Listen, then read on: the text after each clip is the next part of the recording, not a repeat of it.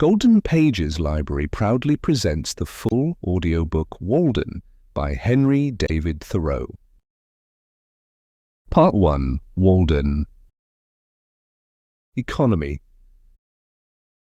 When I wrote the following pages, or rather the bulk of them, I lived alone, in the woods, a mile from any neighbour, in a house which I had built myself, on the shore of Walden Pond, in Concord, Massachusetts, and earned my living by the labour of my hands only.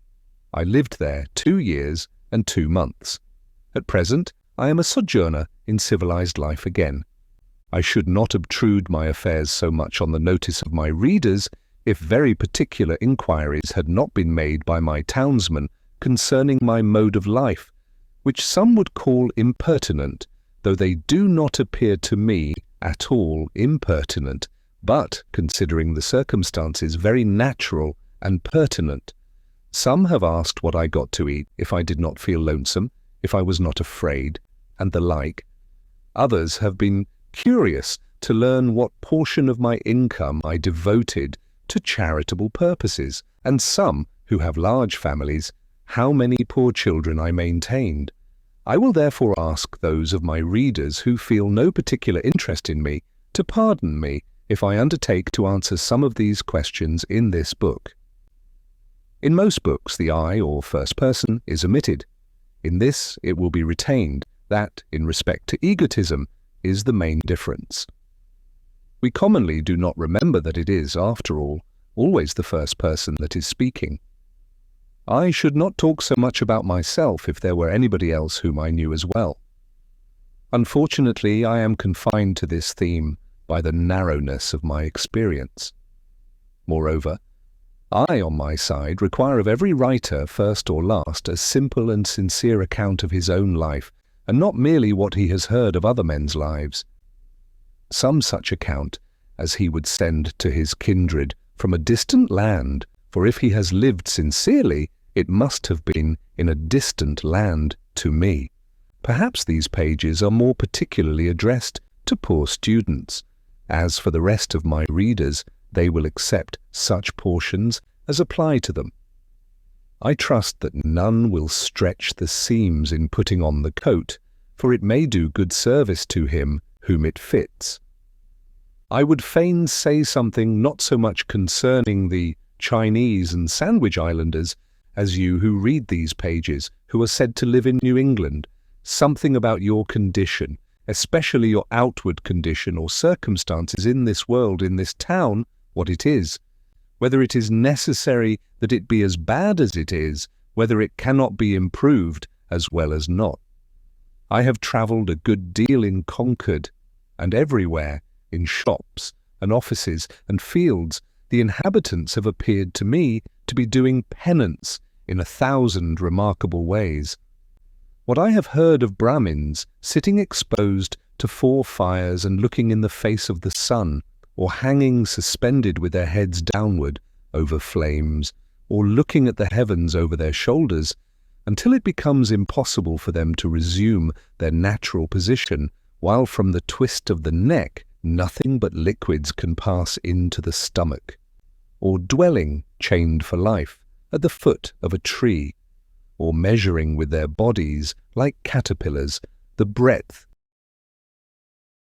of vast empires, or standing on one leg on the tops of pillars. Even these forms of conscious penance are hardly more incredible and astonishing than the scenes which I daily witness. The 12 labours of Hercules were trifling in comparison with those which my neighbours have undertaken, for they were only 12, and had an end, but I could never see that these men slew or captured any monster or finished any labour.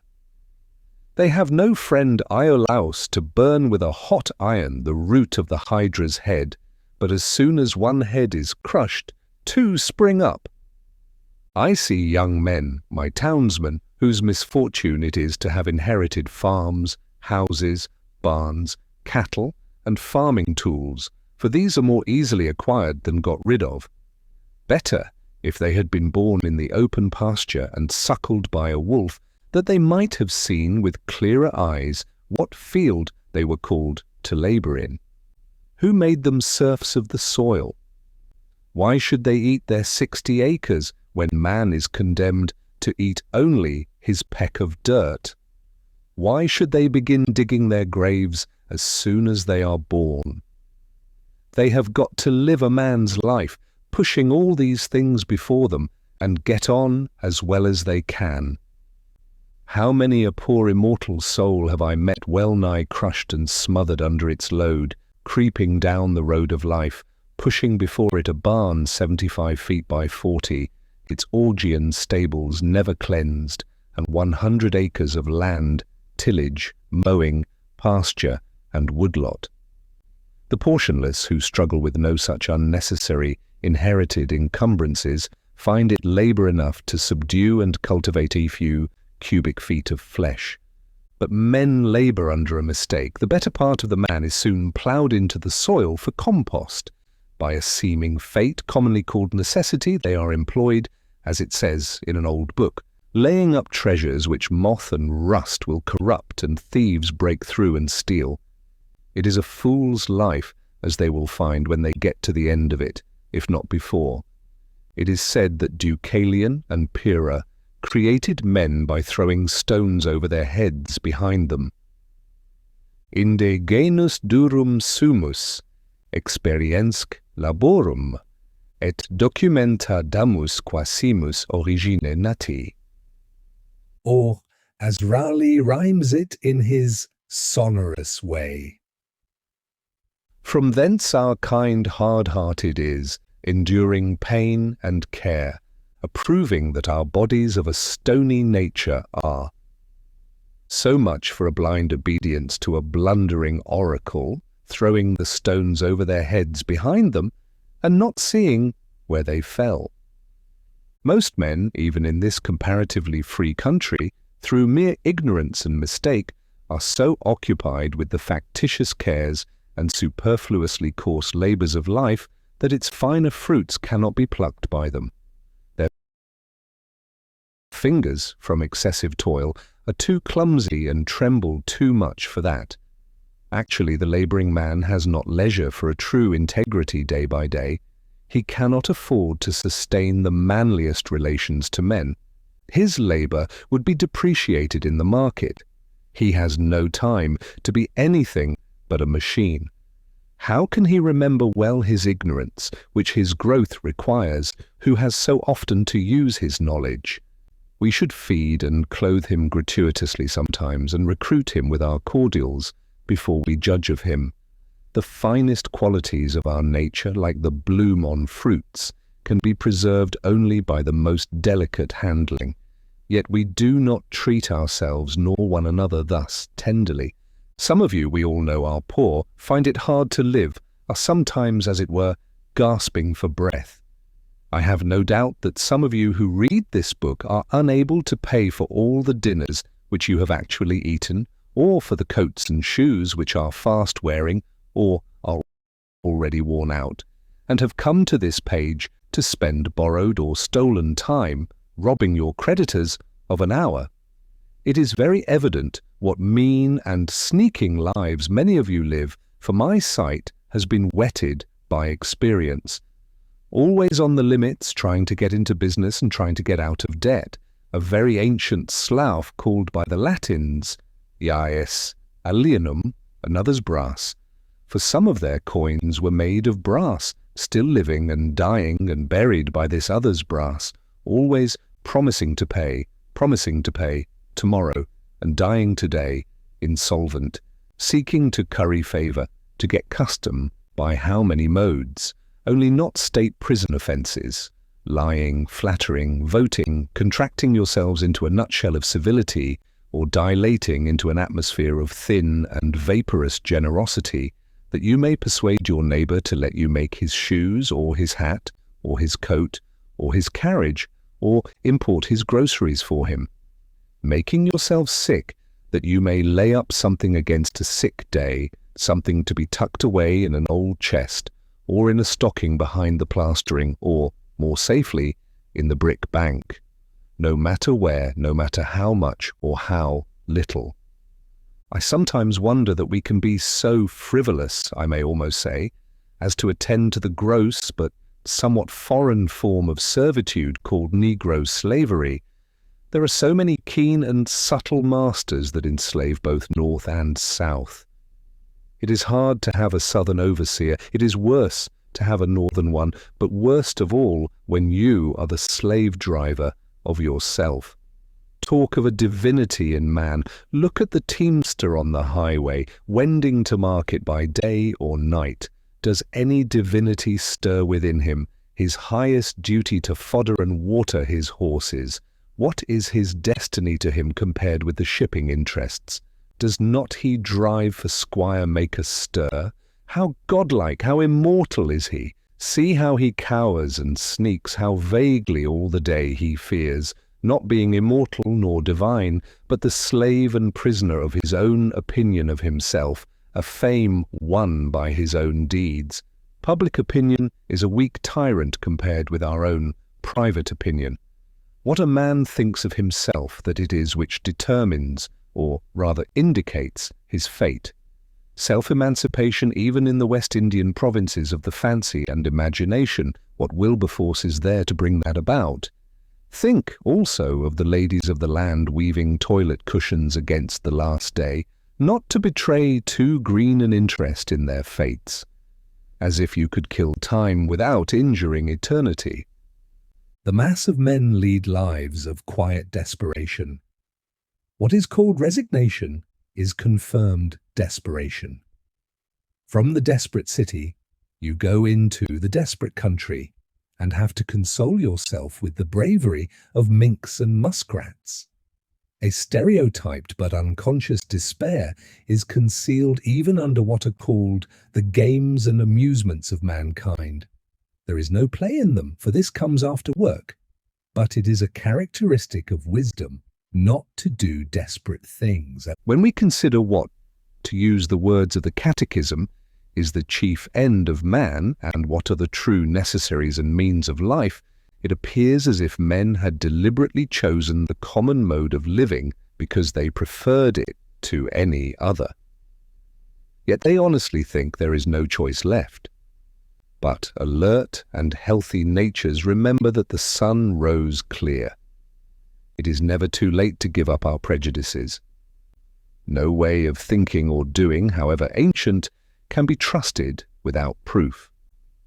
What everybody echoes or in silence passes by as true today may turn out to be falsehood tomorrow, mere smoke of opinion which some had trusted for a cloud that would sprinkle fertilizing rain on their fields. What old people say you cannot do, you try and find that you can. Old deeds for old people and new deeds for new. Old people did not know enough once, perchance, to fetch fresh fuel to keep the fire a-going. New people put a little dry wood under a pot and are whirled round the globe with the speed of birds, in a way to kill old people, as the phrase is. Age is no better, hardly so well, qualified for an instructor as youth, for it has not profited so much as it has lost. One may almost doubt if the wisest man has learned anything of absolute value by living. Practically, the old have no very important advice to give the young. Their own experience has been so partial, and their lives have been such miserable failures for private reasons, as they must believe.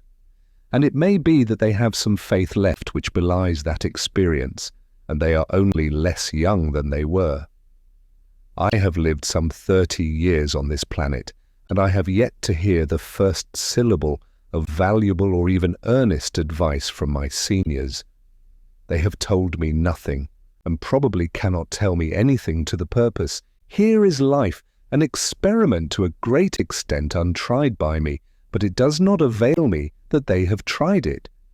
If I have any experience which I think valuable, I am sure to reflect that this my mentors said nothing about. One farmer says to me, "You cannot live on vegetable food solely, for it furnishes nothing to make bones with." And so he religiously devotes a part of his day to supplying his system with the raw material of bones. Walking all the while, he talks behind his oxen, which, with vegetable-made bones, jerk him and his lumbering plough along in spite of every obstacle. Some things are really necessaries of life in some circles, the most helpless and diseased, which in others are luxuries merely, and in others still are entirely unknown. The whole ground of human life seems to some to have been gone over by their predecessors, both the heights and the valleys, and all things to have been cared for. According to Evelyn, the wise Solomon prescribed ordinances for the very distances of trees, and the Roman praetors have decided how often you may go into your neighbour's land to gather the acorns which fall on it without trespass, and what share belongs to that neighbour. Hippocrates has even left directions how we should cut our nails, that is, even with the ends of the fingers neither shorter nor longer. Undoubtedly, the very tedium and ennui which presume to have exhausted the variety and the joys of life are as old as Adam. But man's capacities have never been measured, nor are we to judge of what he can do by any precedents, so little has been tried. Whatever have been thy failures hitherto, be not afflicted, my child, for who shall assign to thee what thou hast left undone? We might try our lives by 1,000 simple tests, as, for instance, that the same sun which ripens my beans illumines at once a system of earths like ours. If I had remembered this, it would have prevented some mistakes. This was not the light in which I hoed them. The stars are the apexes of what wonderful triangles, what distant and different beings in the various mansions of the universe are contemplating the same one at the same moment. Nature and human life are as various as our several constitutions. Who shall say what prospect life offers to another? Could a greater miracle take place than for us to look through each other's eyes for an instant? We should live in all the ages of the world in an hour, aye, in all the worlds of the ages, history, poetry, mythology. I know of no reading of another's experience so startling and informing as this would be. The greater part of what my neighbours call good, I believe in my soul to be bad, and if I repent of anything, it is very likely to be my good behaviour. What demon possessed me that I behaved so well? You may say the wisest thing you can, old man, you who have lived 70 years, not without honour of a kind. I hear an irresistible voice which invites me away from all that. One generation abandons the enterprises of another like stranded vessels. I think that we may safely trust a good deal more than we do. We may waive just so much care of ourselves as we honestly bestow elsewhere.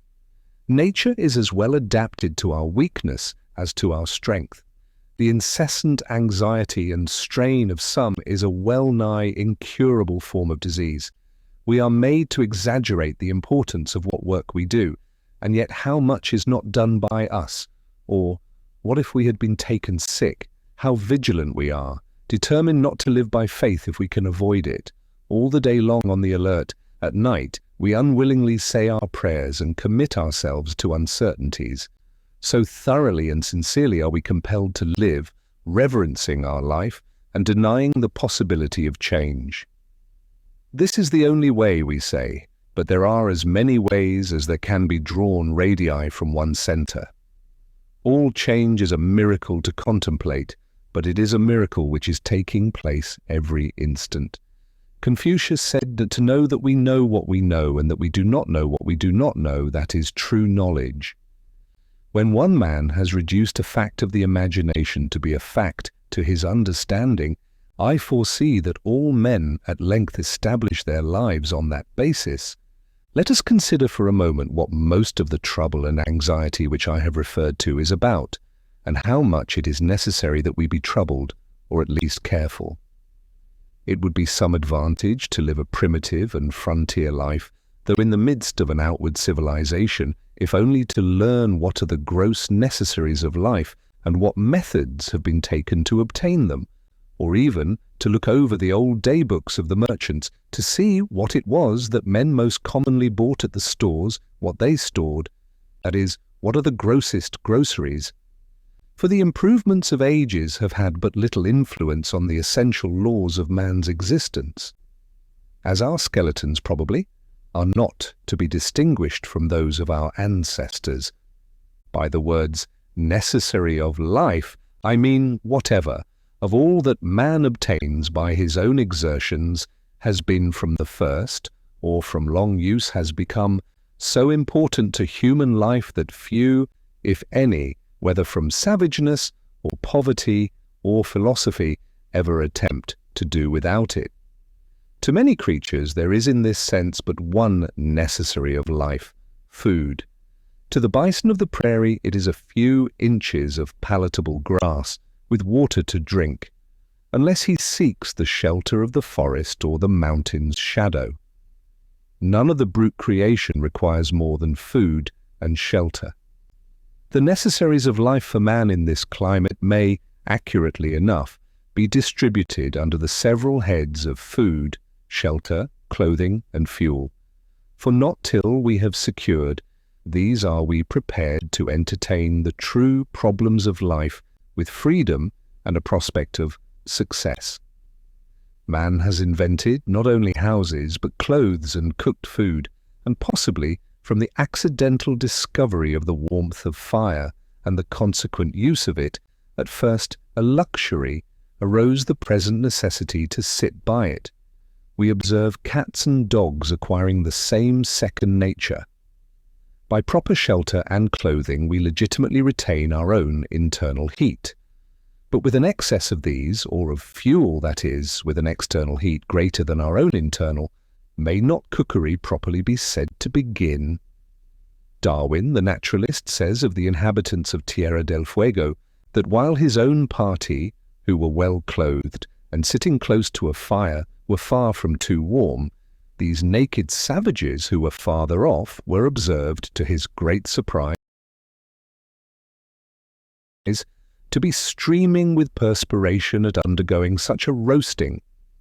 So, we are told, the New Hollander goes naked with impunity, while the European shivers in his clothes. Is it impossible to combine the hardiness of these savages with the intellectualness of the civilized man? According to Liebig, man's body is a stove, and food the fuel which keeps up the internal combustion in the lungs. In cold weather we eat more, in warm less. The animal heat is the result of a slow combustion, and disease and death take place when this is too rapid, or for want of fuel or from some defect in the draught, the fire goes out. Of course the vital heat is not to be confounded with fire, but so much for analogy. It appears, therefore, from the above list, that the expression animal life is nearly synonymous with the expression animal heat.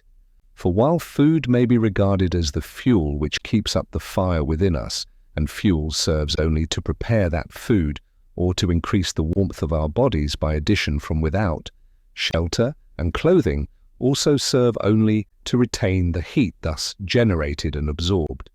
The grand necessity then for our bodies is to keep warm, to keep the vital heat in us. What pains we accordingly take not only with our food and clothing and shelter, but with our beds, which are our night-clothes, robbing the nests and breasts of birds to prepare this shelter within a shelter, as the mole has its bed of grass and leaves at the end of its burrow. The poor man is wont to complain that this is a cold world, and to cold, no less physical than social, we refer directly a great part of our ails. The summer, in some climates, makes possible to man a sort of Elysian life. Fuel, except to cook his food, is then unnecessary. The sun is his fire, and many of the fruits are sufficiently cooked by its rays, while food generally is more various and more easily obtained, and clothing and shelter are wholly or half unnecessary. At the present day, and in this country, as I find by my own experience, a few implements, a knife, an axe, a spade, a wheelbarrow, etc., and for the studious, lamplight, stationery, and access to a few books rank next to necessaries, and can all be obtained at a trifling cost. Yet some, not wise, go to the other side of the globe, to barbarous and unhealthy regions, and devote themselves to trade for 10 or 20 years in order that they may live, that is, keep comfortably warm and die in New England at last. The luxuriously rich are not simply kept comfortably warm, but unnaturally hot. As I implied before, they are cooked, of course, à la mode.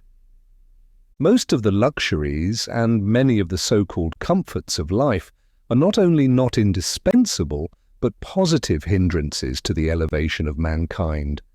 With respect to luxuries and comforts, the wisest have ever lived a more simple and meagre life than the poor. The ancient philosophers, Chinese, Hindu, Persian, and Greek, were a class than which none has been poorer in outward riches, none so rich in inward. We know not much about them.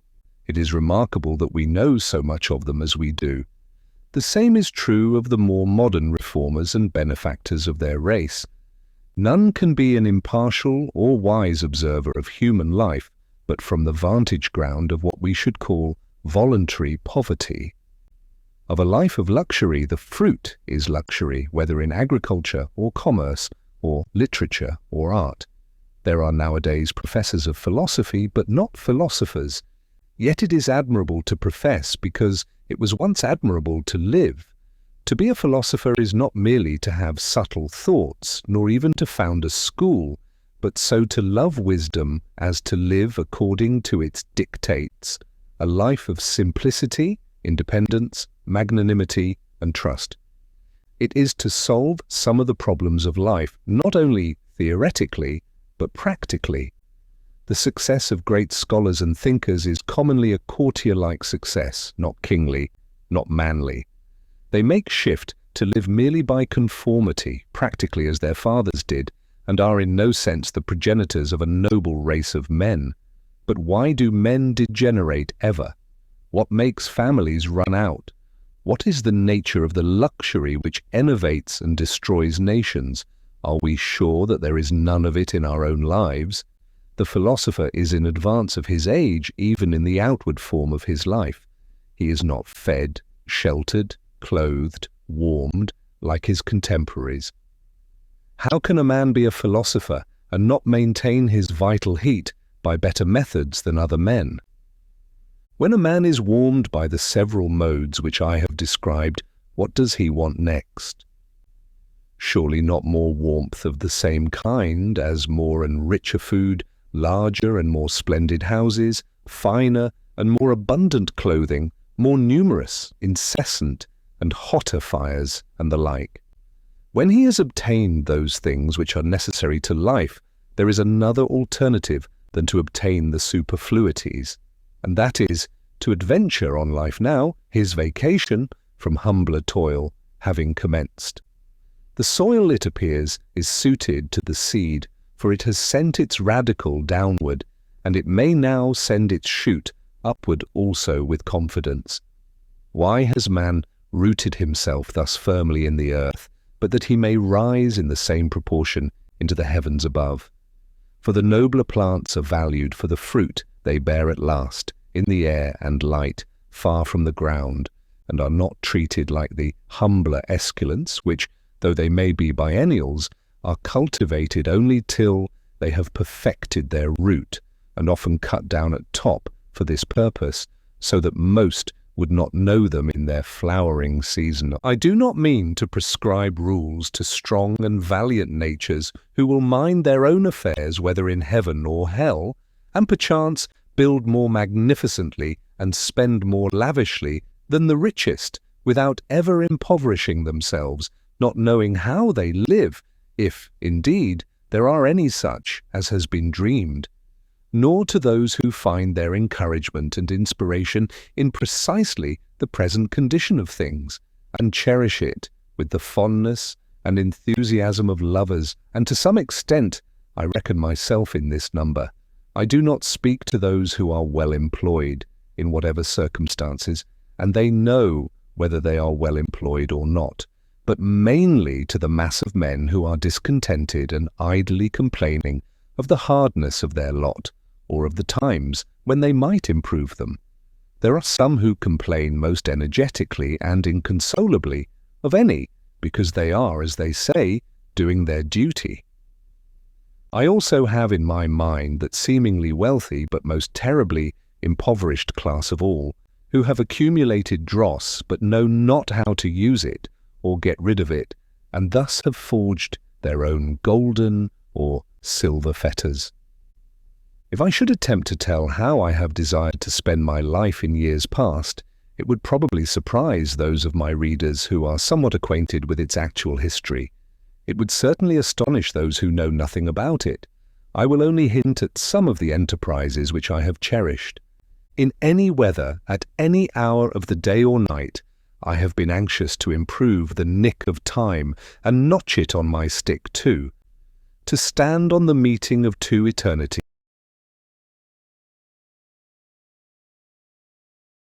the past and future, which is precisely the present moment, to toe that line.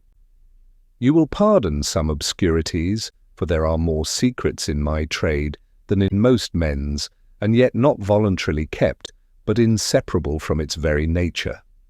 I would gladly tell all that I know about it, and never paint "no admittance" on my gate.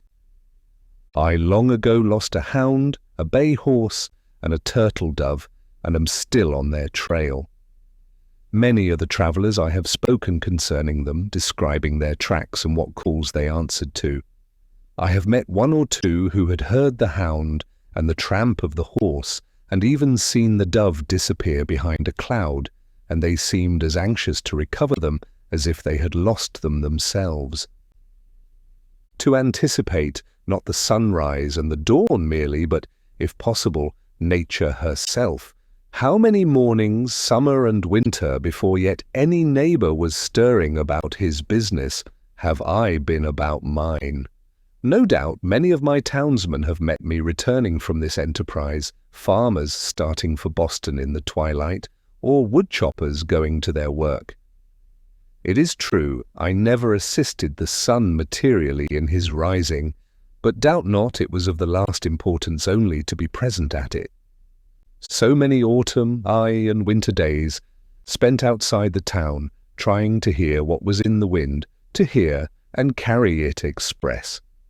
I well nigh sunk all my capital in it, and lost my own breath into the bargain, running in the face of it. If it had concerned either of the political parties, depend upon it, it would have appeared in the Gazette with the earliest intelligence. At other times, watching from the observatory of some cliff or tree to telegraph any new arrival, or waiting at evening on the hilltops for the sky to fall, that I might catch something, though I never caught much, and that, manner-wise, would dissolve again in the sun. For a long time I was reporter to a journal of no very wide circulation, whose editor has never yet seen fit to print the bulk of my contributions, and, as is too common with writers, I got only my labour for my pains. However, in this case my pains were their own reward. For many years I was self-appointed inspector of snowstorms and rainstorms, and did my duty faithfully, surveyor, if not of highways, then of forest paths, and all across lot routes, keeping them open and ravines bridged and passable at all seasons, where the public heel had testified to their utility. I have looked after the wild stock of the town, which give a faithful herdsman a good deal of trouble by leaping fences, and I have had an eye to the unfrequented nooks and corners of the farm, though I did not always know whether Jonas or Solomon worked in a particular field today. That was none of my business. I have watered the red huckleberry, the sand cherry, and the nettle tree, the red pine and the black ash, the white grape, and the yellow violet, which might have withered else in dry seasons. In short, I went on thus for a long time, I may say it without boasting, faithfully minding my business, till it became more and more evident that my townsmen would not after all admit me into the list of town officers, nor make my place a sinecure with a moderate allowance. My accounts, which I can swear to have kept faithfully, I have indeed never got audited, still less accepted, still less paid and settled. However, I have not set my heart on that. Not long since, a strolling Indian went to sell baskets at the house of a well-known lawyer in my neighborhood. "Do you wish to buy any baskets?" he asked. "No, we do not want any," was the reply. "What?" exclaimed the Indian as he went out the gate. "Do you mean to starve us?" Having seen his industrious white neighbors so well off that the lawyer had only to weave arguments, and, by some magic, wealth and standing followed, he had said to himself, "I will go into business, I will weave baskets, it is a thing which I can do," thinking that when he had made the baskets, he would have done his part, and then it would be the white man's to buy them. He had not discovered that it was necessary for him to make it worth the other's while to buy them, or at least make him think that it was so, or to make something else which it would be worth his while to buy. I too had woven a kind of basket, of a delicate texture, but I had not made it worth anyone's while to buy them. Yet not the less, in my case, did I think it worth my while to weave them, and instead of studying how to make it worth men's while to buy my baskets, I studied rather how to avoid the necessity of selling them. The life which men praise and regard as successful is but one kind. Why should we exaggerate any one kind at the expense of the others? Finding that my fellow citizens were not likely to offer me any room in the courthouse or any curacy or living anywhere else, but I must shift for myself, I turned my face more exclusively than ever to the woods where I was better known. I determined to go into business at once and not wait to acquire the usual capital, using such slender means as I had already got. My purpose in going to Walden Pond was not to live cheaply, nor to live dearly there, but to transact some private business with the fewest obstacles, to be hindered from accomplishing which for want of a little common sense, a little enterprise and business talent, appeared not so sad as foolish. I have always endeavored to acquire strict business habits. They are indispensable to every man. If your trade is with the Celestial Empire, then some small counting house on the coast in some Salem harbor will be fixture enough. You will export such articles as the country affords, purely native products, much ice and pine timber, and a little granite, always in native bottoms. These will be good ventures, to oversee all the details yourself in person, to be at once pilot and captain, and owner and underwriter, to buy and sell and keep the accounts, to read every letter received, and write or read every letter sent, to superintend the discharge of imports night and day, to be upon many parts of the coast almost at the same time, often the richest freight will be discharged upon a Jersey shore, to be your own telegraph, unweariedly sweeping the horizon, speaking all passing vessels bound coastwise, to keep up a steady dispatch of commodities for the supply of such a distant and exorbitant market, to keep yourself informed of the state of the markets, prospects of war and peace everywhere, and anticipate the tendencies of trade and civilization, taking advantage of the results of all exploring expeditions, using new passages and all improvements in navigation. Charts to be studied, the position of reefs and new lights and buoys to be ascertained, and ever the logarithmic tables to be corrected, for by the error of some calculator the vessel often splits upon a rock that should have reached a friendly pier. There is the untold fate of La Perouse.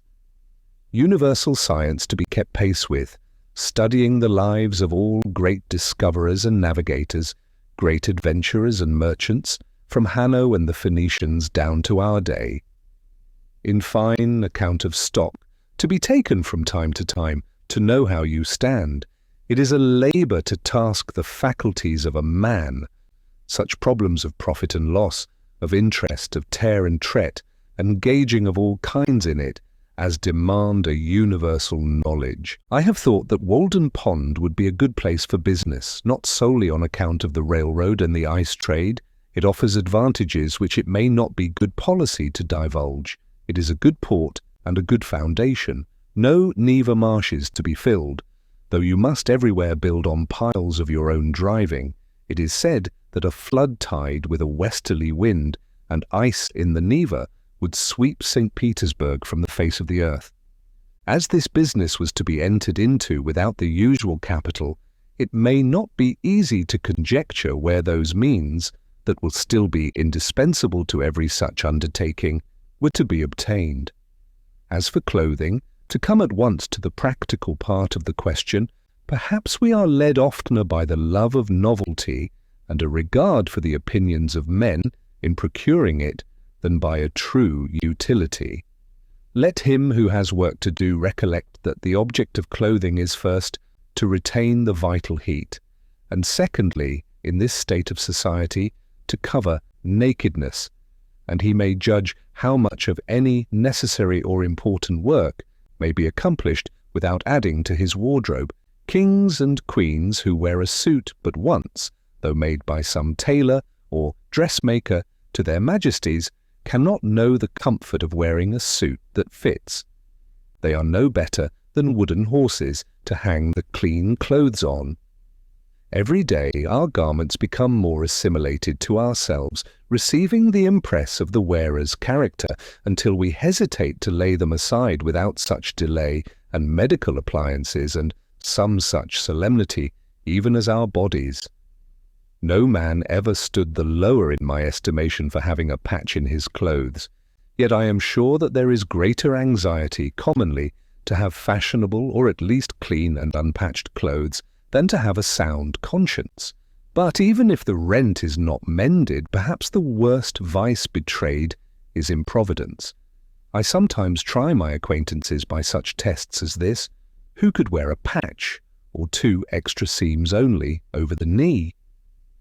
Most behave as if they believed that their prospects for life would be ruined if they should do it. It would be easier for them to hobble to town with a broken leg than with a broken pantaloon.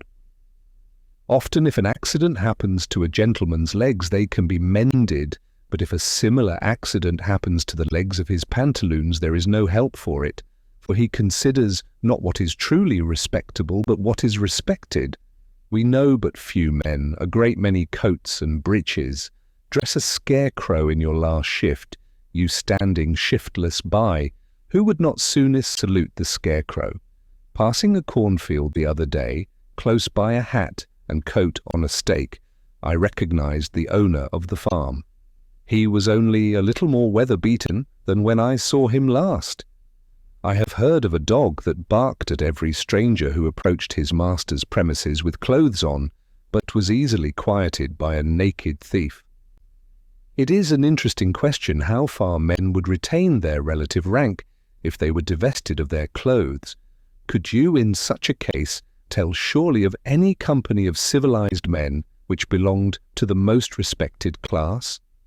When Madame Pfeiffer, in her adventurous travels round the world, from east to west, had got so near home as Asiatic Russia, she says that she felt the necessity of wearing other than a travelling dress when she went to meet the authorities, for she was now in a civilized country where people are judged of by their clothes. Even in our democratic New England towns, the accidental possession of wealth and its manifestation in dress and equipage alone obtain for the possessor almost universal respect. But they yield such respect, numerous as they are so far heathen, and need to have a missionary sent to them. Beside, clothes introduced sewing, a kind of work which you may call endless. A woman's dress, at least, is never done. A man who has at length found something to do will not need to get a new suit to do it in. For him, the old will do that has lain dusty in the garret for an indeterminate period. Old shoes will serve a hero longer than they have served his valet, if a hero ever has a valet. Bare feet are older than shoes, and he can make them do. Only they who go to soirees and legislative balls must have new coats to change as often as the man changes in them. But if my jacket and trousers, my hat and shoes are fit to worship God in, they will do, will they not? Whoever saw his old clothes, his old coat, actually worn out, resolved into its primitive elements, so that it was not a deed of charity to bestow it on some poor boy, by him perchance to be bestowed on some poorer still, or shall we say richer, who could do with less? I say, beware of all enterprises that require new clothes, and not rather a new wearer of clothes. If there is not a new man, how can the new clothes be made to fit? If you have any enterprise before you, try it in your old clothes. All men want not something to do with, but something to do, or rather something to be. Perhaps we should never procure a new suit, however ragged or dirty the old, until we have so conducted, so enterprised, or sailed in some way that we feel like new men in the old, and that to retain it would be like keeping new wine in old bottles. Our molting season, like that of the fowls, must be a crisis in our lives. The loon retires to solitary ponds to spend it.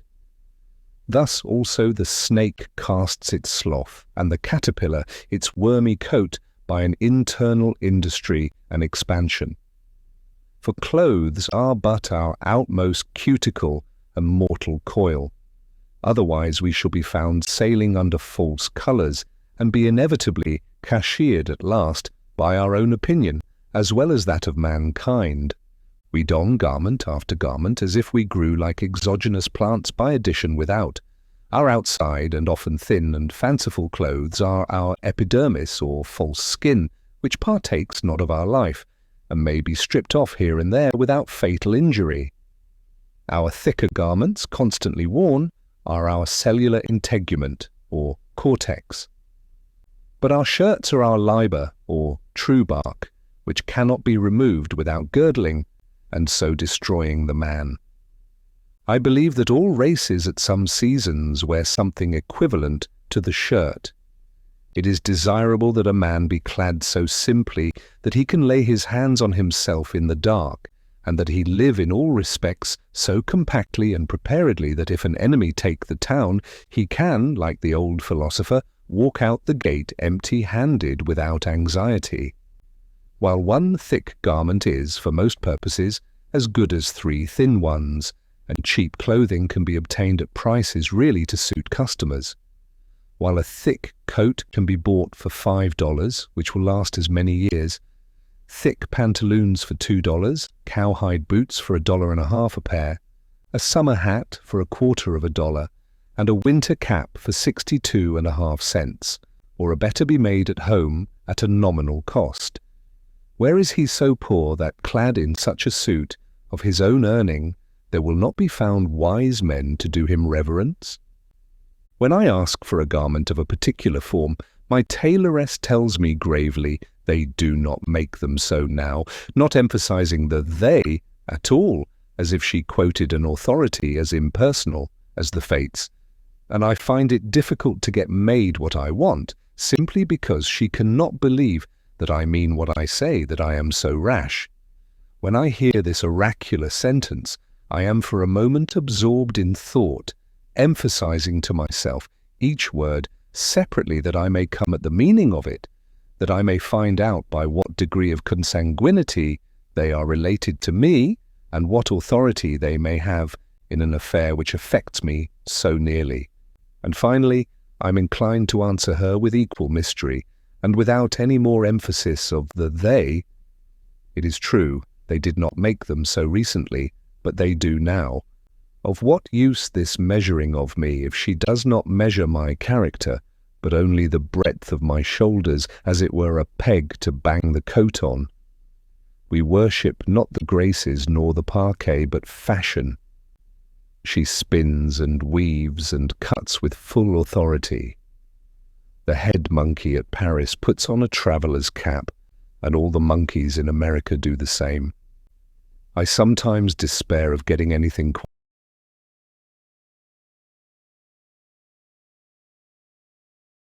quite simple and honest done in this world by the help of men. They would have to be passed through a powerful press first, to squeeze their old notions out of them so that they would not soon get upon their legs again. And then there would be someone in the company with a maggot in his head, hatched from an egg deposited there. Nobody knows when, for not even fire kills these things, and you would have lost your labour. Nevertheless, we will not forget that some Egyptian wheat was handed down to us by a mummy. On the whole, I think that it cannot be maintained that dressing has in this or any country risen to the dignity of an art.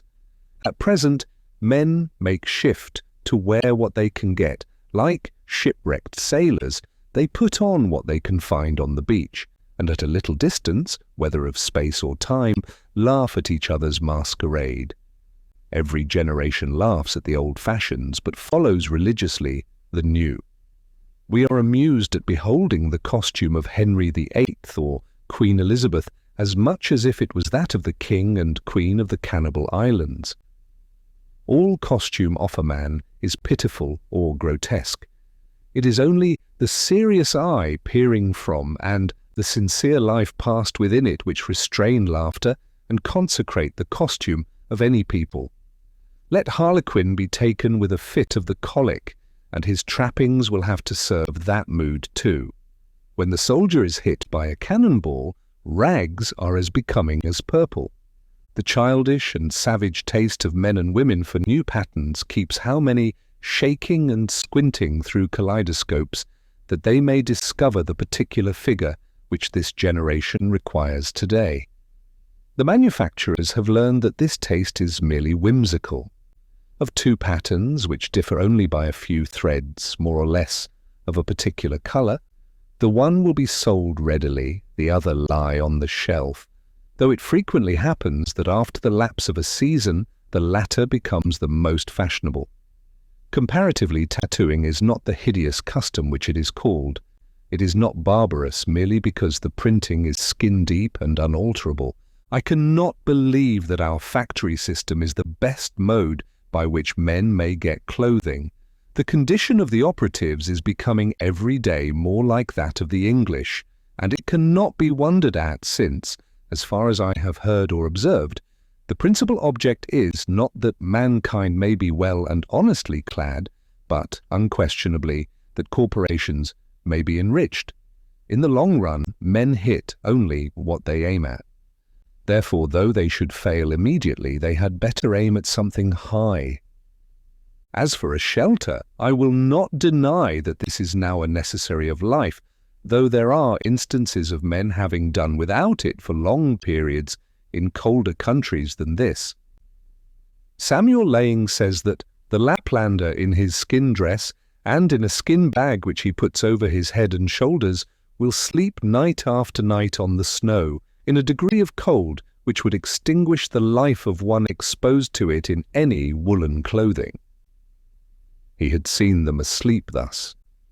Yet he adds, they are not hardier than other people. But, probably, man did not live long on the earth without discovering the convenience which there is in a house, the domestic comforts, which phrase may have originally signified the satisfactions of the house more than of the family.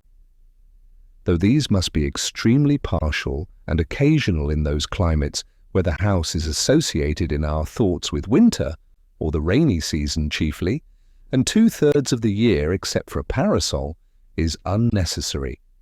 In our climate in the summer, it was formerly almost solely a covering at night. In the Indian gazettes, a wigwam was the symbol of a day's march, and a row of them cut or painted on the bark of a tree signified that so many times they had camped. Man was not made so large-limbed and robust, but that he must seek to narrow his world and wall in a space such as fitted him. He was at first bare and out of doors, but though this was pleasant enough in serene and warm weather, by daylight, the rainy season, and the winter, to say nothing of the torrid sun, would perhaps have nipped his race in the bud if he had not made haste to clothe himself with the shelter of a house. Adam and Eve, according to the fable, wore the bower before other clothes. Man wanted a home, a place of warmth, or comfort, first of warmth, then the warmth of the affection.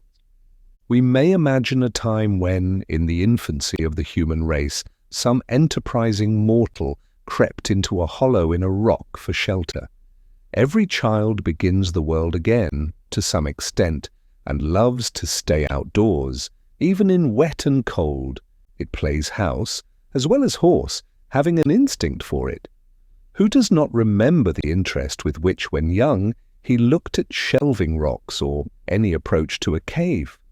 It was the natural yearning of that portion, any portion of our most primitive ancestor, which still survived in us. From the cave we have advanced to roofs of palm leaves, of bark and boughs, of linen woven and stretched, of grass and straw, of boards and shingles, of stones and tiles. At last we know not what it is to live in the open air, and our lives are domestic in more senses than we think. From the hearth the field is a great distance. It would be well, perhaps, if we were to spend more of our days and nights without any obstruction between us and the celestial bodies, if the poet did not speak so much from under a roof, or the saint dwell there so long. Birds do not sing in caves, nor do doves cherish their innocence in dovecots. However, if one designs to construct a dwelling house, it behooves him to exercise a little Yankee shrewdness, lest after all he find himself in a workhouse, a labyrinth without a clue, a museum, an almshouse, a prison, or a splendid mausoleum instead. Consider first how slight a shelter is absolutely necessary. I have seen Penobscot Indians in this town living in tents of thin cotton cloth, while the snow was nearly a foot deep around them, and I thought that they would be glad to have it deeper to keep out the wind. Formerly, when how to get my living honestly, with freedom left for my proper pursuits, was a question which vexed me even more than it does now, for unfortunately I am become somewhat callous. I used to see a large box by the railroad, 6 feet long by 3 wide, in which the labourers locked up their tools at night, and it suggested to me that every man who was hard-pushed might get such a one for $1, and, having bored a few auger holes in it, to admit the air at least, get into it when it rained and at night, and hook down the lid, and so have freedom in his love, and in his soul be free. This did not appear the worst, nor by any means a despicable alternative. You could sit up as late as you pleased, and, whenever you got up, go abroad, without any landlord or houselord dogging you for rent. Many a man is harassed to death to pay the rent of a larger and more luxurious box who would not have frozen to death in such a box as this. I am far from jesting. Economy is a subject which admits of being treated with levity, but it cannot so be disposed of. A comfortable house for a rude and hardy race that lived mostly out of doors was once made here almost entirely of such materials as nature furnished ready to their hands. Gookin, who was superintendent of the Indian subject to the Massachusetts colony, writing in 1674, says, "The best of their houses are covered very neatly, tight and warm, with barks of trees, slipped from their bodies at those seasons when the sap is up, and made into great flakes with pressure of weighty timber when they are green. The meaner sort are covered with mats, which they make of a kind of bulrush, and are also indifferently tight and warm, but not so good as the former. Some I have seen, 60 or 100 feet long and 30 feet broad. I have often lodged in their wigwams and found them as warm as the best English houses." He adds that they were commonly carpeted and lined within with well-wrought embroidered mats, and were furnished with various utensils. The Indians had advanced so far as to regulate the effect of the wind by a mat suspended over the hole in the roof and moved by a string. Such a lodge was in the first instance constructed in a day or two at most, and taken down and put up in a few hours, and every family owned one, or its apartment in one.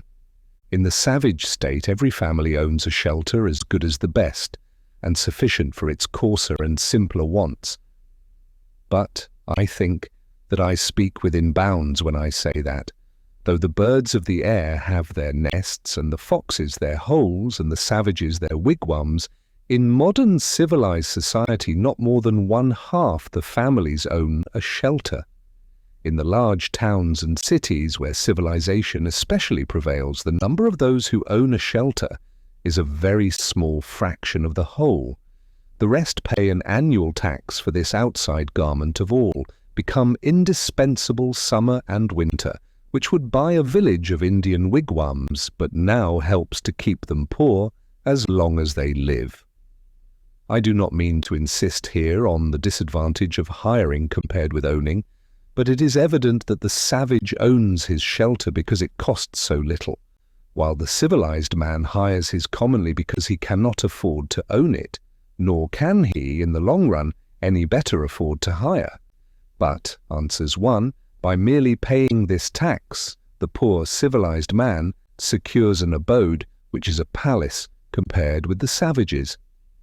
An annual rent of from $25 to $100, these are the country rates, entitles him to the benefit of the improvements of centuries, spacious apartments, clean paint and paper, Rumford fireplace, backplastering, Venetian blinds, copper pump, spring lock, a commodious cellar, and many other things. But how happens it that he who is said to enjoy these things is so commonly a poor, civilized man, while the savage who has them not is rich as a savage?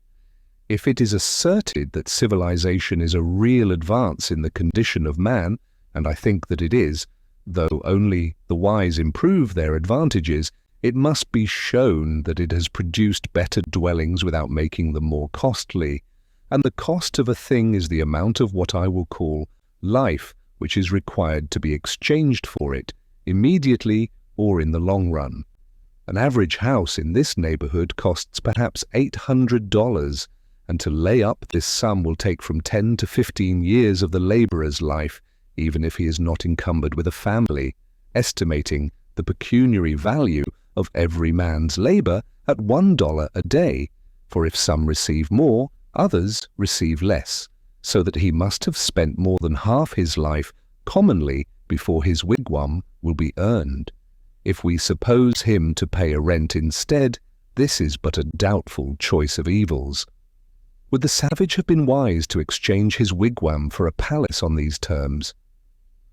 It may be guessed that I reduce almost the whole advantage of holding this superfluous property as a fund in store against the future, so far as the individual is concerned, mainly to the defraying of funeral expenses, but perhaps a man is not required to bury himself.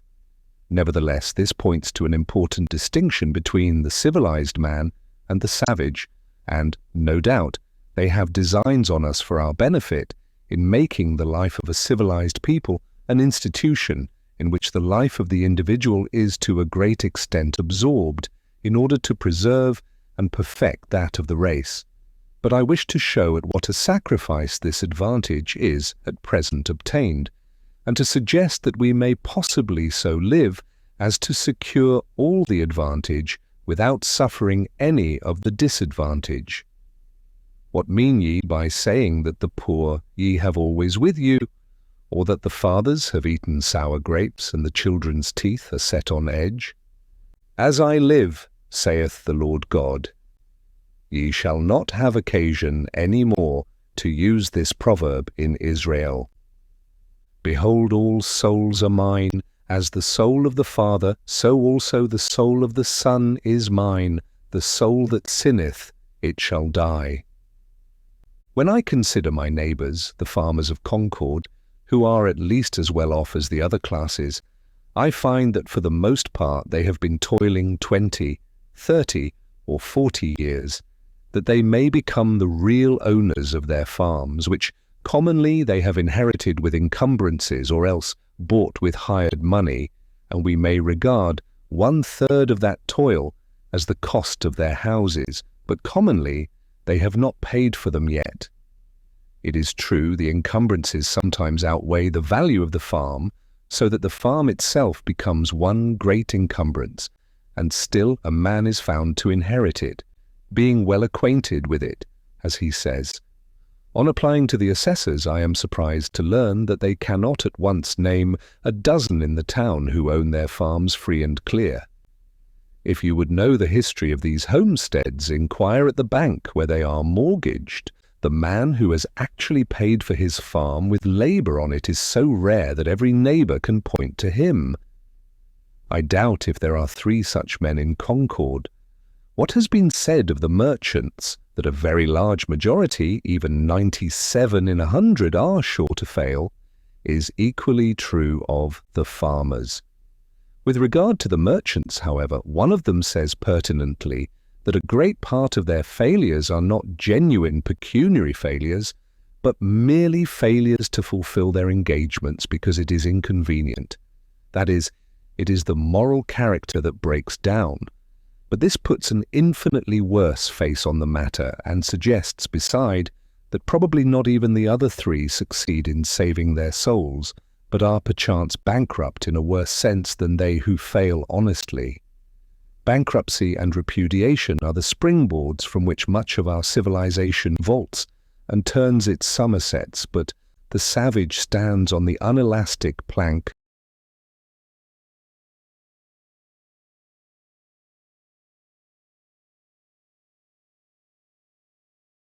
of famine. Yet the Middlesex Cattle Show goes off here with éclat annually, as if all the joints of the agricultural machine were suent. The farmer is endeavouring to solve the problem of a livelihood by a formula more complicated than the problem itself. To get his shoestrings, he speculates in herds of cattle. With consummate skill, he has set his trap with a hairspring to catch comfort and independence, and then, as he turned away, got his own leg into it. This is the reason he is poor, and for a similar reason we are all poor in respect to 1,000 savage comforts, though surrounded by luxuries. As Chapman sings, the false society of men, for earthly greatness, all heavenly, comforts rarefies to air. And when the farmer has got his house, he may not be the richer, but the poorer for it, and it be the house that has got him. As I understand it, that was a valid objection urged by Momus against the house which Minerva made, that she had not made it movable, by which means a bad neighbourhood might be avoided. And it may still be urged, for our houses are such unwieldy property that we are often imprisoned rather than housed in them, and the bad neighbourhood to be avoided is our own scurvy selves. I know 1 or 2 families at least in this town who, for nearly a generation, have been wishing to sell their houses in the outskirts and move into the village, but have not been able to accomplish it, and only death will set them free. Granted that the majority are able at last either to own or hire the modern house with all its improvements. While civilization has been improving our houses, it has not equally improved the men who are to inhabit them. It has created palaces, but it was not so easy to create noblemen and kings. And if the civilized man's pursuits are no worthier than the savage's, if he is employed the greater part of his life in obtaining gross necessaries and comforts merely, why should he have a better dwelling than the former? But how do the poor minority fare? Perhaps it will be found that just in proportion as some have been placed in outward circumstances above the savage, others have been degraded below him. The luxury of one class is counterbalanced by the indigence of another. On one side is the palace, on the other are the almshouse and silent poor. The myriads who built the pyramids to be the tombs of the pharaohs were fed on garlic, and it may be were not decently buried themselves. The mason who finishes the cornice of the palace returns at night perchance to a hut not so good as a wigwam. It is a mistake to suppose that in a country where the usual evidences of civilization exist, the condition of a very large body of the inhabitants may not be as degraded as that of savages. I refer to the degraded poor, not now to the degraded rich. To know this, I should not need to look farther than to the shanties which everywhere border our railroads, that last improvement in civilization. Where I see in my daily walks human beings living in sties, and all winter with an open door, for the sake of light, without any visible, often imaginable, woodpile, and the forms of both old and young are permanently contracted by the long habit of shrinking from cold and misery, and the development of all their limbs and faculties is checked. It certainly is fair to look at that class by whose labour the works which distinguish this generation are accomplished. Such, too, to a greater or less extent, is the condition of the operatives of every denomination in England, which is the great workhouse of the world. Or I could refer you to Ireland, which is marked as one of the white or enlightened spots on the map. Contrast the physical condition of the Irish with that of the North American Indian, or the South Sea Islander, or any other savage race before it was degraded by contact with the civilized man. Yet I have no doubt that that people's rulers are as wise as the average of civilized rulers. Their condition only proves what squalidness may consist with civilization. I hardly need refer now to the laborers in our southern states who produce the staple exports of this country, and are themselves a staple production of the South, but to confine myself to those who are said to be in moderate circumstances. Most men appear never to have considered what a house is, and are actually, though needlessly poor all their lives, because they think that they must have such a one as their neighbours have, as if one were to wear any sort of coat which the tailor might cut out for him, or, gradually leaving off palm leaf hat or cap of woodchuck skin, complain of hard times because he could not afford to buy him a crown. It is possible to invent a house still more convenient and luxurious than we have, which yet all would admit that man could not afford to pay for. Shall we always study to obtain more of these things, and not sometimes to be content with less? Shall the respectable citizen thus gravely teach by precept and example the necessity of the young man's providing a certain number of superfluous glow shoes and umbrellas, and empty guest chambers for empty guests before he dies? Why should not our furniture be as simple as the Arabs or the Indians?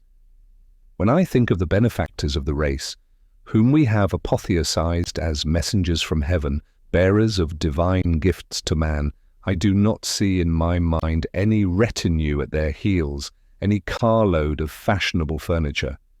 Or what if I were to allow, would it not be a singular allowance, that our furniture should be more complex than the Arabs, in proportion as we are morally and intellectually his superiors?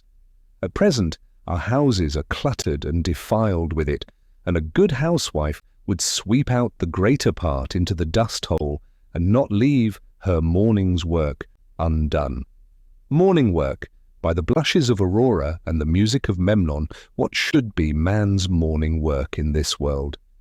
I had 3 pieces of limestone on my desk, but I was terrified to find that they required to be dusted daily, when the furniture of my mind was all undusted still, and threw them out the window in disgust. How then could I have a furnished house? I would rather sit in the open air, for no dust gathers on the grass, unless where man has broken ground. It is the luxurious and dissipated who set the fashions which the herd so diligently follow. The traveller who stops at the best houses, so-called, soon discovers this, for the publicans presume him to be a Sardanapalus, and if he resigned himself to their tender mercies, he would soon be completely emasculated. I think that in the railroad car we are inclined to spend more on luxury than on safety and convenience, and it threatens, without attaining these, to become no better than a modern drawing-room, with its divans and ottomans and sunshades, and 100 other oriental things which we are taking west with us, invented for the ladies of the harem and the effeminate natives of the Celestial Empire, which Jonathan should be ashamed to know the names of. I would rather sit on a pumpkin and have it all to myself than be crowded on a velvet cushion. I would rather ride on earth in an ox cart with a free circulation than go to heaven in the fancy car of an excursion train and breathe a malaria all the way. The very simplicity and nakedness of man's life in the primitive ages imply this advantage, at least that they left him still but a sojourner in nature. When he was refreshed with food and sleep, he contemplated his journey again. He dwelt, as it were, in a tent in this world, and was either threading the valleys or crossing the plains or climbing the mountain tops. But lo, men have become the tools of their tools. The man who independently plucked the fruits when he was hungry is become a farmer, and he who stood under a tree for shelter, a housekeeper. We now no longer camp as for a night, but have settled down on earth and forgotten heaven. We have adopted Christianity merely as an improved method of agriculture. We have built for this world a family mansion, and for the next a family tomb.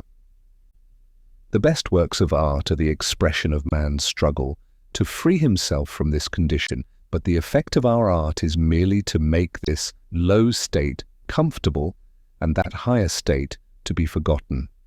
There is actually no place in this village for a work of fine art. If any had come down to us to stand for our lives, our houses and streets furnish no proper pedestal for it. There is not a nail to hang a picture on, nor a shelf to receive the bust of a hero or a saint. When I consider how our houses are built and paid for, or not paid for, and their internal economy managed and sustained, I wonder that the floor does not give way under the visitor while he is admiring the gewgaws upon the mantelpiece, and let him through into the cellar to some solid and honest though earthy foundation. I cannot but perceive that this so-called rich and refined life is a thing jumped at, and I do not get on in the enjoyment of the fine arts which adorn it, my attention being wholly occupied with the jump, for I remember that the greatest genuine leap, due to human muscles alone, on record, is that of certain wandering Arabs, who are said to have cleared 25 feet on level ground.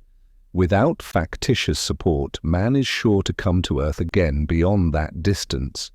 The first question which I am tempted to put to the proprietor of such great impropriety is, who bolsters you? Are you one of the 97 who fail, or the 3 who succeed?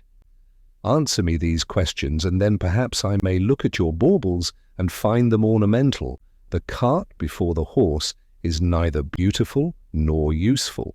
Before we can adorn our houses with beautiful objects, the walls must be stripped, and our lives must be stripped, and beautiful housekeeping and beautiful living be laid for a foundation. Now a taste for the beautiful is most cultivated out of doors, where there is no house and no housekeeper. Old Johnson, in his wonder-working Providence, speaking of the first settlers of this town, with whom he was contemporary, tells us that they burrow themselves in the earth for their first shelter under some hillside, and casting the soil aloft upon timber, they make a smoky fire against the earth at the highest side.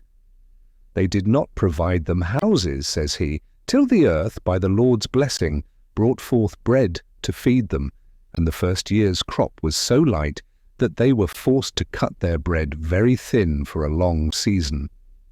The secretary of the province of New Netherland, writing in Dutch in 1650, for the information of those who wished to take up land there, states more particularly that those in New Netherland, and especially in New England, who have no means to build farmhouses at first according to their wishes, dig a square pit in the ground, cellar fashion, 6 or 7 feet deep, as long and as broad as they think proper, case the earth inside with wood, all round the wall, and line the wood with the bark of trees or something else to prevent the caving in of the earth.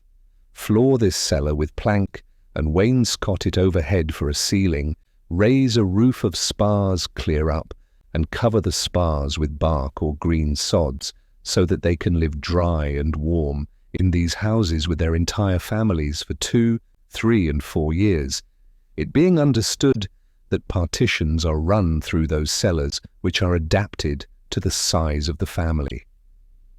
The wealthy and principal men in New England, in the beginning of the colonies, commenced their first dwelling houses in this fashion for two reasons. Firstly, in order not to waste time in building and not to want food the next season. Secondly, in order not to discourage poor labouring people whom they brought over in numbers from fatherland. In the course of 3 or 4 years, when the country became adapted to agriculture, they built themselves handsome houses, spending on them several thousands. In this course which our ancestors took, there was a show of prudence at least, as if their principle were to satisfy the more pressing wants first. But are the more pressing wants satisfied now? When I think of acquiring for myself one of our luxurious dwellings, I am deterred, for, so to speak, the country is not yet adapted to human culture, and we are still forced to cut our spiritual bread far thinner than our forefathers did their wheaten. Not that all architectural ornament is to be neglected even in the rudest periods, but let our houses first be lined with beauty, where they come in contact with our lives, like the tenement of the shellfish, and not overlaid with it. But alas, I have been inside 1 or 2 of them, and know what they are lined with, though we are not so degenerate but that we might possibly live in a cave or a wigwam or wear skins today. It certainly is better to accept the advantages, though so dearly bought, which the invention and industry of mankind offer. In such a neighbourhood as this, boards and shingles, lime and bricks are cheaper and more easily obtained than suitable caves, or whole logs, or bark in sufficient quantities, or even well-tempered clay or flat stones. I speak understandingly on this subject, for I have made myself acquainted with it both theoretically and practically. With a little more wit we might use these materials so as to become richer than the richest now are, and make our civilization a blessing. The civilized man is a more experienced and wiser savage. But to make haste to my own experiment. Near the end of March 1845, I borrowed an axe and went down to the woods by Walden Pond, nearest to where I intended to build my house, and began to cut down some tall, arrowy white pines, still in their youth, for timber. It is difficult to begin without borrowing, but perhaps it is the most generous course thus to permit your fellow men to have an interest in your enterprise. The owner of the axe, as he released his hold on it, said that it was the apple of his eye, but I returned it sharper than I received it. It was a pleasant hillside where I worked, covered with pine woods, through which I looked out on the pond, and a small open field in the woods where pines and hickories were springing up. The ice in the pond was not yet dissolved, though there were some open spaces, and it was all dark-coloured and saturated with water. There were some slight flurries of snow during the days that I worked there, but for the most part when I came out onto the railroad, on my way home, its yellow sand heaps stretched away gleaming in the hazy atmosphere, and the rails shone in the spring sun, and I heard the lark and pewee and other birds already come to commence another year with us. They were pleasant spring days, in which the winter of man's discontent was thawing as well as the earth, and the life that had lain torpid began to stretch itself.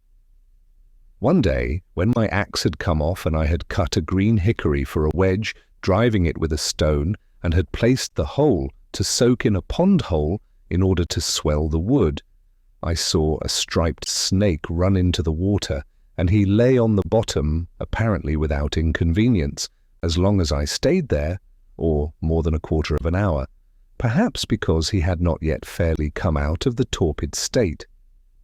It appeared to me that for a like reason men remain in their present low and primitive condition, but if they should feel the influence of the spring of springs arousing them, they would of necessity rise to a higher and more ethereal life. I had previously seen the snakes in frosty mornings in my path, with portions of their bodies still numb and inflexible, waiting for the sun to thaw them. On the 1st of April, it rained and melted the ice, and in the early part of the day, which was very foggy, I heard a stray goose groping about over the pond and cackling as if lost, or like the spirit of the fog. So I went on for some days, cutting and hewing timber, and also studs and rafters, all with my narrow axe, not having many communicable or scholar-like thoughts, singing to myself, Men say they know many things, but lo, they have taken wings. the arts and sciences, and 1,000 appliances. The wind that blows Is all that anybody knows. I hewed the main timbers 6 inches square, most of the studs on 2 sides only, and the rafters and floor timbers on one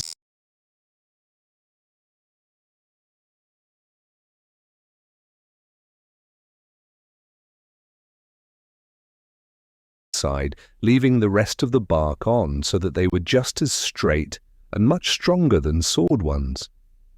Each stick was carefully mortised or tenoned by its stump, for I had borrowed other tools by this time.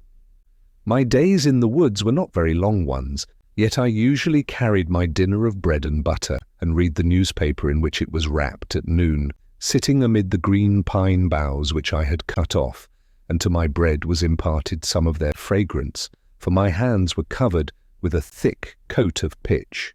Before I had done, I was more the friend than the foe of the pine tree, though I had cut down some of them, having become better acquainted with it. Sometimes a rambler in the wood was attracted by the sound of my axe, and we chatted pleasantly over the chips which I had made. By the middle of April, for I made no haste in my work, but rather made the most of it, my house was framed and ready for the raising. I had already bought the shanty of James Collins, an Irishman who worked on the Fitchburg Railroad, for boards. James Collins's shanty was considered an uncommonly fine one. When I called to see it, he was not at home. I walked about the outside, at first unobserved from within. The window was so deep and high, it was of small dimensions with a peaked cottage roof, and not much else to be seen, the dirt being raised 5 feet all around, as if it were a compost heap. The roof was the soundest part, though a good deal warped, and made brittle by the sun. Doorsill there was none, but a perennial passage for the hens under the doorboard. Mrs. C. came to the door and asked me to view it from the inside. The hens were driven in by my approach. It was dark, and had a dirt floor for the most part, dank, clammy, and aguish, only here a board and there a board which would not bear removal. She lighted a lamp to show me the inside of the roof and the walls, and also that the board floor extended under the bed, warning me not to step into the cellar, a sort of dust hole 2 feet deep. In her own words, they were good boards overhead, good boards all around, and a good window. Of 2 whole squares originally, only the cat had passed out that way lately. There was a stove, a bed, and a place to sit, an infant in the house where it was born, a silk parasol, gilt-framed looking-glass, and a patent new coffee mill nailed to an oak sapling, all told. The bargain was soon concluded, for James had, in the meanwhile, returned. I to pay $4.25 tonight, he to vacate at 5 tomorrow morning, selling to nobody else meanwhile, I to take possession at 6. It were well, he said, to be there early, and anticipate certain indistinct but wholly unjust claims on the score of ground rent and fuel. This, he assured me, was the only encumbrance.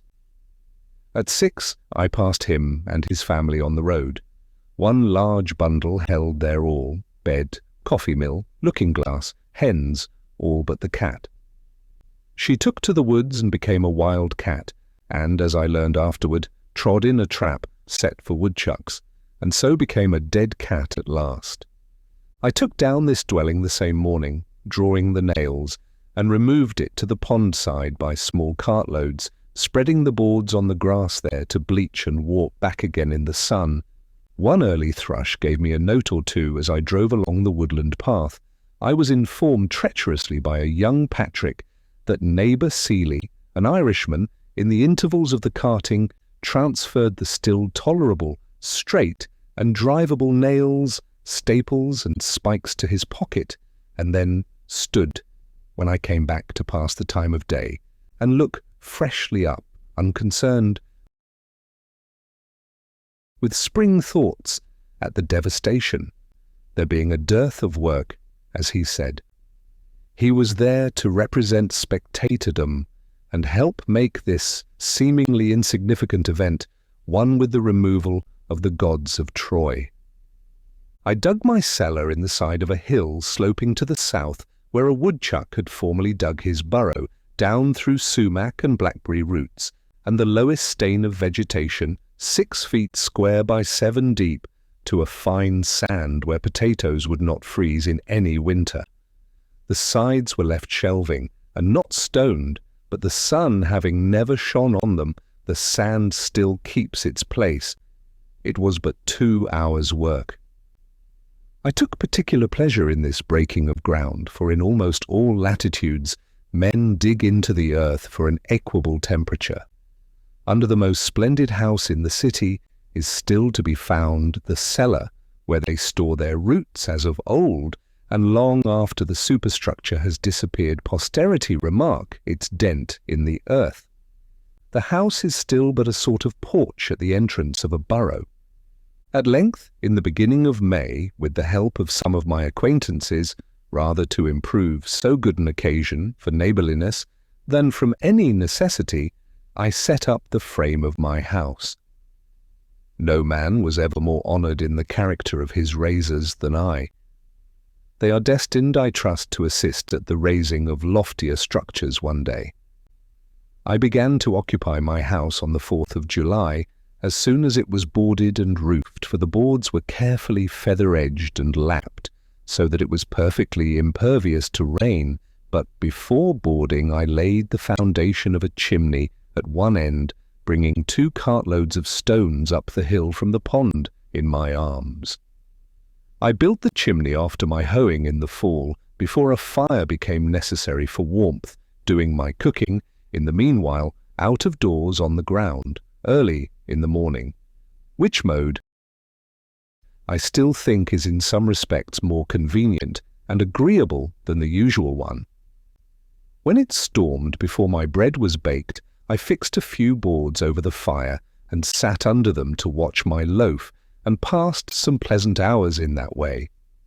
In those days, when my hands were much employed, I read but little, but the least scraps of paper which lay on the ground, my holder or tablecloth, afforded me as much entertainment, in fact, answered the same purpose as the Iliad. It would be worth the while to build still more deliberately than I did, considering, for instance, what foundation a door, a window, a cellar, a garret have in the nature of man, and perchance never raising any superstructure until we found a better reason for it than our temporal necessities even. There is some of the same fitness in a man's building his own house that there is in a bird's building its own nest. Who knows but if men constructed their dwellings with their own hands, and provided food for themselves and families simply and honestly enough, the poetic faculty would be universally developed, as birds universally sing when they are so engaged. But alas, we do like cowbirds and cuckoos, which lay their eggs in nests which other birds have built, and cheer no traveller with their chattering and unmusical notes. Shall we forever resign the pleasure of construction to the carpenter? What does architecture amount to in the experience of the mass of men? I never in all my walks came across a man engaged in so simple and natural an occupation as building his house. We belong to the community. It is not the tailor alone who is the 9th part of a man. It is as much the preacher and the merchant and the farmer. Where is this division of labour to end, and what object does it finally serve? No doubt another may also think for me, but it is not therefore desirable that he should do so to the exclusion of my thinking for myself. True, there are architects so called in this country, and I have heard of one at least possessed with the idea of making architectural ornaments have a core of truth, a necessity, and hence a beauty, as if it were a revelation to him. All very well perhaps from his point of view, but only a little better than the common dilettantism. A sentimental reformer in architecture, he began at the cornice, not at the foundation. It was only how to put a core of truth within the ornaments, that every sugar plum, in fact, might have an almond or caraway seed in it, though I hold that almonds are most wholesome without the sugar, and not how the inhabitant, the indweller, might build truly within and without, and let the ornaments take care of themselves. What reasonable man ever supposed that ornaments were something outward and in the skin merely, that the tortoise got his spotted shell, or the shellfish its mother-o'-pearl tints, by such a contract as the inhabitants of Broadway, their Trinity Church? But a man has no more to do with the style of architecture of his house than a tortoise with that of its shell. Nor need the soldier be so idle as to try to paint the precise colour of his virtue on his standard. The enemy will find it out. He may turn pale when the trial comes.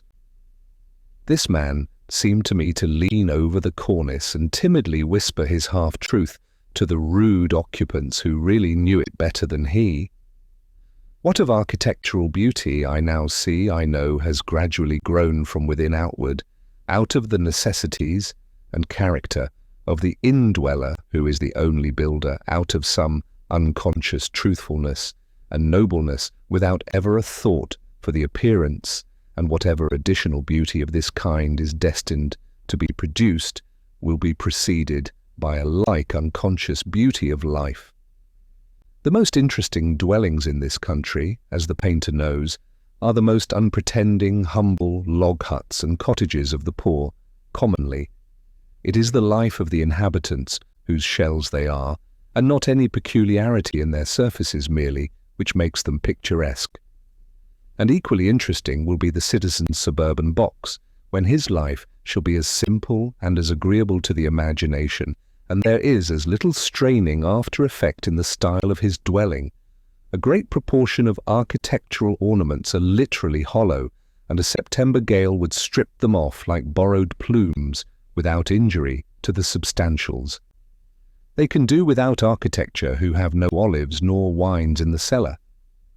What if an equal ado were made about the ornaments of style in literature, and the architects of our Bibles spent as much time about their cornices as the architects of our churches do? So are made the belles lettres and the beaux-arts and their professors. Much it concerns a man, forsooth, how a few sticks are slanted over him or under him, and what colours are daubed upon his box. It would signify somewhat if in any earnest sense he slanted them and daubed it, but the spirit having departed out of the tenant, it is of a piece with constructing his own coffin, the architecture of the grave, and carpenter is but another name for coffin-maker. One man says, in his despair or indifference to life, take up a handful of the earth at your feet and paint your house that colour. Is he thinking of his last and narrow house? Toss up a copper for it as well. What an abundance of leisure he must have! Why do you take up a handful of dirt? Better paint your house your own complexion, let it turn pale or blush for you. An enterprise to improve the style of cottage architecture. When you have got my ornaments ready, I will wear them. Before winter, I built a chimney and shingled the sides of my house, which were already impervious to rain, with imperfect and sappy shingles made of the first slice of the log, whose edges I was obliged to straighten with a plane. I have thus a tight shingled and plastered house, 10 feet wide by 15 long, and 8 feet posts with a garret and a closet, a large window on each side, 2 trapdoors, 1 door at the end, and a brick fireplace opposite. The exact cost of my house, paying the usual price for such materials as I used, but not counting the work, all of which was done by myself, was as follows, and I give the details because very few are able to tell exactly what their houses cost, and fewer still, if any, the separate cost of the various materials which compose them. Boards, $8.03, mostly shanty boards. Refuse shingles for roof sides, 4.0 laths. 1.25. 2 second-hand windows with glass. 2.4. 3 1,000-old brick. $4. 2 casks of lime. 2.4. 0. That was high. Hair. 0.31. More than I needed. Mantle, tree iron, 0.15.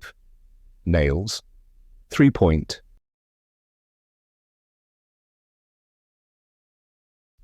90 hinges and screws, 0.14. Latch, 0.1. 0. Chalk, 0.01. Transportation. 1.4. I carried a good part on my back, in all $28.12 minus 1/2. These are all the materials excepting the timber, stones and sand, which I claimed by squatter's right. I have also a small woodshed adjoining, made chiefly of the stuff which was left after building the house. I intend to build me a house which will surpass any on the main street in Concord, in grandeur and luxury, as soon as it pleases me as much, and will cost me no more than my present one. I thus found that the student who wishes for a shelter can obtain one for a lifetime at an expense not greater than the rent which he now pays annually. If I seem to boast more than is becoming, my excuse is that I brag for humanity rather than for myself, and my shortcomings and inconsistencies do not affect the truth of my statement. Notwithstanding much cant and hypocrisy, chaff, which I find it difficult to separate from my wheat, but for which I am as sorry as any man, I will breathe freely and stretch myself in this respect. It is such a relief to both the moral and physical system, and I am resolved that I will not through humility become the devil's attorney. I will endeavour to speak a good word for the truth.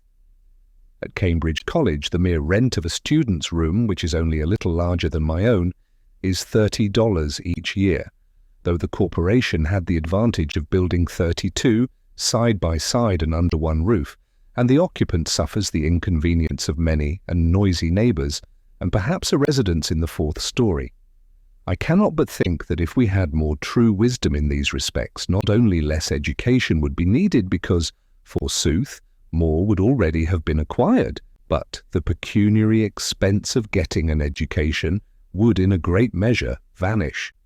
Those conveniences which the student requires at Cambridge or elsewhere cost him or somebody else 10 times as great a sacrifice of life as they would with proper management on both sides. Those things for which the most money is demanded are never the things which the student most wants.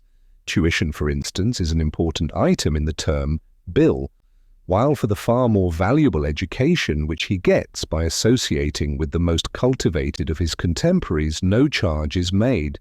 The mode of founding a college is, commonly, to get up a subscription of dollars and cents, and then, following blindly the principles of a division of labour to its extreme, a principle which should never be followed but with circumspection, to call in a contractor who makes this a subject of speculation, and he employs Irishmen or other operatives actually to lay the foundations, while the students that are to be are said to be fitting themselves for it, and for these oversights successive generations have to pay.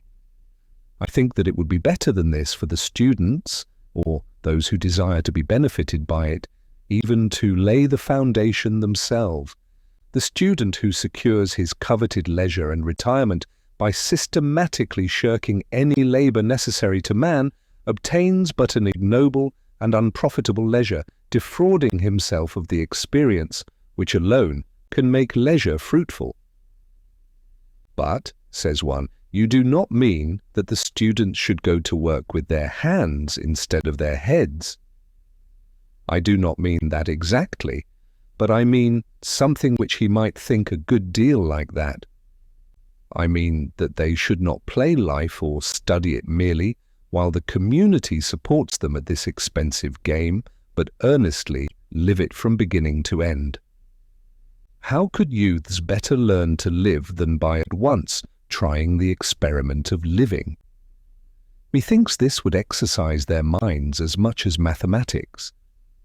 If I wished a boy to know something about the arts and sciences, for instance, I would not pursue the common course, which is merely to send him into the neighborhood of some professor, where anything is professed and practiced but the art of life. To survey the world through a telescope or a microscope, and never with his natural eye. To study chemistry and not learn how his bread is made, or mechanics, and not learn how it is earned. To discover new satellites to Neptune, and not detect the motes in his eyes, or to what vagabond he is a satellite himself.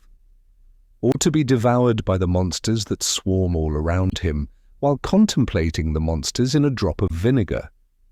Which would have advanced the most at the end of a month, the boy who had made his own jackknife from the ore, which he had dug and smelted, reading as much as would be necessary for this? Or the boy who had attended the lectures on metallurgy at the Institute in the meanwhile, and had received a Rogers penknife from his father? Which would be most likely to cut his fingers? To my astonishment, I was informed on leaving college that I had studied navigation. Why, if I had taken one turn down the harbour, I should have known more about it. Even the poor student studies, and is taught only political economy, while that economy of living which is synonymous with philosophy is not even sincerely professed in our colleges. The consequence is that while he is reading Adam Smith, Ricardo, and Say, he runs his father in debt irretrievably. As with our colleges, so with 100 modern improvements. There is an illusion about them. There is not always a positive advance. The devil goes on exacting compound interest to the last for his early share and numerous succeeding investments in them. Our inventions are wont to be pretty toys which distract our attention from serious things. They are but improved means to an unimproved end, an end which it was already but too easy to arrive at, as railroads lead to Boston or New York. We are in great haste to construct a magnetic telegraph from Maine to Texas, but Maine and Texas, it may be, have nothing important to communicate. Either is in such a predicament as the man who was earnest to be introduced to a distinguished deaf woman, but when he was presented, and one end of her ear trumpet was put into his hand, had nothing to say, as if the main object were to talk fast and not to talk sensibly. We are eager to tunnel under the Atlantic and bring the old world some weeks nearer to the new, but perchance the first news that will leak through into the broad flapping American ear will be that the Princess Adelaide has the whooping cough. After all, the man whose horse trots a mile in a minute does not carry the most important messages. He is not an evangelist, nor does he come round eating locusts and wild honey. I doubt if Flying Childers ever carried a peck of corn to mill. One says to me, "I wonder that you do not lay up money. You love to travel. You might take the cars and go to Fitchburg today and see the country." But I am wiser than that. I have learned that the swiftest traveller is he that goes afoot. I say to my friend, suppose we try who will get there first. The distance is 30 miles, the fare 90 cents. That is almost a day's wages. I remember when wages were 60 cents a day for labourers on this very road. Well, I start now on foot and get there before night. I have travelled at that rate by the week together. You will in the meanwhile have earned your fare and arrive there sometime tomorrow, or possibly this evening, if you are lucky enough to get a job in season. Instead of going to Fitchburg, you will be working here the greater part of the day, and so if the railroad reached round the world, I think that I should keep ahead of you. And as for seeing the country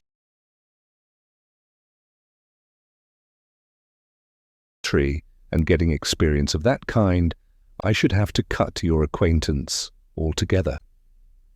Such is the universal law which no man can ever outwit, And with regard to the railroad, even we may say it is as broad as it is long. To make a railroad round the world available to all mankind is equivalent to grading the whole surface of the planet. Men have an indistinct notion that if they keep up this activity of joint stocks and spades long enough, all will at length ride somewhere in next to no time, and for nothing. But though a crowd rushes to the depot and the conductor shouts, "All aboard!" when the smoke is blown away and the vapour condensed, it will be perceived that a few are riding, but the rest are run over, and it will be called, and will be, a melancholy accident. No doubt they can ride at last who shall have earned their fare, that is, if they survive so long, but they will probably have lost their elasticity and desire to travel by that time. This spending of the best part of one's life earning money in order to enjoy a questionable liberty during the least valuable part of it reminds me of the Englishman who went to India to make a fortune first, in order that he might return to England and live the life of a poet. He should have gone up garret at once. "What?" exclaim a million Irishmen starting up from all the shanties in the land. "Is not this railroad which we have built a good thing?" "Yes," I answer, "comparatively good, that is, you might have done worse, but I wish, as you are brothers of mine, that you could have spent your time better than digging in this dirt."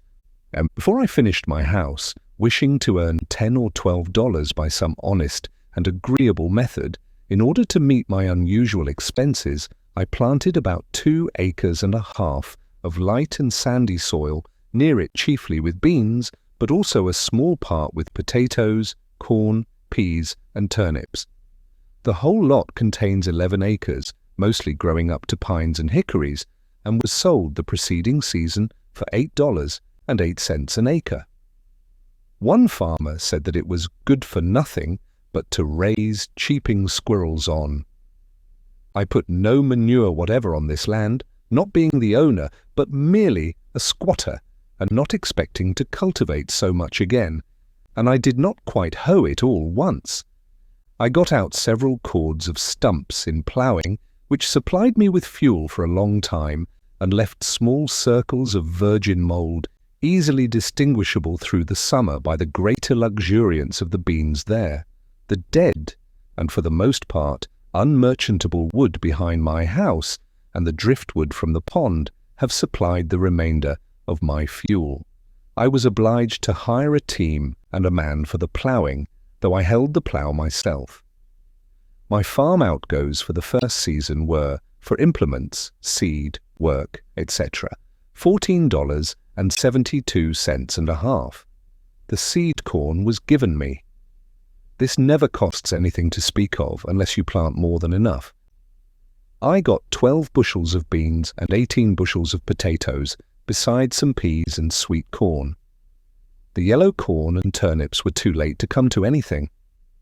My whole income from the farm was $23.44, Deducting the outgoes, 14.72 minus 1/2. There are left $8.71 minus 1/2. Beside produce consumed and on hand at the time this estimate was made of the value of $4.50, the amount on hand much more than balancing a little grass which I did not raise, all things considered, that is, considering the importance of a man's soul and of today, notwithstanding the short time occupied by my experiment, nay, partly even because of its transient character. I believe that that was doing better than any farmer in Concord did that year.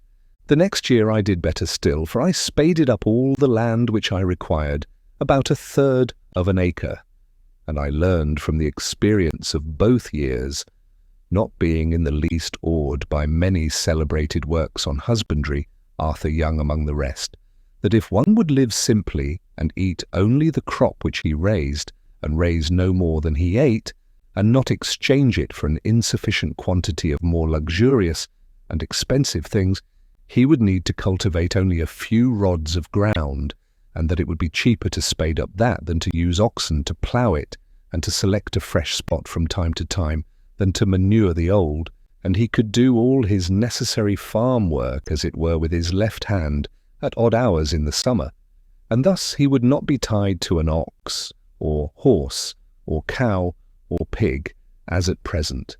I desire to speak impartially on this point, and as one not interested in the success or failure of the present economical and social arrangements.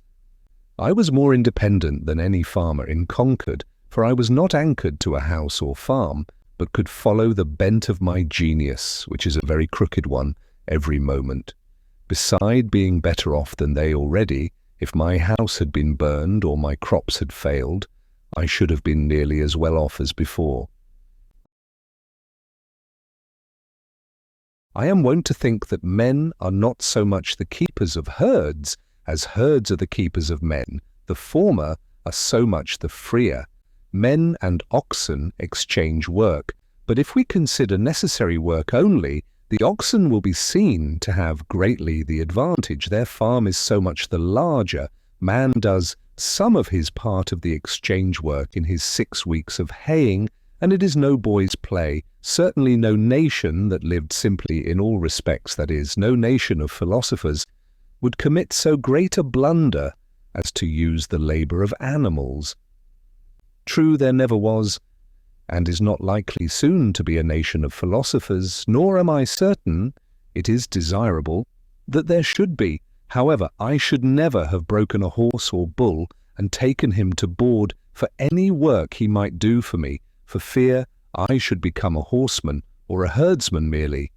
And if society seems to be the gainer by so doing, are we certain that what is one man's gain is not another's loss, and that the stable boy has equal cause with his master to be satisfied?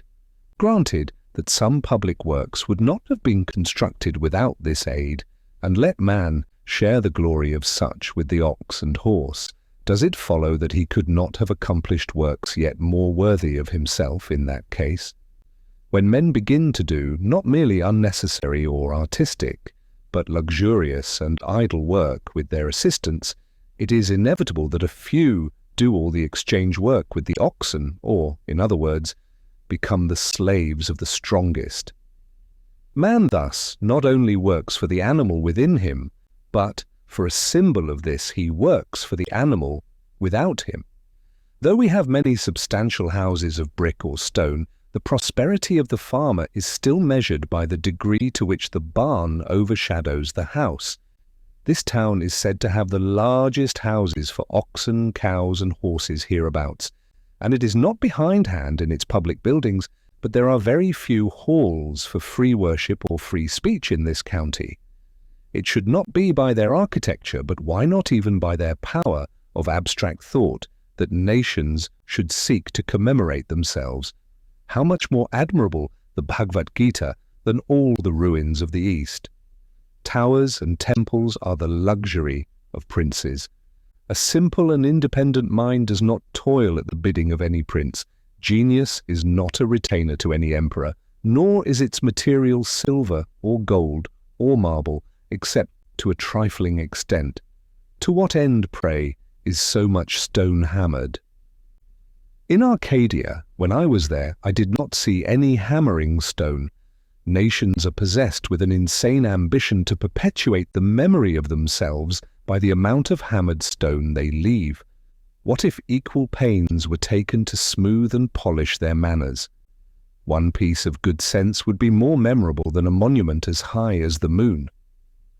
I love better to see stones in place. The grandeur of Thebes was a vulgar grandeur. More sensible is a rod of stone wall that bounds an honest man's field than 100-gated Thebes that has wandered farther from the true end of life. The religion and civilization which are barbaric and heathenish build splendid temples, but what you might call Christianity does not. Most of the stone a nation hammers goes toward its tomb only. It buries itself alive. As for the pyramids, there is nothing to wonder at in them so much as the fact that so many men could be found degraded enough to spend their lives constructing a tomb for some ambitious booby whom it would have been wiser and manlier to have drowned in the Nile and then given his body to the dogs. I might possibly invent some excuse for them and him, but I have no time for it. As for the religion and love of art of the builders, it is much the same all the world over, whether the building be an Egyptian temple or the United States Bank. It costs more than it comes to. The mainspring is vanity, assisted by the love of garlic and bread and butter. Mr. Balcom, a promising young architect, designs it on the back of his Vitruvius with hard pencil and ruler, and the job is let out to Dobson and Sons, stonecutters. When the 30 centuries begin to look down on it, mankind begin to look up at it.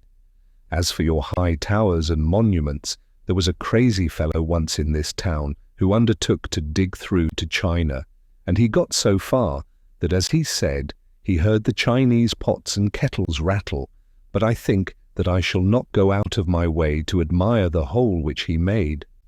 Many are concerned about the monuments of the West and the East, to know who built them. For my part, I should like to know who in those days did not build them, who were above such trifling.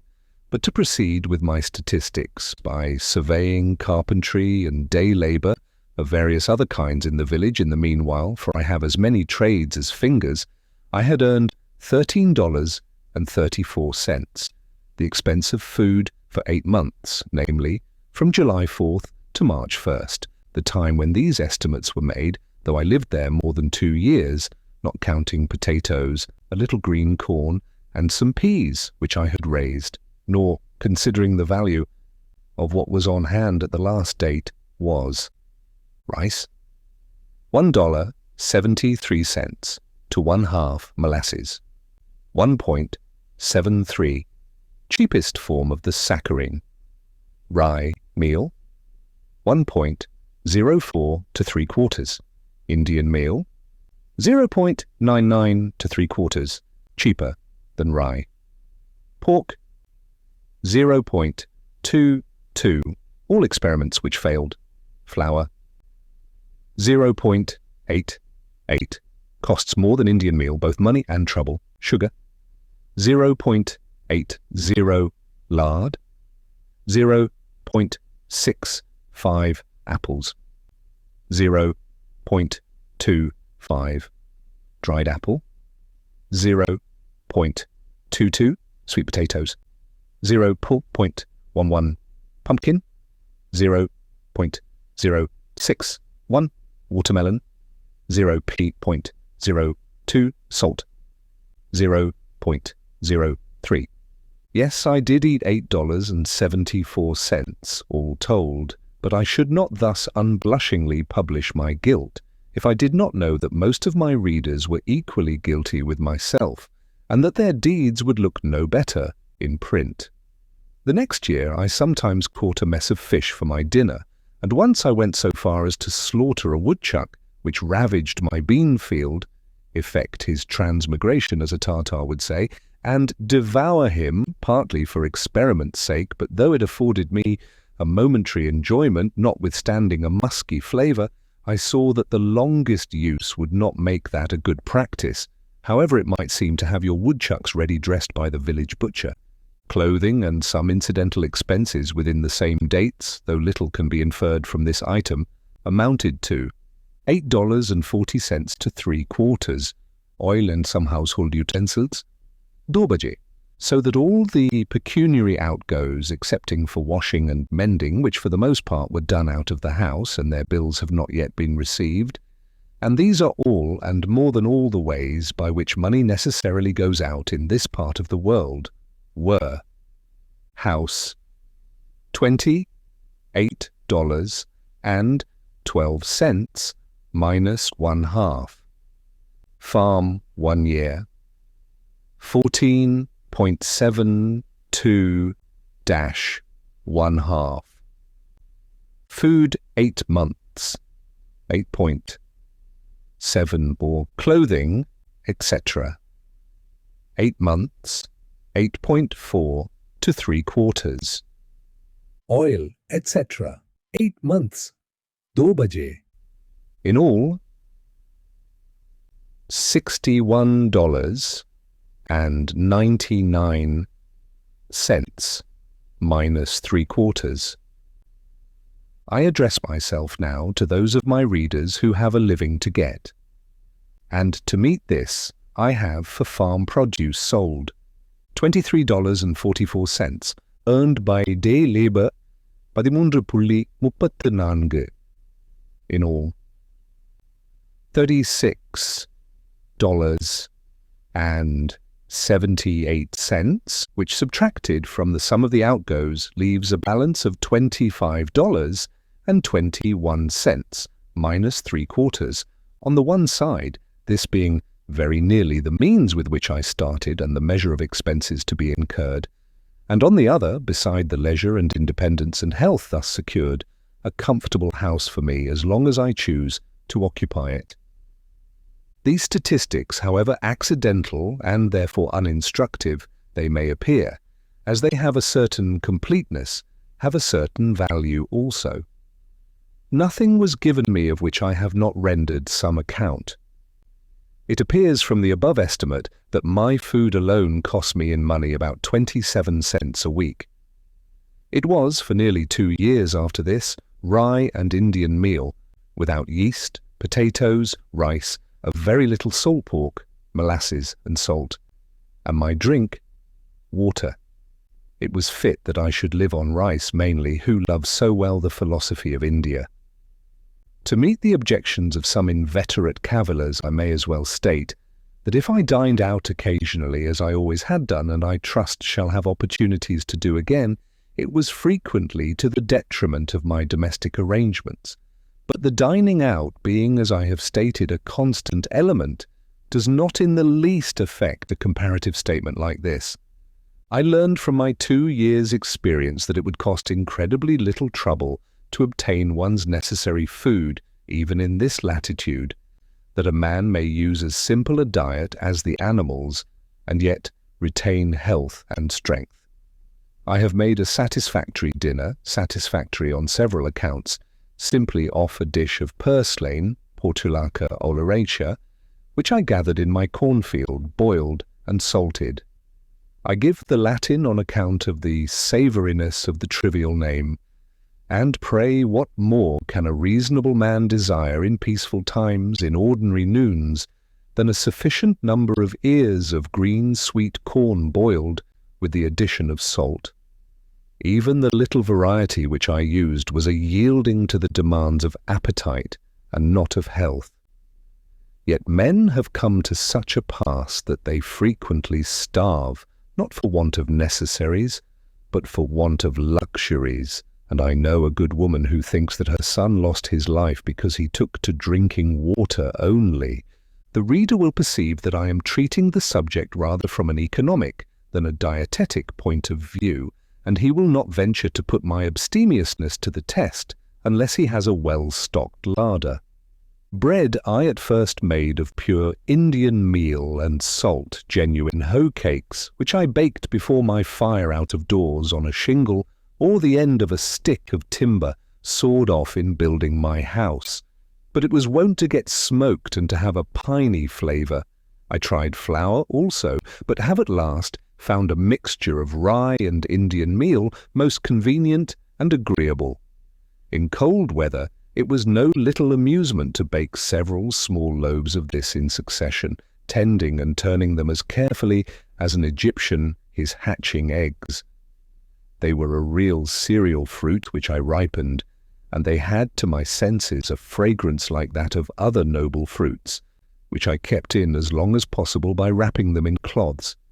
I made a study of the ancient and indispensable art of bread-making, consulting such authorities as offered, going back to the primitive days and first invention of the unleavened kind, when from the wildness of nuts and meats men first reached the mildness and refinement of this diet, and travelling gradually down in my studies through that accidental souring of the dough, which it is supposed taught the leavening process, and through the various fermentations thereafter, till I came to good sweet wholesome bread, the staff of life.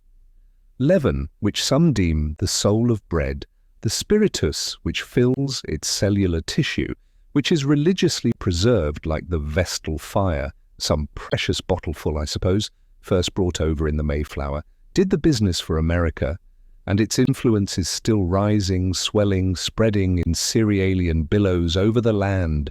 This seed I regularly and faithfully procured from the village, till at length one morning I forgot the rules and scalded my yeast, by which accident I discovered that even this was not indispensable, for my discoveries were not by the synthetic but analytic process, and I have gladly omitted it since, though most housewives earnestly assured me that safe and wholesome bread without yeast might not be, and elderly people prophesied a speedy decay of the vital forces, yet I find it not to be an essential ingredient, and after going without it for a year, am still in the land of the living.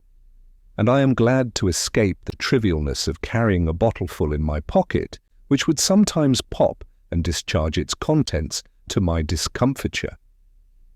It is simpler and more respectable to omit it. Man is an animal who more than any other can adapt himself to all climates and circumstances.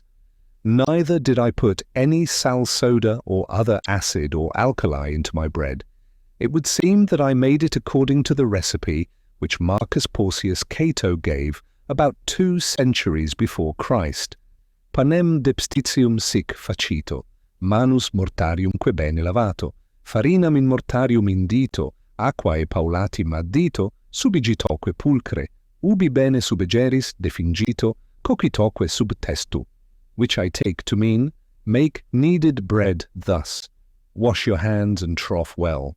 Put the meal into the trough, add water gradually, and knead it thoroughly. When you have kneaded it well, mold it, and bake it under a cover, that is, in a baking kettle. Not a word about leaven. But I did not always use this staff of life. At one time, owing to the emptiness of my purse, I saw none of it for more than a month. Every New Englander might easily raise all his own breadstuffs in this land of rye and Indian corn, and not depend on distant and fluctuating markets for them. Yet so far are we from simplicity and independence that in Concord, fresh and sweet meal is rarely sold in the shops, and hominy and corn, in a still coarser form, are hardly used by any. For the most part, the farmer gives to his cattle and hogs the grain of his own producing, and buys flour which is at least no more wholesome, at a greater cost, at the store. I saw that I could easily raise my bushel or 2 of rye and Indian corn, for the former will grow on the poorest land, and the latter does not require the best, and grind them in a hand mill, and so do without rice and pork. And if I must have some concentrated sweet, I found by experiment that I could make a very good molasses either of pumpkins or beets, and I knew that I needed only to set out a few maples to obtain it more easily still. And while these were growing, I could use various substitutes beside those which I have named. For, as the forefathers sang, we can make liquor to sweeten our lips of pumpkins and parsnips and walnut tree chips.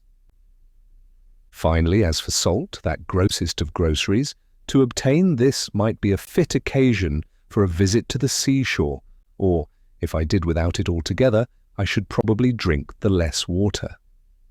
I do not learn that the Indians ever troubled themselves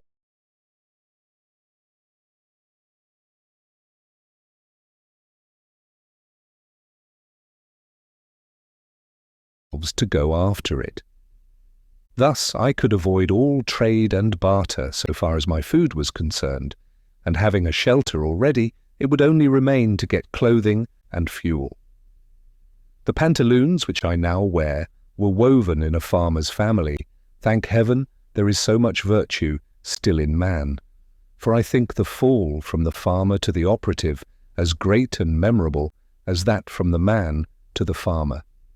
And in a new country, fuel is an encumbrance.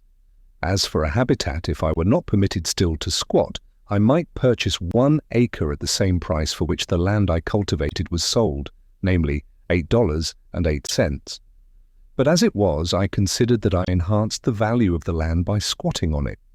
There is a certain class of unbelievers who sometimes ask me such questions as, if I think that I can live on vegetable food alone, and to strike at the root of the matter at once, for the root is faith. I am accustomed to answer such that I can live on board nails. If they cannot understand that, they cannot understand much that I have to say. For my part, I am glad to hear of experiments of this kind being tried, as that a young man tried for a fortnight to live on hard, raw corn on the ear, using his teeth for all mortar. The squirrel tribe tried the same and succeeded. The human race is interested in these experiments, though a few old women who are incapacitated for them, or who own their thirds in mills, may be alarmed. My furniture, part of which I made myself, and the rest cost me nothing, of which I have not rendered an account, consisted of a bed, a table, a desk, 3 chairs, a looking-glass 3 inches in diameter, a pair of tongs and andirons, a kettle, a skillet, and a frying pan, a dipper, a washbowl, 2 knives and forks, 3 plates, 1 cup, 1 spoon, a jug for oil, a jug for molasses, and a japanned lamp. None is so poor that he need sit on a pumpkin. That is shiftlessness. There is a plenty of such chairs as I like best in the village garrets to be had for taking them away. Furniture! Thank God I can sit and I can stand without the aid of a furniture warehouse. What man but a philosopher would not be ashamed to see his furniture packed in a cart and going up country exposed to the light of heaven and the eyes of men, a beggarly account of empty boxes? That is Spaulding's furniture. I could never tell from inspecting such a load whether it belonged to a so-called rich man or a poor one. The owner always seemed poverty-stricken. Indeed, the more you have of such things, the poorer you are. Each load looks as if it contained the contents of a dozen shanties, and if one shanty is poor, this is a dozen times as poor.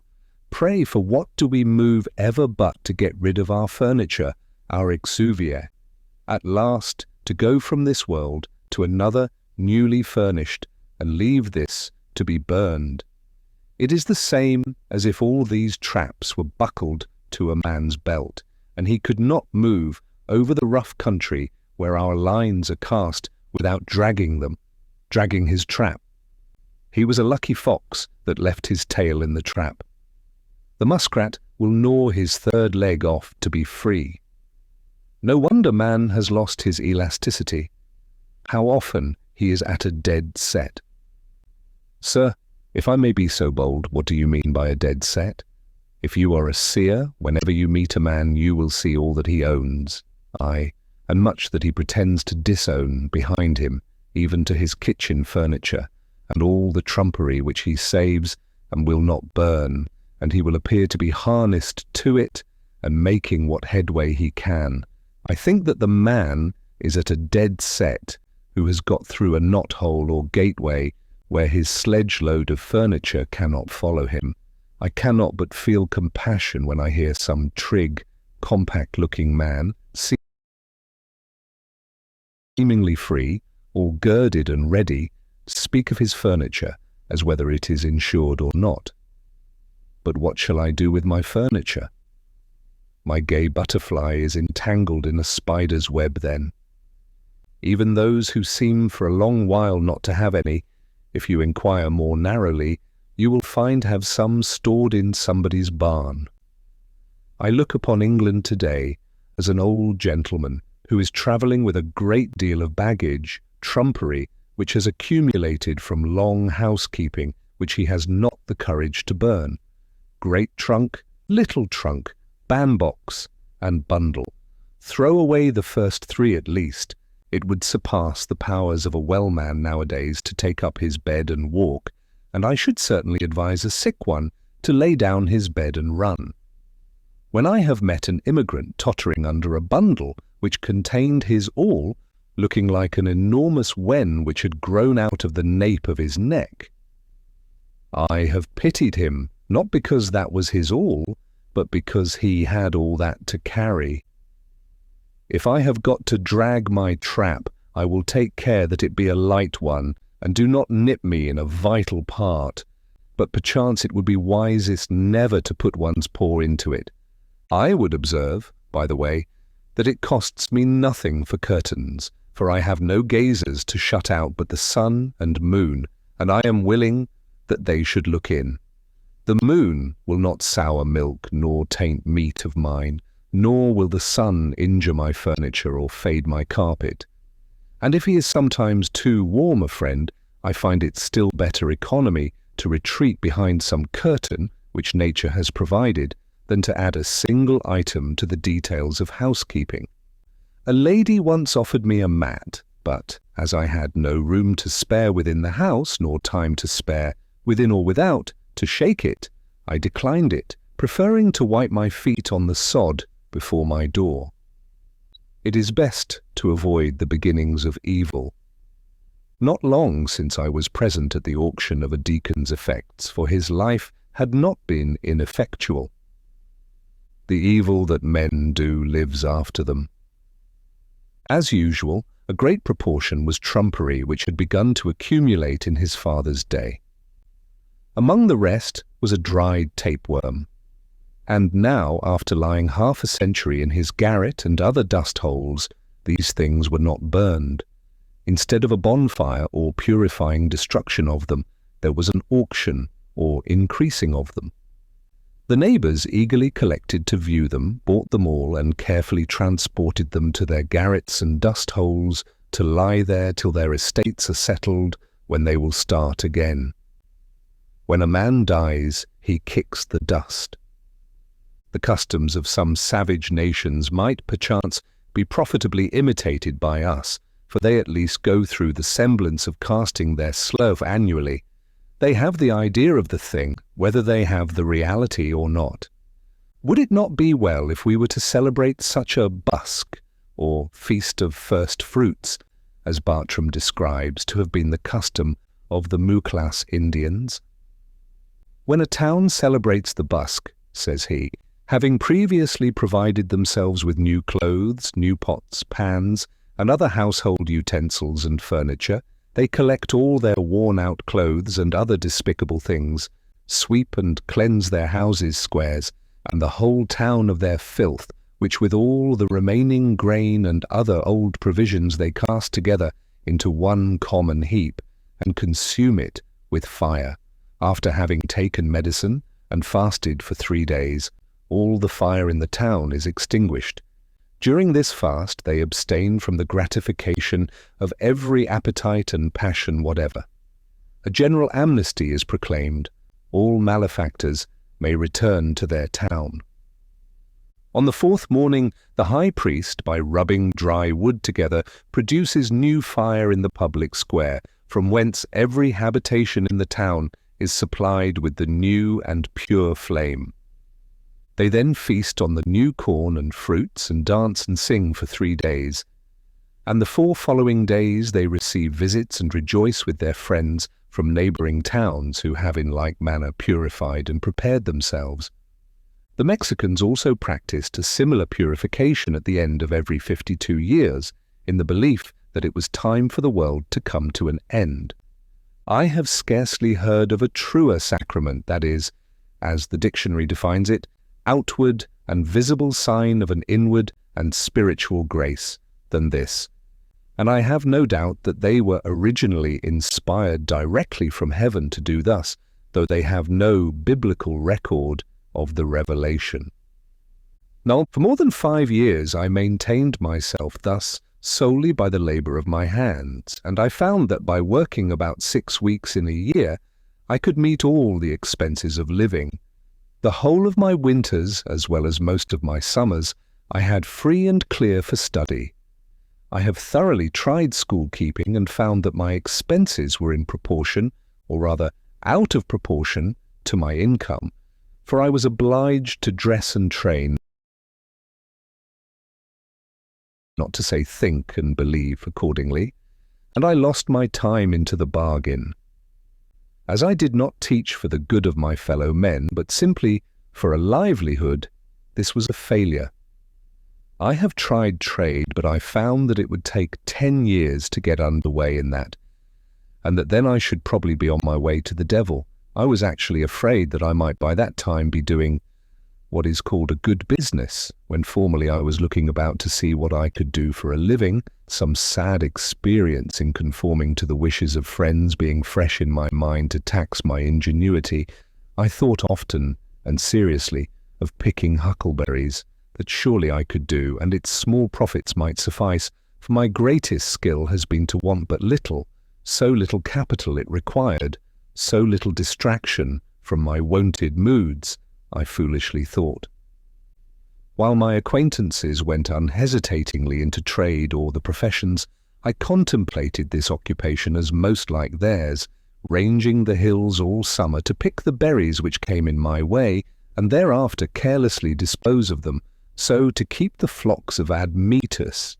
I also dreamed that I might gather the wild herbs or carry evergreens to such villagers as loved to be reminded of the woods, even to the city, by hay-cart loads.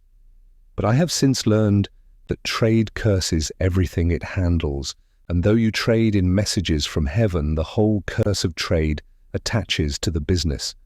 As I preferred some things to others, and especially valued my freedom, as I could fare hard and yet succeed well, I did not wish to spend my time in earning rich carpets or other fine furniture, or delicate cookery, or a house in the Grecian or the Gothic style just yet. If there are any to whom it is no interruption to acquire these things and who know how to use them when acquired, I relinquish to them the pursuit. Some are industrious and appear to love labor for its own sake, or perhaps because it keeps them out of worse mischief. To such I have at present nothing to say.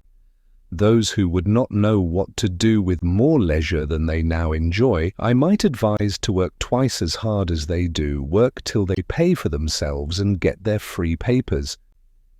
For myself, I found that the occupation of a day labourer was the most independent of any, especially as it required only 30 or 40 days in a year to support one. The labourer's day ends with the going down of the sun, and he is then free to devote himself to his chosen pursuit, independent of his labour. But his employer, who speculates from month to month, has no respite from one end of the year to the other. In short, I am convinced, both by faith and experience, that to maintain oneself on this earth is not a hardship but a pastime, if we will live simply and wisely, as the pursuits of the simpler nations are still the sports of the more artificial. It is not necessary that a man should earn his living by the sweat of his brow, unless he sweats easier than I do. One young man of my acquaintance, who has inherited some acres, told me that he thought he should live as I did if he had the means.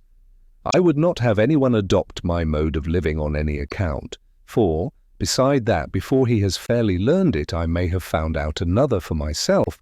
I desire that there may be as many different persons in the world as possible, but I would have each one be very careful to find out and pursue his own way, and not his father's or his mother's or his neighbour's instead.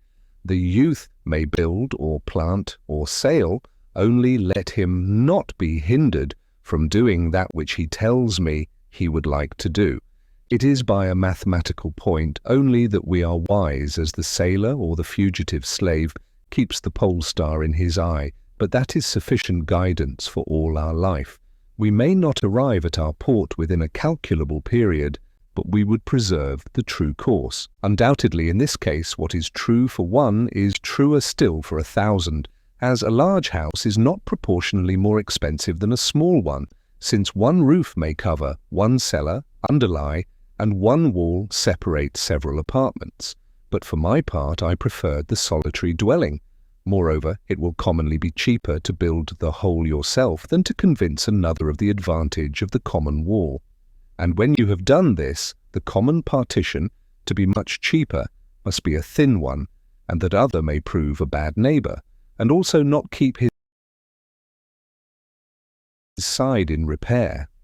The only cooperation which is commonly possible is exceedingly partial and superficial, and what little true cooperation there is is as if it were not, being a harmony inaudible to men. If a man has faith, he will cooperate with equal faith everywhere. If he has not faith, he will continue to live like the rest of the world, whatever company he is joined to. To cooperate in the highest as well as the lowest sense means to get our living together. I heard it proposed lately that two young men should travel together over the world, the one without money, earning his means as he went, before the mast and behind the plough, the other carrying a bill of exchange in his pocket. It was easy to see that they could not long be companions or cooperate, since one would not operate at all. They would part at the first interesting crisis in their adventures. Above all, as I have implied, the man who goes alone can start today, but he who travels with another must wait till that other is ready, and it may be a long time before they get off. But all this is very selfish, I have heard some of my townsmen say. I confess that I have hitherto indulged very little in philanthropic enterprises.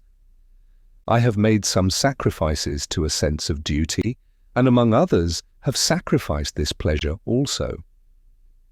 There are those who have used all their arts to persuade me to undertake the support of some poor family in the town, and if I had nothing to do, for the devil finds employment for the idle, I might try my hand at some such pastime as that.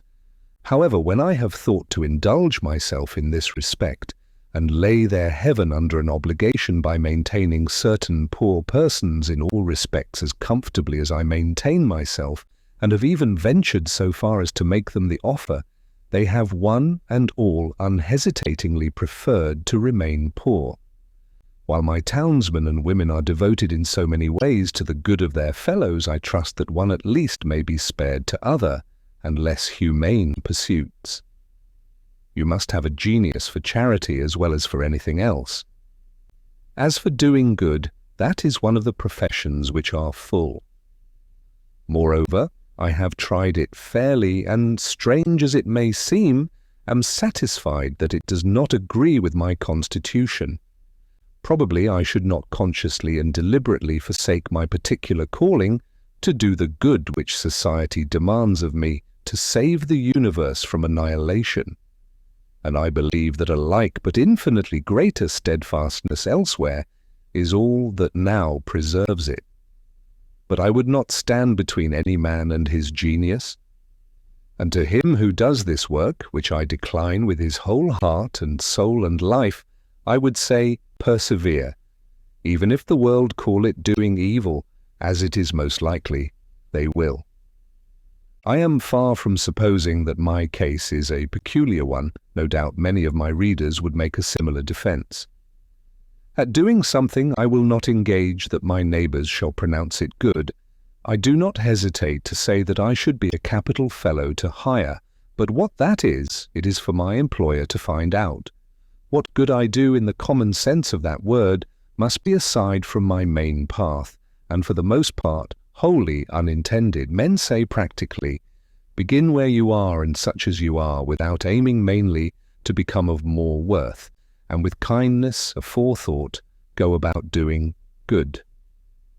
If I were to preach at all in this strain, I should say rather, set about being good, as if the sun should stop when he had kindled his fires up to the splendor of a moon or a star of the 6th magnitude, and go about like a robbing good fellow, peeping in at every cottage window, inspiring lunatics and tainting meats, and making darkness visible, instead of steadily increasing his genial heat and beneficence, till he is of such brightness that no mortal can look him in the face, and then, and in the meanwhile too, going about the world in his own orbit, doing it good, or rather, as a truer philosophy has discovered, the world going about him getting good.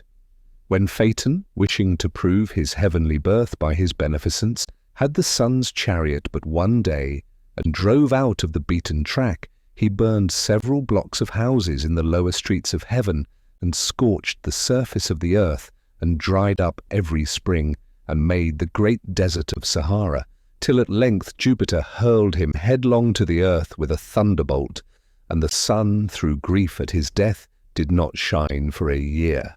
There is no odour so bad as that which arises from goodness tainted. It is human, it is divine, carrion.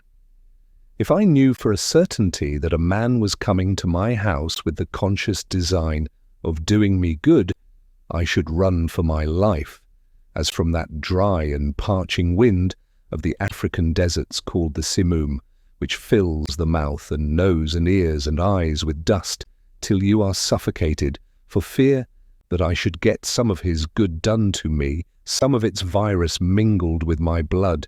No, in this case I would rather suffer evil the natural way.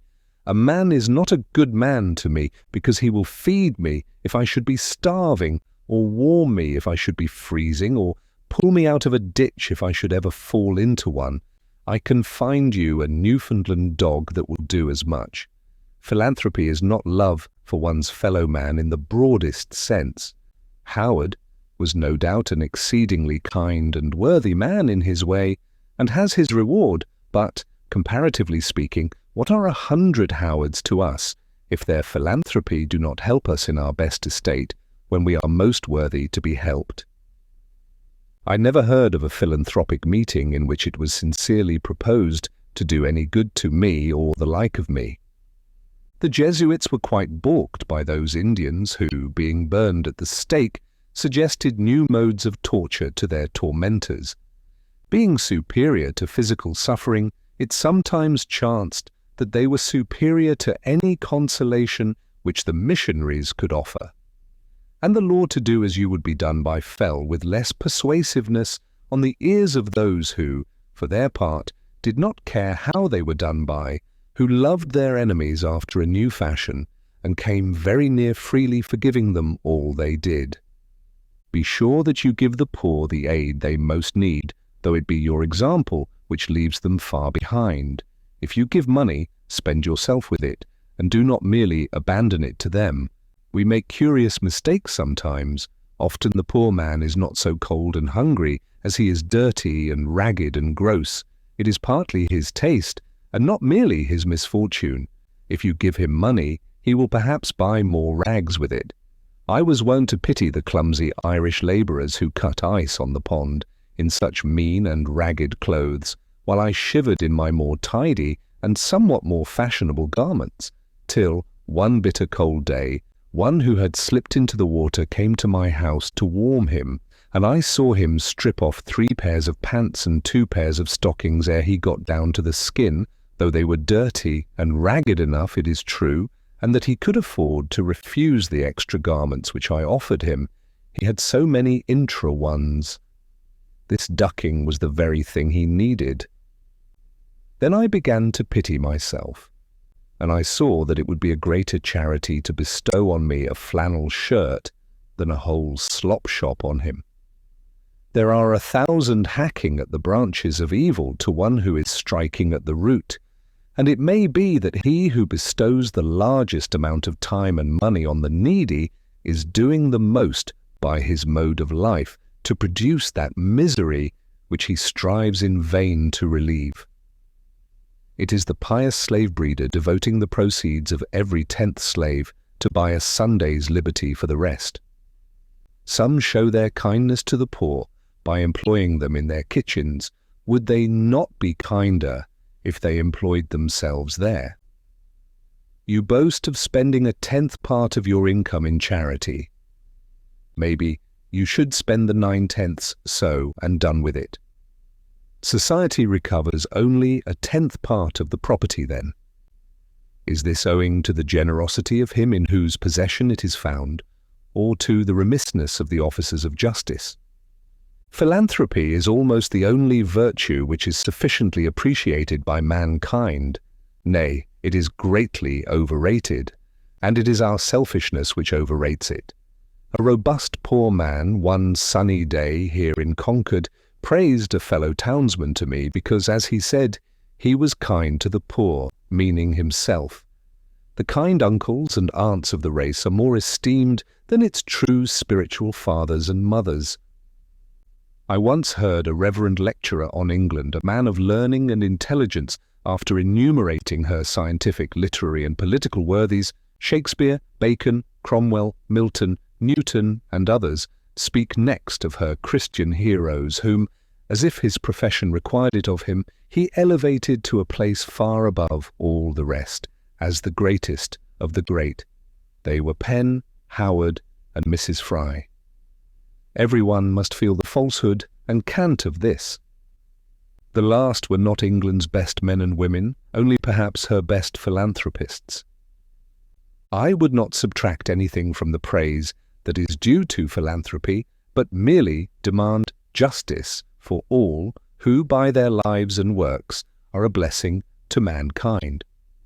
I do not value chiefly a man's uprightness and benevolence, which are, as it were, his stem and leaves.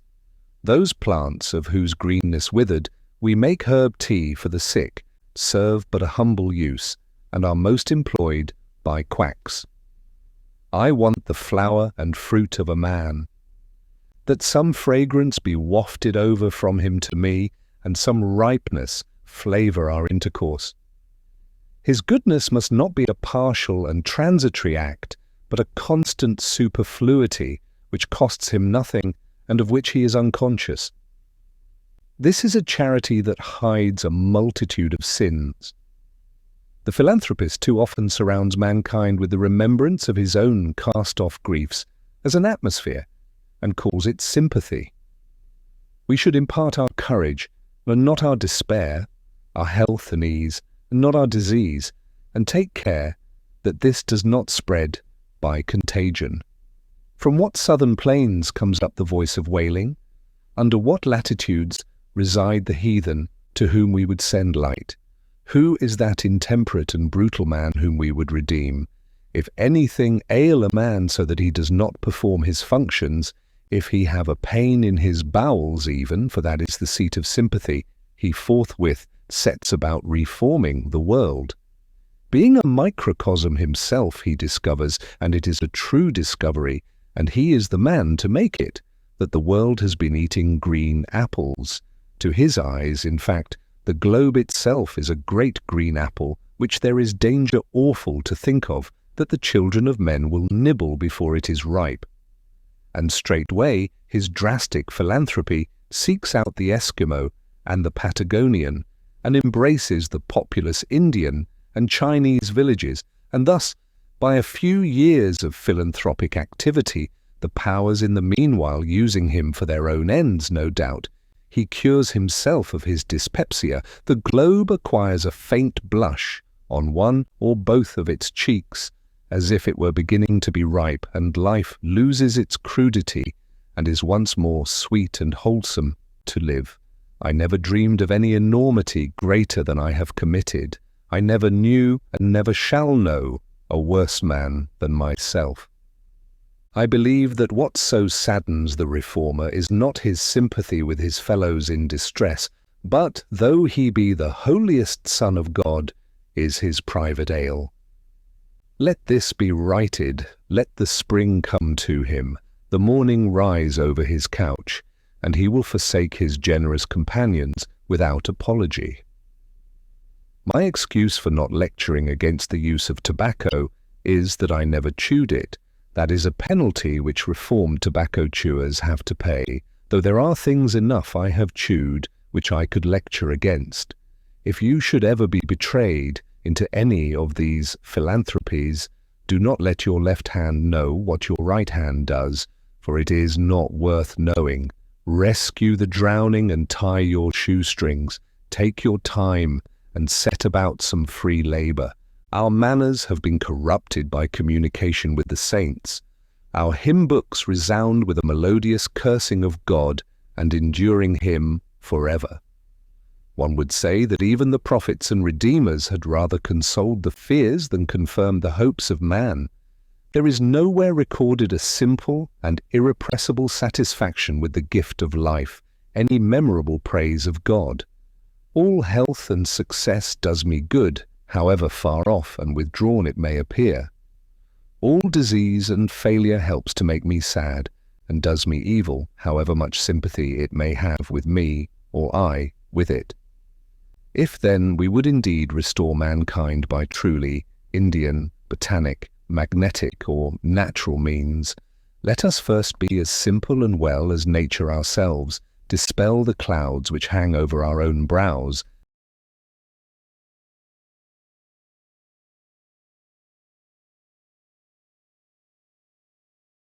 and take up a little life into our pores. Do not stay to be an overseer of the poor, but endeavour to become one of the worthies of the world.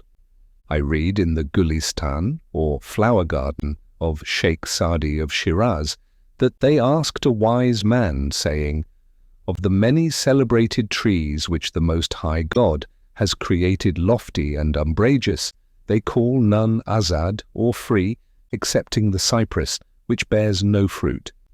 What mystery is there in this?" He replied, "Each has its appropriate produce and appointed season, during the continuance of which it is fresh and blooming, and during their absence dry and withered. To neither of which states is the cypress exposed, being always flourishing. And of this nature are the azads, or religious independents.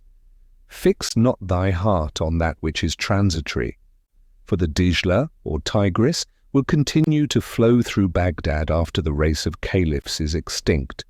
If thy hand has plenty, be liberal as the date tree, but if it affords nothing to give away, be an azad, or free man, like the cypress." Complemental versus the pretensions of poverty. Thou dost presume too much, poor needy wretch, to claim a station in the firmament, because thy humble cottage, or thy tub, nurses some lazy or pedantic virtue, in the cheap sunshine or by shady springs, with roots and pot-herbs where thy right hand, tearing those humane passions from the mind, upon whose stocks fair blooming virtues flourish, degradeth nature and benumbeth sense, and, Gorgon-like, turns active men to stone. We not require the dull society of your necessitated temperance, or that unnatural stupidity, that knows nor joy nor sorrow, nor your forced, falsely exalted passive fortitude. Above the active, this low abject brood that fix their seats in mediocrity. Become your servile minds, but we advance. Such virtues only as admit excess, brave, bounteous acts, regal magnificence, all-seeing prudence, magnanimity, that knows no bound, and that heroic virtue, for which antiquity hath left no name, but patterns only, such as Hercules, Achilles, Theseus, back to thy loathed cell, and when thou seest the new enlightened sphere, study to know but what those worthies were. T. Carew. Where I lived, and what I lived for. At a certain season of our life we are accustomed to consider every spot as the possible site of a house. I have thus surveyed the country on every side within a dozen miles of where I live. In imagination I have bought all the farms in succession, for all were to be bought, and I knew their price. I walked over each farmer's premises, tasted his wild apples, discoursed on husbandry with him, took his farm at his price, at any price, mortgaging it to him in my mind, even put a higher price on it, took everything but a deed of it, took his word for his deed, for I dearly loved to talk, cultivated it, and him too to some extent I trust, and withdrew when I had enjoyed it long enough, leaving him to carry it on. This experience entitled me to be regarded as a sort of real estate broker by my friends. Wherever I sat, there I might live, and the landscape radiated from me accordingly. What is a house but a sedes, a seat, better, if a country seat? I discovered many a site for a house not likely to be soon improved, which some might have thought too far from the village, but to my eyes the village was too far from it. Well, there I might live, I said, and there I did live, for an hour, a summer and a winter life, saw how I could let the years run off, buffet the winter through, and see the spring come in. The future inhabitants of this region, wherever they may place their houses, may be sure that they have been anticipated. An afternoon sufficed to lay out the land into orchard, woodlot, and pasture, and to decide what fine oaks or pines should be left to stand before the door, and whence each blasted tree could be seen to the best advantage. And then I let it lie, fallow, perchance, for a man is rich in proportion to the number of things which he can afford to let alone. My imagination carried me so far that I even had the refusal of several farms. The refusal was all I wanted, but I never got my fingers burned by actual possession. The nearest that I came to actual possession was when I bought the Hollowell place and had begun to sort my seeds and collected materials with which to make a wheelbarrow to carry it on or off with. But before the owner gave me a deed of it, his wife, every man has such a wife, changed her mind and wished to keep it, and he offered me $10 to release him. Now, to speak the truth, I had but 10 cents in the world, and it surpassed my arithmetic to tell if I was that man who had 10 cents, or who had a farm, or $10, or all together. However, I let him keep the $10 and the farm too, for I had carried it far enough, or rather, to be generous, I sold him the farm for just what I gave for it, and, as he was not a rich man, made him a present of $10, and still had my 10 cents and seeds and materials for a wheelbarrow left. I found thus that I had been a rich man without any damage to my poverty. But I retained the landscape, and I have since annually carried off what it yielded without a wheelbarrow. With respect to landscapes, I am monarch of all I survey, my right there is none to dispute. I have frequently seen a poet withdraw, having enjoyed the most valuable part of a farm, while the crusty farmer supposed that he had got a few wild apples only. Why the owner does not know it for many years, when a poet has put his farm in rhyme, the most admirable kind of invisible fence has fairly impounded it, milked it, skimmed it, and got all the cream, and left the farmer only the skimmed milk. The real attractions of the Hollowell farm to me were its complete retirement, being about 2 miles from the village, half a mile from the nearest neighbour, and separated from the highway by a broad field, its bounding on the river, which the owner said protected it by its fogs from frosts in the spring, though that was nothing to me. The grey colour and ruinous state of the house and barn, and the dilapidated fences, which put such an interval between me and the last occupant. The hollow and lichen-covered apple trees gnawed by rabbits, showing what kind of neighbours I should have.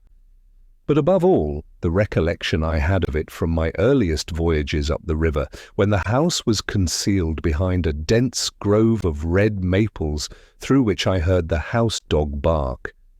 I was in haste to buy it before the proprietor finished getting out some rocks, cutting down the hollow apple trees and grubbing up some young birches which had sprung up in the pasture, or, in short, had made any more of his improvements.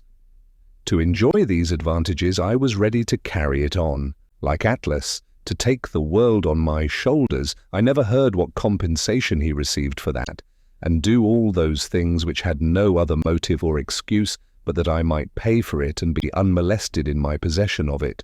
For I knew all the while that it would yield the most abundant crop of the kind I wanted, if I could only afford to let it alone.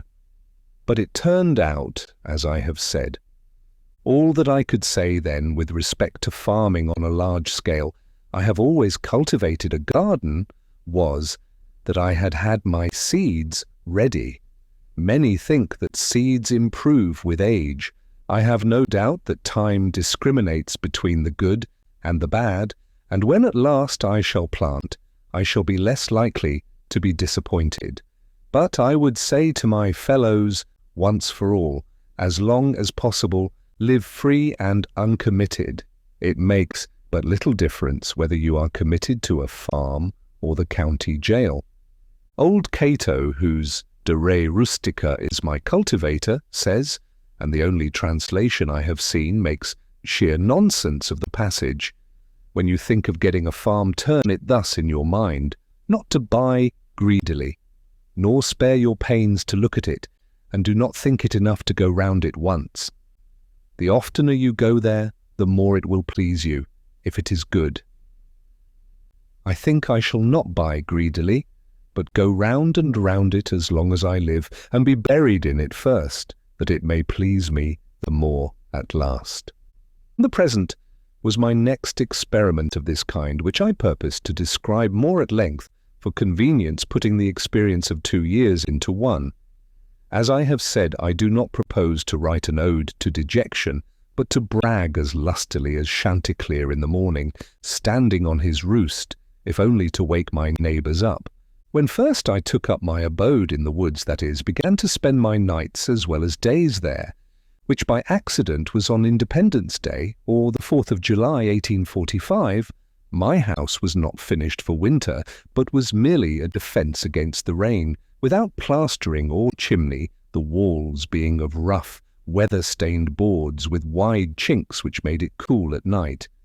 The upright white-hewn studs and freshly planed door and window casings gave it a clean and airy look, especially in the morning, when its timbers were saturated with dew, so that I fancied that by noon some sweet gum would exude from them.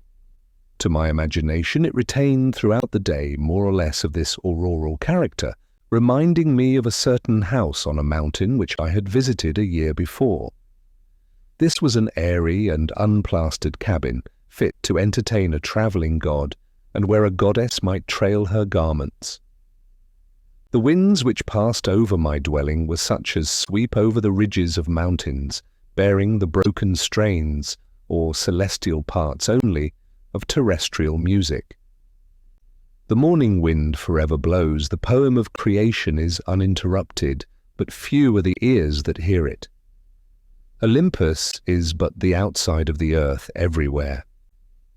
The only house I had been the owner of before, if I except a boat, was a tent which I used occasionally when making excursions in the summer, and this is still rolled up in my garret, but the boat, after passing from hand to hand, has gone down the stream of time.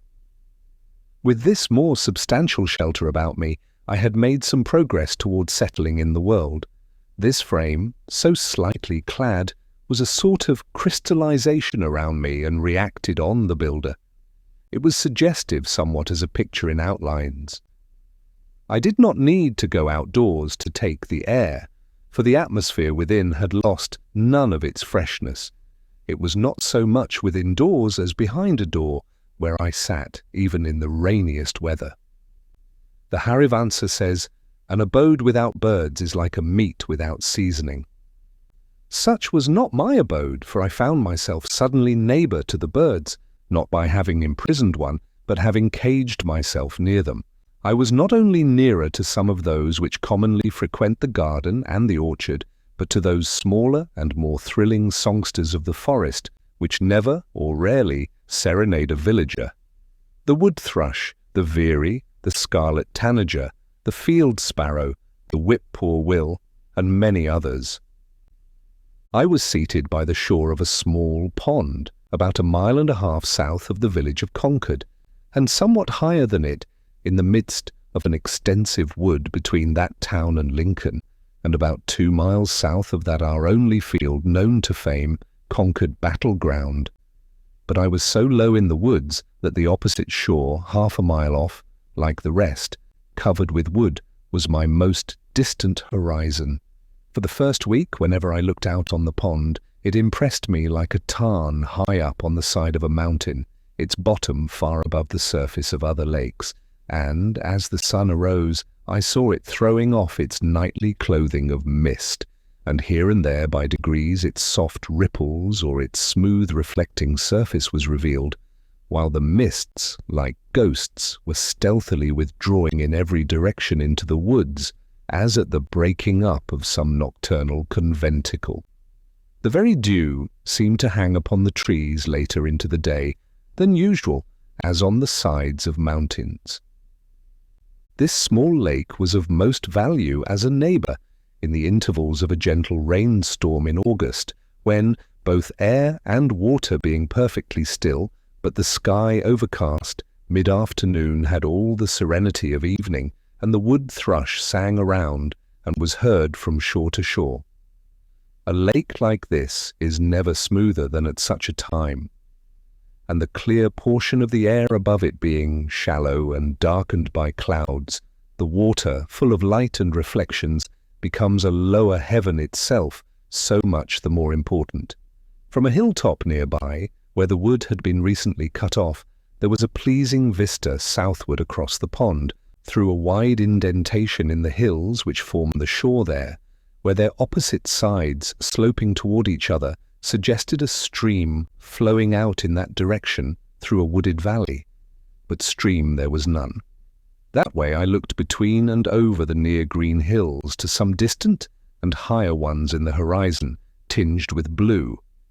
Indeed, by standing on tiptoe, I could catch a glimpse of some of the peaks of the still bluer and more distant mountain ranges in the northwest, those true blue coins from heaven's own mint, and also of some portion of the village.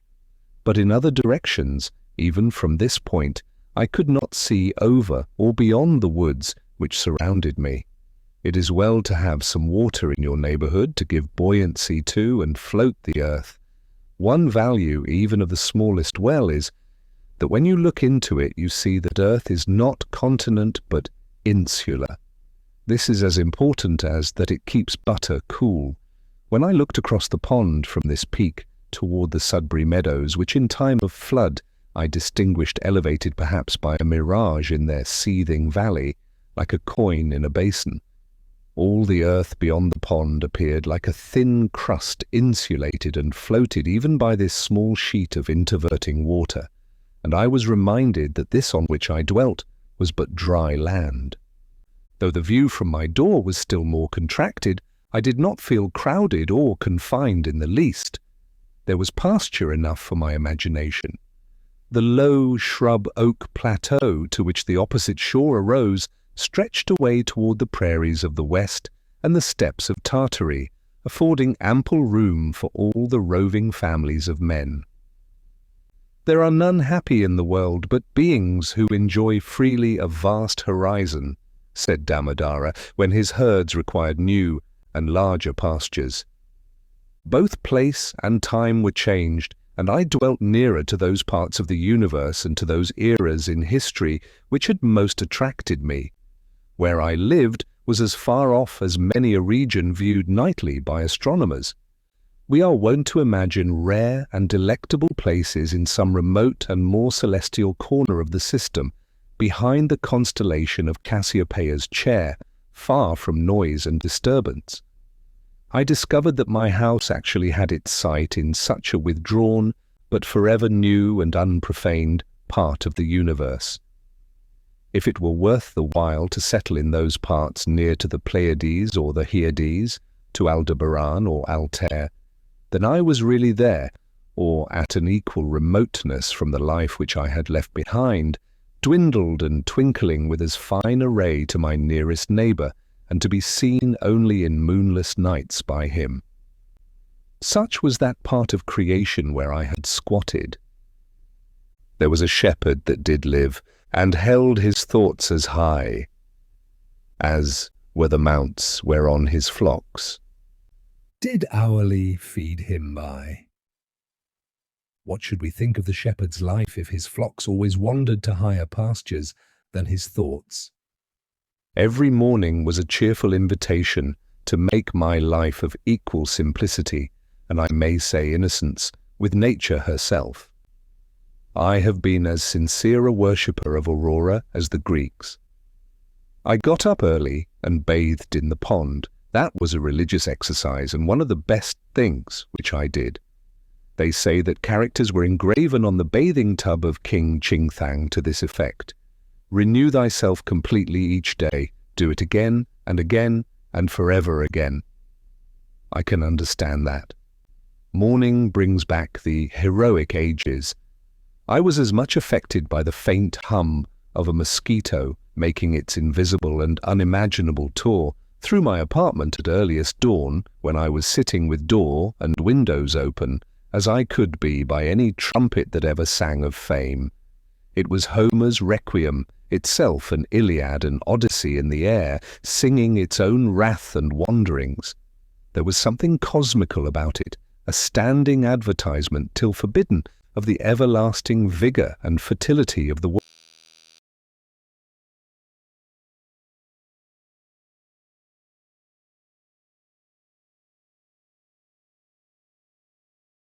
world.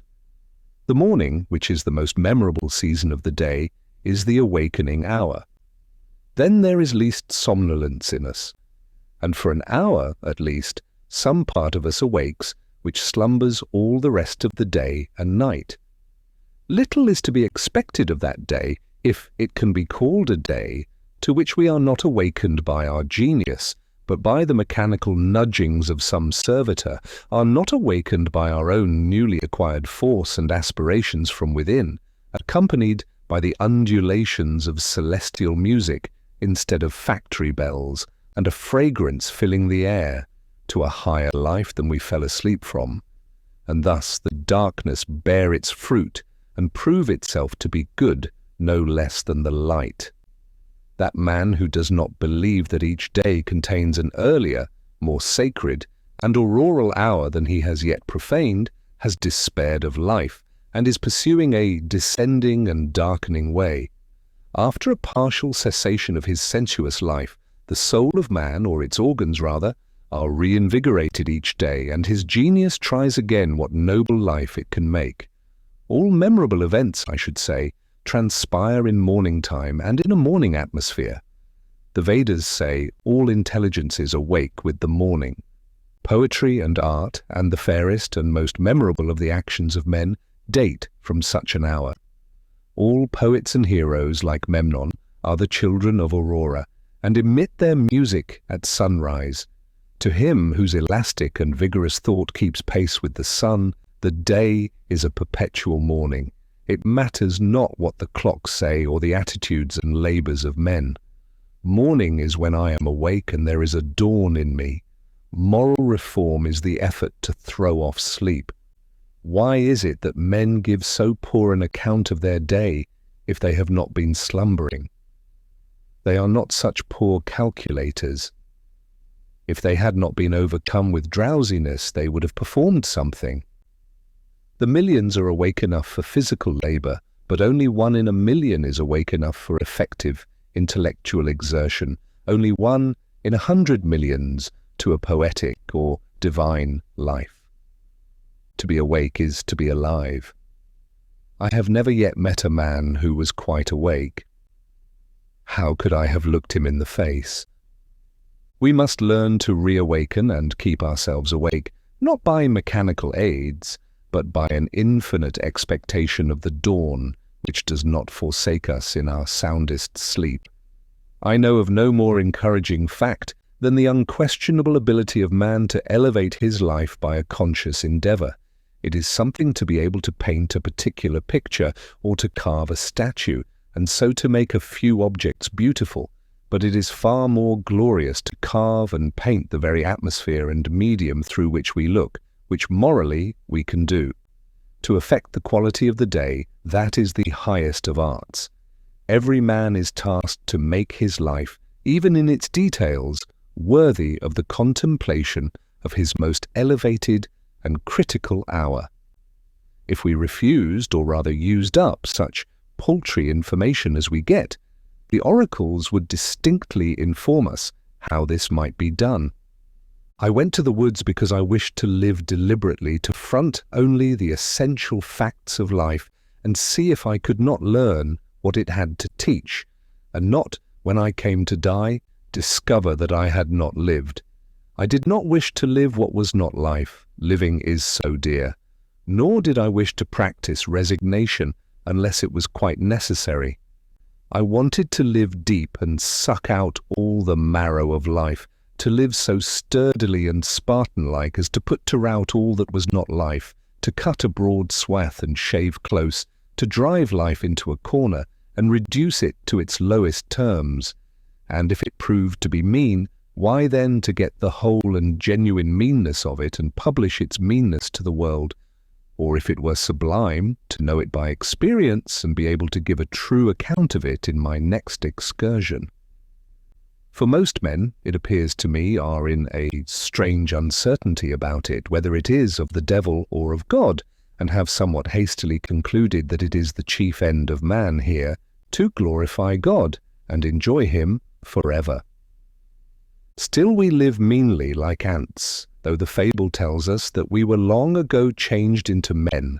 Like pygmies we fight with cranes. It is error upon error, and clout upon clout, and our best virtue has for its occasion a superfluous and evitable wretchedness. Our life is frittered away by detail. An honest man has hardly need to count more than his 10 fingers, or in extreme cases he may add his 10 toes and lump the rest. Simplicity, simplicity, simplicity. I say, let your affairs be as 2 or 3 and not 100 or 1,000. Instead of 1,000,000, count half a dozen, and keep your accounts on your thumbnail. In the midst of this chopping sea of civilized life, such are the clouds and storms and quicksands and 1,001 items to be allowed for, that a man has to live if he would not founder and go to the bottom and not make his port at all by dead reckoning, and he must be a great calculator indeed who succeeds. Simplify, simplify. Instead of 3 meals a day, if it be necessary, eat but 1, instead of 100 dishes, 5, and reduce other things in proportion. Our life is like a German confederacy made up of petty states with its boundary forever fluctuating, so that even a German cannot tell you how it is bounded at any moment. The nation itself, with all its so-called internal improvements, which, by the way, are all external and superficial, is just such an unwieldy and overgrown establishment, cluttered with furniture and tripped up by its own traps, ruined by luxury and heedless expense, by want of calculation and a worthy aim, as the 1,000,000 households in the land. And the only cure for it, as for them, is in a rigid economy, a stern and more than Spartan simplicity of life and elevation of purpose. It lives too fast.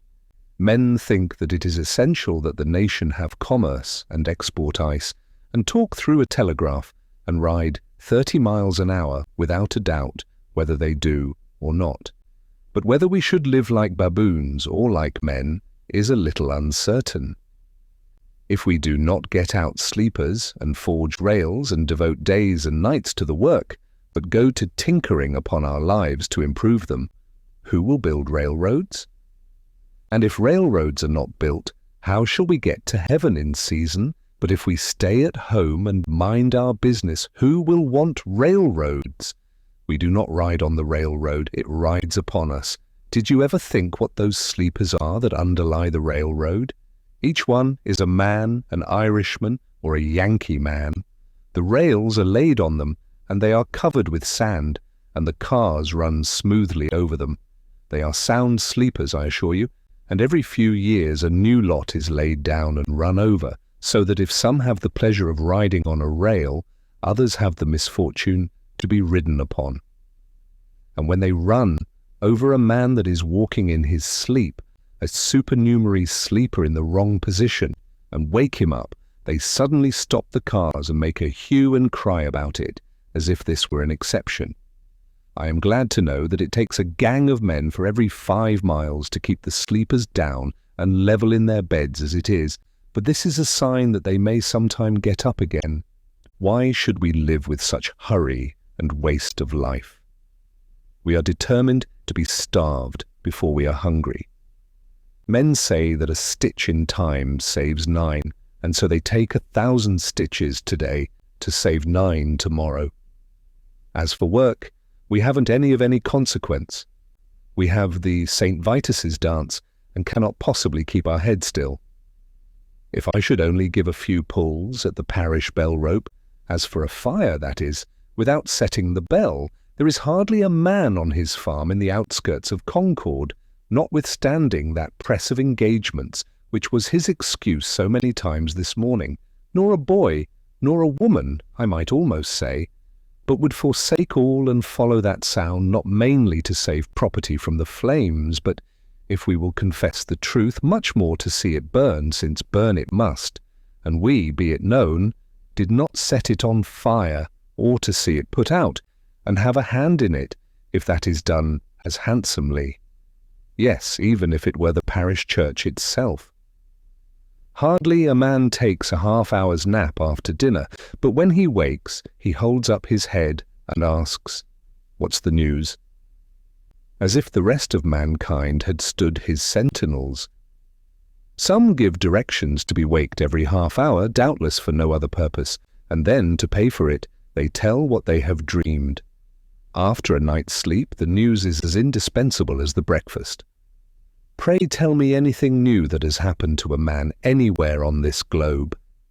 And he reads it over his coffee and rolls, that a man has had his eyes gouged out this morning on the Wachito River, never dreaming the while that he lives in the dark, unfathomed mammoth cave of this world, and has but the rudiment of an eye himself. For my part, I could easily do without the post office.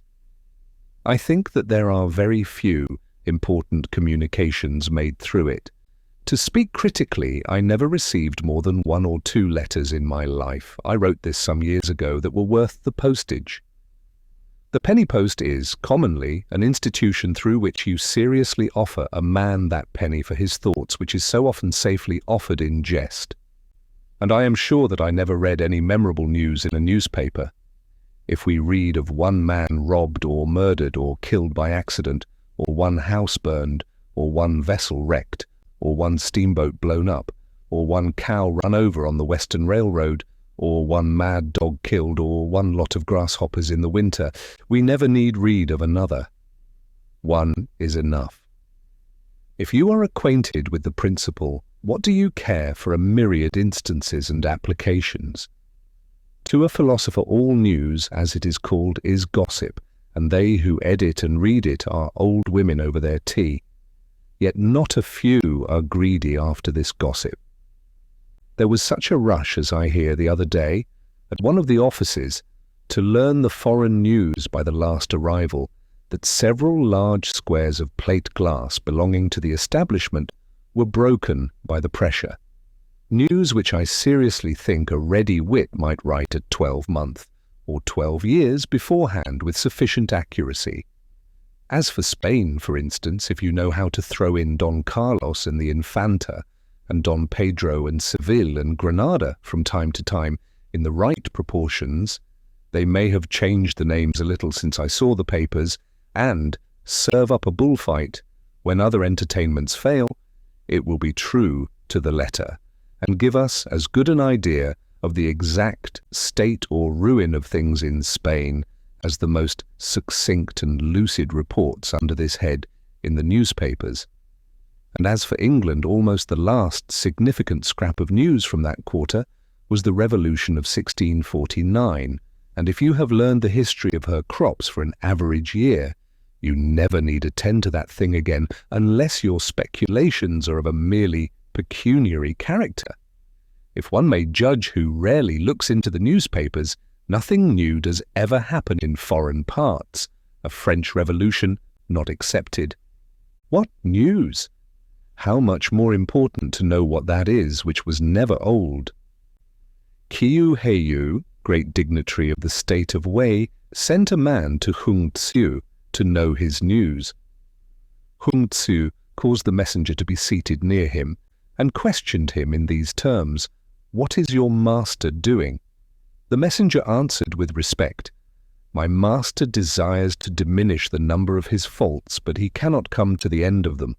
The messenger being gone, the philosopher remarked, "What a worthy messenger! What a worthy messenger!" The preacher, instead of vexing the ears of drowsy farmers on their day of rest at the end of the week, for Sunday is the fit conclusion of an ill-spent week, and not the fresh and brave beginning of a new one, with this one other draggle-tail of a sermon, should shout with thundering voice, "Pause! Avast! Why so seeming fast but deadly slow? Shams and delusions are esteemed for soundest truths, while reality is fabulous. If men would steadily observe realities only and not allow themselves to be deluded, life, to compare it with such things as we know, would be like a fairy tale in the Arabian Nights entertainments. If we respected only what is inevitable and has a right to be, music and poetry would resound along the streets. When we are unhurried and wise, we perceive that only great and worthy things have any permanent and absolute existence, that petty fears and petty pleasures are but the shadow of the reality. This is always exhilarating and sublime. By closing the eyes and slumbering and consenting to be deceived by shows, men establish and confirm their daily life of routine and habit everywhere, which still is built on purely illusory foundations. Children who play life discern its true law and relations more clearly than men who fail to live it worthily, but who think that they are wiser by experience, that is, by failure. I have read in a Hindu book that there was a king's son who, being expelled in infancy from his native city, was brought up by a forester, and, growing up to maturity in that state, imagined himself to belong to the barbarous race with which he lived. One of his father's ministers, having discovered him, revealed to him what he was, and the misconception of his character was removed, and he knew himself to be a prince.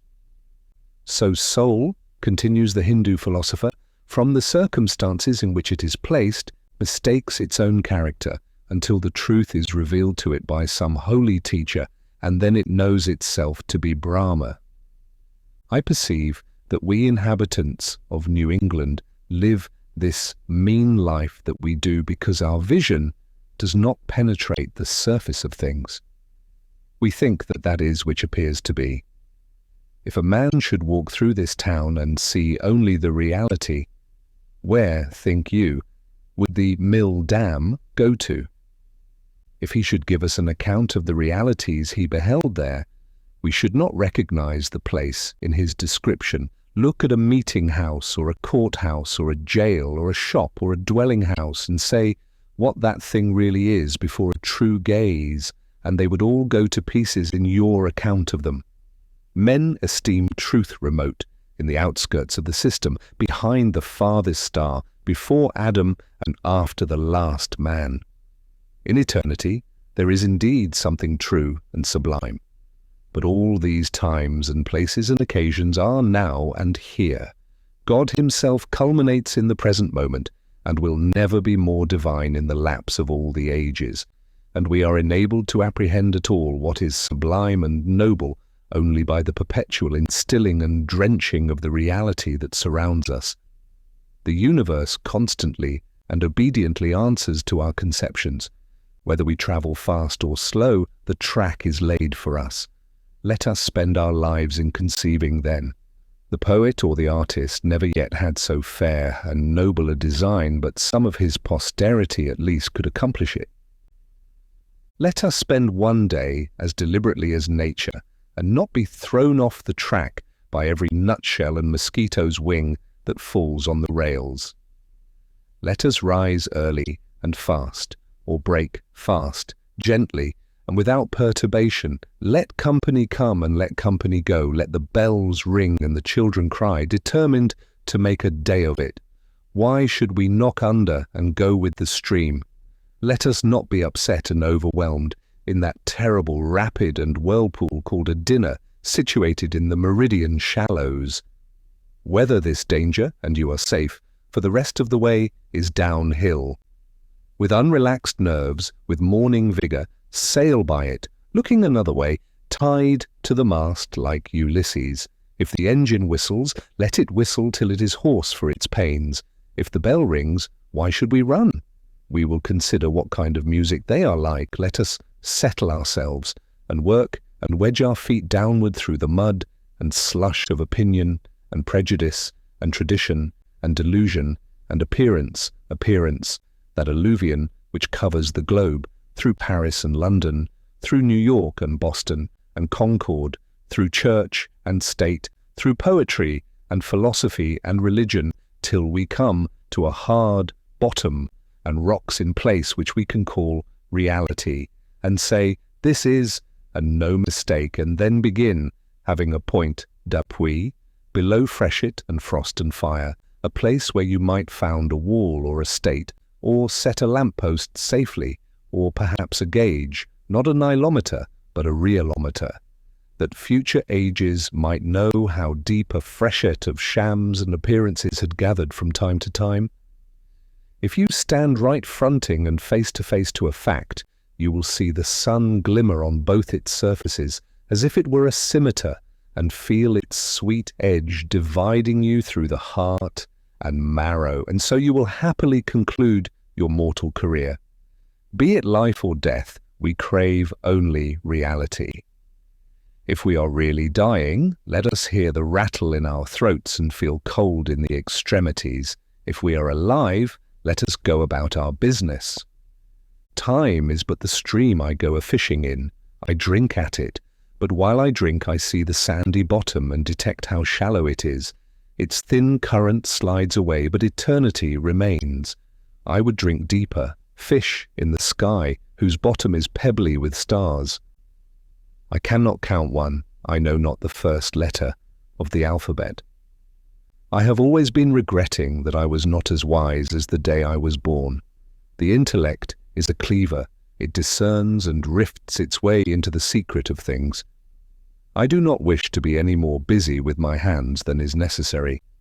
My head is hands and feet.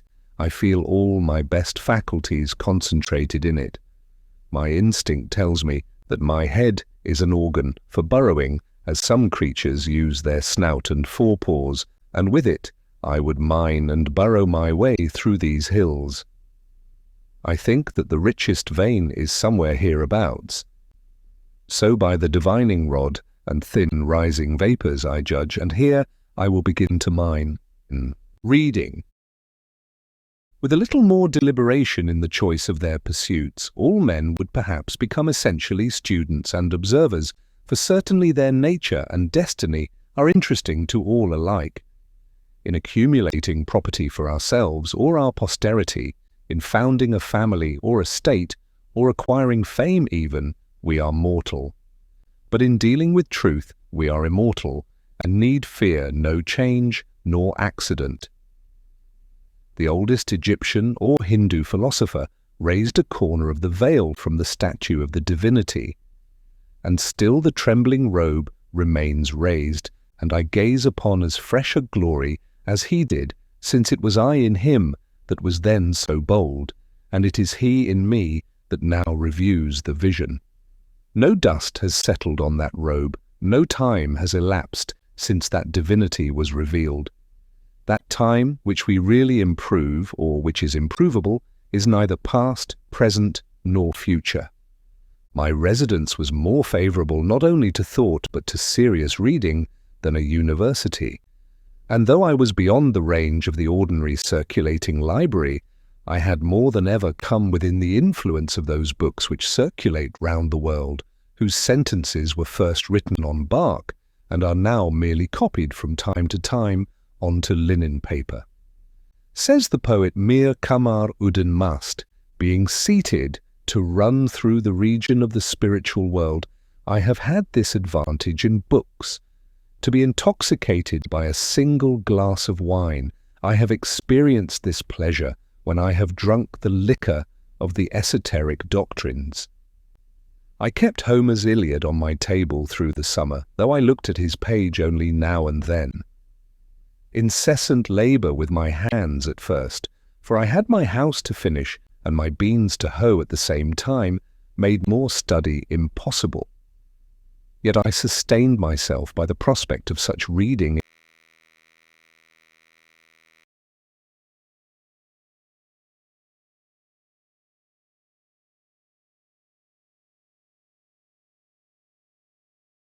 in future. I read one or two shallow books of travel in the intervals of my work, till that employment made me ashamed of myself, and I asked where it was then that I lived. The student may read Homer or Aeschylus in the Greek without danger of dissipation or luxuriousness, for it implies that he in some measure emulate their heroes and consecrate morning hours to their pages. The heroic books, even if printed in the character of our mother tongue, will always be in a language dead to degenerate times, and we must laboriously seek the meaning of each word and line, conjecturing a larger sense than common use permits out of what wisdom and valour and generosity we have. The modern cheap and fertile press, with all its translations, has done little to bring us nearer to the heroic writers of antiquity. They seem as solitary, and the letter in which they are printed as rare and curious as ever. It is worth the expense of youthful days and costly hours if you learn only some words of an ancient language, which are raised out of the trivialness of the street to be perpetual suggestions and provocations. It is not in vain that the farmer remembers and repeats the few Latin words which he has heard. Men sometimes speak as if the study of the classics would at length make way for more modern and practical studies.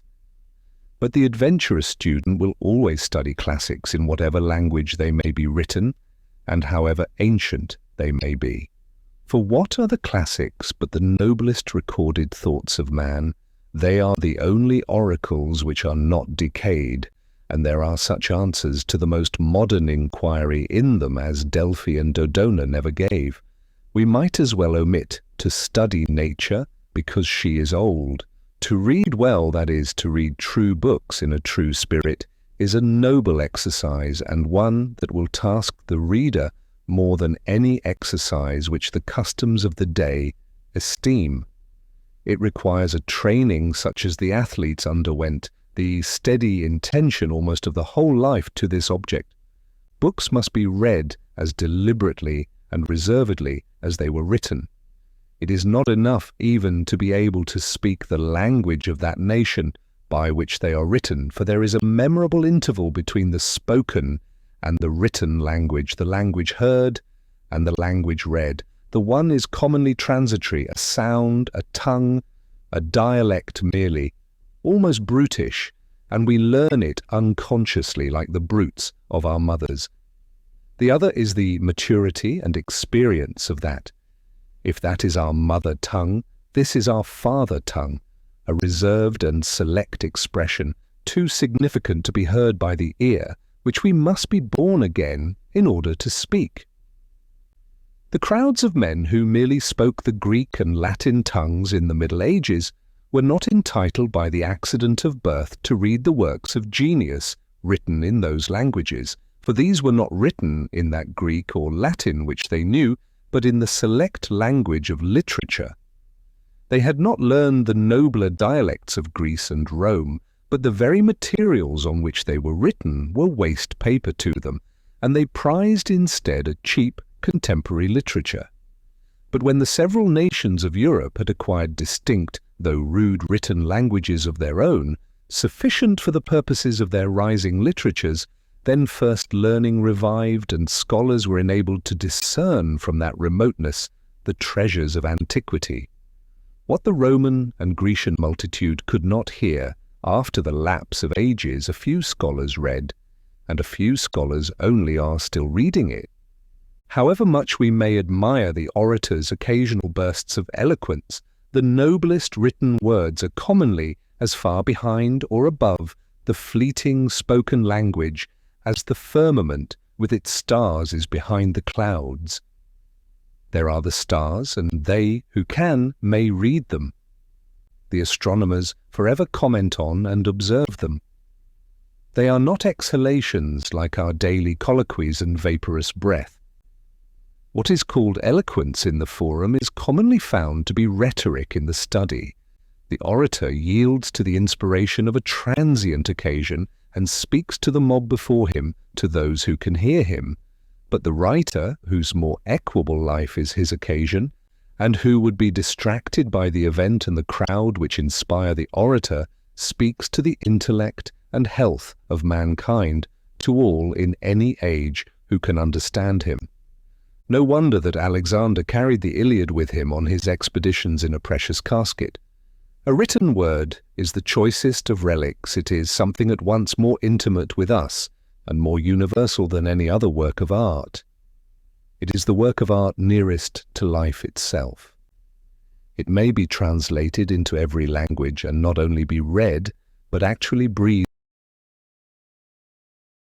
from all human lips. Not be represented on canvas or in marble only, but be carved out of the breath of life itself. The symbol of an ancient man's thought becomes a modern man's speech. 2,000 summers have imparted to the monuments of Grecian literature, as to her marbles, only a maturer golden and autumnal tint, for they have carried their own serene and celestial atmosphere into all lands to protect them against the corrosion of time. Books are the treasured wealth of the world and the fit inheritance of generations and nations. Books, the oldest and the best, stand naturally and rightfully on the shelves of every cottage. They have no cause of their own to plead, but while they enlighten and sustain the reader, his common sense will not refuse them.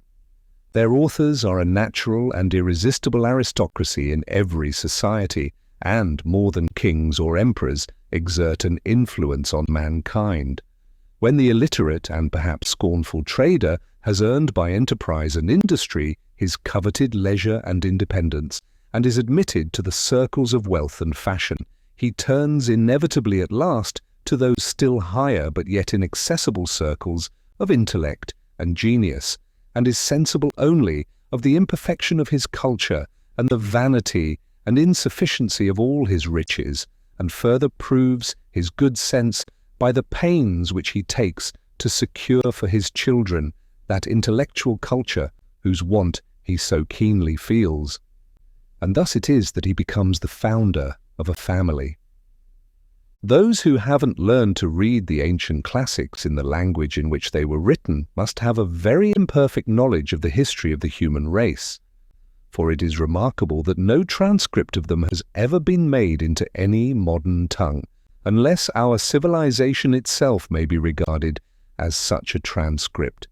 Homer has never yet been printed in English, nor Aeschylus, nor Virgil even, works as refined, as solidly done, and as beautiful almost as the morning itself. For later writers, say what we will of their genius, have rarely, if ever, equaled the elaborate beauty and finish and the lifelong and heroic literary labors of the ancients. They only talk of forgetting them who never knew them. It will be soon enough to forget them when we have the learning and the genius which will enable us to attend to and appreciate them. That age will be rich indeed when those relics which we call classics, and the still older and more than classic but even less known scriptures of the nations shall have still further accumulated, when the Vaticans shall be filled with Vedas and Zendavestas and Bibles, with Homers and Dantes and Shakespeares, and all the centuries to come shall have successively deposited their trophies in the forum of the world. By such a pile we may hope to scale heaven at last. The works of the great poets have never yet been read by mankind, for only great poets can read them. They have only been read as the multitude read the stars, at most astrologically, not astronomically. Most men have learned to read to serve a paltry convenience, as they have learned to cipher in order to keep accounts and not be cheated in trade. But of reading as a noble intellectual exercise they know little or nothing. Yet this only is reading, in a high sense, not that which lulls us as a luxury and suffers the nobler faculties to sleep the while, but what we have to stand on tiptoe to read and devote our most alert and wakeful hours to. I think that having learned our letters, we should read the best that is in literature, and not be forever repeating our abiabs and words of one syllable in the 4th or 5th classes, sitting on the lowest and foremost form all our lives. Most men are satisfied if they read or hear read, and perchance have been convicted by the wisdom of one good book, the Bible, and for the rest of their lives vegetate and dissipate their faculties in what is called easy reading. There is a work in several volumes in our circulating library entitled Little Reading, which I thought referred to a town of that name which I had not been to. There are those who, like cormorants and ostriches, can digest all sorts of this, even after the fullest dinner of meats and vegetables, for they suffer nothing to be wasted. If others are the machines to provide this provender, they are the machines to read it. They read the 9,000th tale about Zebulun and Sophronia, and how they loved as none had ever loved before, and neither did the course of their true love run smooth. At any rate, how it did run and stumble and get up again and go on. How some poor unfortunate got up onto a steeple who had better never have gone up as far as the belfry. And then, having needlessly got him up there, the happy novelist rings the bell for all the world to come together and hear. Oh dear, how he did get down again. For my part, I think that they had better metamorphose all such aspiring heroes of universal noveldom into man-weathercocks, as they used to put heroes among the constellations, and let them swing round there till they are rusty, and not come down at all to bother honest men with their pranks. The next time the novelist rings the bell, I will not stir though the meeting house burn down. The Skip of the Tiptoe Hop, a romance of the Middle Ages, by the celebrated author of Tittle Toltan, to appear in monthly parts, a great rush, don't all come together. All this they read with saucer eyes and erect and primitive curiosity, and with unwearied gizzard, whose corrugations even yet need no sharpening, just as some little 4-year-old bencher his 2-cent gilt-covered edition of Cinderella without any improvement that I can see in the pronunciation or accent or emphasis, or any more skill in extracting or inserting the moral. The result is dullness of sight, a stagnation of the vital circulations, and a general deliquium and sloughing off of all the intellectual faculties. This sort of gingerbread is baked daily and more sedulously than pure wheat or rye and Indian in almost every oven, and finds a surer market. The best books are not read even by those who are called good readers. What does our Concord culture amount to? There is in this town, with a very few exceptions, no taste for the best, or for very good books even in English literature, whose words all can read and spell. Even the college-bred and so-called liberally educated men here and elsewhere have really little or no acquaintance with the English classics. And as for the recorded wisdom of mankind, the ancient classics and Bibles, which are accessible to all who will know of them, there are the feeblest efforts anywhere made to become acquainted with them. I know a woodchopper of middle age who takes a French paper, not for news as he says, for he is above that, but to keep himself in practice, he being a Canadian by birth. And when I ask him what he considers the best thing he can do in this world, he says, beside this, to keep up and add to his English. This is about as much as the college-bred generally do or aspire to do, and they take an English paper for the purpose. One who has just come from reading perhaps one of the best English books will find how many with whom he can converse about it.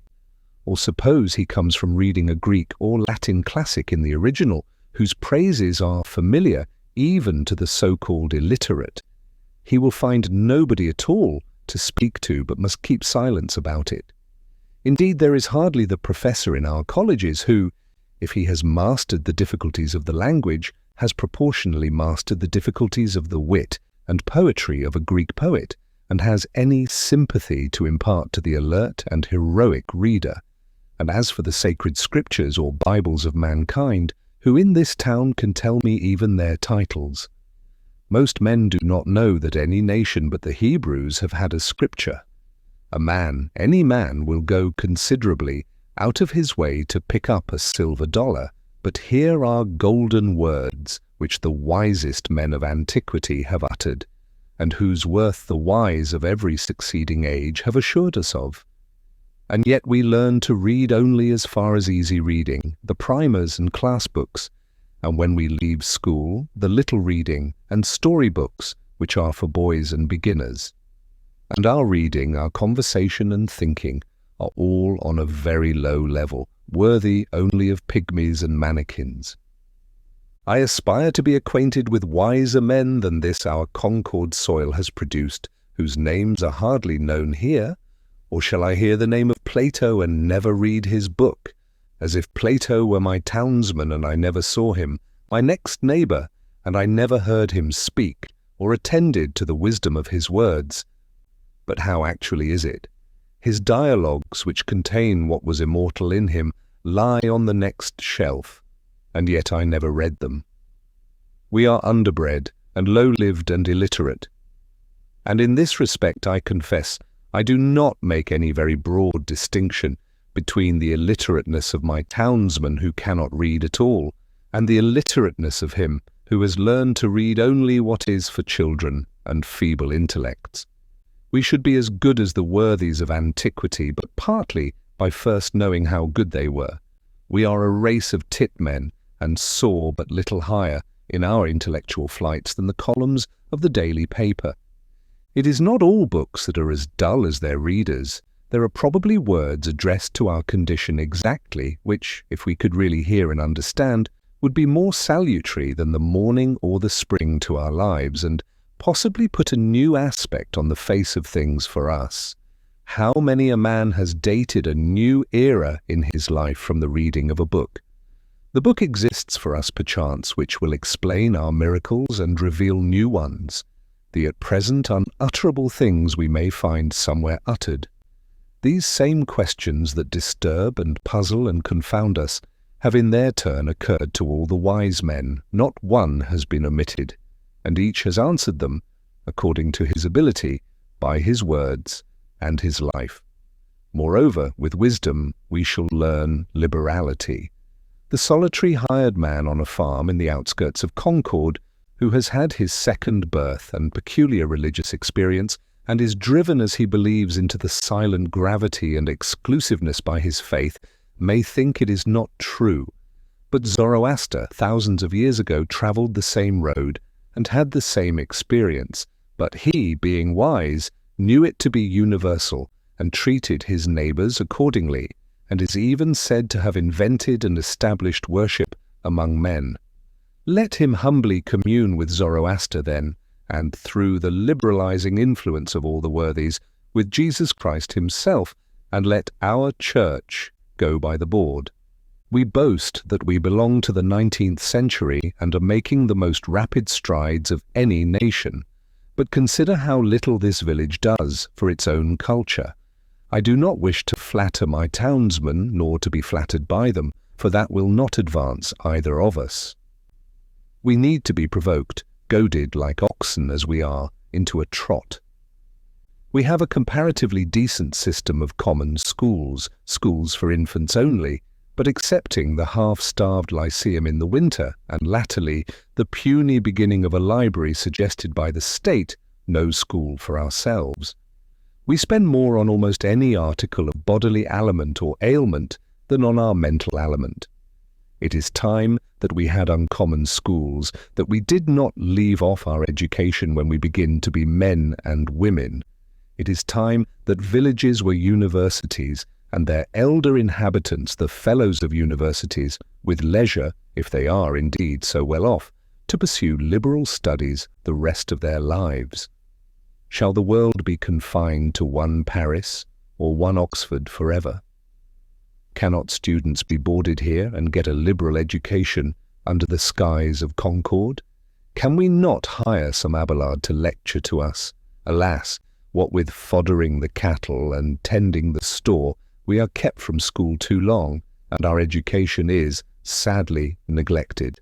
In this country, the village should in some respects take the place of the nobleman of Europe.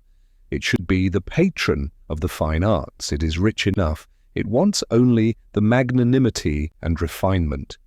It can spend money enough on such things as farmers and traders value, but it is thought utopian to propose spending money for things which more intelligent men know to be of far more worth. This town has spent $17,000 on a townhouse, thank fortune or politics, but probably it will not spend so much on living wit, the true meat, to put into that shell in 100 years. The $125 annually subscribed for a lyceum in the winter is better spent than any other equal sum raised in the town. If we live in the 19th century, why should we not enjoy the advantages which the 19th century offers? Why should our life be in any respect provincial? If we will read newspapers, why not skip the gossip of Boston and take the best newspaper in the world at once? Not be sucking the pap of neutral family papers, or browsing olive branches here in New England. Let the reports of all the learned societies come to us, and we will see if they know anything. Why should we leave it to Harper and Brothers and Reading and Company to select our reading? As the nobleman of cultivated taste surrounds himself with whatever conduces to his culture, genius, learning, wit, books, paintings, statuary, music, philosophical instruments, and the like, so let the village do, not stop short at a pedagogue, a parson, a sexton, a parish library, and 3 selectmen, because our pilgrim forefathers got through a cold winter once on a bleak rock with these. To act collectively is according to the spirit of our institutions, and I am confident that as our circumstances are more flourishing, our means are greater than the nobleman's. New England can hire all the wise men in the world to come and teach her, and board them round the while and not be provincial at all. That is the uncommon school we want. Instead of noblemen, let us have noble villages of men. If it is necessary, omit one bridge over the river, go round a little there, and throw one arch at least over the darker gulf of ignorance which surrounds us. Sounds. But while we are confined to books, though the most select and classic, and read only particular written languages which are themselves but dialects and provincial, we are in danger of forgetting the language which all things and events speak without metaphor, which alone is copious and standard. Much is published, but little printed. The rays which stream through the shutter will be no longer remembered when the shutter is wholly removed. No method nor discipline can supersede the necessity of being forever on the alert. What is a course of history or philosophy or poetry, no matter how well selected, or the best society, or the most admirable routine of life, compared with the discipline of looking always at what is to be seen? Will you be a reader, a student merely, or a seer? Read your fate, see what is before you, and walk on into futurity. I did not read books the first summer. I hoed beans. Nay, I often did better than this. There were times when I could not afford to sacrifice the bloom of the present moment to any work, whether of the head or hands. I love a broad margin to my life. Sometimes, in a summer morning, having taken my accustomed bath, I sat in my sunny doorway from sunrise till noon, wrapped in a reverie amidst the pines and hickories and sumacs, in undisturbed solitude and stillness, while the birds sing around or flitted noiseless through the house, until by the sun falling in at my west window, or the noise of some traveller's wagon on the distant highway, I was reminded of the lapse of time. I grew in those seasons like corn in the night, and they were far better than any work of the hands would have been. They were not times subtracted from my life, but so much over and above my usual allowance. I realized what the Orientals mean by contemplation and the forsaking of works. For the most part, I minded not how the hours went. The day advanced as if to light some work of mine. It was morning, and lo, now it is evening, and nothing memorable is accomplished. Instead of singing like the birds, I silently smiled at my incessant good fortune. As the sparrow had its trill, sitting on the hickory before my door, so had I my chuckle or suppressed warble which he might hear out of my nest.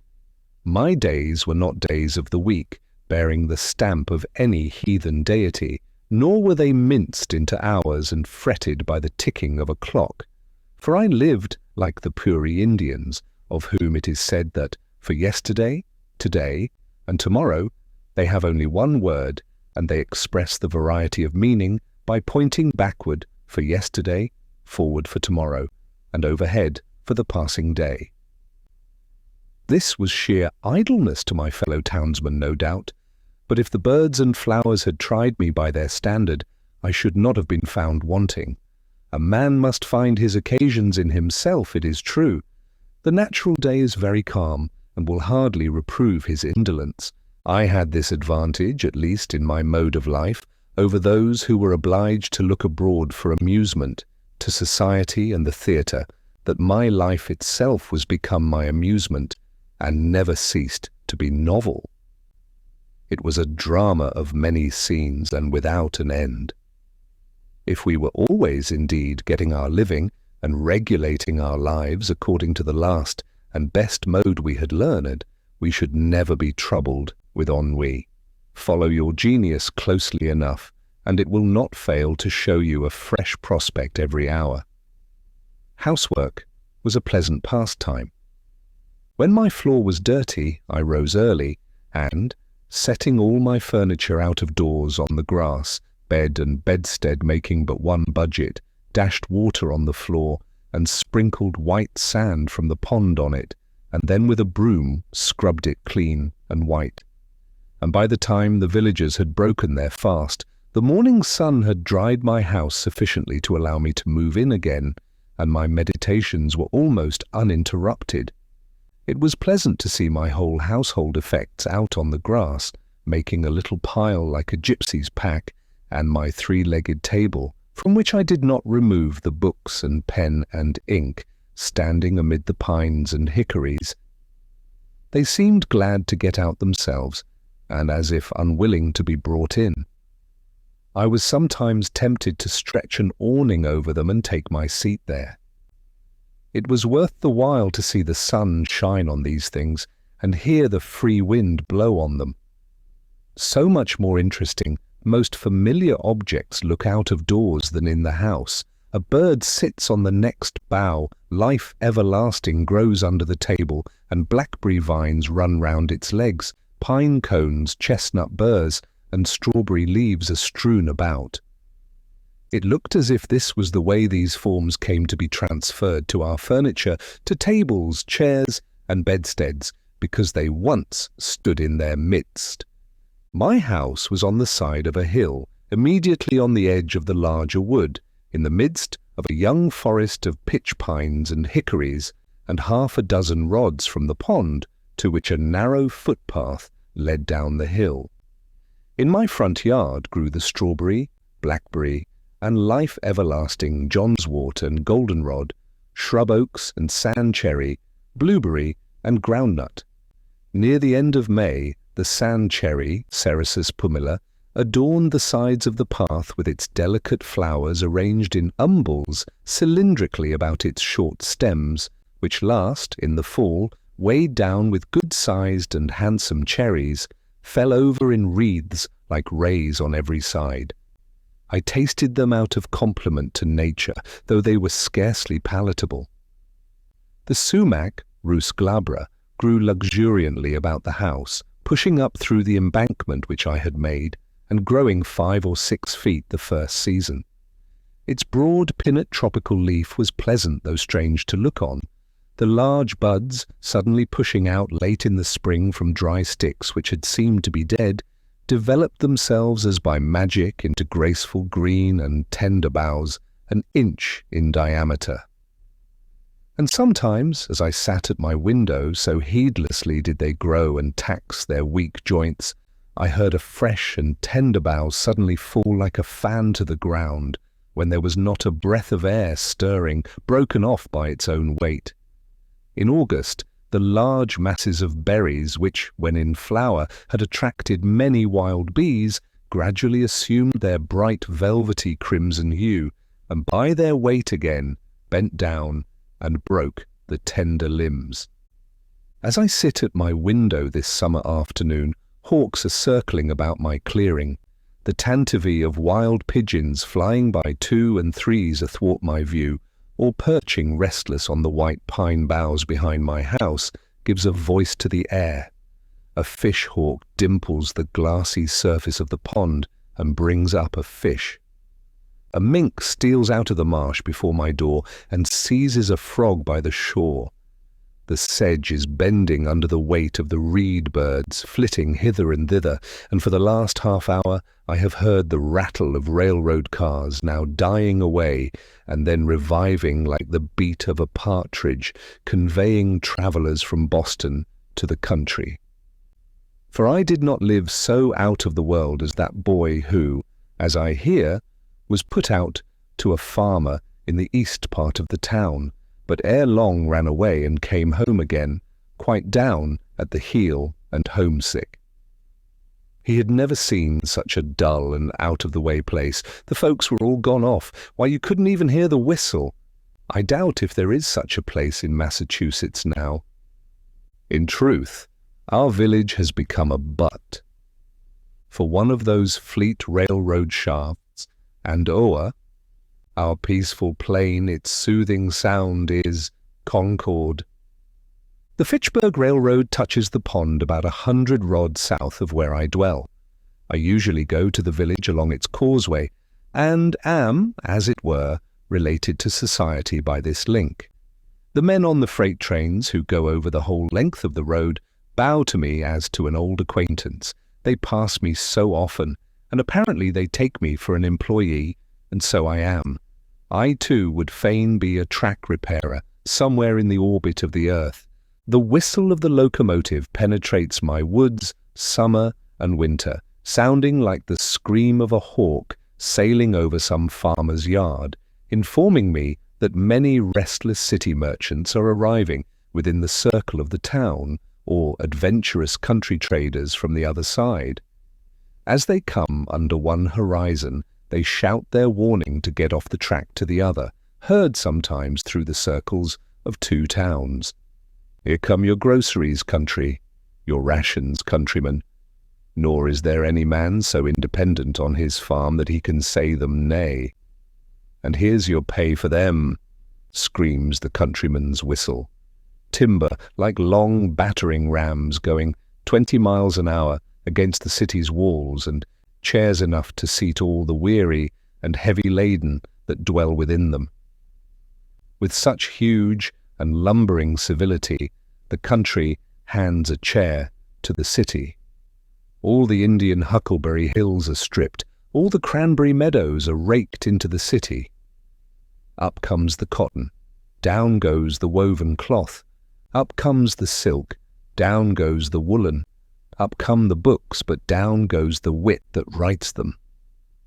When I meet the engine with its train of cars moving off with planetary motion, or rather like a comet, for the beholder knows not if with that velocity and with that direction it will ever revisit this system, since its orbit does not look like a returning curve, with its steam cloud like a banner streaming behind in golden and silver wreaths, like many a downy cloud which I have seen, high in the heavens, unfolding its masses to the light, as if this travelling demigod, this cloud compeller, would ere long take the sunset sky for the livery of his train.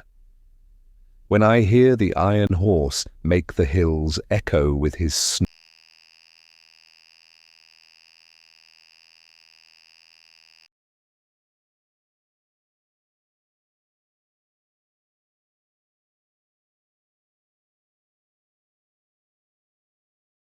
like thunder, shaking the earth with his feet, and breathing fire and smoke from his nostrils, what kind of winged horse or fiery dragon they will put into the new mythology, I don't know. It seems as if the earth had got a race now worthy to inhabit it. If all were as it seems, and men made the elements their servants for noble ends. If the cloud that hangs over the engine were the perspiration of heroic deeds, or as beneficent as that which floats over the farmer's fields, Then the elements and nature herself would cheerfully accompany men on their errands and be their escort. I watch the passage of the morning cars with the same feeling that I do the rising of the sun, which is hardly more regular. Their train of clouds stretching far behind and rising higher and higher, going to heaven while the cars are going to Boston, conceals the sun for a minute and casts my distant field into the shade, a celestial train beside which the petty train of cars which hugs the earth is but the barb of the spear. The stabler of the Iron Horse was up early this winter morning by the light of the stars amid the mountains, to fodder and harness his steed. Fire, too, was awakened thus early to put the vital heat in him and get him off.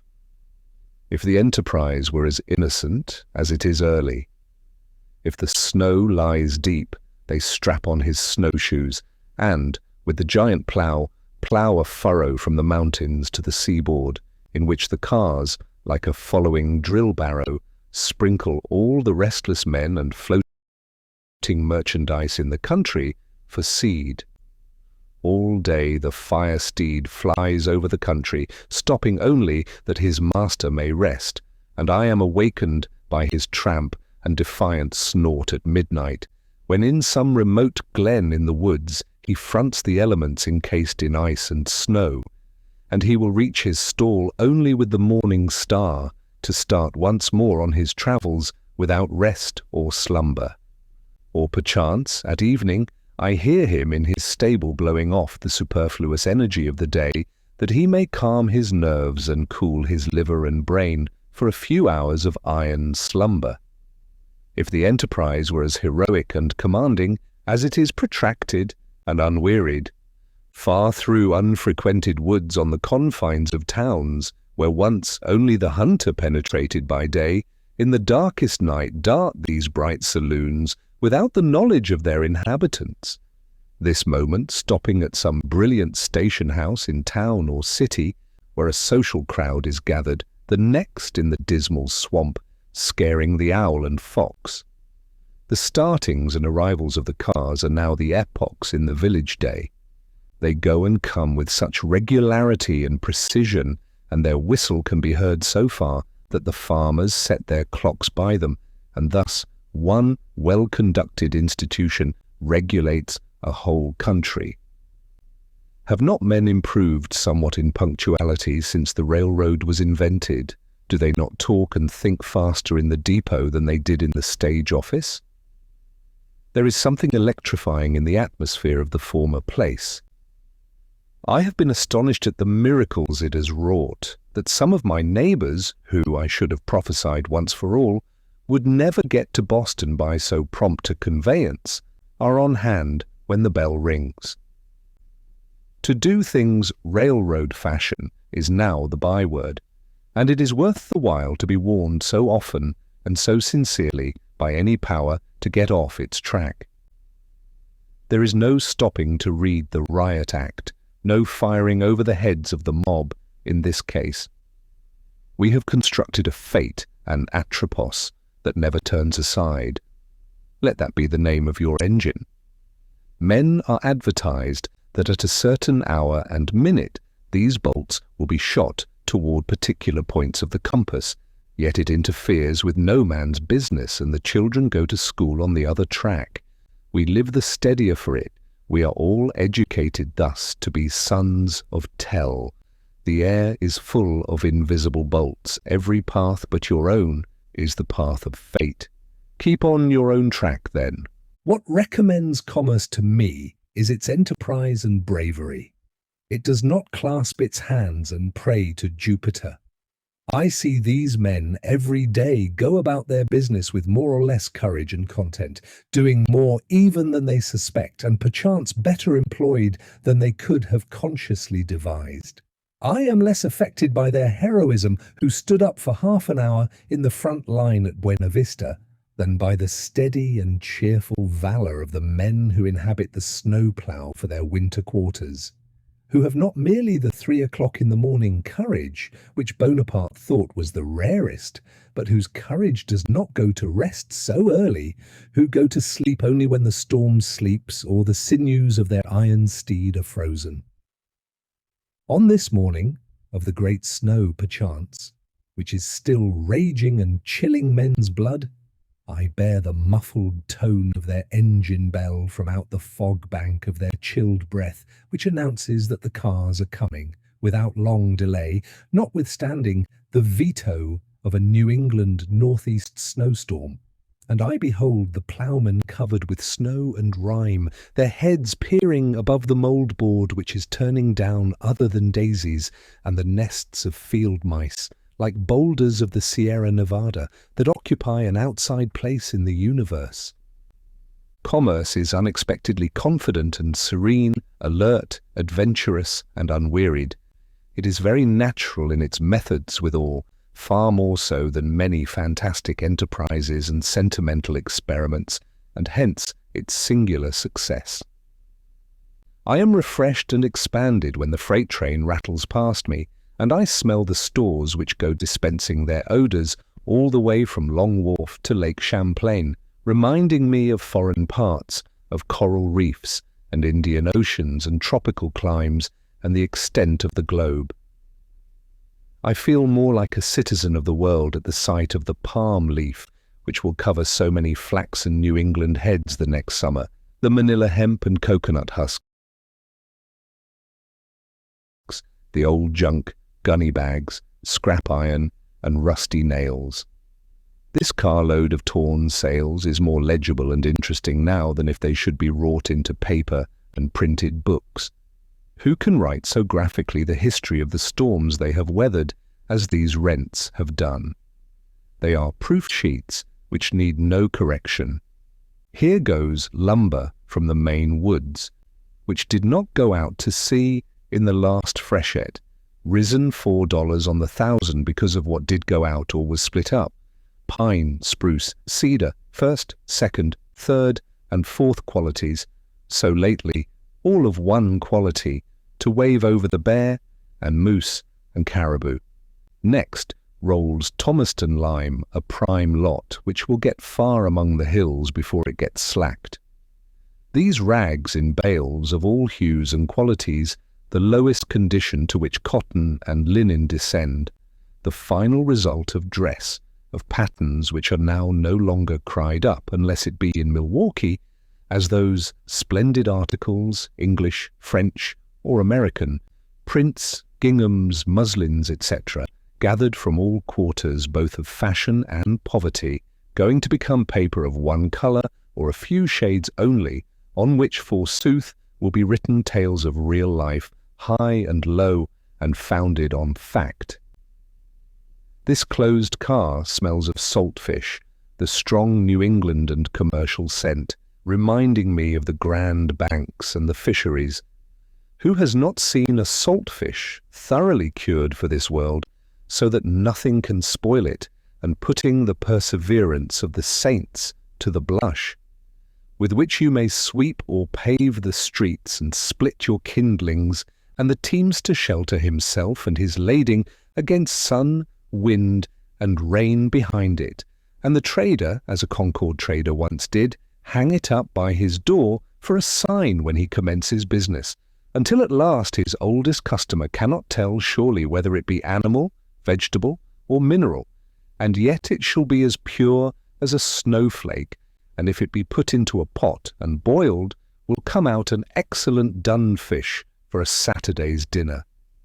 Next, Spanish hides with the tails still preserving their twist, and the angle of elevation they had when the oxen that wore them were careering over the pampas of the Spanish Main, a type of all obstinacy, and evincing how almost hopeless and incurable are all constitutional vices.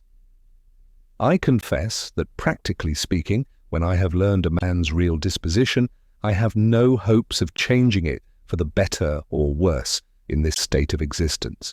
As the Orientals say, a cur's tail may be warmed and pressed and bound round with ligatures, and after a 12 years' labour bestowed upon it, still it will retain its natural form.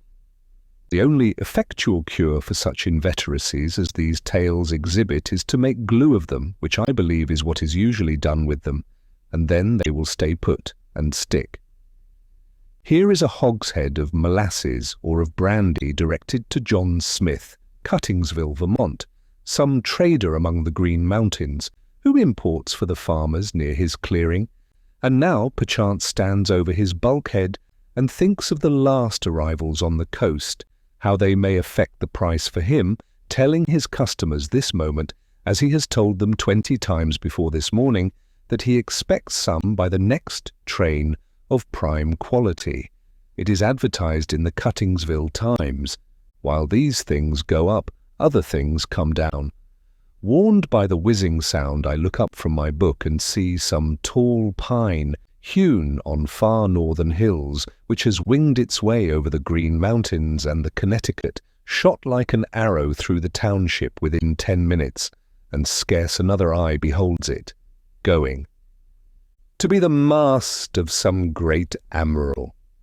And hark, here comes the cattle train bearing the cattle of 1,000 hills, sheep cots, stables, and cow yards in the air, drovers with their sticks and shepherd boys in the midst of their flocks, all but the mountain pastures whirled along like leaves blown from the mountains by the September gales.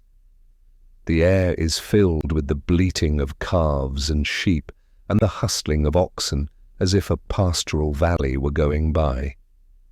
When the old bellwether at the head rattles his bell, the mountains do indeed skip like rams, and the little hills like lambs.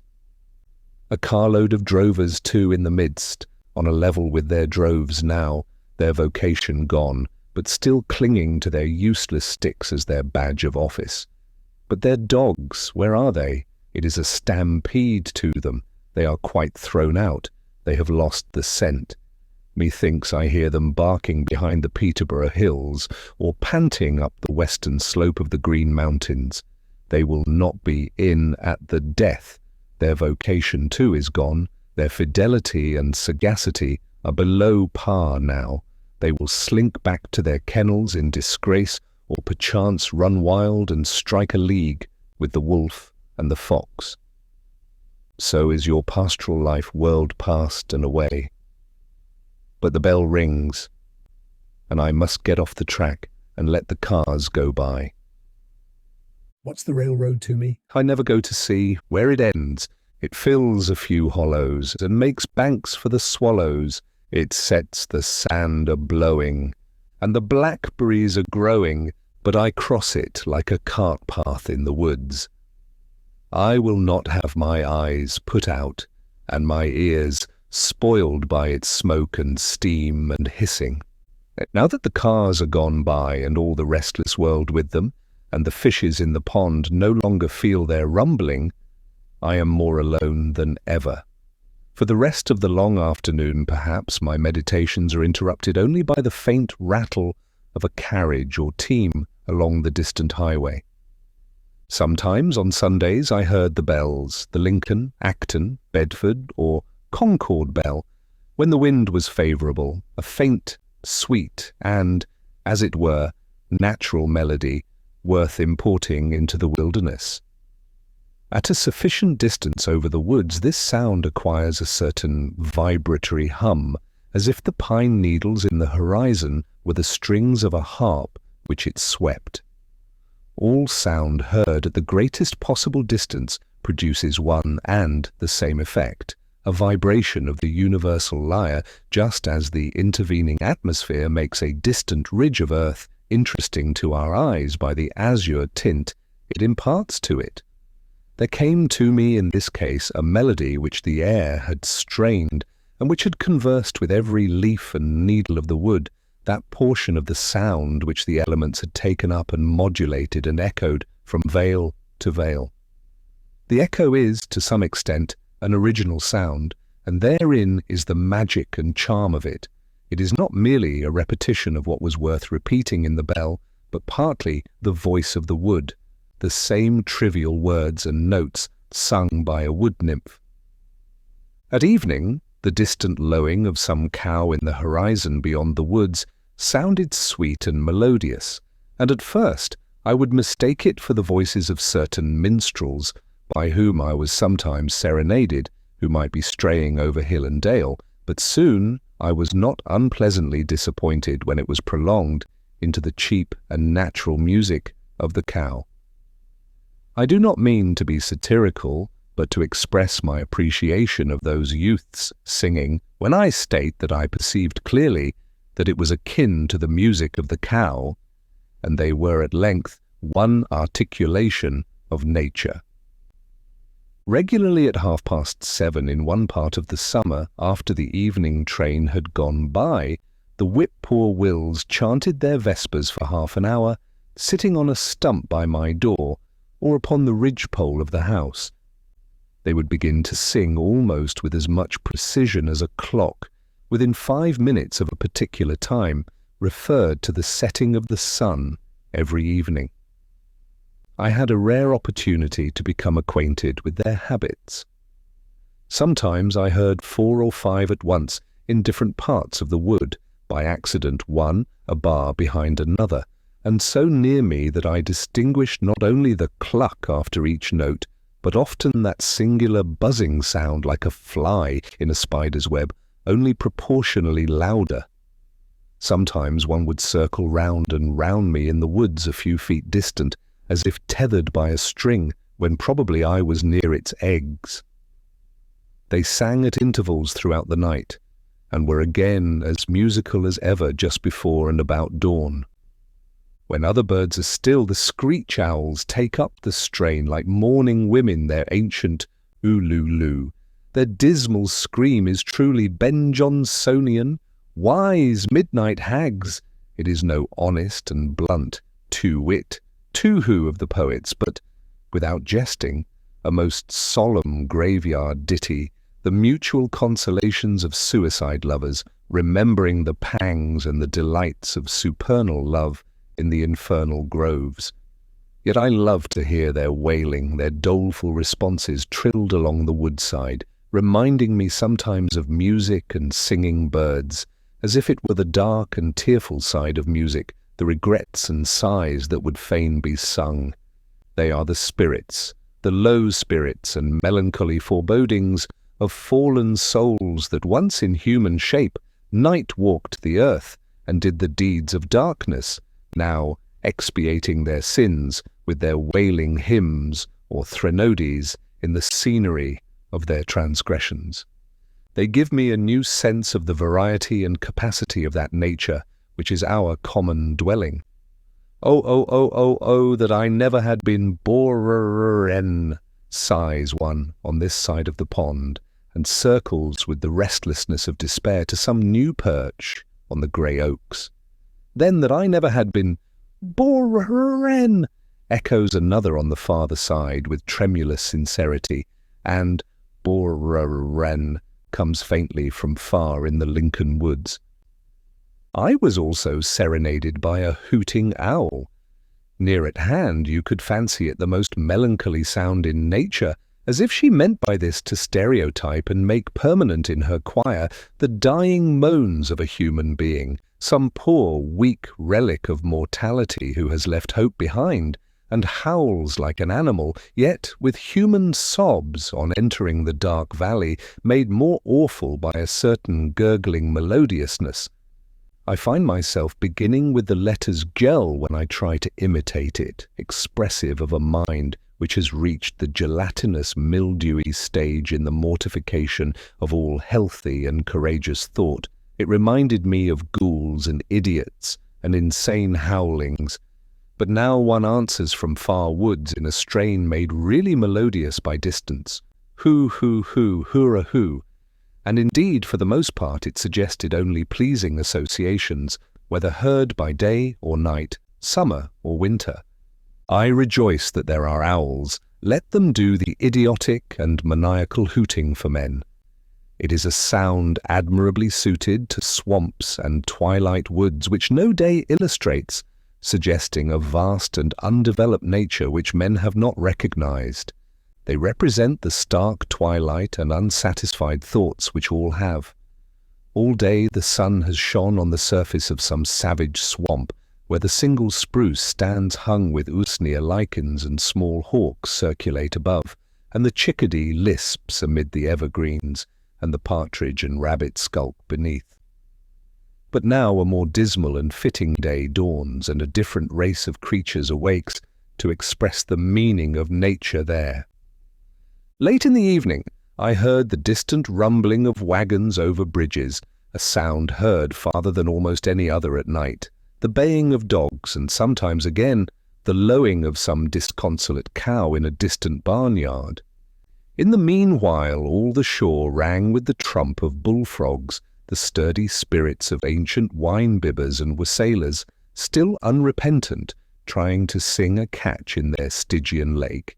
If the Walden nymphs will pardon the comparison, for though there are almost no weeds, there are frogs there, who would fain keep up the hilarious rules of their old festal tables, though their voices have waxed hoarse and solemnly grave, mocking at mirth, and the wine has lost its flavour, and become only liquor to distend their paunches, and sweet intoxication never comes to drown the memory of the past, but mere saturation and waterloggedness and distension.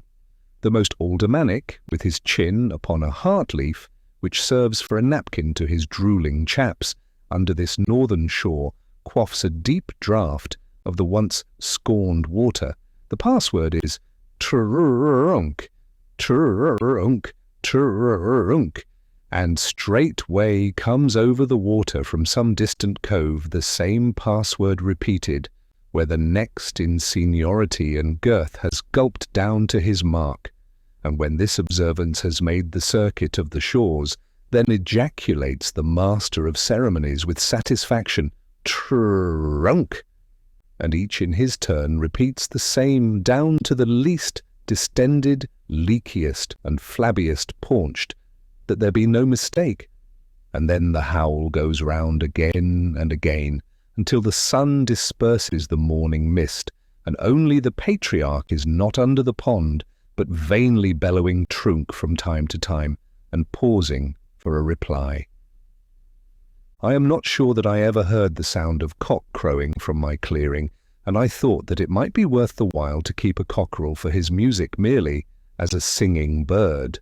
The note of this once wild Indian pheasant is certainly the most remarkable of any birds, and if they could be naturalized without being domesticated, it would soon become the most famous sound in our woods, surpassing the clangor of the goose and the hooting of the owl.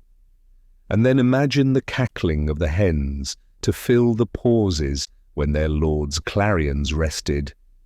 No wonder that man added this bird to his tame stock, to say nothing of the eggs and drumsticks, to walk in a winter morning in a wood where these birds abounded, their native woods, and hear the wild cockerels crow on the trees, clear and shrill for miles over the resounding earth, drowning the feebler notes of other birds.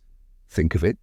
It would put nations on the alert. Who would not be early to rise, and rise earlier, and earlier every successive day of his life, till he became unspeakably healthy, wealthy, and wise? This foreign bird's note is celebrated by the poets of all countries, along with the notes of their native songsters. All climates agree with brave Chanticleer. He is more indigenous even than the natives. His health is ever good, his lungs are sound, his spirits never flag. Even the sailor on the Atlantic and Pacific is awakened by his voice, but its shrill sound never roused me from my slumbers. I kept neither dog, cat, cow, pig, nor hens, so that you would have said there was a deficiency of domestic sounds. Neither the churn, nor the spinning wheel, nor even the singing of the kettle, nor the hissing of the urn, nor children crying to comfort one. An old-fashioned man would have lost his senses or died of ennui before this. Not even rats in the wall, for they were starved out, or rather, were never baited in. Only squirrels on the roof and under the floor, a whip-poor-will on the ridge-pole, a blue jay screaming beneath the window, a hare or woodchuck under the house, a screech owl or a cat owl behind it, a flock of wild geese or a laughing loon on the pond, and a fox to bark in the night. Not even a lark or an oriole, those mild plantation birds, ever visited my clearing.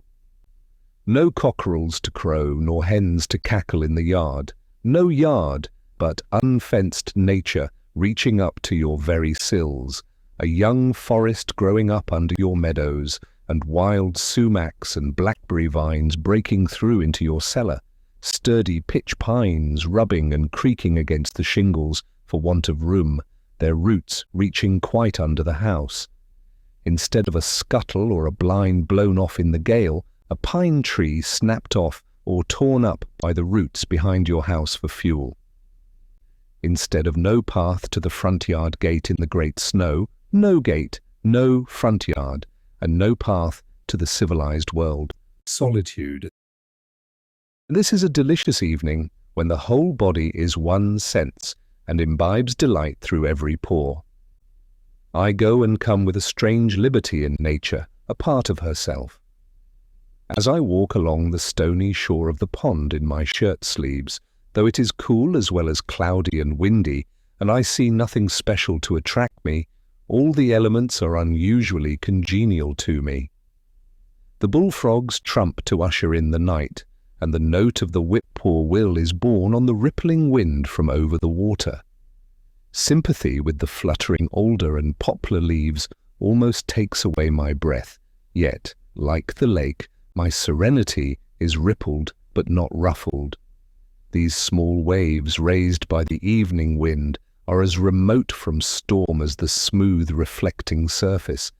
Though it is now dark, the wind still blows and roars in the wood, the waves still dash, and some creatures lull the rest with their notes.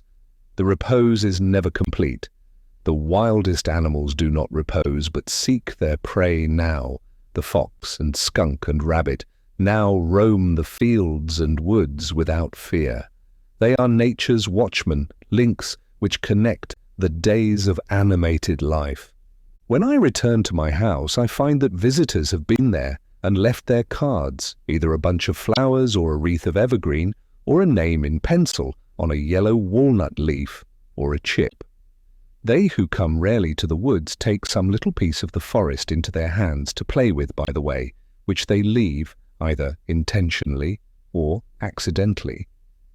One has peeled a willow wand, woven it into a ring, and dropped it on my table.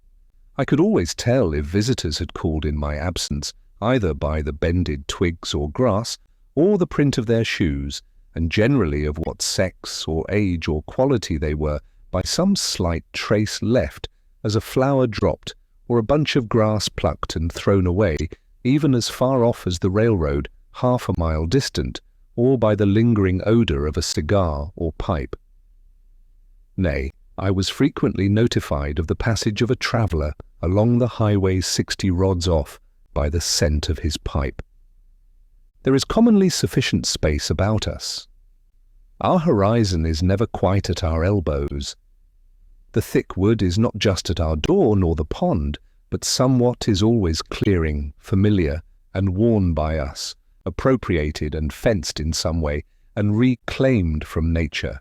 For what reason have I this vast range and circuit, some square miles of unfrequented forest, for my privacy, abandoned to me by men? My nearest neighbour is a mile distant, and no house is visible from any place but the hilltops within half a mile of my own. I have my horizon bounded by woods all to myself, a distant view of the railroad where it touches the pond on the one hand, and of the fence which skirts the woodland road on the other. But for the most part it is as solitary where I live as on the prairies. It is as much Asia or Africa as New England. I have, as it were, my own sun and moon and stars, and a little world all to myself. At night there was never a traveller passed my house or knocked at my door, more than if I were the first or last man, unless it were in the spring, when at long intervals some came from the village to fish for pouts, They plainly fished much more in the Walden Pond of their own natures and baited their hooks with darkness, but they soon retreated, usually with light baskets, and left the world to darkness and to me. And the black kernel of the night was never profaned by any human neighborhood. I believe that men are generally still a little afraid of the dark, though the witches are all hung, and Christianity and candles have been introduced.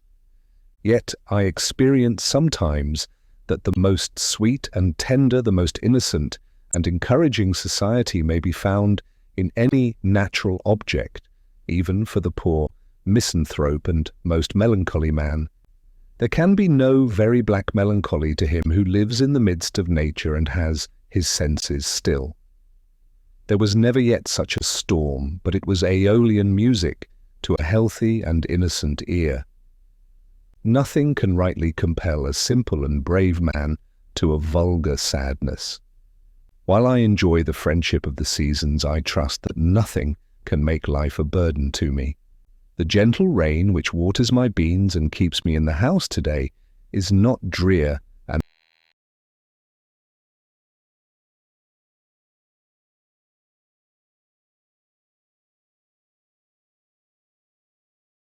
melancholy, but good for me too.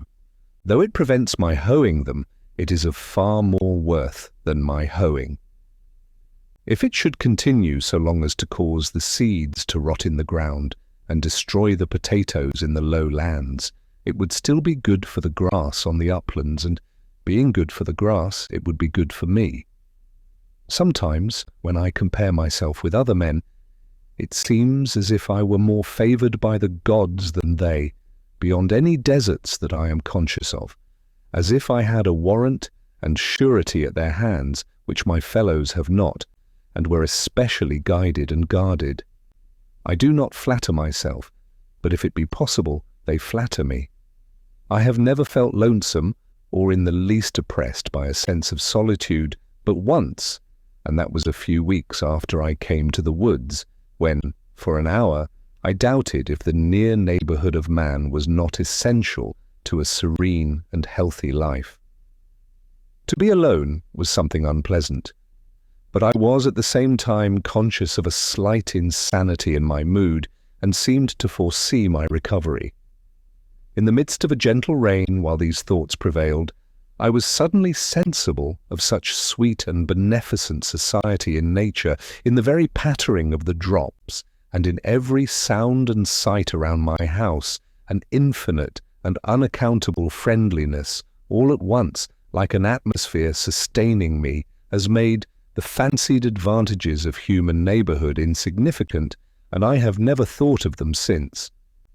Every little pine needle expanded and swelled with sympathy, and befriended me. I was so distinctly made aware of the presence of something kindred to me, even in scenes which we are accustomed to call wild and dreary, and also that the nearest of blood to me and humanest was not a person nor a villager, that I thought no place could ever be strange to me again. Mourning untimely consumes the sad. Few are their days in the land of the living, beautiful daughter of Tosca. Some of my pleasantest hours were during the long rainstorms in the spring or fall, which confined me to the house for the afternoon as well as the forenoon, soothed by their ceaseless roar and pelting. When an early twilight ushered in a long evening in which many thoughts had time to take root and unfold themselves. In those driving northeast rains which tried the village houses so, when the maids stood ready with mop and pail in front entries to keep the deluge out, I sat behind my door in my little house, which was all entry, and thoroughly enjoyed its protection. In one heavy thunder shower, the lightning struck a large pitch pine across the pond, making a very conspicuous and perfectly regular spiral groove from top to bottom, an inch or more deep, and 4 or 5 inches wide, as you would groove a walking stick. I passed it again the other day, and was struck with awe on looking up and beholding that mark, now more distinct than ever, where a terrific and resistless bolt came down out of the harmless sky 8 years ago. Men frequently say to me, I should think you would feel lonesome down there and want to be nearer to folks, rainy and snowy days and nights especially. I am tempted to reply to such, this whole earth which we inhabit is but a point in space. How far apart, think you, dwell the two most distant inhabitants of yonder star, the breadth of whose disk cannot be appreciated by our instruments? Why should I feel lonely? Is not our planet in the Milky Way? This which you put seems to me not to be the most important question. What sort of space is that which separates a man from his fellows and makes him solitary? I have found that no exertion of the legs can bring two minds much nearer to one another. What do we want most to dwell near to? Not to many men, surely. The depot, the post office, the barroom, the meeting house, the schoolhouse, the grocery, Beacon Hill, or the 5 Points where men most congregate, but to the perennial source of our life, whence in all our experience we have found that to issue, as the willow stands near the water and sends out its roots in that direction. This will vary with different natures, but this is the place where a wise man will dig his cellar.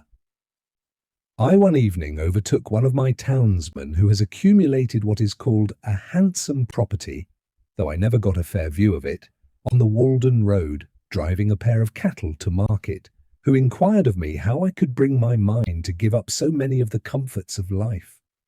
I answered that I was very sure I liked it passably well. I was not joking.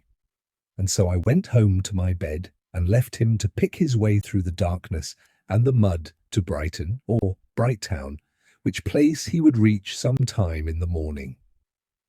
Any prospect of awakening or coming to life to a dead man makes indifferent all times and places. The place where that may occur is always the same and indescribably pleasant to all our senses. For the most part, we allow only outlying and transient circumstances to make our occasions. They are, in fact, the cause of our distraction. Nearest to all things is that power which fashions their being. Next to us, the grandest laws are continually being executed. Next to us is not the workman whom we have hired, with whom we love so well to talk, but the workman whose work we are. How vast and profound is the influence of the subtile powers of heaven and of earth. We seek to perceive them, and we do not see them. We seek to hear them, and we do not hear them. Identified with the substance of things, they cannot be separated from them. They cause that in all the universe men purify and sanctify their hearts and clothe themselves in their holiday garments to offer sacrifices and oblations to their ancestors. It is an ocean of subtile intelligences. They are everywhere, above us, on our left, on our right. They environ us on all sides. We are the subjects of an experiment which is not a little interesting to me. Can we not do without the society of our gossips a little while under these circumstances, have our own thoughts to cheer us? Confucius says truly, "Virtue does not remain as an abandoned orphan. It must of necessity have neighbours."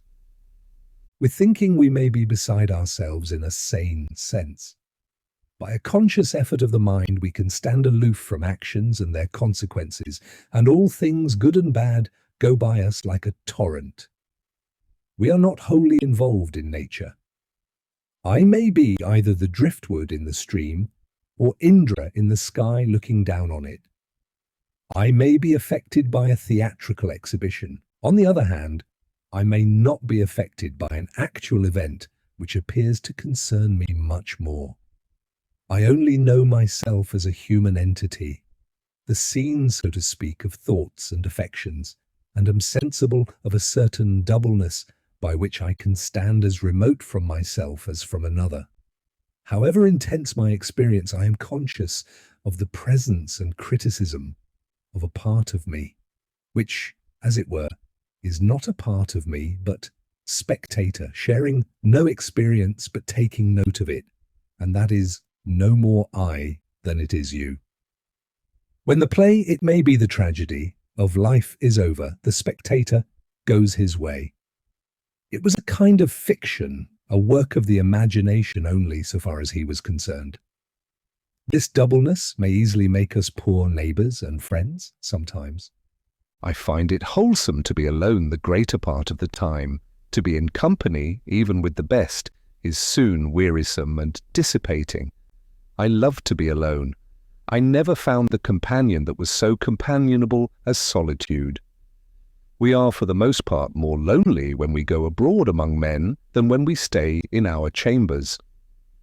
A man thinking or working is always alone, let him be where he will. Solitude is not measured by the miles of space that intervene between a man and his fellows. The really diligent student in one of the crowded hives of Cambridge College is as solitary as a dervish in the desert.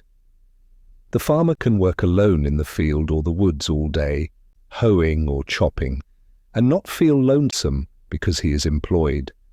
But when he comes home at night, he cannot sit down in a room alone, at the mercy of his thoughts, but must be where he can see the folks, and recreate, and, as he thinks, remunerate himself for his day's solitude. And hence he wonders how the student can sit alone in the house all night and most of the day without ennui and the blues. But he does not realize that the student, though in the house, is still at work in his field and chopping in his woods, as the farmer in his, and in turn seeks the same recreation and society that the latter does, though it may be a more condensed form of it. Society is commonly too cheap. We meet at very short intervals, not having had time to acquire any new value for each other. We meet at meals 3 times a day, and give each other a new taste of that old musty cheese that we are. We have had to agree on a certain set of rules called etiquette and politeness to make this frequent meeting tolerable, and that we need not come to open war. We meet at the post office and at the sociable and about the fireside every night. We live thick and are in each other's way and stumble over one another, and I think that we thus lose some respect for one another. Certainly less frequency would suffice for all important and hearty communications. Consider the girls in a factory, never alone, hardly in their dreams. It would be better if there were but one inhabitant to a square mile, as where I live.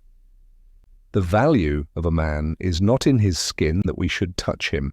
I have heard of a man lost in the woods and dying of famine and exhaustion at the foot of a tree, whose loneliness was relieved by the grotesque visions with which, owing to bodily weakness, his diseased imagination surrounded him, and which he believed to be real. So also, owing to bodily and mental health and strength, we may be continually cheered by a like but more normal and natural society, and come to know that we are never alone. I have a great deal of company in my house, especially in the morning, when nobody calls. Let me suggest a few comparisons that someone may convey an idea of my situation. I am no more lonely than the loon in the pond that laughs so loud, or than Walden Pond itself. What company has that lonely lake, I pray? And yet it has not the blue devils, but the blue angels in it, in the azure tint of its waters. The sun is alone, except in thick weather, when there sometimes appear to be 2, but one is a mock sun. God is alone, but the devil, he is far from being alone. He sees a great deal of company. He is legion. I am no more lonely than a single mullein or dandelion in a pasture, or a bean leaf, or sorrel, or a horsefly, or a bumblebee. I am no more lonely than the mill brook, or a weathercock, or the North Star, or the south wind, or an April shower, or a January thaw, or the first spider in a new house.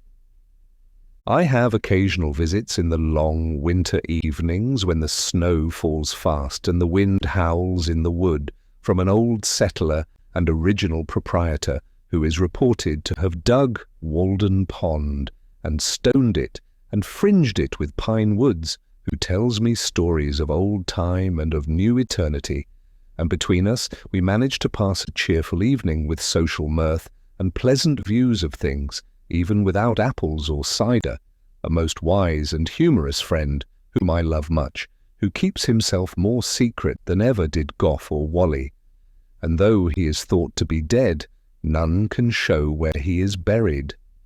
An elderly dame, too, dwells in my neighbourhood, invisible to most persons, in whose odorous herb garden I love to stroll sometimes, gathering simples and listening to her fables, for she has a genius of unequalled fertility, and her memory runs back farther than mythology, and she can tell me the original of every fable, and on what fact everyone is founded, for the incidents occurred when she was young. A ruddy and lusty old dame, who delights in all weathers and seasons, and is likely to outlive all her children yet. The indescribable innocence and beneficence of nature, of sun and wind and rain, of summer and winter, such health, such cheer, they afford forever, and such sympathy have they ever with our race, that all nature would be affected, and the sun's brightness fade, and the winds would sigh humanely, and the clouds rain tears, and the woods shed their leaves, and put on mourning in midsummer, if any man should ever for a just cause grieve. Shall I not have intelligence with the earth? Am I not partly leaves and vegetable mould myself? What is the pill which will keep us well, serene, contented? Not my or thy great-grandfather's, but our great-grandmother Nature's universal, vegetable, botanic medicines, by which she has kept herself young always, outlived so many old pars in her day, and fed her health with their decaying fatness. For my panacea, instead of one of those quack vials of a mixture dipped from Acheron and the Dead Sea, which come out of those long, shallow, black schooner-looking wagons which we sometimes see made to carry bottles, let me have a draught of undiluted morning air. Morning air. If men will not drink of this at the fountainhead of the day, why then we must even bottle up some and sell it in the shops for the benefit of those who have lost their subscription ticket to morning time in this world. But remember, it will not keep quite till noonday, even in the coolest cellar, but drive out the stopples long ere that and follow westward the steps of Aurora. I am no worshipper of Hygeia, who was the daughter of that old herb doctor Aesculapius, and who is represented on monuments holding a serpent in one hand, and in the other a cup, out of which the serpent sometimes drinks, but rather of Hebe, cup-bearer to Jupiter, who was the daughter of Juno and wild Lettuce, and who had the power of restoring gods and men to the vigour of youth. She was probably the only thoroughly sound-conditioned, healthy and robust young lady that ever walked the globe, and wherever she came, it was spring. Visitors. I think that I love society as much as most, and am ready enough to fasten myself like a bloodsucker for the time to any full-blooded man that comes in my way. I am naturally no hermit, but might possibly sit out the sturdiest frequenter of the bar-room if my business called me thither. I had 3 chairs in my house, 1 for solitude, 2 for friendship, 3 for society. When visitors came in larger and unexpected numbers, there was but the 3rd chair for them all, but they generally economized the room by standing up. It is surprising how many great men and women a small house will contain. I have had 25 or 30 souls with their bodies at once under my roof, and yet we often parted without being aware that we had come very near to one another. Many of our houses, both public and private, with their almost innumerable apartments, their huge halls and their cellars for the storage of wines and other munitions of peace, appear to be extravagantly large for their inhabitants. They are so vast and magnificent that the latter seem to be only vermin which infest them. I am surprised when the herald blows his summons before some Tremont or Astor or Middlesex house, to see come creeping out over the piazza for all inhabitants a ridiculous mouse, which soon again slinks into some hole in the pavement. One inconvenience I sometimes experienced in so small a house, the difficulty of getting to a sufficient distance from my guest when we began to utter the big thoughts in big words. You want room for your thoughts to get into sailing trim and run a course or two before they make their port. The bullet of your thought must have overcome its lateral and ricochet motion and fallen into its last and steady course before it reaches the ear of the hearer, else it may plough out again through the side of his head. Also, our sentences wanted room to unfold and form their columns in the interval. Individuals, like nations, must have suitable broad and natural boundaries, even a considerable neutral ground between them. I have found it a singular luxury to talk across the pond to a companion on the opposite side. In my house we were so near that we could not begin to hear. We could not speak low enough to be heard, as when you throw two stones into calm water so near that they break each other's undulations. If we are merely loquacious and loud talkers, then we can afford to stand very near together, cheek by jowl, and feel each other's breath. But if we speak reservedly and thoughtfully, we want to be farther apart, that all animal heat and moisture may have a chance to evaporate. If we would enjoy the most intimate society, with that in each of us which is without or above being spoken to, we must not only be silent, but commonly so far apart, bodily, that we cannot possibly hear each other's voice in any case. Referred to this standard, speech is for the convenience of those who are hard of hearing, but there are many fine things which we cannot say if we have to shout.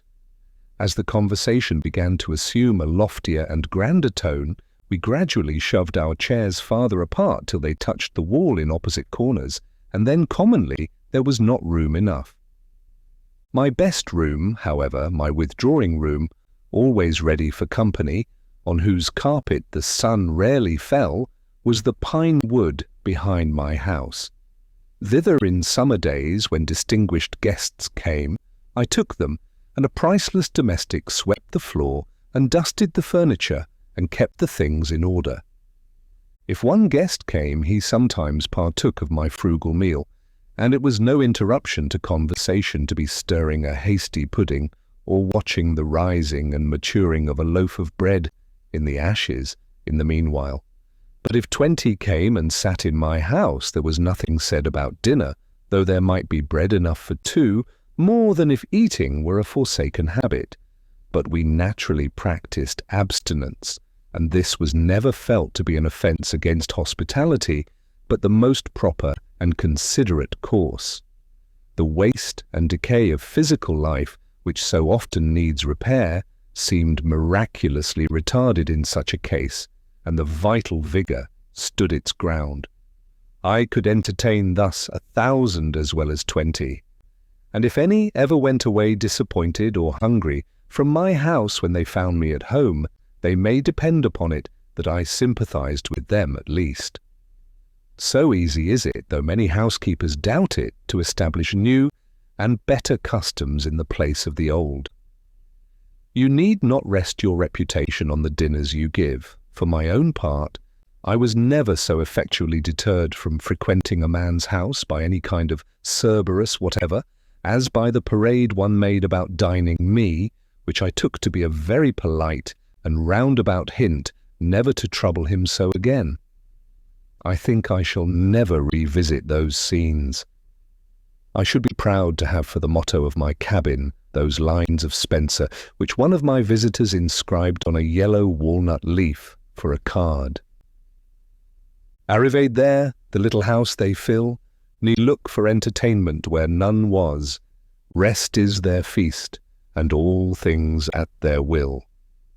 The noblest mind the best contentment has.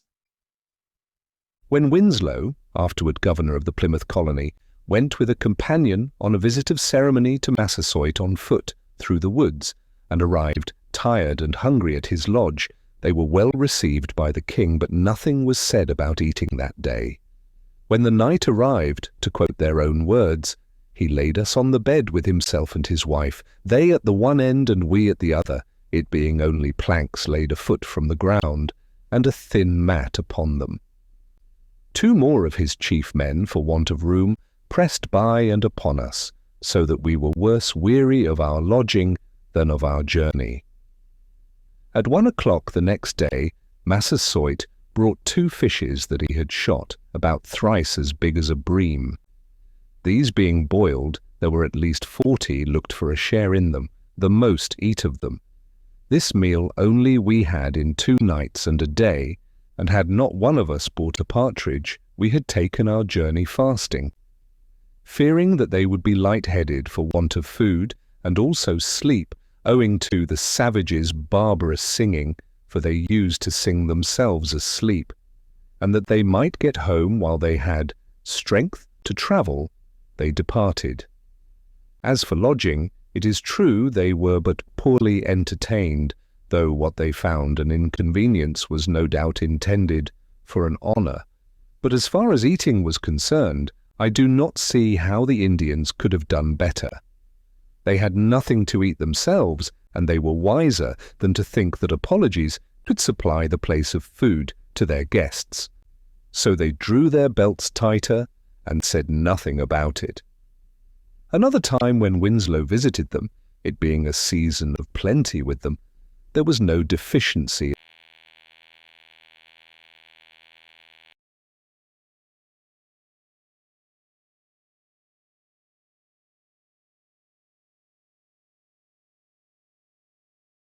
in this respect. As for men, they will hardly fail one anywhere. I had more visitors while I lived in the woods than at any other period in my life. I mean that I had some. I met several there under more favourable circumstances than I could anywhere else, but fewer came to see me on trivial business. In this respect my company was winnowed by my mere distance from town. I had withdrawn so far within the great ocean of solitude, into which the rivers of society empty, that for the most part, so far as my needs were concerned, only the finest sediment was deposited around me. Beside, there were wafted to me evidences of unexplored and uncultivated continents on the other side. Who should come to my lodge this morning but a true Homeric or Paphlagonian man? He had so suitable and poetic a name that I am sorry I cannot print it here, a Canadian, a woodchopper and postmaker, who can hold 50 posts in a day, who made his last supper on a woodchuck which his dog caught. He too has heard of Homer, and, if it were not for books, would not know what to do rainy days, though perhaps he has not read one wholly through for many rainy seasons. Some priest who could pronounce the Greek itself taught him to read his verse in the Testament in his native parish far away. And now I must translate to him, while he holds the book, Achilles' reproof to Patroclus for his sad countenance. Why are you in tears, Patroclus, like a young girl? Or have you alone heard some news from Phthia? They say that Menoetius lives yet, son of Actor, and Peleus lives, son of Aeacus, among the Myrmidons, either of whom having died, we should greatly grieve. He says, that's good. He has a great bundle of white oak bark under his arm for a sick man gathered this Sunday morning. I suppose there's no harm in going after such a thing today, says he. To him Homer was a great writer, though what his writing was about he did not know. A more simple and natural man it would be hard to find. Vice and disease, which cast such a sombre moral hue over the world, seemed to have hardly any existence for him. He was about 28 years old and had left Canada and his father's house a dozen years before to work in the States and earn money to buy a farm with at last, perhaps in his native country. He was cast in the coarsest mould, a stout but sluggish body yet gracefully carried, with a thick, sunburnt neck, dark, bushy hair, and dull, sleepy blue eyes which were occasionally lit up with expression. He wore a flat grey cloth cap, a dingy wool-coloured greatcoat, and cowhide boots.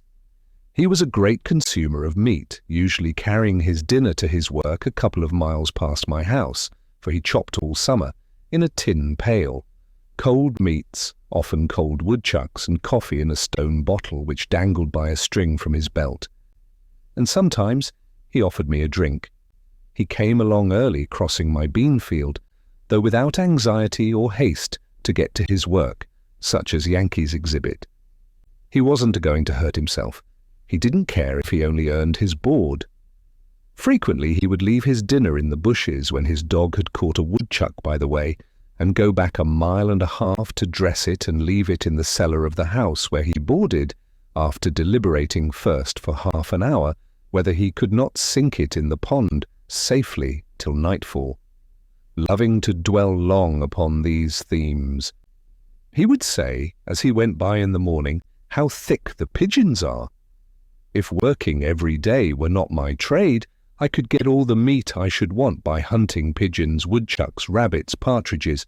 By gosh, I could get all I should want for a week in one day. He was a skillful chopper and indulged in some flourishes and ornaments in his art. He cut his trees level and close to the ground, that the sprouts which came up afterward might be more vigorous and a sled might slide over the stumps. And instead of leaving a whole tree to support his corded wood, he would pare it away to a slender stake or splinter which you could break off with your hand at last. He interested me because he was so quiet and solitary and so happy withal, a well of good humour and contentment which overflowed at his eyes. His mirth was without alloy. Sometimes I saw him at his work in the woods, felling trees, and he would greet me with a laugh of inexpressible satisfaction and a salutation in Canadian French, though he spoke English as well. When I approached him, he would suspend his work, and with half-suppressed mirth lie along the trunk of a pine which he had felled, and, peeling off the inner bark, roll it up into a ball and chew it while he laughed and talked. Such an exuberance of animal spirits had he, that he sometimes tumbled down and rolled on the ground with laughter at anything which made him think and tickled him. Looking round upon the trees, he would exclaim, "By George! I can enjoy myself well enough here chopping. I'll want no better sport." Sometimes, when at leisure, he amused himself all day in the woods with a pocket pistol, firing salutes to himself at regular intervals as he walked. In the winter he had a fire by which at noon he warmed his coffee in a kettle. And as he sat on a log to eat his dinner, the chickadees would sometimes come round and alight on his arm and peck at the potato in his fingers. And he said that he liked to have the little fellas about him. In him, the animal man chiefly was developed. In physical endurance and contentment, he was cousin to the pine and the rock. I asked him once if he was not sometimes tired at night after working all day, and he answered, with a sincere and serious look, "Gorapit, I never was tired in my life." But the intellectual and what is called spiritual man in him were slumbering as in an infant.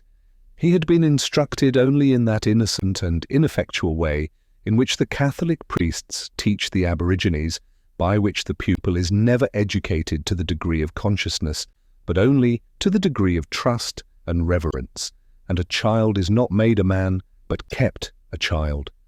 When nature made him, she gave him a strong body and contentment for his portion, and propped him on every side with reverence and reliance, that he might live out his 80 years, and 10 a child. He was so genuine and unsophisticated that no introduction would serve to introduce him more than if you introduced a woodchuck to your neighbour.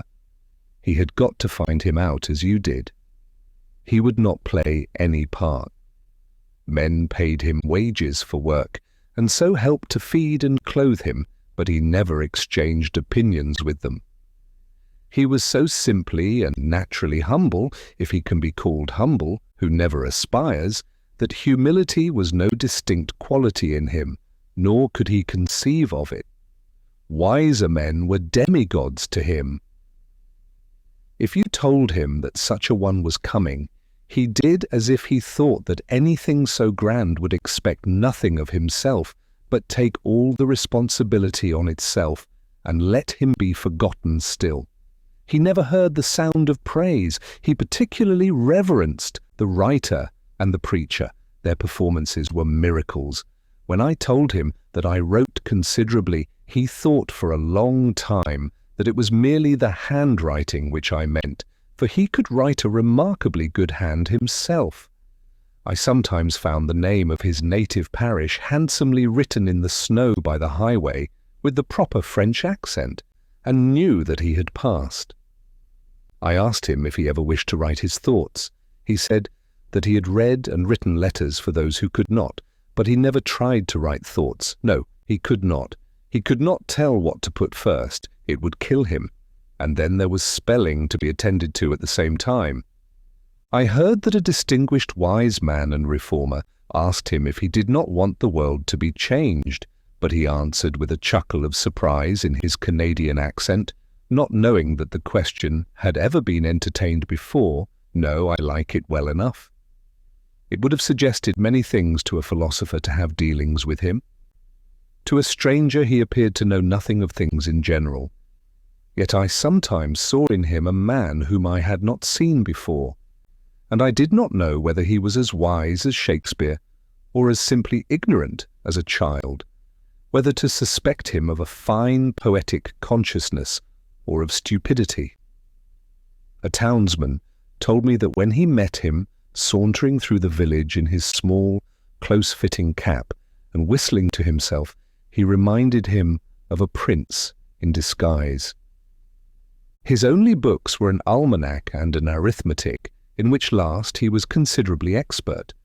The former was a sort of cyclopedia to him, which he supposed to contain an abstract of human knowledge, as indeed it does to a considerable extent. I loved to sound him on the various reforms of the day, and he never failed to look at them in the most simple and practical light. He had never heard of such things before. Could he do without factories? I asked. He had worn the homemade Vermont grey, he said, and that was good. Could he dispense with tea and coffee? Did this country afford any beverage beside water? He had soaked hemlock leaves in water and drank it, and thought that was better than water in warm weather.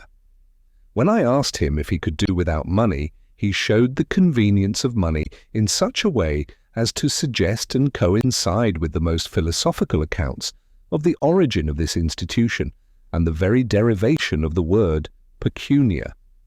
If an ox were his property and he wished to get needles and thread at the store, he thought it would be inconvenient and impossible soon to go on mortgaging some portion of the creature each time to that amount. He could defend many institutions better than any philosopher, because in describing them as they concerned him, he gave the true reason for their prevalence, and speculation had not suggested to him any other. At another time, hearing Plato's definition of a man, a biped without feathers, and that one exhibited a cock, plucked, and called it Plato's man, he thought it an important difference that the knees bent the wrong way. He would sometimes exclaim, "How I love to talk! By George, I could talk all day." I asked him once, when I had not seen him for many months, if he had got a new idea this summer. "Good Lord," said he, "a man that has to work as I do, if he does not forget the ideas he has had, he will do well. Maybe the man you hoe with is inclined to race, then by gorry your mind must be there, you think of weeds." He would sometimes ask me first on such occasions if I had made any improvement. One winter day I asked him if he was always satisfied with himself, wishing to suggest a substitute within him for the priest without, and some higher motive for living. "Satisfied," said he. "Some men are satisfied with one thing and some with another. One man, perhaps, if he has got enough, will be satisfied to sit all day with his back to the fire and his belly to the table, by George." Yet I never, by any manoeuvring, could get him to take the spiritual view of things. The highest that he appeared to conceive of was a simple expediency, such as you might expect an animal to appreciate. And this, practically, is true of most men. If I suggested any improvement in his mode of life, he merely answered, without expressing any regret that it was too late.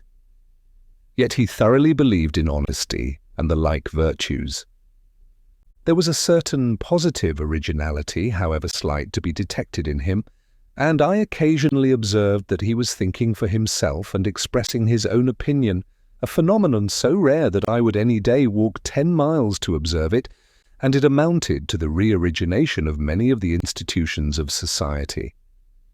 Though he hesitated and perhaps failed to express himself distinctly, he always had a presentable thought behind. Yet his thinking was so primitive and immersed in his animal life that though more promising than a merely learned man's, it rarely ripened to anything which can be reported.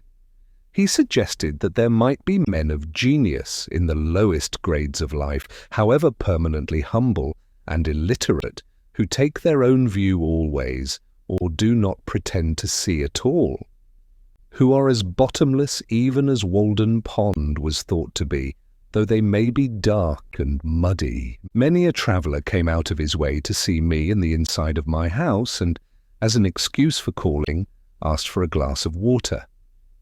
I told them that I drank at the pond, and pointed thither, offering to lend them a dipper. Far off as I lived, I was not exempted from the annual visitation which occurs, methinks, about the 1st of April, when everybody is on the move, and I had my share of good luck, though there were some curious specimens among my visitors. Half-witted men from the almshouse and elsewhere came to see me, but I endeavoured to make them exercise all the wit they had, and make their confessions to me, in such cases making wit the theme of our conversation. And so was compensated. Indeed, I found some of them to be wiser than the so-called overseers of the poor and selectmen of the town, and thought it was time that the tables were turned. With respect to wit, I learned that there was not much difference between the half and the whole. One day, in particular, an inoffensive, simple-minded pauper, whom with others I had often seen used as fencing stuff, standing or sitting on a bushel in the fields to keep cattle and himself from straying, visited me and expressed a wish to live as I did. He told me, with the utmost simplicity and truth, quite superior, or rather inferior, to anything that is called humility, that he was deficient in intellect. These were his words. The Lord had made him so, yet he supposed the Lord cared as much for him as for another. "I have always been so," said he, "from my childhood. I never had much mind. I was not like other children. I am weak in the head. It was the Lord's will, I suppose." And there he was to prove the truth of his words. He was a metaphysical puzzle to me. I have rarely met a fellow-man on such promising ground. It was so simple and sincere, and so true all that he said. And, true enough, in proportion as he appeared to humble himself, was he exalted. I did not know at first, but it was the result of a wise policy. It seemed that from such a basis of truth and frankness as the poor, weak-headed pauper had laid, our intercourse might go forward to something better than the intercourse of sages. I had some guests from those not reckoned commonly among the town's poor, but who should be, who are among the world's poor at any rate, guests who appeal not to your hospitality, but to your hospitality, who earnestly wish to be helped and preface their appeal with the information that they are resolved, for one thing, never to help themselves. I require of a visitor that he be not actually starving, though he may have the very best appetite in the world, however he got it. Objects of charity are not guests. Men who did not know when their visit had terminated, though I went about my business again, answering them from greater and greater remoteness. Men of almost every degree of wit called on me in the migrating season. Some who had more wits than they knew what to do with, runaway slaves with plantation manners who listened from time to time, like the fox in the fable, as if they heard the hounds a baying on their track, and looked at me beseechingly, as much as to say, "O Christian, will you send me back?" One real runaway slave among the rest, whom I helped to forward toward the North Star. Men of one idea, like a hen with one chicken, and that a duckling. Men of 1,000 ideas and unkempt heads, like those hens which are made to take charge of 100 chickens, all in pursuit of one bug, a score of them lost in every morning's dew, and become frizzled and mangy in consequence. Men of ideas instead of legs, a sort of intellectual centipede that made you crawl all over.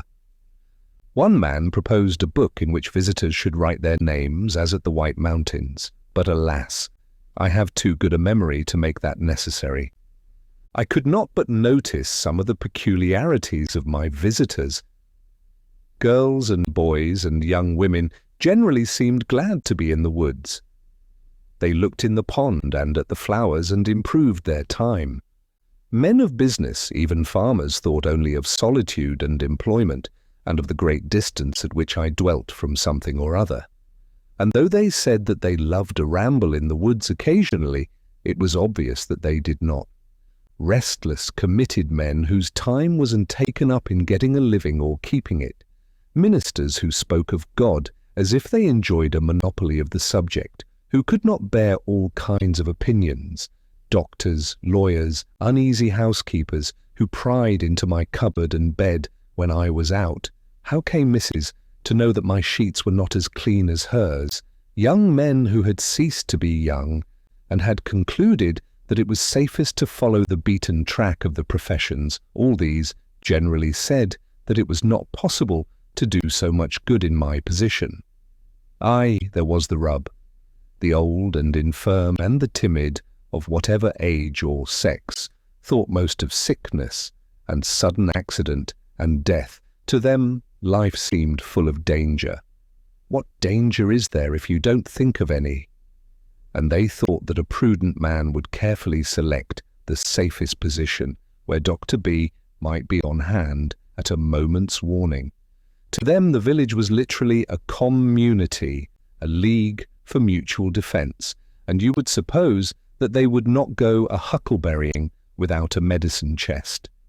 The amount of it is, if a man is alive, there is always danger that he may die, though the danger must be allowed to be less in proportion as he is dead and alive to begin with. A man sits as many risks as he runs.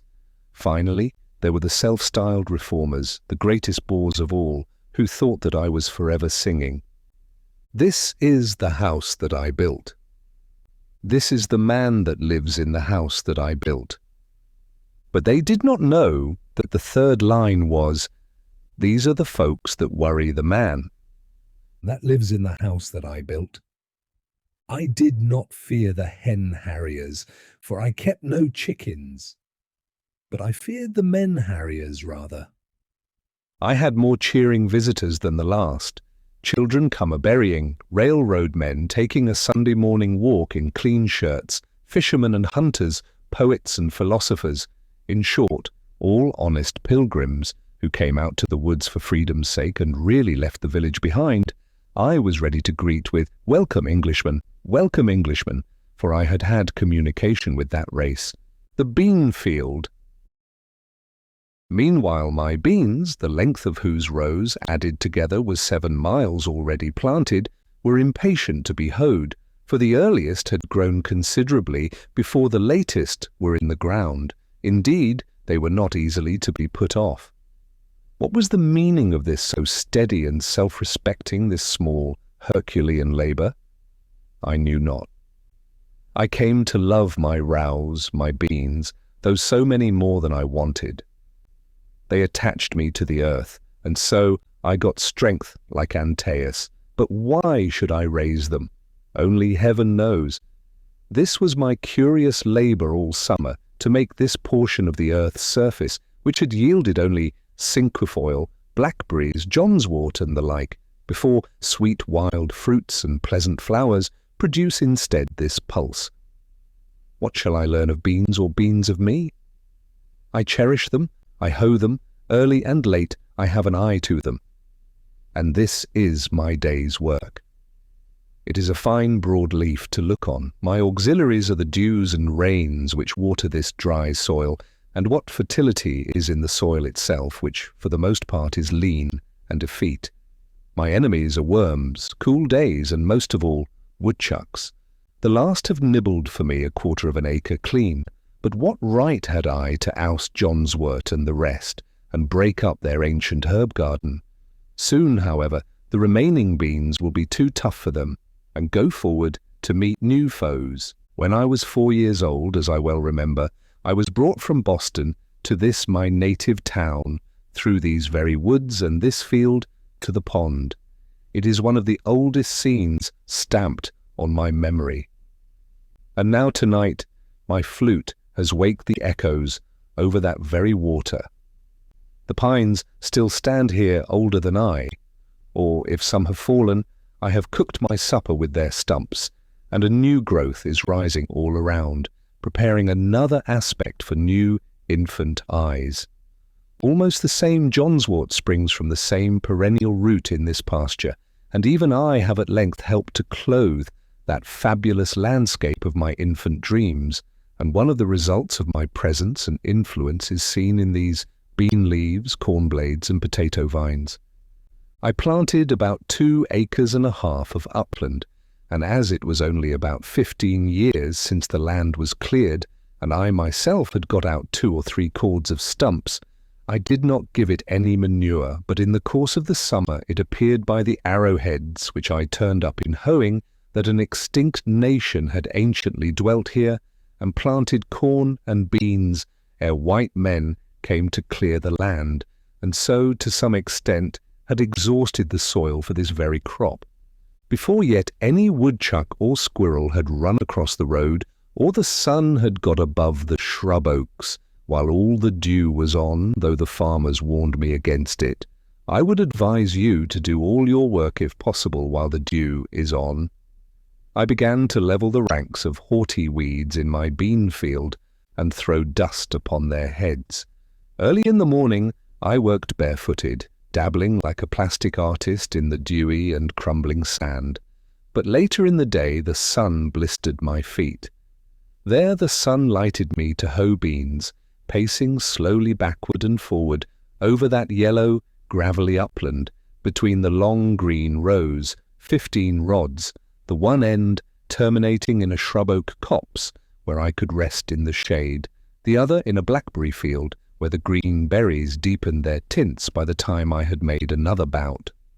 Removing the weeds, putting fresh soil about the bean stems, and encouraging this weed which I had sown, making the yellow soil express its summer thought in bean leaves and blossoms rather than in wormwood and piper and millet grass, making the earth say beans instead of grass. This was my daily work. As I had little aid from horses or cattle, or hired men or boys, or improved implements of husbandry, I was much slower and became much more intimate with my beans than usual. But labour of the hands, even when pursued to the verge of drudgery, is perhaps never the worst form of idleness. It has a constant and imperishable moral, and to the scholar it yields a classic result. A very agricola laboriosus was I to travellers, bound westward through Lincoln and Wayland to nobody knows where, they sitting at their ease in gigs with elbows on knees and reins loosely hanging in festoons, I the home-staying, laborious native of the soil. But soon my homestead was out of their sight and thought. It was the only open and cultivated field for a great distance on either side of the road, so they made the most of it. And sometimes the man in the field heard more of travellers' gossip and comment than was meant for his ear. Beans so late, peas so late, for I continued to plant when others had begun to hoe. The ministerial husbandman had not suspected it. Corn, my boy, for fodder, corn for fodder. Does he live there? Asks the black bonnet of the grey coat, and the hard-featured farmer reins up his grateful dobbin to inquire what you are doing where he sees no manure in the furrow and recommends a little chip dirt or any little waste stuff, or it may be ashes or plaster. But here were 2.5 acres of furrows and only a hoe for cart and 2 hands to draw it, there being an aversion to other carts and horses, and chip dirt far away. Fellow travellers, as they rattled by, compared it aloud with the fields which they had passed, so that I came to know how I stood in the agricultural world. This was one field not in Mr. Coleman's report. And by the way, who estimates the value of the crop which nature yields in the still wilder fields unimproved by man? The crop of English hay is carefully weighed, the moisture calculated, the silicates and the potash, but in all dells and pond holes in the woods and pastures and swamps grows a rich and various crop only unreaped by man. Mine was, as it were, the connecting link between wild and cultivated fields, as some states are civilized, and others half-civilized, and others savage or barbarous, so my field was, though not in a bad sense, a half-cultivated field. They were beans cheerfully returning to their wild and primitive state that I cultivated, and my hoe played the randsdevash for them. Near at hand, upon the topmost spray of a birch, sings the brown thrasher, or red mavis, as some love to call him, all the morning glad of your society, that would find out another farmer's field if yours were not here. While you are planting the seed, he cries, drop it, cover it up, pull it up, pull it up, pull it up. But this was not corn, and so it was safe from such enemies as he. You may wonder what his rigmarole, his amateur Paganini performances on one string or on 20, have to do with your planting, and yet prefer it to leached ashes or plaster. It was a cheap sort of top-dressing in which I had entire faith. As I drew a still fresher soil about the rows with my hoe, I disturbed the ashes of unchronicled nations who in primeval years lived under these heavens, and their small implements of war and hunting were brought to the light of this modern day. They lay mingled with other natural stones, some of which bore the marks of having been burned by Indian fires, and some by the sun, and also bits of pottery and glass brought hither by the recent cultivators of the soil. When my hoe tinkled against the stones, that music echoed to the woods and the sky, and was an accompaniment to my labour which yielded an instant and immeasurable crop. It was no longer beans that I hoed, nor I that hoed beans, and I remembered, with as much pity as pride, if I remembered at all, my acquaintances who had gone to the city to attend the oratorios. The nighthawk circled overhead in the sunny afternoons, for I sometimes made a day of it, like a mote in the eye, or in heaven's eye, falling from time to time with a swoop and a sound as if the heavens were rent, torn at last to very rags and tatters, and yet a seamless cope remained. Small imps that fill the air and lay their eggs on the ground on bare sand or rocks on the tops of hills where few have found them, graceful and slender like ripples caught up from the pond as leaves are raised by the wind to float in the heavens. Such kindredship is in nature. The hawk is aerial brother of the wave which he sails over and surveys, those his perfect air-inflated wings answering to the elemental unfledged pinions of the sea.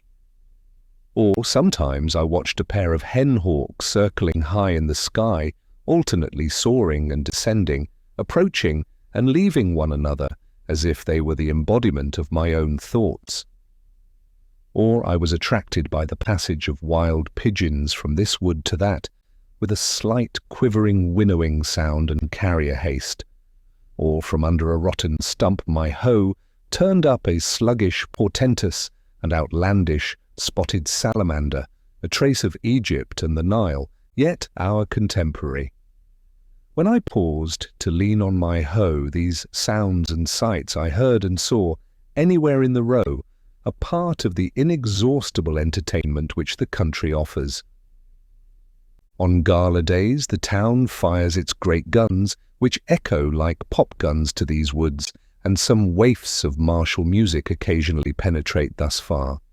To me, away there in my bean field at the other end of the town, the big guns sounded as if a puffball had burst, and when there was a military turnout of which I was ignorant, I have sometimes had a vague sense all the day of some sort of itching and disease in the horizon, as if some eruption would break out there soon, either scarlatina or canker rash, until at length some more favourable puff of wind, making haste over the fields and up the Wayland Road, brought me information of the trainers. It seemed by the distant hum as if somebody's bees had swarmed, and that the neighbours, according to Virgil's advice, by a faint tintinnabulum upon the most sonorous of their domestic utensils, were endeavouring to call them down into the hive again. And when the sound died quite away, and the hum had ceased, and the most favourable breezes told no tale, I knew that they had got the last drone of them all safely into the Middlesex hive, and that now their minds were bent on the honey with which it was smeared. I felt proud to know that the liberties of Massachusetts and of our fatherland were in such safe keeping, and as I turned to my hoeing again, I was filled with an inexpressible confidence, and pursued my labour cheerfully with a calm trust in the future. When there were several bands of musicians, it sounded as if all the village was a vast bellows, and all the buildings expanded and collapsed alternately with a din. But sometimes it was a really noble and inspiring strain that reached these woods, and the trumpet that sings of fame. And I felt as if I could spit a Mexican with a good relish, for why should we always stand for trifles? And looked round for a woodchuck or a skunk to exercise my chivalry upon. These martial strains seemed as far away as Palestine, and reminded me of a march of crusaders in the horizon, with a slight tantivy and tremulous motion of the elm tree tops which overhang the village. This was one of the great days, though the sky had from my clearing only the same everlastingly great look that it wears daily, and I saw no difference in it.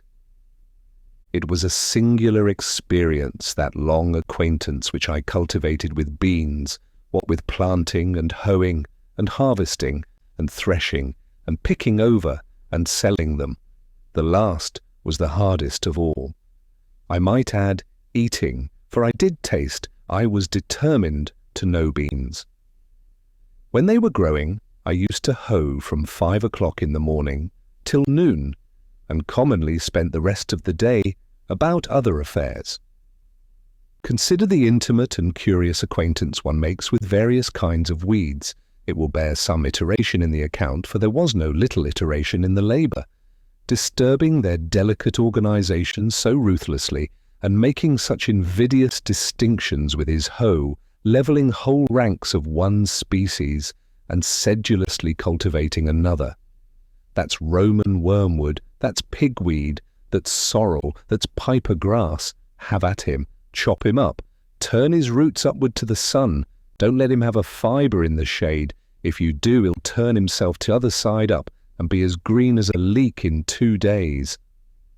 A long war, not with cranes, but with weeds, those Trojans who had sun and rain and dews on their side. Daily, the beans saw me come to their rescue, armed with a hoe, and thin the ranks of their enemies, filling up the trenches with weedy dead. Many a lusty crest, waving Hector, that towered a whole foot above his crowding comrades, fell before my weapon and rolled in the dust. Those summer days which some of my contemporaries devoted to the fine arts in Boston or Rome, and others to contemplation in India, and others to trade in London or New York, I thus, with the other farmers of New England, devoted to husbandry. Not that I wanted beans to eat, for I am by nature a Pythagorean, so far as beans are concerned, whether they mean porridge or voting, and exchanged them for rice. But, perchance, as some must work in fields, if only for the sake of tropes and expression, to serve a parable maker one day. It was on the whole a rare amusement which, continued too long, might have become a dissipation. Though I gave them no manure and did not hoe them all once, I hoed them unusually well as far as I went, and was paid for it in the end, there being in truth, as Evelyn says, no compost or laetation whatsoever comparable to this continual motion, repastination, and turning of the mould with the spade. The earth, he adds elsewhere, especially if fresh, has a certain magnetism in it, by which it attracts the salt, power, or virtue, call it either, which gives it life, and is the logic of all the labour and stir we keep about it to sustain us, all dungings and other sordid temperings being but the vicars succedaneous to this improvement. Moreover, this being one of those worn-out and exhausted layfields which enjoy their Sabbath, had perchance, as Sir Kenelm Digby thinks likely, attracted vital spirits from the air.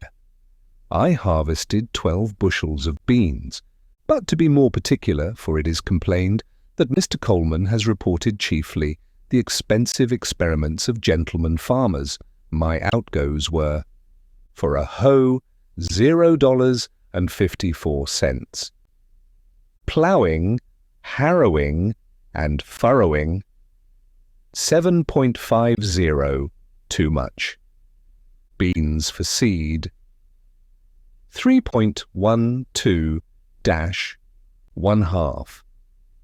Potatoes for seed, 1.33.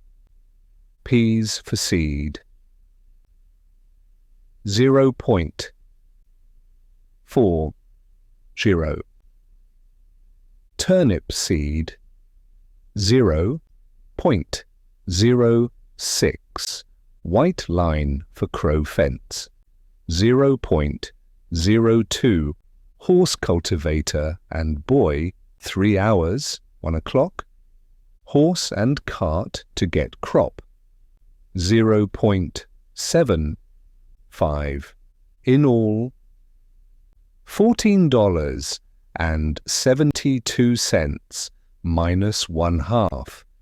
My income was patrem familias vendacem nonemacem esse oportet, from 9 bushels and 12 quarts of beans sold, $16.94, 5 large potatoes, $2.50, 9 small, $2.25 grass, 1.00.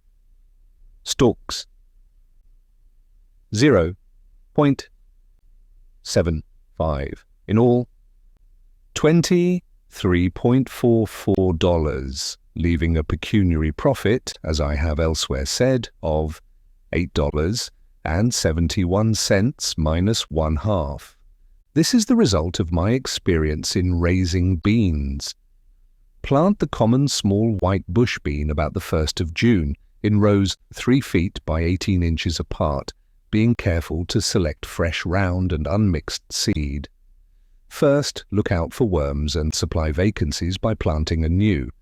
Then look out for woodchucks if it is an exposed place, for they will nibble off the earliest tender leaves almost clean as they go. And again, when the young tendrils make their appearance, they have notice of it, and will shear them off with both buds and young pods, sitting erect like a squirrel. But above all, harvest as early as possible, if you would escape frosts and have a fair and saleable crop. You may save much loss by this means. This further experience also I gained. I said to myself, I will not plant beans and corn with so much industry another summer.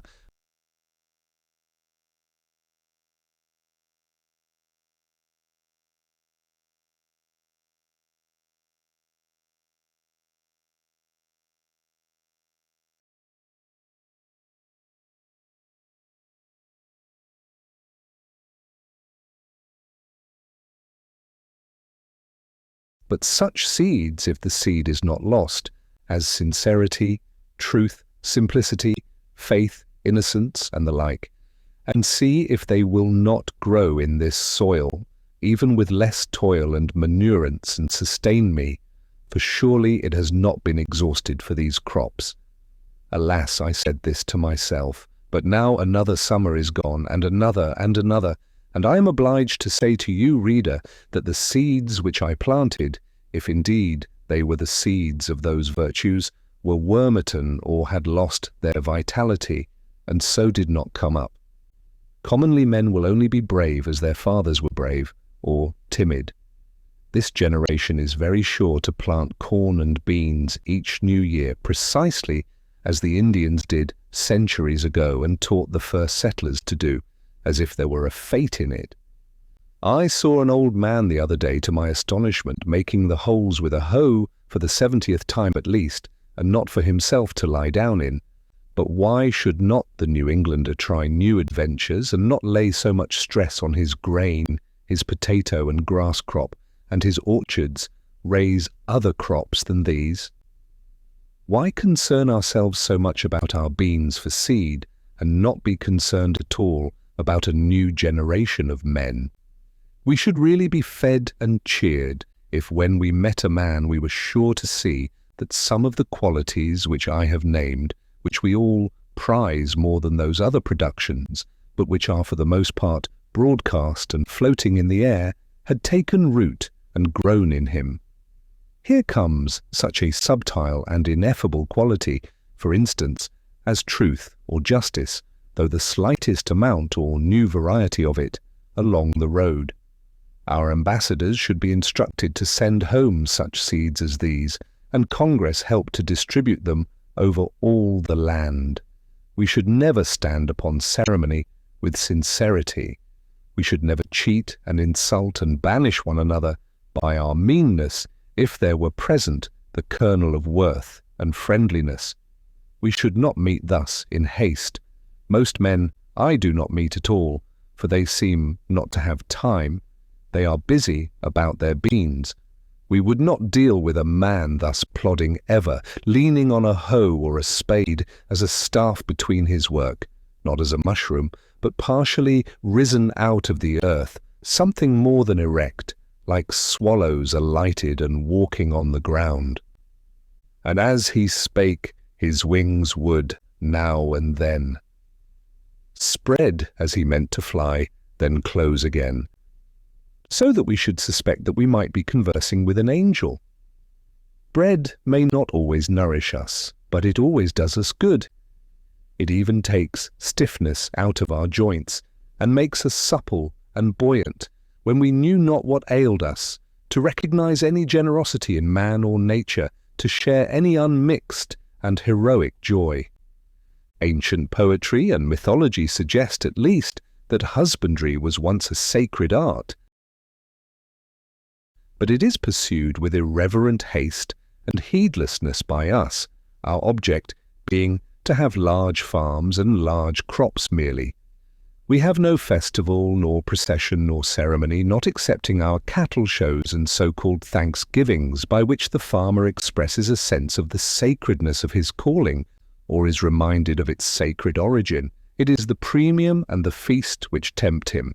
He sacrifices not to Ceres and the terrestrial Jove, but to the infernal Plutus rather, by avarice and selfishness, and a grovelling habit, from which none of us is free, of regarding the soil as property, or the means of acquiring property chiefly. The landscape is deformed, husbandry is degraded with us, and the farmer leads the meanest of lives. He knows nature but as a robber. Cato says that the prophets of agriculture are particularly pious or just, maximec pius questus.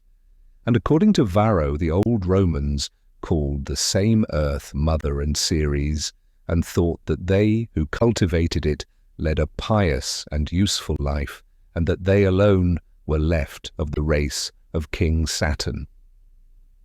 We are wont to forget that the sun looks on our cultivated fields and on the prairies and forests without distinction. They all reflect and absorb his rays alike, and the former make but a small part of the glorious picture which he beholds in his daily course. In his view, the earth is all equally cultivated like a garden. Therefore we should receive the benefit of his light and heat with a corresponding trust and magnanimity. What though I value the seed of these beans and harvest that in the fall of the year? This broad field which I have looked at so long looks not to me as the principal cultivator, but away from me to influences more genial to it, which water, and make it green. These beans have results which are not harvested by me. Do they not grow for woodchucks partly? The ear of wheat, in Latin spica, obsoletely speca from spe, hope, should not be the only hope of the husbandman. Its kernel or grain, granum from gerendo bearing, is not all that it bears. How then can our harvest fail? Shall I not rejoice also at the abundance of the weeds, whose seeds are the granary of the birds? It matters little comparatively whether the fields fill the farmer's barns. The true husbandman will cease from anxiety, as the squirrels manifest no concern whether the woods will bear chestnuts this year or not, and finish his labour with every day, relinquishing all claim to the produce of his fields, and sacrificing in his mind not only his first, but his last fruits also. The village. After hoeing, or perhaps reading and writing in the forenoon, I usually bathed again in the pond, swimming across one of its coves for a stint, and washed the dust of labour from my person, or smoothed out the last wrinkle which study had made, and for the afternoon was absolutely free. Every day or two I strolled to the village to hear some of the gossip, which is incessantly going on there, circulating either from mouth to mouth, or from newspaper to newspaper, and which, taken in homeopathic doses, was really as refreshing in its way as the rustle of leaves and the peeping of frogs. As I walked in the woods to see the birds and squirrels, so I walked in the village to see the men and boys. Instead of the wind among the pines, I heard the carts rattle. In one direction from my house there was a colony of muskrats in the river meadows. Under the grove of elms and buttonwoods in the other horizon was a village of busy men, as curious to me as if they had been prairie dogs, each sitting at the mouth of its burrow, or running over to a neighbour's to gossip. I went there frequently to observe their habits. The village appeared to me a great newsroom, and on one side, to support it, as once at Reading and Company's on State Street, they kept nuts and raisins, or salt and meal and other groceries. Some have such a vast appetite for the former commodity, that is, the news, and such sound digestive organs, that they can sit forever in public avenues without stirring, and let it simmer and whisper through them like the Etesian winds, or as if inhaling ether, it only producing numbness and insensibility to pain. Otherwise it would often be painful to bear without affecting the consciousness.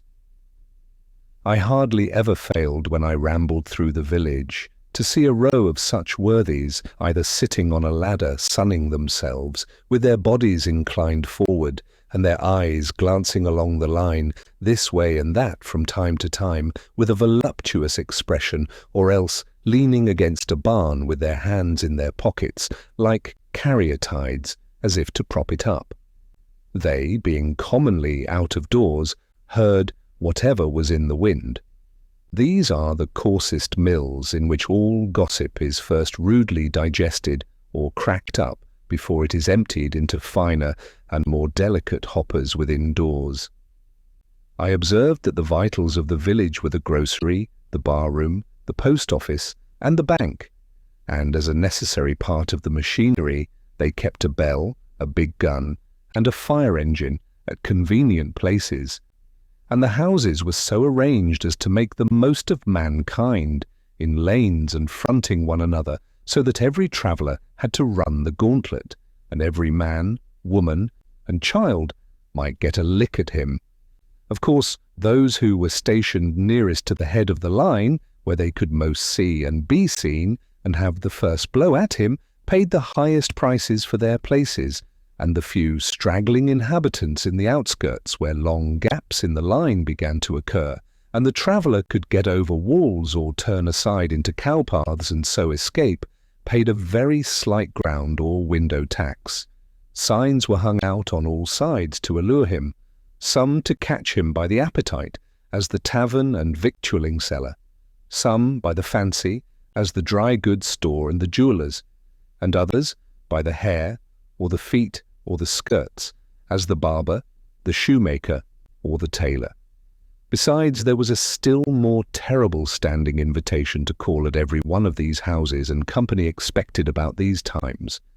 For the most part, I escaped wonderfully from these dangers, either by proceeding at once boldly and without deliberation to the goal, as is recommended to those who run the gauntlet, or by keeping my thoughts on high things like Orpheus, who, loudly singing the praises of the gods to his lyre, drowned the voices of the sirens and kept out of danger. Sometimes I bolted suddenly, and nobody could tell my whereabouts, for I did not stand much about gracefulness, and never hesitated at a gap in a fence. I was even accustomed to make an irruption into some houses where I was well entertained, and after learning the kernels and very last sieveful of news, what had subsided, the prospects of war and peace, and whether the world was likely to hold together much longer, I was let out through the rear avenues, and so escaped to the woods again. It was very pleasant, when I stayed late in town, to launch myself into the night, especially if it was dark and tempestuous, and set sail from some bright village parlour or lecture room, with a bag of rye or Indian meal upon my shoulder, for my snug harbour in the woods, having made all tight without, and withdrawn under hatches with a merry crew of thoughts, leaving only my outer man at the helm, or even tying up the helm when it was plain sailing. I had many a genial thought by the cabin fire as I sailed. I was never cast away nor distressed in any weather, though I encountered some severe storms. It is darker in the woods, even in common nights, than most suppose. I frequently had to look up at the opening between the trees above the path in order to learn my route, and, where there was no cart path, to feel with my feet the faint track which I had worn, or steer by the known relation of particular trees which I felt with my hands, passing between two pines, for instance, not more than 18 inches apart, in the midst of the woods, invariably in the darkest night. Sometimes, after coming home thus late in a dark and muggy night, when my feet felt the path which my eyes could not see, dreaming and absent-minded all the way, until I was aroused by having to raise my hand to lift the latch, I have not been able to recall a single step of my walk, and I have thought that perhaps my body would find its way home if its master should forsake it, as the hand finds its way to the mouth without assistance. Several times, when a visitor chanced to stay into evening and it proved a dark night, I was obliged to conduct him to the cart path in the rear of the house, and then point out to him the direction he was to pursue, and in keeping which he was to be guided rather by his feet than his eyes. One very dark night I directed thus on their way 2 young men who had been fishing in the pond. They lived about a mile off, through the woods, and were quite used to the route. A day or two after, one of them told me that they wandered about the greater part of the night, close by their own premises, and did not get home till toward morning, by which time, as there had been several heavy showers in the meanwhile, and the leaves were very wet, they were drenched to their skins. I have heard of many going astray even in the village streets, when the darkness was so thick that you could cut it with a knife, as the saying is. Some who live in the outskirts, having come to town a-shopping in their wagons, have been obliged to put up for the night, and gentlemen and ladies making a call have gone half a mile out of their way, feeling the sidewalk only with their feet, and not knowing when they turned. It is a surprising and memorable, as well as valuable experience, to be lost in the woods any time. Often in a snowstorm, even by day, one will come out upon a well-known road, and yet find it impossible to tell which way leads to the village. Though he knows that he has travelled it 1,000 times, he cannot recognize a feature in it, but it is as strange to him as if it were a road in Siberia. By night, of course, the perplexity is infinitely greater. In our most trivial walks we are constantly, though unconsciously, steering like pilots by certain well-known beacons and headlands, and if we go beyond our usual course, we still carry in our minds the bearing of some neighbouring cape. And not till we are completely lost or turned round, for a man needs only to be turned round once with his eyes shut in this world to be lost, do we appreciate the vastness and strangeness of nature. Every man has to learn the points of compass again as often as he awakes, whether from sleep or any abstraction. Not till we are lost, in other words, not till we have lost the world, do we begin to find ourselves and realize where we are and the infinite extent of our relations.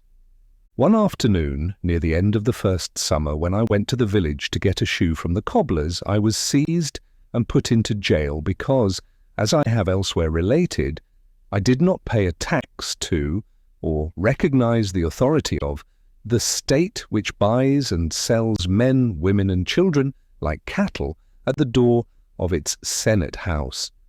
I had gone down to the woods for other purposes, but wherever a man goes, men will pursue and paw him with their dirty institutions, and if they can, constrain him to belong to their desperate odd-fellow society.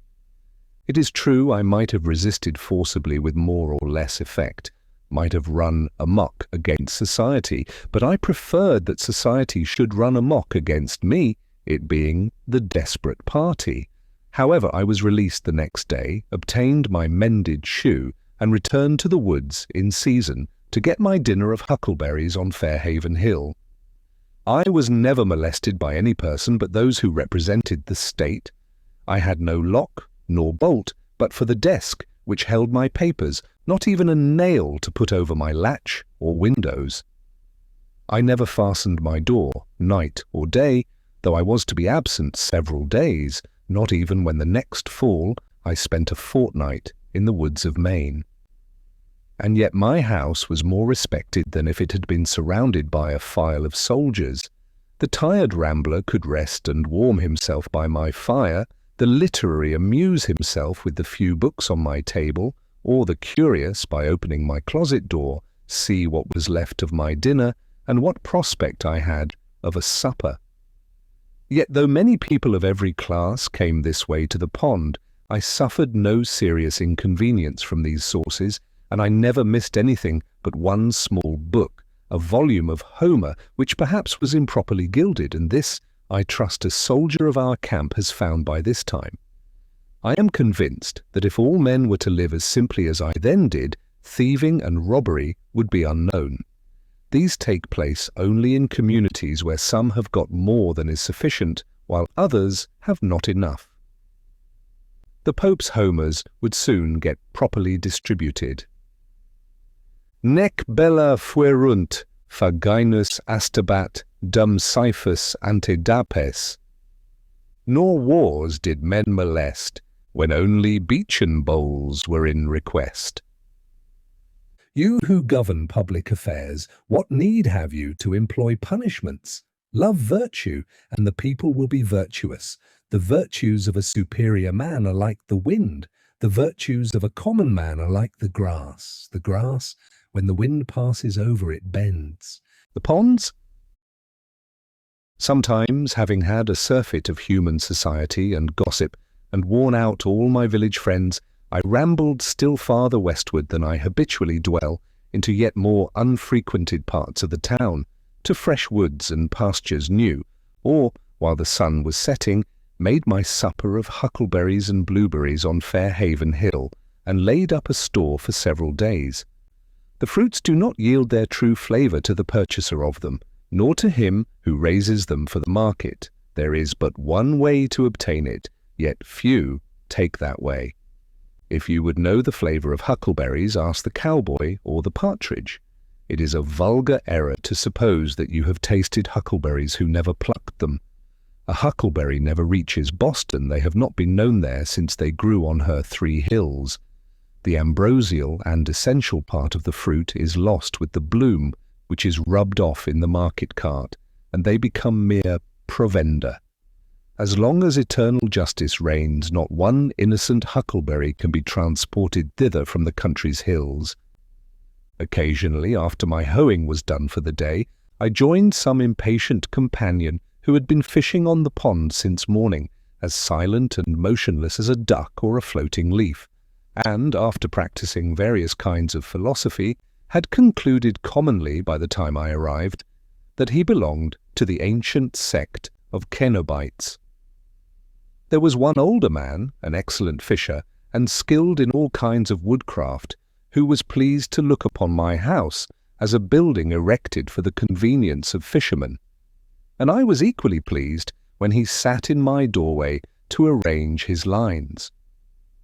Once in a while we sat together on the pond, he at one end of the boat, and I at the other, but not many words passed between us, for he had grown deaf in his later years, but he occasionally hummed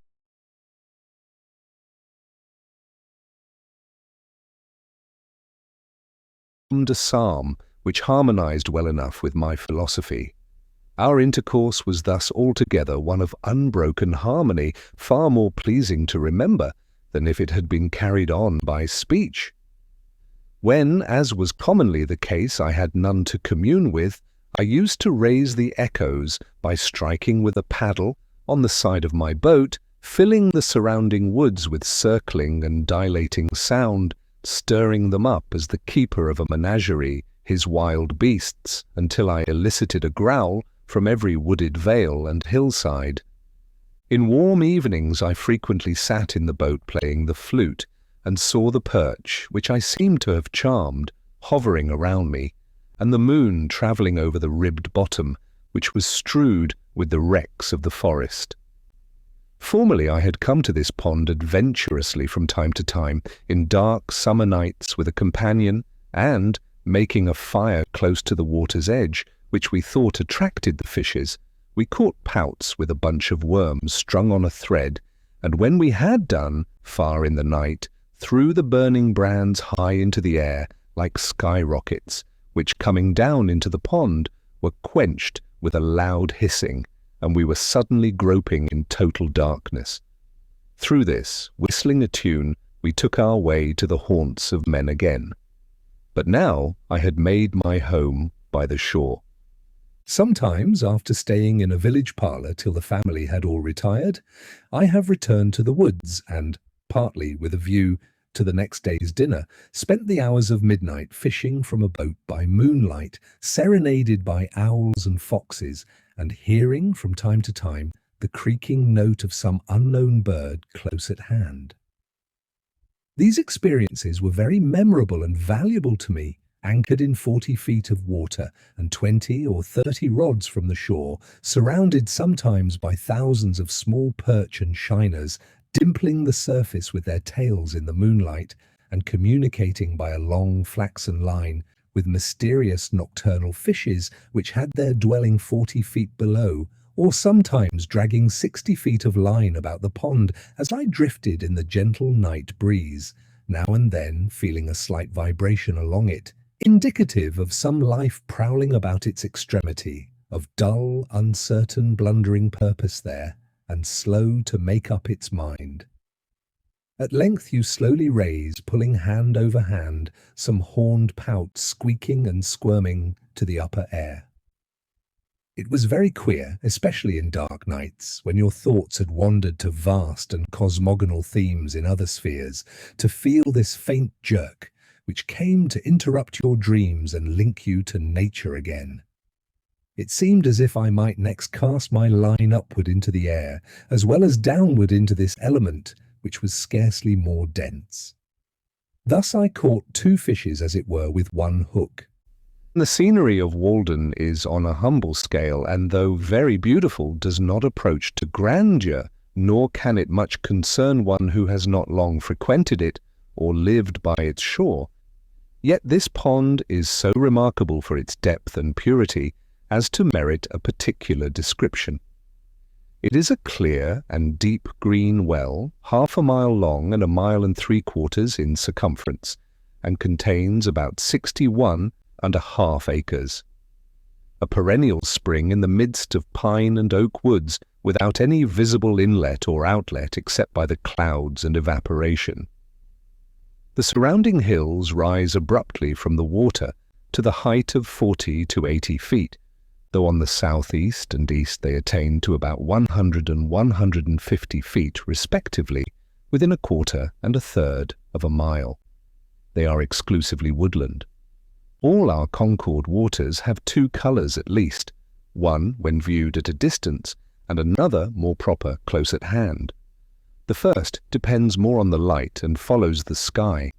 In clear weather, in summer, they appear blue at a little distance, especially if agitated, and at a great distance all appear alike.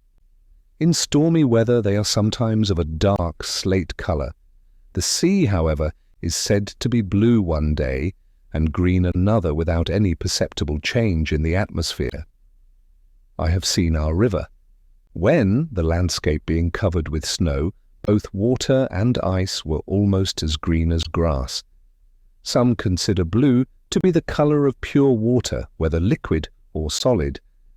But looking directly down into our waters from a boat, they are seen to be of very different colours. Walden is blue at one time and green at another, even from the same point of view.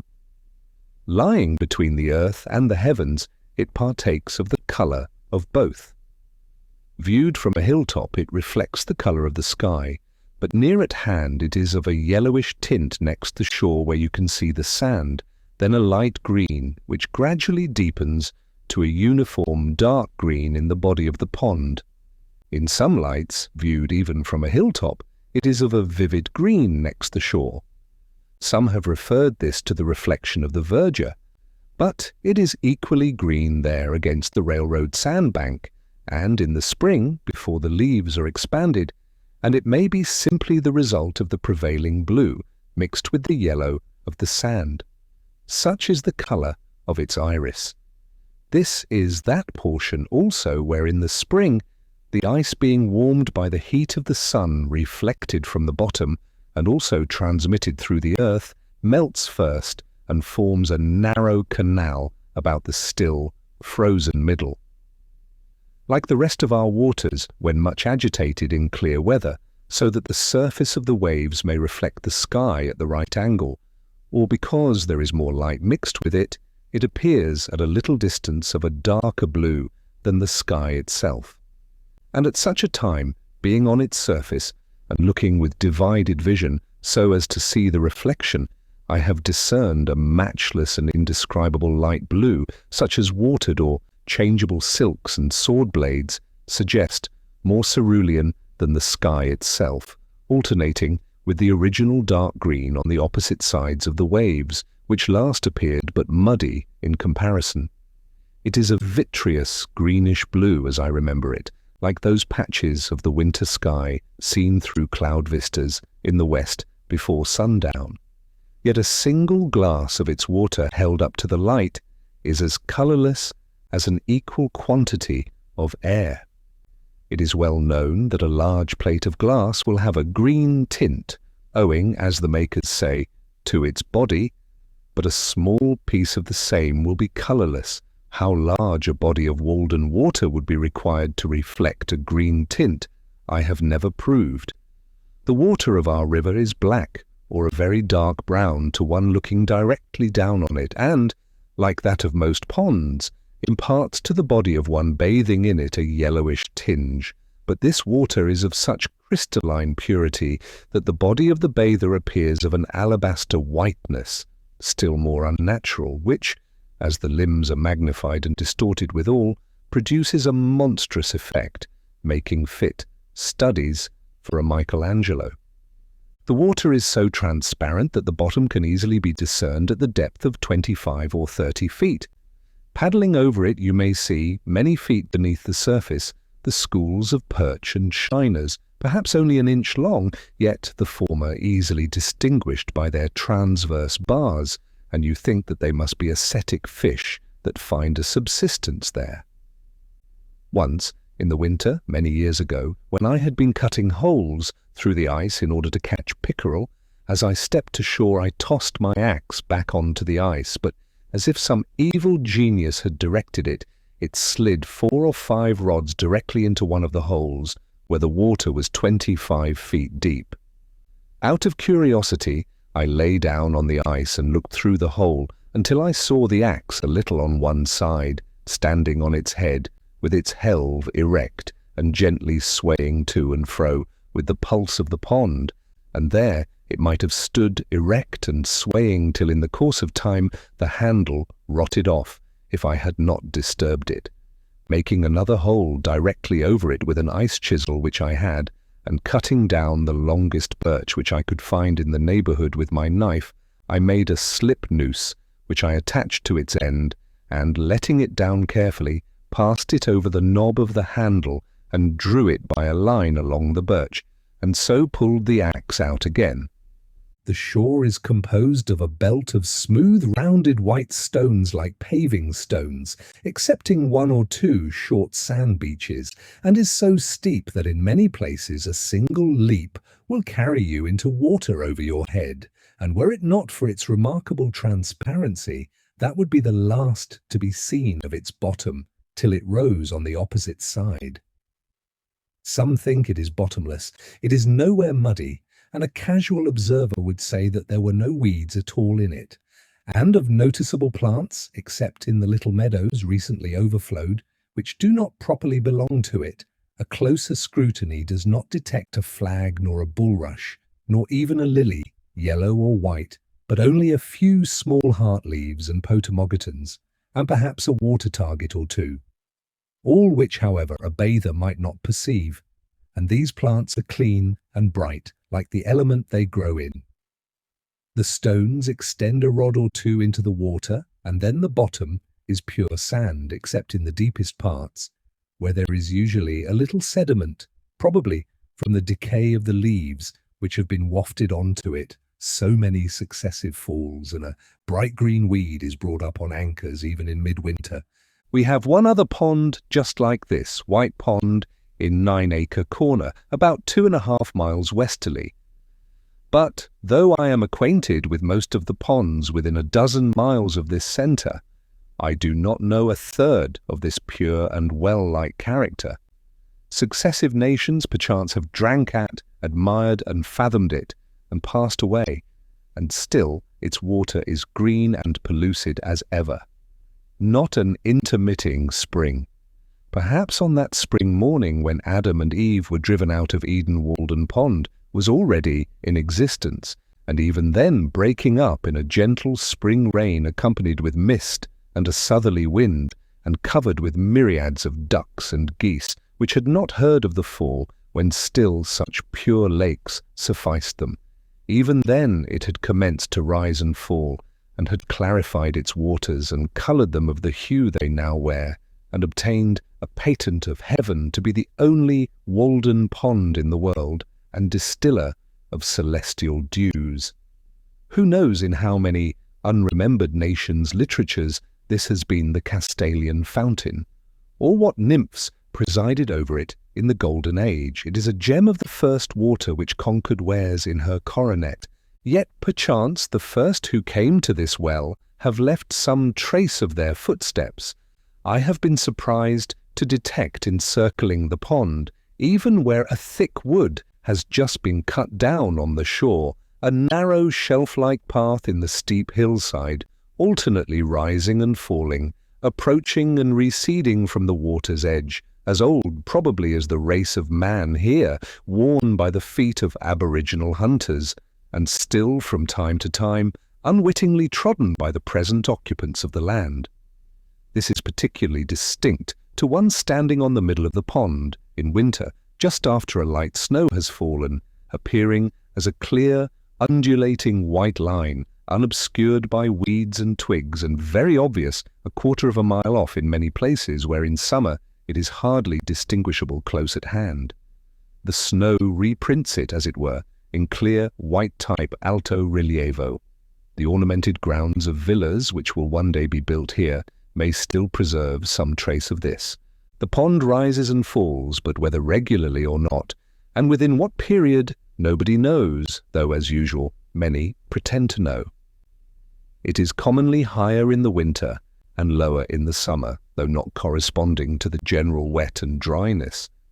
I can remember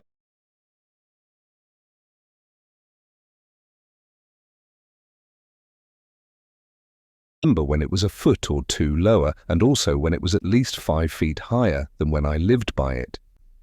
There is a narrow sandbar running into it with very deep water on one side, on which I helped boil a kettle of chowder some 6 rods from the main shore about the year 1824, which it has not been possible to do for 25 years.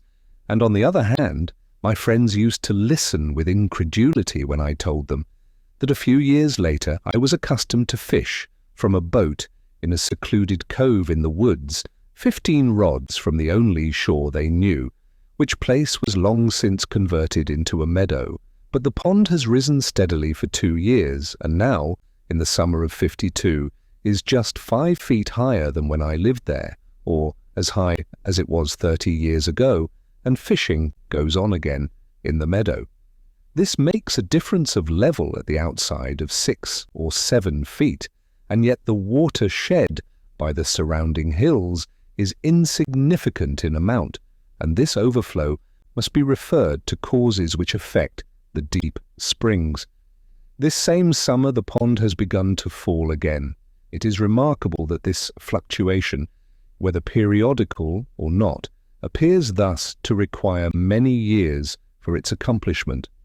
I have observed 1 rise and a part of 2 falls, and I expect that a dozen or 15 years hence the water will again be as low as I have ever known it. Flint's Pond, a mile eastward, allowing for the disturbance occasioned by its inlets and outlets, and the smaller intermediate ponds also sympathize with Walden, and recently attained their greatest height at the same time with the latter. The same is true, as far as my observation goes, of White Pond. This rise and fall of Walden at long intervals serves this use at least. The water, standing at this great height for a year or more, though it makes it difficult to walk round it, kills the shrubs and trees which have sprung up about its edge since the last rise, pitch pines, birches, alders, aspens, and others, and, falling again, leaves an unobstructed shore, for, unlike many ponds and all waters, which are subject to a daily tide, its shore is cleanest when the water is lowest. On the side of the pond next my house, a row of pitch pines, 15 feet high, has been killed and tipped over as if by a lever, and thus a stop put to their encroachments. And their size indicates how many years have elapsed since the last rise to this height. By this fluctuation, the pond asserts its title to a shore, and thus the shore is shorn, and the trees cannot hold it by right of possession. These are the lips of the lake on which no beard grows. It licks its chaps from time to time. When the water is at its height, the alders, willows, and maples send forth a mass of fibrous red roots several feet long from all sides of their stems in the water, and to the height of 3 or 4 feet from the ground, in the effort to maintain themselves. And I have known the high blueberry bushes about the shore, which commonly produce no fruit, bear an abundant crop under these circumstances. Some have been puzzled to tell how the shore became so regularly paved. My townsmen have all heard the tradition. The oldest people tell me that they heard it in their youth, that anciently the Indians were holding a powwow upon a hill here, which rose as high into the heavens as the pond now sinks deep into the earth, and they used much profanity, as the story goes, though this vice is one of which the Indians were never guilty, and while they were thus engaged the hill shook and suddenly sank, and only one old squaw named Walden escaped, and from her the pond was named. It has been conjectured that when the hill shook, these stones rolled down its side and became the present shore. It is very certain, at any rate, that once there was no pond here, and now there is one.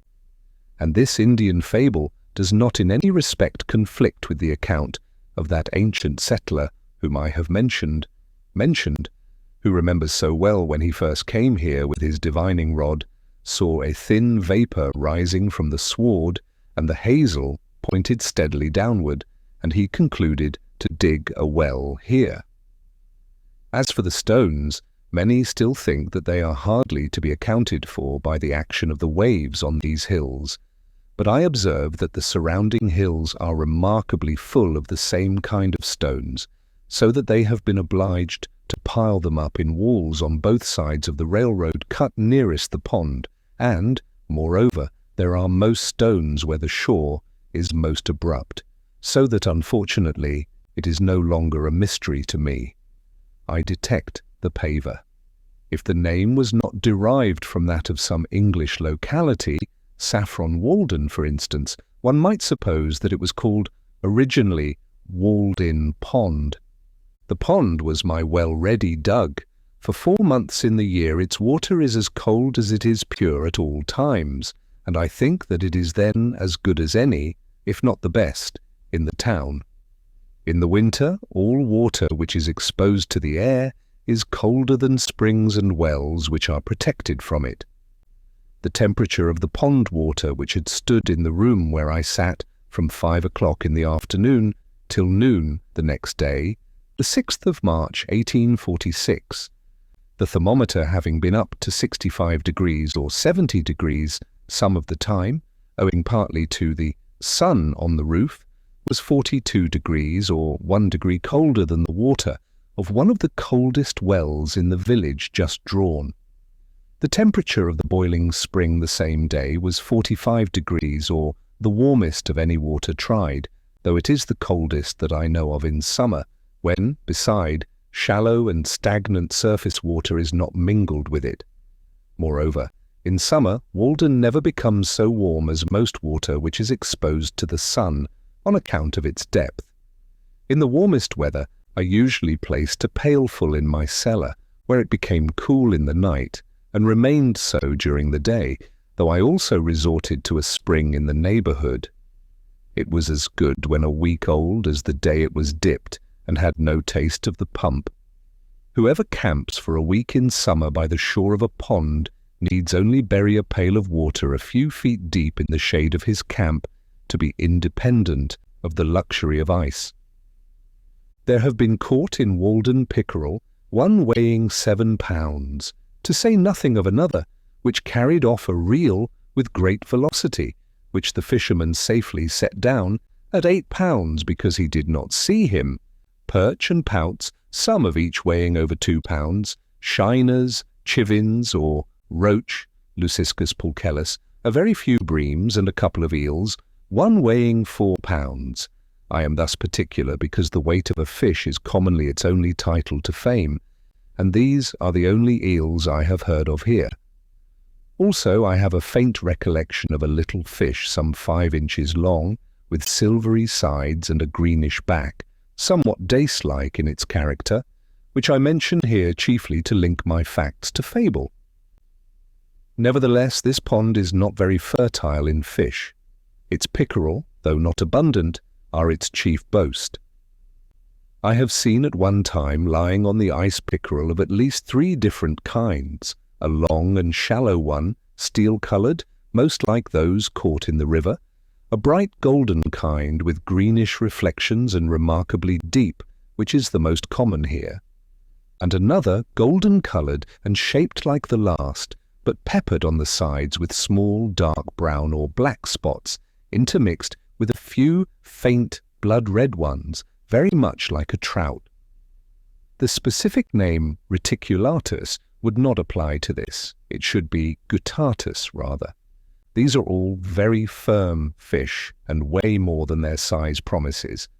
The shiners, pouts and perch also, and indeed all the fishes which inhabit this pond, are much cleaner, handsomer and firmer fleshed than those in the river and most other ponds, as the water is purer and they can easily be distinguished from them. Probably many ichthyologists would make new varieties of some of them. There are also a clean race of frogs and tortoises and a few mussels in it. Muskrats and minks leave their traces about it, and occasionally a travelling mud turtle visits it. Sometimes, when I pushed off my boat in the morning, I disturbed a great mud turtle which had secreted himself under the boat in the night. Ducks and geese frequent it in the spring and fall. The white-bellied swallows, Hirundo bicolor, skim over it, and the peetweets, Totanus macularius, teeter along its stony shores all summer. I have sometimes disturbed a fish-hawk sitting on a white pine over the water, but I doubt if it is ever profaned by the wind of a gull like Fair Haven. At most, it tolerates one annual loon. These are all the animals of consequence which frequent it now. You may see from a boat, in calm weather near the sandy eastern shore, where the water is 8 or 10 feet deep, and also in some other parts of the pond, some circular heaps 6 feet in diameter by a foot in height, consisting of small stones less than a hen's egg in size, where all around is bare sand. At first you wonder if the Indians could have formed them on the ice for any purpose, and so, when the ice melted, they sank to the bottom, but they are too regular, and some of them plainly too fresh for that. They are similar to those found in rivers, but as there are no suckers nor lampreys here, I know not by what fish they could be made. Perhaps they are the nests of the chivin. These lend a pleasing mystery to the bottom. The shore is irregular enough not to be monotonous. I have in my mind's eye the western, indented with deep bays, the bolder northern, and the beautifully scalloped southern shore, where successive capes overlap each other and suggest unexplored coves between. The forest has never so good a setting, nor is so distinctly beautiful, as when seen from the middle of a small lake amid hills which rise from the water's edge. For the water in which it is reflected not only makes the best foreground in such a case, but, with its winding shore, the most natural and agreeable boundary to it. There is no rawness nor imperfection in its edge there, as where the axe has cleared a part, or a cultivated field abuts on it. The trees have ample room to expand on the waterside, and each sends forth its most vigorous branch in that direction. There nature has woven a natural selvage, and the eye rises by just gradations from the low shrubs of the shore to the highest trees. There are few traces of man's hand to be seen. The water laves the shore as it did 1,000 years ago. A lake is the landscape's most beautiful and expressive feature. It is Earth's eye, looking into which the beholder measures the depth of his own nature. The fluviatile trees next the shore are the slender eyelashes which fringe it, and the wooded hills and cliffs around are its overhanging brows. Standing on the smooth sandy beach at the east end of the pond, in a calm September afternoon, when a slight haze makes the opposite shoreline indistinct, I have seen whence came the expression, the glassy surface of a lake. When you invert your head, it looks like a thread of finest gossamer stretched across the valley and gleaming against the distant pine woods, separating one stratum of the atmosphere from another. You would think that you could walk dry under it to the opposite hills, and that the swallows which skim over might perch on it. Indeed, they sometimes dive below this line, as it were by mistake, and are undeceived. As you look over the pond westward, you are obliged to employ both your hands to defend your eyes against the reflected as well as the true sun, for they are equally bright, and if, between the two, you survey its surface critically, it is literally as smooth as glass, except where the skater insects, at equal intervals, scattered over its whole extent, by their motions in the sun, produce the finest imaginable sparkle on it. Or, perchance, a duck plumes itself, or, as I have said, a swallow skims so low as to touch it. It may be that in the distance a fish describes an arc of 3 or 4 feet in the air, and there is one bright flash where it emerges, and another where it strikes the water. Sometimes the whole silvery arc is revealed, or here and there, perhaps, is a thistle down floating on its surface, which the fishes dart at and so dimple it again. It is like molten glass, cooled but not congealed, and the few motes in it are pure and beautiful like the imperfections in glass. You may often detect a yet smoother and darker water separated from the rest, as if by an invisible cobweb, boom of the water nymphs resting on it. From a hilltop you can see a fish leap in almost any part, for not a pickerel or shiner picks an insect from this smooth surface, but it manifestly disturbs the equilibrium of the whole lake. It is wonderful with what elaborateness this simple fact is advertised, this piscine murder will out, and from my distant perch I distinguish the circling undulations when they are half a dozen rods in diameter. You can even detect a water bug, Gyrinus, ceaselessly progressing over the smooth surface a quarter of a mile off, for they furrow the water slightly, making a conspicuous ripple bounded by two diverging lines, but the skaters glide over it without rippling it perceptibly. When the surface is considerably agitated, there are no skaters nor water bugs on it, but apparently, in calm days, they leave their havens and adventurously glide forth from the shore by short impulses till they completely cover it. It is a soothing employment on one of those fine days in the fall when all the warmth of the sun is fully appreciated, to sit on a stump on such a height as this, overlooking the pond, and study the dimpling circles which are incessantly inscribed on its otherwise invisible surface amid the reflected skies and trees. Over this great expanse there is no disturbance, but it is thus at once gently smoothed away and assuaged, as when a vase of water is jarred, the trembling circles seek the shore, and all is smooth again. Not a fish can leap or an insect fall on the pond, but it is thus reported in circling dimples, in lines of beauty, as it were, the constant welling up of its fountain, the gentle pulsing of its life, the heaving of its breast. The thrills of joy and thrills of pain are undistinguishable.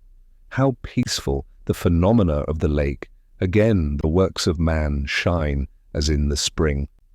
Aye, every leaf and twig and stone and cobweb sparkles now at mid-afternoon, as when covered with dew in a spring morning. Every motion of an oar or an insect produces a flash of light, and if an oar falls, how sweet the echo. In such a day, in September or October, Walden is a perfect forest mirror, set round with stones as precious to my eye, as if fewer or rarer. Nothing so fair, so pure, and at the same time so large, as a lake, perchance, lies on the surface of the earth. Sky water. It needs no fence. Nations come and go without defiling it. It is a mirror which no stone can crack, whose quicksilver will never wear off, whose gilding nature continually repairs. No storms, no dust can dim its surface ever fresh. A mirror in which all impurity presented to it sinks, swept and dusted by the sun's hazy brush.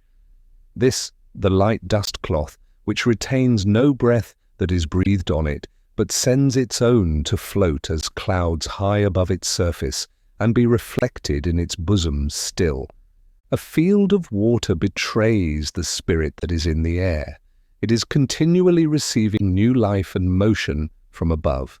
It is intermediate in its nature between land and sky. On land only the grass and trees wave, but the water itself is rippled by the wind. I see where the breeze dashes across it by the streaks or flakes of light. It is remarkable that we can look down on its surface. We shall perhaps look down thus on the surface of air at length, and mark where a still subtler spirit sweeps over it.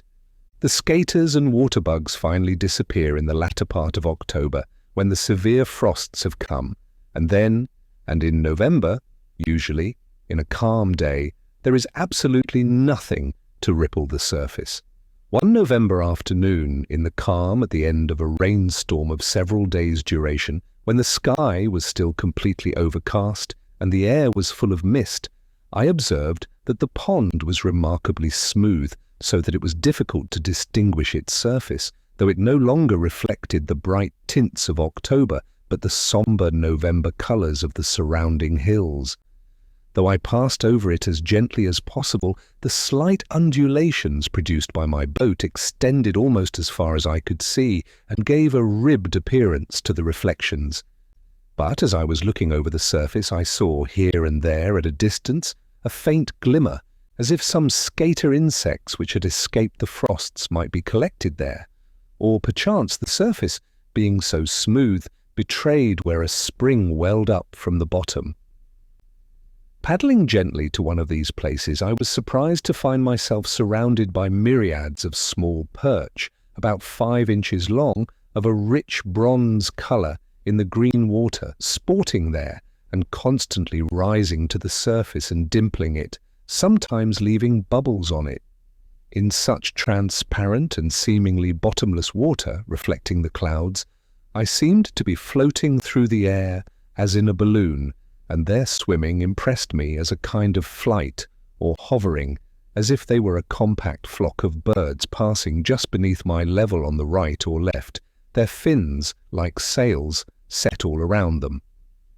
There were many such schools in the pond, apparently improving the short season before winter would draw an icy shutter over their broad skylight, sometimes giving to the surface an appearance as if a slight breeze struck it, or a few raindrops fell there.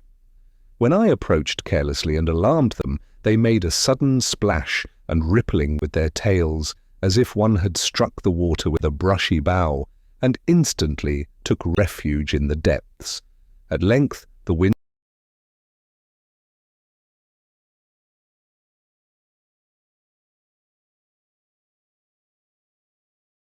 rose, the mist increased, and the waves began to run, and the perch leaped much higher than before, half out of water, 100 black points 3 inches long, at once above the surface.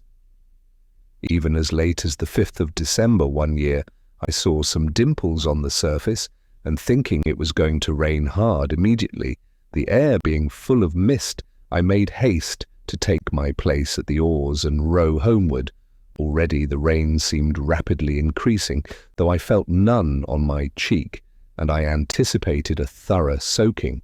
But suddenly the dimples ceased, for they were produced by the perch, which the noise of my oars had seared into the depths, and I saw their schools dimly disappearing.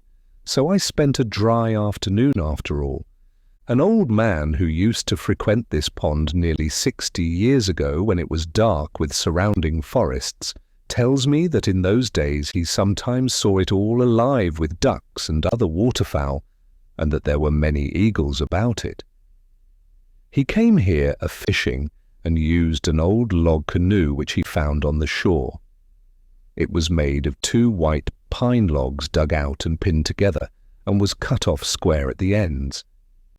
It was very clumsy, but lasted a great many years before it became waterlogged, and perhaps sank to the bottom. He did not know whose it was. It belonged to the pond. He used to make a cable for his anchor of strips of hickory bark tied together. An old man, a potter, who lived by the pond before the Revolution, told him once that there was an iron chest at the bottom, and that he had seen it. Sometimes it would come floating up to the shore, but when you went toward it, it would go back into deep water and disappear. I was pleased to hear of the old log canoe which took the place of an Indian, one of the same material but more graceful construction, which perchance had first been a tree on the bank and then, as it were, fell into the water to float there for a generation, the most proper vessel for the lake. I remember that when I first looked into these depths, there were many large trunks to be seen indistinctly lying on the bottom, which had either been blown over formerly or left on the ice at the last cutting when wood was cheaper, but now they have mostly disappeared. When I first paddled a boat on Walden, it was completely surrounded by thick and lofty pine and oak woods, and in some of its coves grapevines had run over the trees next the water and formed bowers under which a boat could pass. The hills which form its shores are so steep, and the woods on them were then so high, that as you looked down from the west end, it had the appearance of an amphitheatre for some land of sylvan spectacle. I have spent many an hour when I was younger, floating over its surface as the zephyr willed, having paddled my boat to the middle, and lying on my back across the seats in a summer forenoon, dreaming awake, until I was aroused by the boat touching the sand, and I arose to see what shore my fates had impelled me to, days when idleness was the most attractive and productive industry. Many a forenoon have I stolen away, preferring to spend thus the most valued part of the day, for I was rich, if not in money, in sunny hours and summer days, and spent them lavishly, nor do I regret that I did not waste more of them in the workshop or the teacher's desk. But since I left those shores, the woodchoppers have still further laid them waste, and now, for many a year, there will be no more rambling through the aisles of the wood, with occasional vistas through which you see the water. My muse may be excused if she is silent henceforth. How can you expect the birds to sing when their groves are cut down? Now the trunks of trees on the bottom, and the old log canoe, and the dark surrounding woods are gone, and the villagers, who scarcely know where it lies, instead of going to the pond to bathe or drink, are thinking to bring its water, which should be as sacred as the Ganges at least, to the village in a pipe to wash their dishes with, to earn their Walden by the turning of a cock or drawing of a plug. That devilish iron horse, whose ear-rending neigh is heard throughout the town, has muddied the boiling spring with his foot, and he it is that has browsed off all the woods on Walden shore, that Trojan horse, with 1,000 men in his belly, introduced by mercenary Greeks. Where is the country's champion, the Moor of Moor Hill, to meet him at the deep cut and thrust an avenging lance between the ribs of the bloated pest? Nevertheless, of all the characters I have known, perhaps Walden wears best, and best preserves its purity. Many men have been likened to it, but few deserve that honour. Though the woodchoppers have laid bare first this shore and then that, and the Irish have built their styes by it, and the railroad has infringed on its border, and the icemen have skimmed it once, it is itself unchanged, the same water which my youthful eyes fell on. All the change is in me. It has not acquired one permanent wrinkle after all its ripples.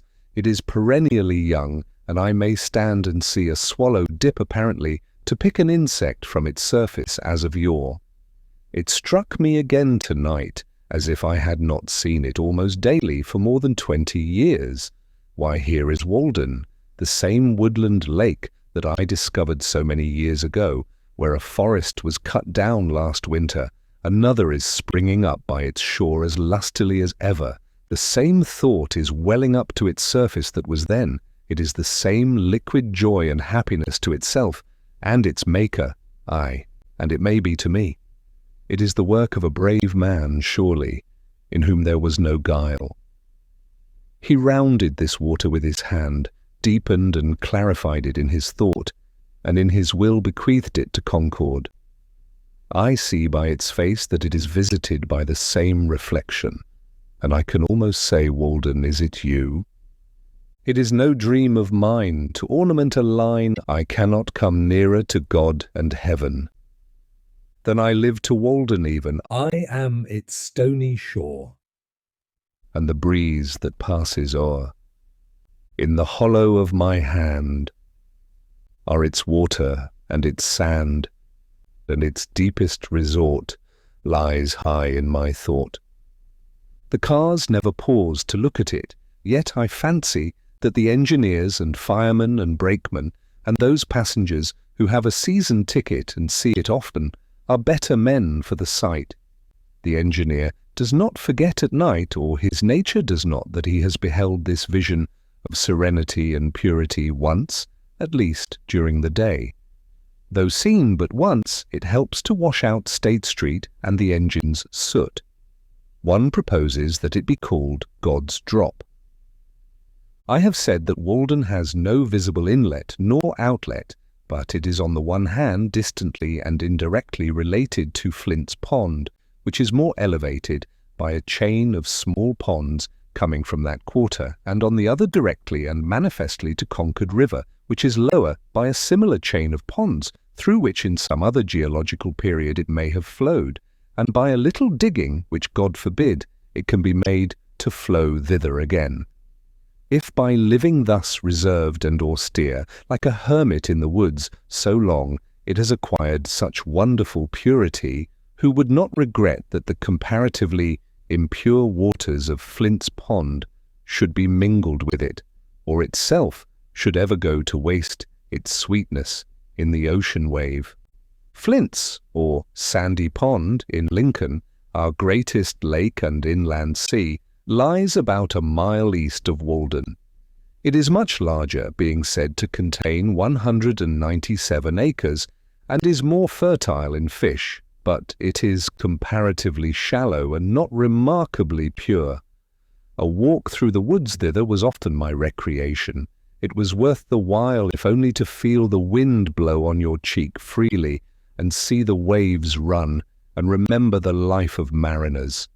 I went a chestnutting there in the fall, on windy days, when the nuts were dropping into the water and were washed to my feet, and one day, as I crept along its sedgy shore, the fresh spray blowing in my face, I came upon the mouldering wreck of a boat, the sides gone, and hardly more than the impression of its flat bottom left amid the rushes, yet its model was sharply defined, as if it were a large decayed pad with its veins.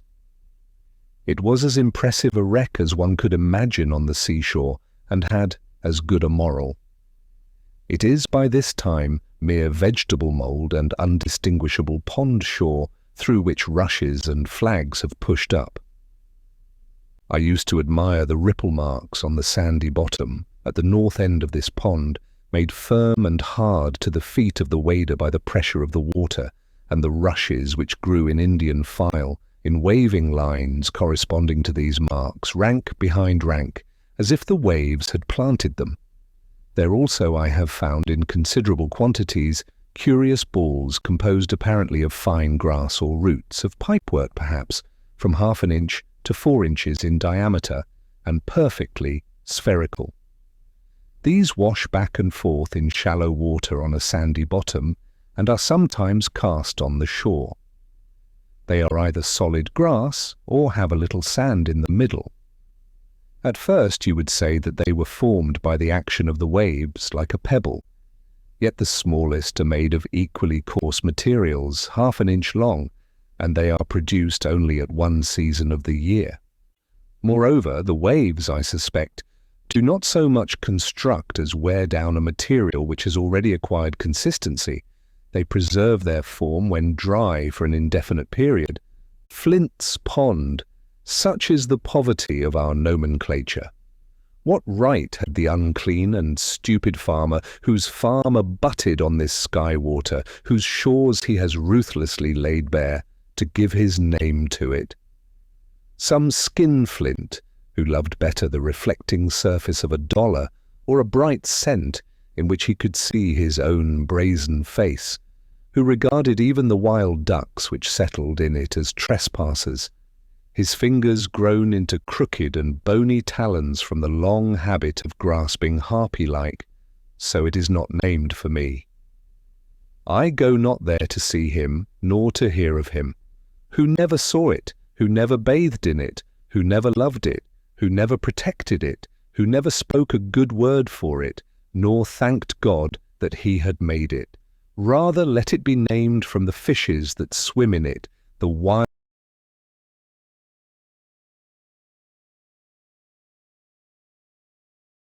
fowl or quadrupeds which frequent it, the wild flowers which grow by its shores, or some wild man or child, the thread of whose history is interwoven with its own.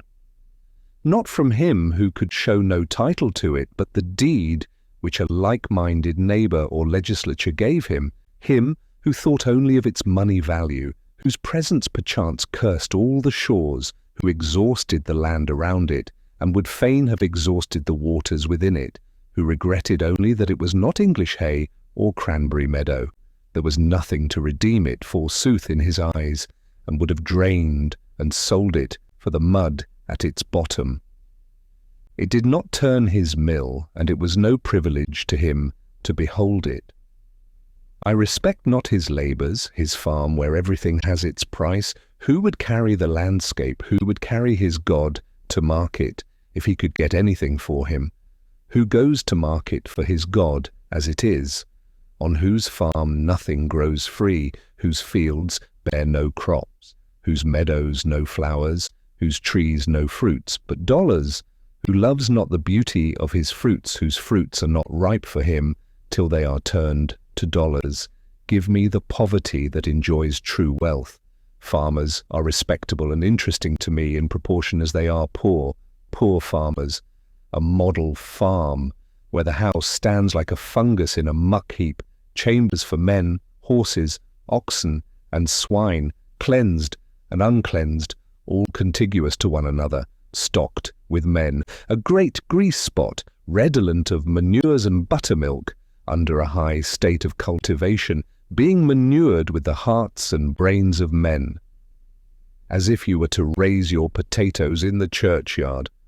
Such is a model farm. No, no. If the fairest features of the landscape are to be named after men, let them be the noblest and worthiest men alone.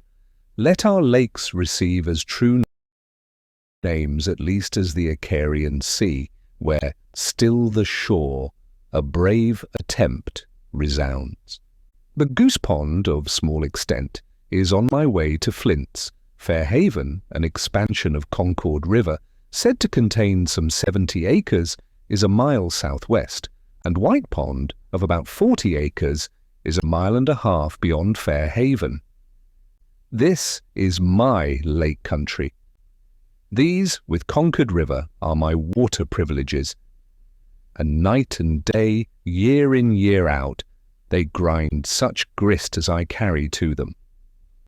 Since the woodcutters and the railroad, and I myself have profaned Walden, perhaps the most attractive, if not the most beautiful, of all our lakes, the gem of the woods, is White Pond, a poor name from its commonness, whether derived from the remarkable purity of its waters or the colour of its sands. In these, as in other respects, however, it is a lesser twin of Walden. They are so much alike that you would say they must be connected underground. It has the same stony shore, and its waters are of the same hue. As at Walden, in sultry dog-day weather, looking down through the woods on some of its bays, which are not so deep, but that the reflection from the bottom tinges them, its waters are of a misty bluish-green or glaucous colour. Many years since I used to go there to collect the sand by cartloads to make sandpaper with, and I have continued to visit it ever since. One who frequents it proposes to call it Virid Lake. Perhaps it might be called Yellow Pine Lake, from the following circumstance. About 15 years ago you could see the top of a pitch pine, of the kind called yellow pine hereabouts, though it is not a distinct species, projecting above the surface in deep water, many rods from the shore. It was even supposed by some that the pond had sunk, and this was one of the primitive forests that formerly stood there. I find that even so long ago as 1792, in a topographical description of the town of Concord by one of its citizens, in the collections of the Massachusetts Historical Society, the author, after speaking of Walden and White Ponds, adds, "In the middle of the latter may be seen, when the water is very low, a tree which appears as if it grew in the place where it now stands, although the roots are 50 feet below the surface of the water. The top of this tree is broken off, and at that place measures 14 inches in diameter. In the spring of '49 I talked with the man who lives nearest the pond in Sudbury, who told me that it was he who got out this tree 10 or 15 years before. As near as he could remember, it stood 12 or 15 rods from the shore, where the water was 30 or 40 feet deep. It was in the winter, and he had been getting out ice in the forenoon, and had resolved that in the afternoon, with the aid of his neighbours, he would take out the old yellow pine. He sawed a channel in the ice toward the shore, and hauled it over and along and out onto the ice with oxen.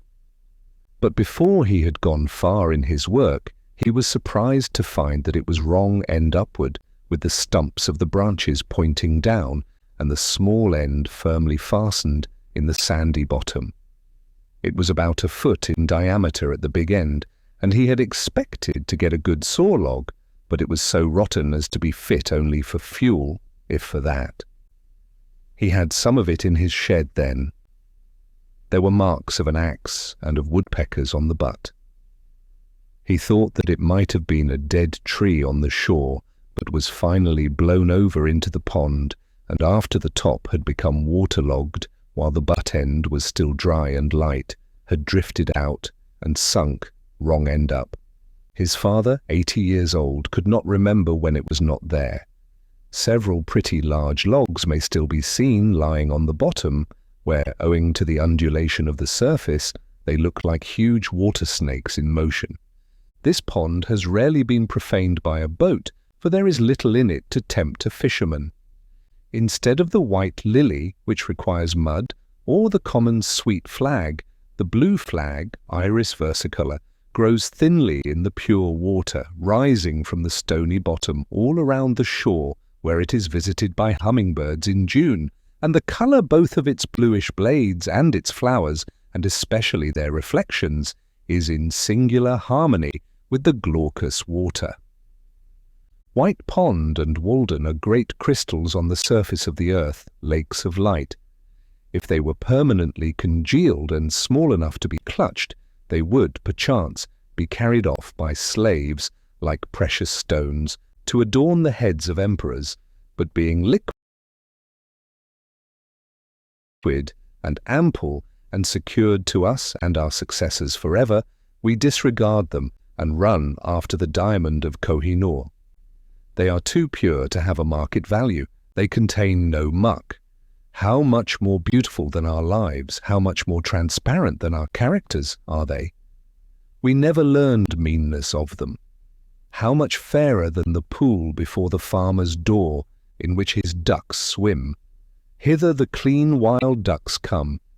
Nature has no human inhabitant who appreciates her.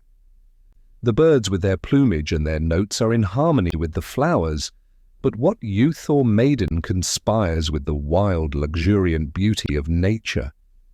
She flourishes most alone, far from the towns where they reside. Talk of heaven, ye disgrace earth, Baker Farm. Sometimes I rambled to pine groves, standing like temples, or like fleets at sea, full rigged with wavy boughs and rippling with light, so soft and green and shady that the Druids would have forsaken their oaks to worship in them, or to the cedar wood beyond Flint's Pond, where the trees, covered with hoary blue berries, spiring higher and higher, are fit to stand before Valhalla, and the creeping juniper covers the ground with wreaths full of fruit, or to swamps where the usnea lichen hangs in festoons from the white spruce trees and toadstools. Round tables of the swamp gods cover the ground, and more beautiful fungi adorn the stumps like butterflies or shells, vegetable winkles. Where the swamp pink and dogwood grow, the red alderberry glows like eyes of imps, the waxwork grooves and crushes the hardest woods in its folds, and the wild holly berries make the beholder forget his home with their beauty, and he is dazzled and tempted by nameless other wild forbidden fruits too fair for mortal taste. Instead of calling on some scholar, I paid many a visit to particular trees of kinds which are rare in this neighbourhood, standing far away in the middle of some pasture, or in the depths of a wood or swamp, or on a hilltop, such as the black birch, of which we have some handsome specimens 2 feet in diameter.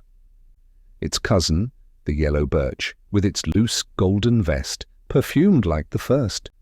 The beech, which has so neat a bole and beautifully lichen painted, perfect in all its details, of which, excepting scattered specimens, I know but one small grove of sizable trees left in the township, supposed by some to have been planted by the pigeons that were once baited with beechnuts nearby.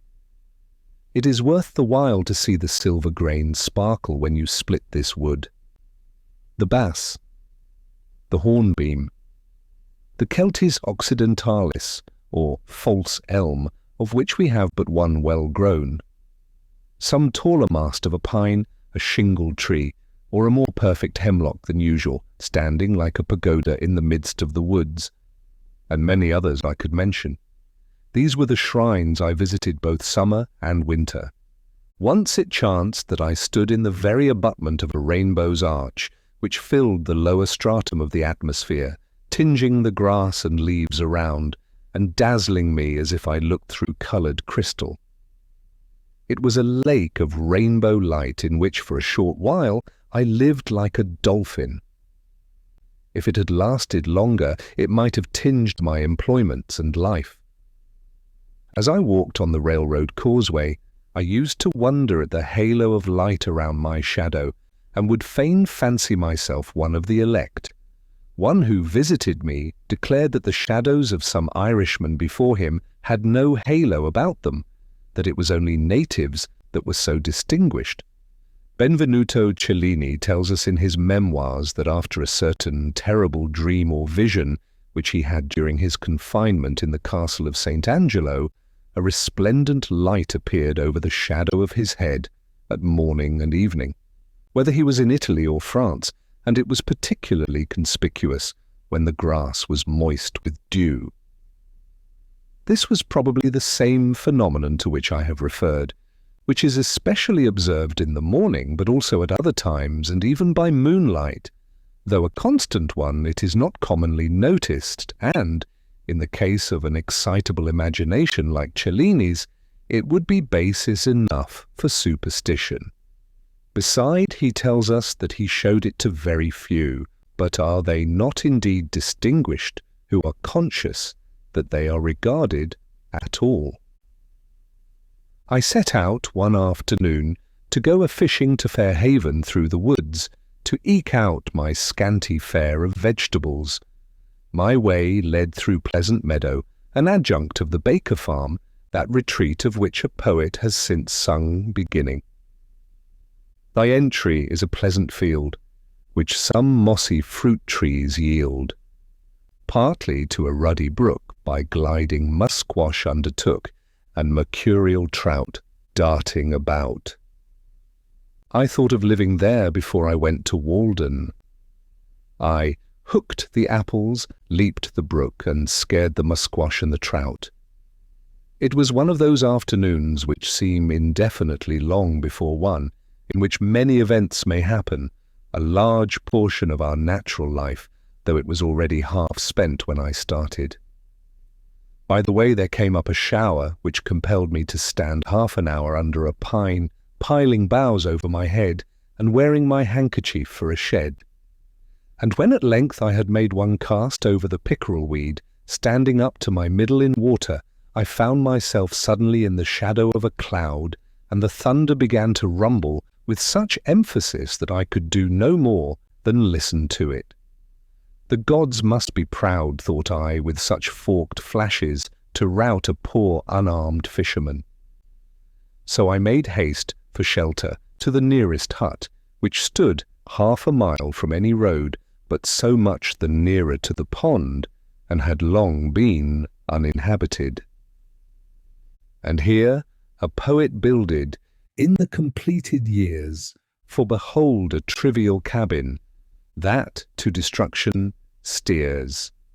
So the Muse fables, but therein, as I found, dwelt now John Field, an Irishman, and his wife, and several children, from the broad-faced boy who assisted his father at his work, and now came running by his side from the bog to escape the rain, to the wrinkled, Sibyl-like, cone-headed infant that sat upon its father's knee, as in the palaces of nobles, and looked out from its home in the midst of wet and hunger, inquisitively upon the stranger, with the privilege of infancy, not knowing but it was the last of a noble line, and the hope and cynosure of the world, instead of John Field's poor, starveling brat.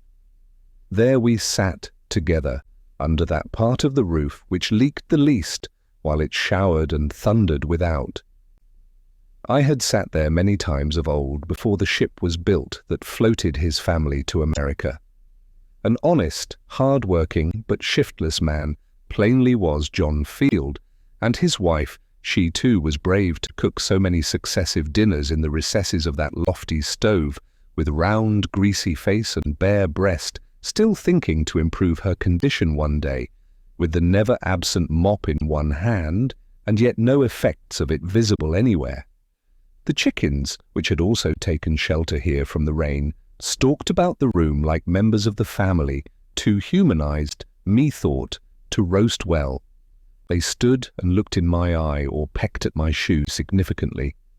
Meanwhile, my host told me his story, how hard he worked bogging for a neighbouring farmer, turning up a meadow with a spade or bog hoe at the rate of $10 an acre, and the use of the land with manure for 1 year, and his little broad-faced son worked cheerfully at his father's side the while, not knowing how poor a bargain the latter had made.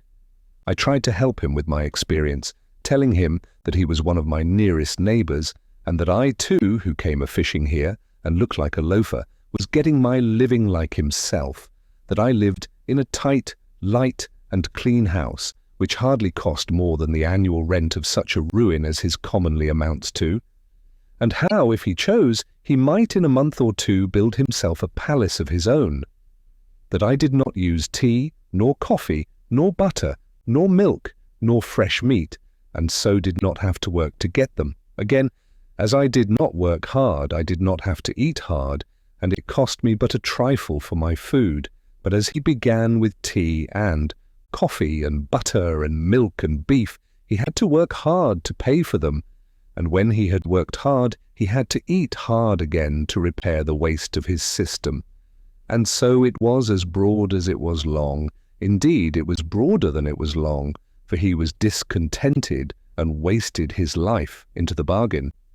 And yet he had rated it as a gain in coming to America, that here you could get tea and coffee and meat every day. But the only true America is that country where you are at liberty to pursue such a mode of life as may enable you to do without these, and where the state does not endeavour to compel you to sustain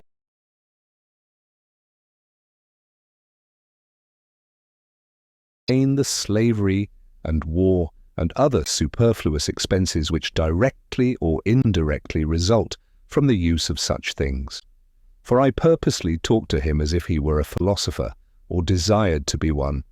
I should be glad if all the meadows on the earth were left in a wild state, if that were the consequence of men's beginning to redeem themselves. A man will not need to study history to find out what is best for his own culture, but alas, the culture of an Irishman is an enterprise to be undertaken with a sort of moral bog-hoe. I told him that as he worked so hard at bogging, he required thick boots and stout clothing, which yet were soon soiled and worn out, but I wore light shoes and thin clothing, which cost not half so much, though he might think that I was dressed like a gentleman, which, however, was not the case. And in an hour or two, without labour, but as a recreation, I could, if I wished, catch as many fish as I should want for 2 days, or earn enough money to support me a week. If he and his family would live simply, they might all go a huckleberrying in the summer for their amusement. John heaved a sigh at this, and his wife stared with arms akimbo, and both appeared to be wondering if they had capital enough to begin such a course with, or arithmetic enough to carry it through. It was sailing by dead reckoning to them, and they saw not clearly how to make their port so. Therefore I suppose they still take life bravely after their fashion, face to face, giving it tooth and nail, not having skill to split its massive columns with any fine entering wedge and route it in detail, thinking to deal with it roughly as one should handle a thistle. But they fight at an overwhelming disadvantage, living John Field, alas, without arithmetic, and failing so. "Do you ever fish?" I asked. "Oh yes, I catch a mess now and then when I am lying by. Good perch I catch. What's your bait?" "I catch shiners with fishworms and bait the perch with them." "You'd better go now, John," said his wife, with glistening and hopeful face. But John demurred. The shower was now over, and a rainbow above the eastern woods promised a fair evening, so I took my departure. When I had got without, I asked for a drink, hoping to get a sight of the well bottom, to complete my survey of the premises. But there, alas, are shallows and quicksands, and rope broken withal, and bucket irrecoverable. Meanwhile the right culinary vessel was selected, water was seemingly distilled, and after consultation and long delay passed out to the thirsty one, not yet suffered to cool, not yet to settle. Such gruel sustains life here, I thought, so shutting my eyes and excluding the motes by a skilfully directed undercurrent, I drank to genuine hospitality the heartiest draught I could. I am not squeamish in such cases when manners are concerned. As I was leaving the Irishman's roof after the rain, bending my steps again to the pond, my haste to catch pickerel, wading in retired meadows, in sloughs and bog-holes, in forlorn and savage places, appeared for an instant trivial to me who had been sent to school and college. But as I ran down the hill toward the reddening west, with the rainbow over my shoulder, and some faint tinkling sounds borne to my ear through the cleansed air, from I know not what quarter, my good genius seemed to say, "Go fish and hunt far and wide day by day, farther and wider, and rest thee by many brooks and hearthsides without misgiving. Remember thy Creator in the days of thy youth. Rise free from care before the dawn, and seek adventures. Let the noon find thee by other lakes, and the night overtake thee everywhere at home. There are no larger fields than these, no worthier games than may here be played. Grow wild according to thy nature like these sedges and brakes which will never become English Bay. Let the thunder rumble. What if it threaten ruin to farmers' crops? That is not its errand to thee. Take shelter under the cloud, while they flee to carts and sheds. Let not to get a living be thy trade, but thy sport. Enjoy the land, but own it not. Through want of enterprise and faith, men are where they are, buying and selling, and spending their lives like serfs. O Baker Farm, landscape where the richest element is a little sunshine innocent. No one runs to revel on thy rail-fenced lea. Debate with no man hast thou, with questions art never perplexed, as tame at the first sight as now. In thy plain russet gabardine dressed. Come ye who love, and ye who hate, children of the holy dove, and Guy, foe of the state, and hang conspiracies from the tough rafters of the trees. Men come tamely home at night only from the next field or street, where their household echoes haunt, and their life pines because it breathes its own breath over again. Their shadows, morning and evening, reach farther than their daily steps. We should come home from far, from adventures and perils and discoveries every day, with new experience and character.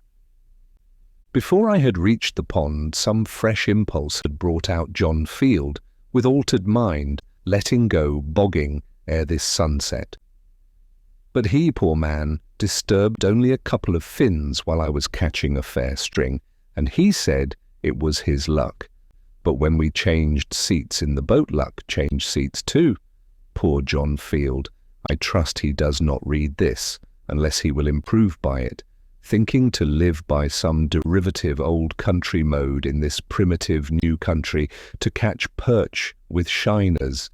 It is good bait sometimes, I allow, with his horizon all his own, yet he a poor man, born to be poor, with his inherited Irish poverty or poor life, his Adam's grandmother and boggy ways, not to rise in this world, he nor his posterity, till their wading, webbed, bog-trotting feet get Talaria to their heels. Higher laws.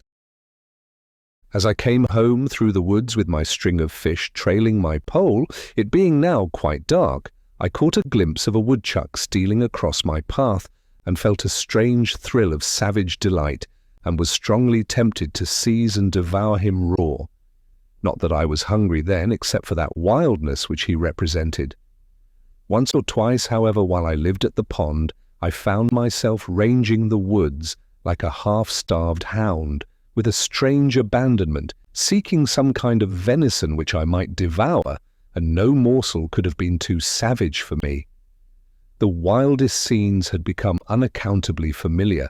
I found in myself, and still find, an instinct toward a higher, or, as it is named, spiritual life, as do most men, and another toward a primitive, rank and savage one, and I reverence them both. I love the wild not less than the good. The wildness and adventure that are in fishing still recommended it to me. I like sometimes to take rank hold on life and spend my day more as the animals do.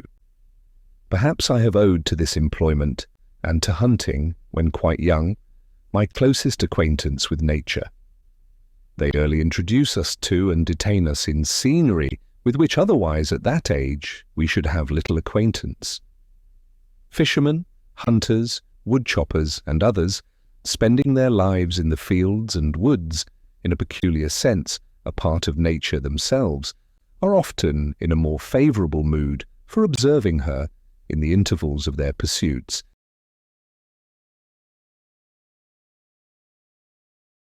than philosophers, or poets even, who approach her with expectation. She is not afraid to exhibit herself to them. The traveller on the prairie is naturally a hunter, on the headwaters of the Missouri and Columbia, a trapper, and at the Falls of St. Mary, a fisherman. He who is only a traveller learns things at second hand and by the halves, and is poor authority. We are most interested when science reports what those men already know, practically or instinctively, for that alone is a true humanity, or account of human experience. They mistake who assert that the Yankee has few amusements because he has not so many public holidays, and men and boys do not play so many games as they do in England, for here the more primitive but solitary amusements of hunting, fishing, and the like have not yet given place to the former. Almost every New England boy among my contemporaries shouldered a fowling piece between the ages of 10 and 14. And his hunting and fishing grounds were not limited, like the preserves of an English nobleman, but were more boundless even than those of a savage. No wonder, then, that he did not oftener stay to play on the common. But already a change is taking place, owing not to an increased humanity, but to an increased scarcity of game, for perhaps the hunter is the greatest friend of the animals hunted, not excepting the Humane Society. Moreover, when at the pond I wished sometimes to add fish to my fare for variety, I have actually fished from the same kind of necessity that the first fishers did. Whatever humanity I might conjure up against it was all factitious, and concerned my philosophy more than my feelings. I speak of fishing only now, for I had long felt differently about fowling, and sold my gun before I went to the woods. Not that I am less humane than others, but I did not perceive that my feelings were much affected. I did not pity the fishes, nor the worms. This was habit. As for fowling, during the last years that I carried a gun, my excuse was that I was studying ornithology, and sought only new or rare birds, but I confess that I am now inclined to think that there is a finer way of studying ornithology than this. It requires so much closer attention to the habits of the birds, that if for that reason only I have been willing to omit the gun. Yet notwithstanding the objection on the score of humanity, I am compelled to doubt if equally valuable sports are ever substituted for these, and when some of my friends have asked me anxiously about their boys whether they should let them hunt, I have answered yes, remembering that it was one of the best parts of my education, make them hunters, though sportsmen only at first, if possible, mighty hunters at last, so that they shall not find game large enough for them in this or any vegetable wilderness, hunters as well as fishers of men. Thus far, I am of the opinion of Chaucer's nun, who, "Ye have not of the text a pulled hen that saith that hunters ben not holy men." There is a period in the history of the individual, as of the race, when the hunters are the best men, as the Algonquins called them. We cannot but pity the boy who has never fired a gun. He is no more humane while his education has been sadly neglected. This was my answer with respect to those youths who were bent on this pursuit, trusting that they would soon outgrow it. No humane being past the thoughtless age of boyhood will wantonly murder any creature which holds its life by the same tenure that he does. The hare in its extremity cries like a child. I warn you, mothers, that my sympathies do not always make the usual philanthropic distinctions. Such is oftenest the young man's introduction to the forest, and the most original part of himself. He goes thither at first as a hunter and fisher, until at last, if he has the seeds of a better life in him, he distinguishes his proper objects as a poet or naturalist it may be, and leaves the gun and fishpole behind. The mass of men are still and always young in this respect. In some countries a hunting parson is no uncommon sight. Such a one might make a good shepherd's dog, but is far from being the good shepherd. I have been surprised to consider that the only obvious employment, except wood chopping, ice cutting, or the like business, which ever to my knowledge detained at Walden Pond for a whole half-day any of my fellow citizens, whether fathers or children of the town, with just one exception, was fishing. Commonly they did not think that they were lucky or well paid for their time unless they got a long string of fish, though they had the opportunity of seeing the pond all the while. They might go there 1,000 times before the sediment of fishing would sink to the bottom and leave their purpose pure, but no doubt such a clarifying process would be going on all the while.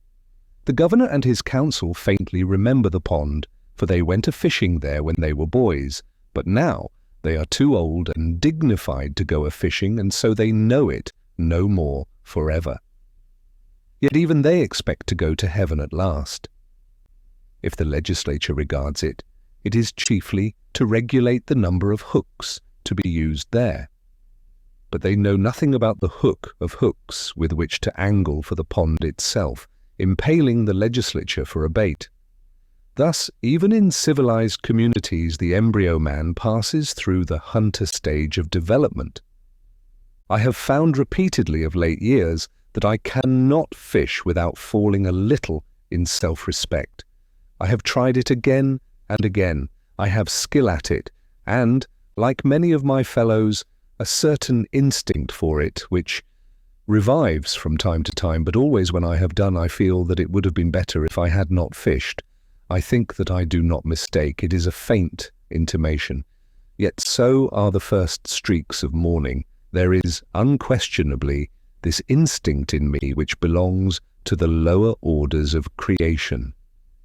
Yet with every year I am less a fisherman, though without more humanity or even wisdom. At present I am no fisherman at all, but I see that if I were to live in a wilderness I should again be tempted to become a fisher and hunter in earnest. Beside, there is something essentially unclean about this diet and all flesh, and I began to see where housework commences and whence the endeavour, which costs so much, to wear a tidy and respectable appearance each day, to keep the house sweet and free from all ill odours and sights. Having been my own butcher and scullion and cook, as well as the gentleman for whom the dishes were served up, I can speak from an unusually complete experience. The practical objection to animal food in my case was its uncleanness, and besides, when I had caught and cleaned and cooked and eaten my fish, they seemed not to have fed me essentially. It was insignificant and unnecessary, and cost more than it came to. A little bread or a few potatoes would have done as well, with less trouble and filth. Like many of my contemporaries, I had rarely for many years used animal food, or tea, or coffee, etc. not so much because of any ill effects which I had traced to them, as because they were not agreeable to my imagination. The repugnance to animal food is not the effect of experience, but is an instinct. It appeared more beautiful to live low and fare hard in many respects, and though I never did so, I went far enough to please my imagination. I believe that every man who has ever been earnest to preserve his higher or poetic faculties in the best condition has been particularly inclined to abstain from animal food and from much food of any kind. It is a significant fact, stated by entomologists, I find it in Kirby and Spence, that some insects in their perfect state, though furnished with organs of feeding, make no use of them. And they lay it down as a general rule that almost all insects in this state eat much less than in that of larvae. The voracious caterpillar, when transformed into a butterfly, and the gluttonous maggot, when become a fly, content themselves with a drop or two of honey or some other sweet liquid. The abdomen under the wings of the butterfly still represents the larva. This is the tidbit which tempts his insectivorous fate. The gross feeder is a man in the larva state, and there are whole nations in that condition, nations without fancy or imagination, whose vast abdomens betray them. It is hard to provide and cook so simple and clean a diet as will not offend the imagination, but this, I think, is to be fed when we feed the body. They should both sit down at the same table, yet perhaps this may be done. The fruits eaten temperately need not make us ashamed of our appetites, nor interrupt the worthiest pursuits, but put an extra condiment into your dish, and it will poison you. It is not worth the while to live by rich cookery. Most men would feel shame if caught preparing with their own hands precisely such a dinner, whether of animal or vegetable food, as is every day prepared for them by others. Yet till this is otherwise, we are not civilized, and, if gentlemen and ladies are not true men and women, this certainly suggests what change is to be made. It may be vain to ask why the imagination will not be reconciled to flesh and fat. I am satisfied that it is not. Is it not a reproach that man is a carnivorous animal? True, he can and does live in a great measure by preying on other animals, but this is a miserable way, as anyone who will go to snaring rabbits or slaughtering lambs may learn, and he will be regarded as a benefactor of his race who shall teach man to confine himself to a more innocent and wholesome diet. Whatever my own practice may be, I have no doubt that it is a part of the destiny of the human race in its gradual improvement to leave off eating animals as surely as the savage tribes have left off eating each other when they came in contact with the more civilized. If one listens to the faintest but constant suggestions of his genius, which are certainly true, he sees not to what extremes or even insanity it may lead him, and yet that way, as he grows more resolute and faithful, his road lies. The faintest assured objection which one healthy man feels will at length prevail over the arguments and customs of mankind. No man ever followed his genius till it misled him. Though the result were bodily weakness, yet perhaps no one can say that the consequences were to be regretted, for these were a life in conformity to higher principles. If the day and the night are such that you greet them with joy, and life emits a fragrance like flowers and sweet-scented herbs, is more elastic, more starry, more immortal, that is your success. All nature is your congratulation, and you have cause momentarily to bless yourself. The greatest gains and values are farthest from being appreciated. We easily come to doubt if they exist. We soon forget them. They are the highest reality. Perhaps the facts most astounding and most real are never communicated by man to man. The true harvest of my daily life is somewhat as intangible and indescribable as the tints of morning or evening. It is a little stardust caught, a segment of the rainbow which I have clutched. Yet for my part, I was never unusually squeamish. I could sometimes eat a fried rat with a good relish, if it were necessary. I am glad to have drunk water so long, for the same reason that I prefer the natural sky to an opium-eater's heaven. I would fain keep sober always, and there are infinite degrees of drunkenness. I believe that water is the only drink for a wise man. Wine is not so noble a liquor, and think of dashing the hopes of a morning with a cup of warm coffee, or of an evening with a dish of tea. Ah, how low I fall when I am tempted by them. Even music may be intoxicating. Such apparently slight causes destroyed Greece and Rome, and will destroy England and America. Of all ebriosity, who does not prefer to be intoxicated by the air he breathes?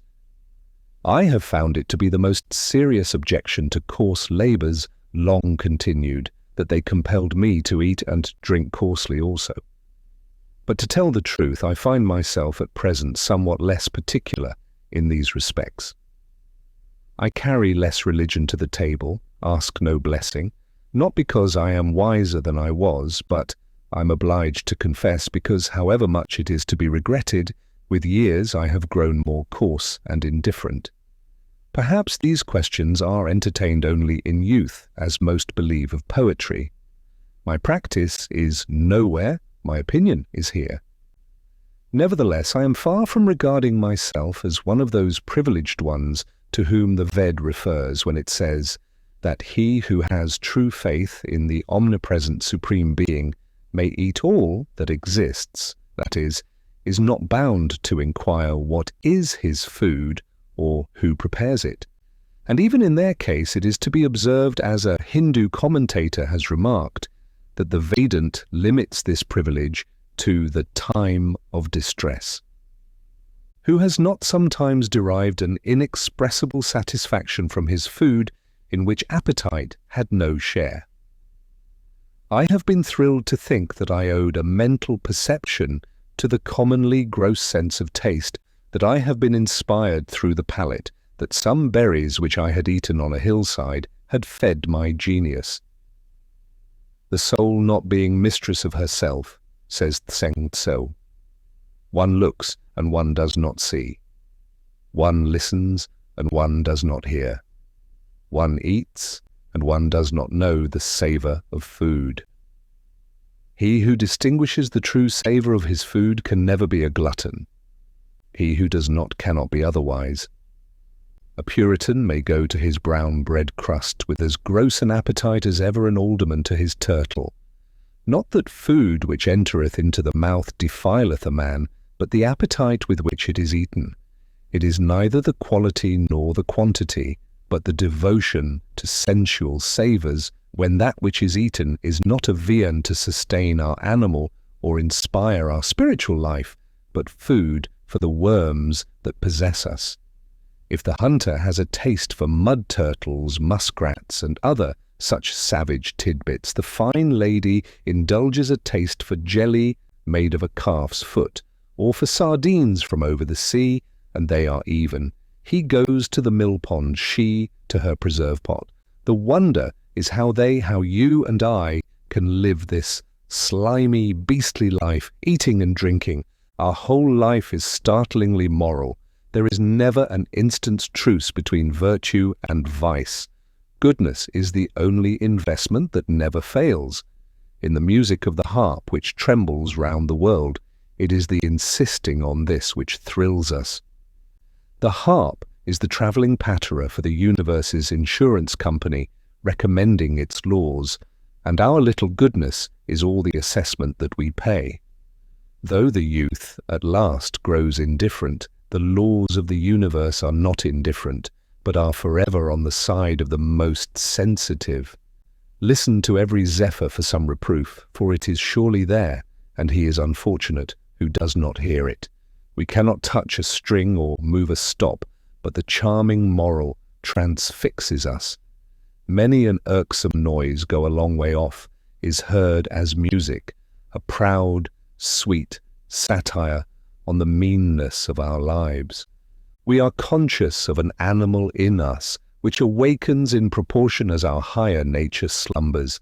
It is reptile and sensual, and perhaps cannot be wholly expelled, like the worms which, even in life and health, occupy our bodies. Possibly, we may withdraw from it, but never change its nature. I fear that it may enjoy a certain health of its own, that we may be well, yet not pure. The other day I picked up the lower jaw of a hog, with white and sound teeth and tusks, which suggested that there was an animal health and vigour distinct from the spiritual. This creature succeeded by other means than temperance and purity. That in which men differ from brute beasts, says Mencius, is a thing very inconsiderable. The common herd lose it very soon. Superior men preserve it carefully. Who knows what sort of life would result if we had attained to purity? If I knew so wise a man as could teach me purity, I would go to seek him forthwith. A command over our passions and over the external senses of the body and good acts are declared by the Ved to be indispensable in the mind's approximation to God. Yet the spirit can for the time pervade and control every member and function of the body, and transmute what in form is the grossest sensuality into purity and devotion. The generative energy, which, when we are loose, dissipates and makes us unclean, when we are continent, invigorates and inspires us. Chastity is the flowering of man, and what are called genius, heroism, holiness, and the like, are but various fruits which succeed it. Man flows at once to God when the channel of purity is open. By turns our purity inspires, and our impurity casts us down. He is blessed who is assured that the animal is dying out in him day by day, and the divine being established. Perhaps there is none but has cause for shame on account of the inferior and brutish nature to which he is allied. I fear that we are such gods or demigods only as fauns and satyrs, the divine allied to beasts, the creatures of appetite, and that to some extent our very life is our disgrace. How happy is he who hath due place assigned to his beasts and disafforested his mind, and use this horse, goat, wolf, and every beast, and is not ass himself to all the rest. Else man not only is the herd of swine, but he's those devils too which did incline them to a headlong rage, and made them worse.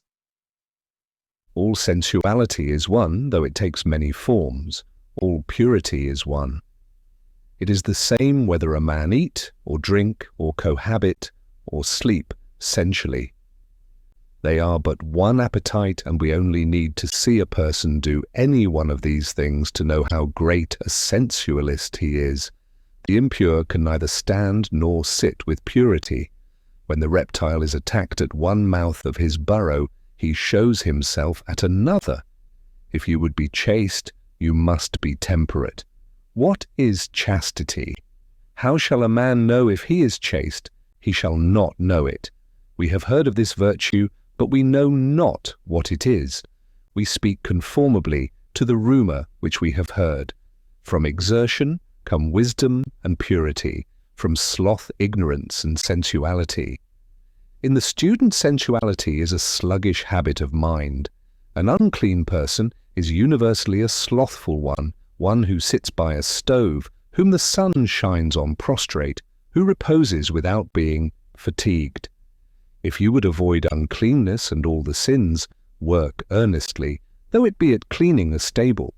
Nature is hard to be overcome, but she must be overcome. What avails it that you are Christian, if you are not purer than the heathen, if you deny yourself no more, if you are not more religious? I know of many systems of religion esteemed heathenish, whose precepts fill the reader with shame, and provoke him to new endeavours, though it be to the performance of rites merely. I hesitate to say these things, but it is not because of the subject, I care not how obscene my words are, but because I cannot speak of them without betraying my impurity. We discourse freely without shame of one form of sensuality and are silent about another. We are so degraded that we cannot speak simply of the necessary functions of human nature.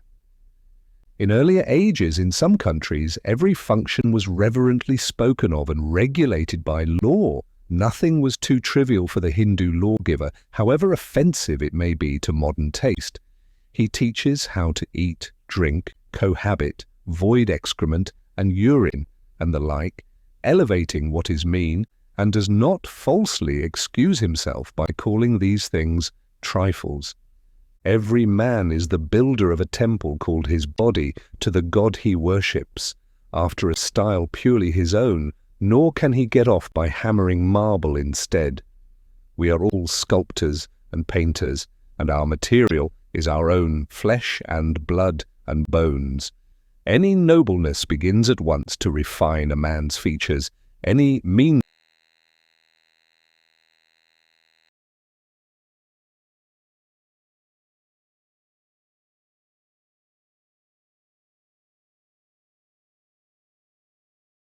or sensuality to imbrute them. John Farmer sat at his door one September evening after a hard day's work, his mind still running on his labour more or less. Having bathed, he sat down to recreate his intellectual man. It was a rather cool evening, and some of his neighbours were apprehending a frost.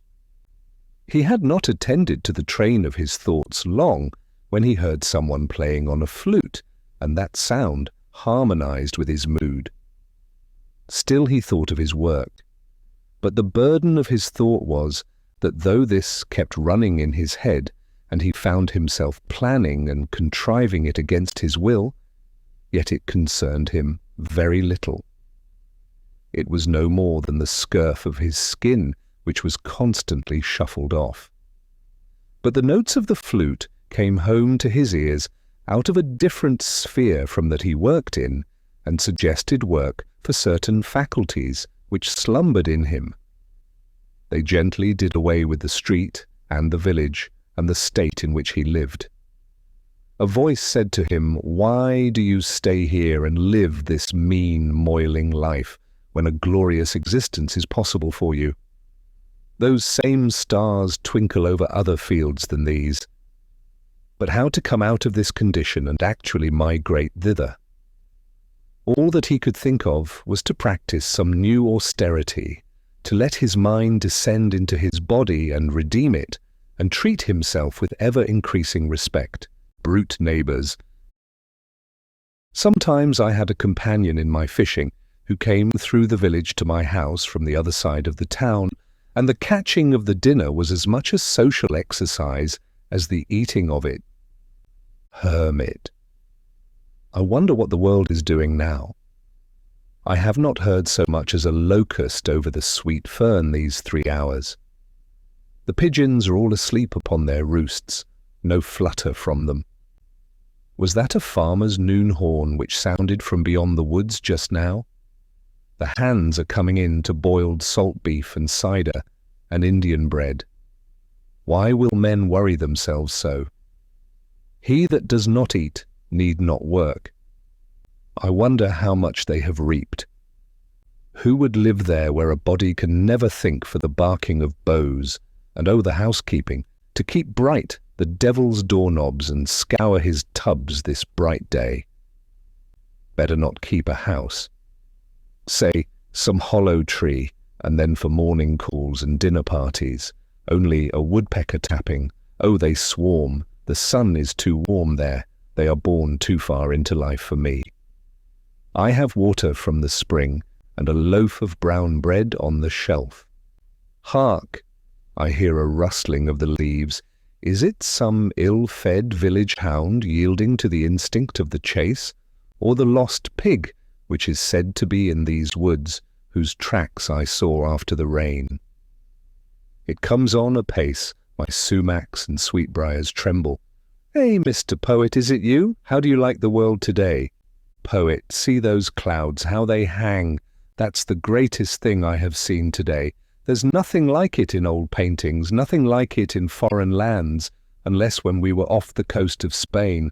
That's a true Mediterranean sky. I thought, as I have my living to get, and have not eaten today, that I might go a-fishing. That's the true industry for poets.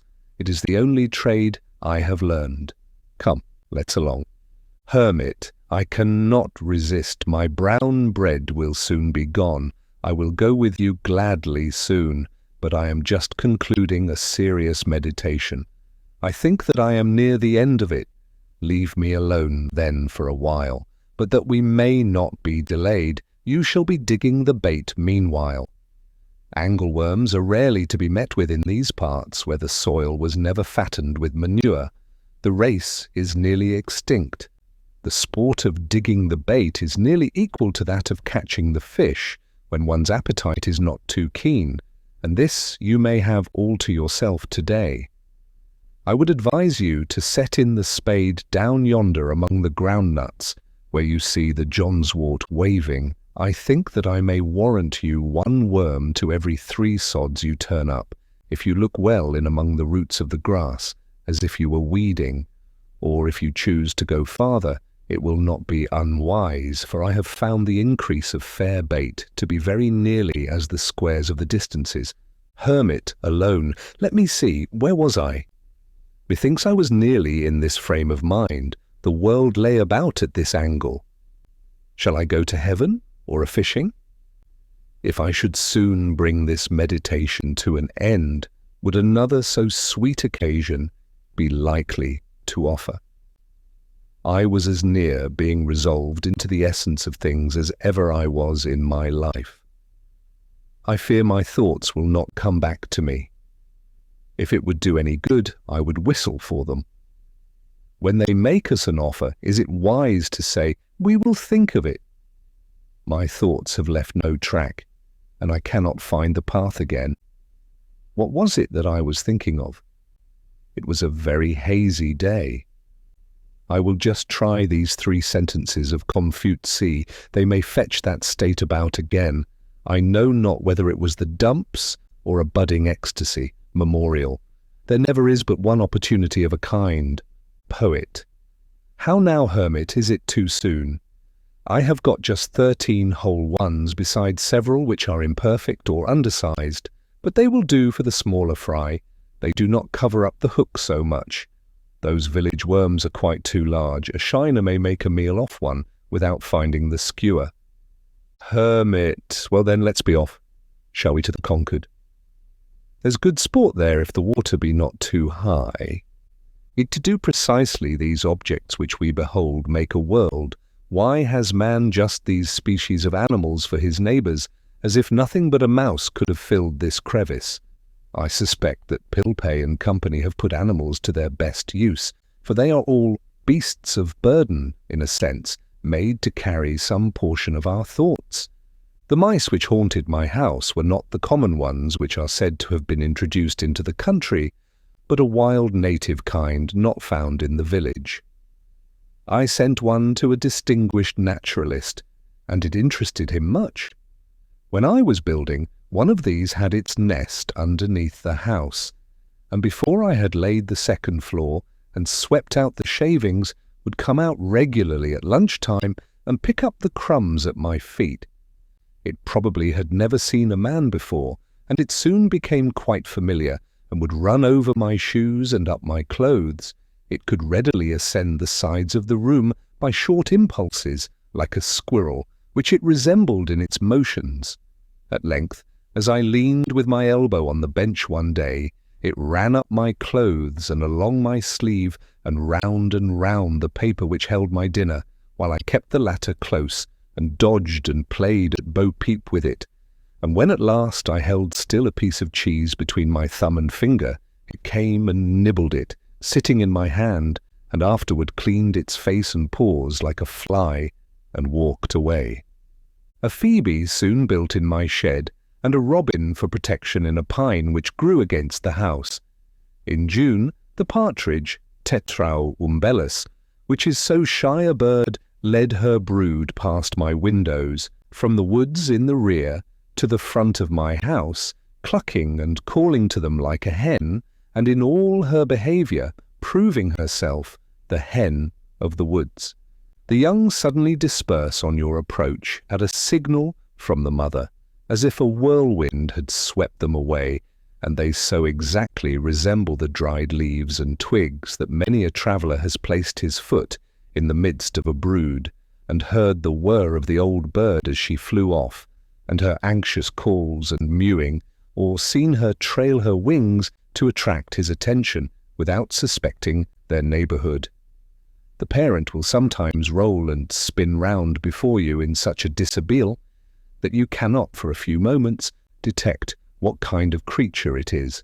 The young squat still and flat, often running their heads under a leaf, and mind only their mother's directions given from a distance, nor will your approach make them run again and betray themselves. You may even tread on them, or have your eyes on them for a minute without discovering them. I have held them in my open hand at such a time, and still their only care, obedient to their mother and their instinct, was to squat there without fear or trembling. So perfect is this instinct that once, when I had laid them on the leaves again, and one accidentally fell on its side, it was found with the rest in exactly the same position 10 minutes afterward. They are not callow like the young of most birds, but more perfectly developed and precocious even than chickens. The remarkably adult yet innocent expression of their open and serene eyes is very memorable. All intelligence seems reflected in them. They suggest not merely the purity of infancy, but a wisdom clarified by experience. Such an eye was not born when the bird was, but is coeval with the sky it reflects. The woods do not yield another such a gem.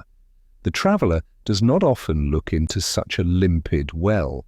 The ignorant or reckless sportsman often shoots the parent at such a time, and leaves these innocents to fall a prey to some prowling beast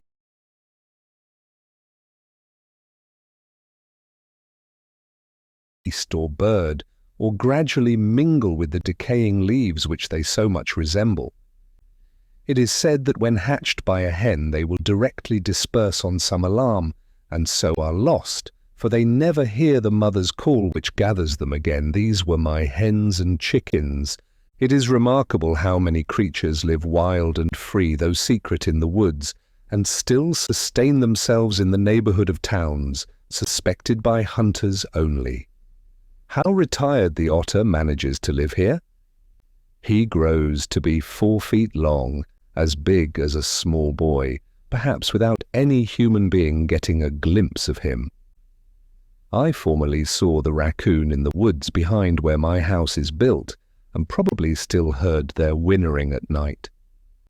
Commonly I rested an hour or two in the shade at noon, after planting, and ate my lunch, and read a little by a spring which was the source of a swamp and of a brook, oozing from under Brister's Hill, 1/2 mile from my field.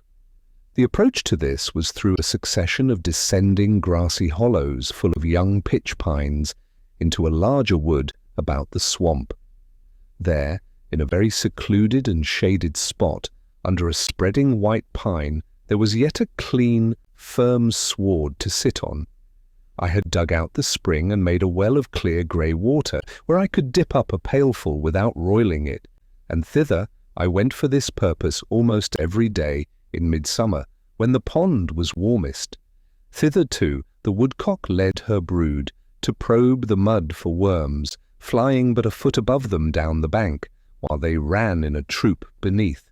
But at last, spying me, she would leave her young and circle round and round me, nearer and nearer till within 4 or 5 feet, pretending broken wings and legs to attract my attention, and get off her young, who would already have taken up their march, with faint, wiry peep, single file through the swamp, as she directed. Or I heard the peep of the young when I could not see the parent bird. There too the turtle doves sat over the spring, or fluttered from bough to bough of the soft white pines over my head, or the red squirrel coursing down the nearest bough was particularly familiar and inquisitive. You only need sit still long enough in some attractive spot in the woods that all its inhabitants may exhibit themselves to you by turns, I was witness to events of a less peaceful character. One day, when I went out to my woodpile, or rather my pile of stumps, I observed two large ants, the one red, the other much larger, nearly half an inch long, and black, fiercely contending with one another. Having once got hold, they never let go, but struggled and wrestled and rolled on the chips incessantly. Looking farther, I was surprised to find that the chips were covered with such combatants that it was not a duellum, but a bellum, a war between two races of ants, the red always pitted against the black, and frequently two red ones to one black. The legions of these myrmidons covered all the hills and vales in my woodyard, and the ground was already strewn with the dead and dying, both red and black. It was the only battle which I have ever witnessed, the only battlefield I ever trod while the battle was raging, internecine war, the red republicans on the one hand, and the black imperialists on the other. On every side they were engaged in deadly combat, yet without any noise that I could hear, and human soldiers never fought so resolutely. I watched a couple that were fast locked in each other's embraces in a little sunny valley amid the chips, now at noonday prepared to fight till the sun went down, or life went out. The smaller red champion had fastened himself like a vice to his adversary's front, and through all the tumblings on that field, never for an instant ceased to gnaw at one of his feelers near the root, having already caused the other to go by the board, while the stronger black one dashed him from side to side, and, as I saw on looking nearer, had already divested him of several of his members. They fought with more pertinacity than bulldogs. Neither manifested the least disposition to retreat. It was evident that their battle cry was conquer or die. In the meanwhile, there came along a single red ant on the hillside of this valley, evidently full of excitement, who either had dispatched his foe or had not yet taken part in the battle, probably the latter, for he had lost none of his limbs, whose mother had charged him to return with his shield or upon it. Or perchance he was some Achilles, who had nourished his wrath apart, and had now come to avenge or rescue his Patroclus. He saw this unequal combat from afar, for the blacks were nearly twice the size of the red. He drew near with rapid pace till he stood on his guard within half an inch of the combatants. Then, watching his opportunity, he sprang upon the black warrior and commenced his operations near the root of his right foreleg, leaving the foe to select among his own members. And so there were three united for life, as if a new kind of attraction had been invented which put all other locks and cements to shame. I should not have wondered by this time to find that they had their respective musical bands stationed on some eminent chip, and playing their national airs the while to excite the slow and cheer the dying combatants. I was myself excited somewhat, even as if they had been men. The more you think of it, the less the difference. And certainly there is not the fight recorded in conquered history, at least if in the history of America, that will bear a moment's comparison with this, whether for the numbers engaged in it, or for the patriotism and heroism displayed. For numbers and for carnage, it was an Austerlitz or Dresden Concord fight, 2 killed on the Patriots' side and Luther Blanchard wounded. Why, here every ant was a Buttrick. Fire, for God's sake, fire! And thousands shared the fate of Davis and Hosmer. There was not one hireling there. I have no doubt that it was a principle they fought for, as much as our ancestors, and not to avoid a 3-penny tax on their tea. And the results of this battle will be as important and memorable to those whom it concerns as those of the Battle of Bunker Hill at least. I took up the chip on which the 3 I have particularly described were struggling, carried it into my house, and placed it under a tumbler on my window sill in order to see the issue.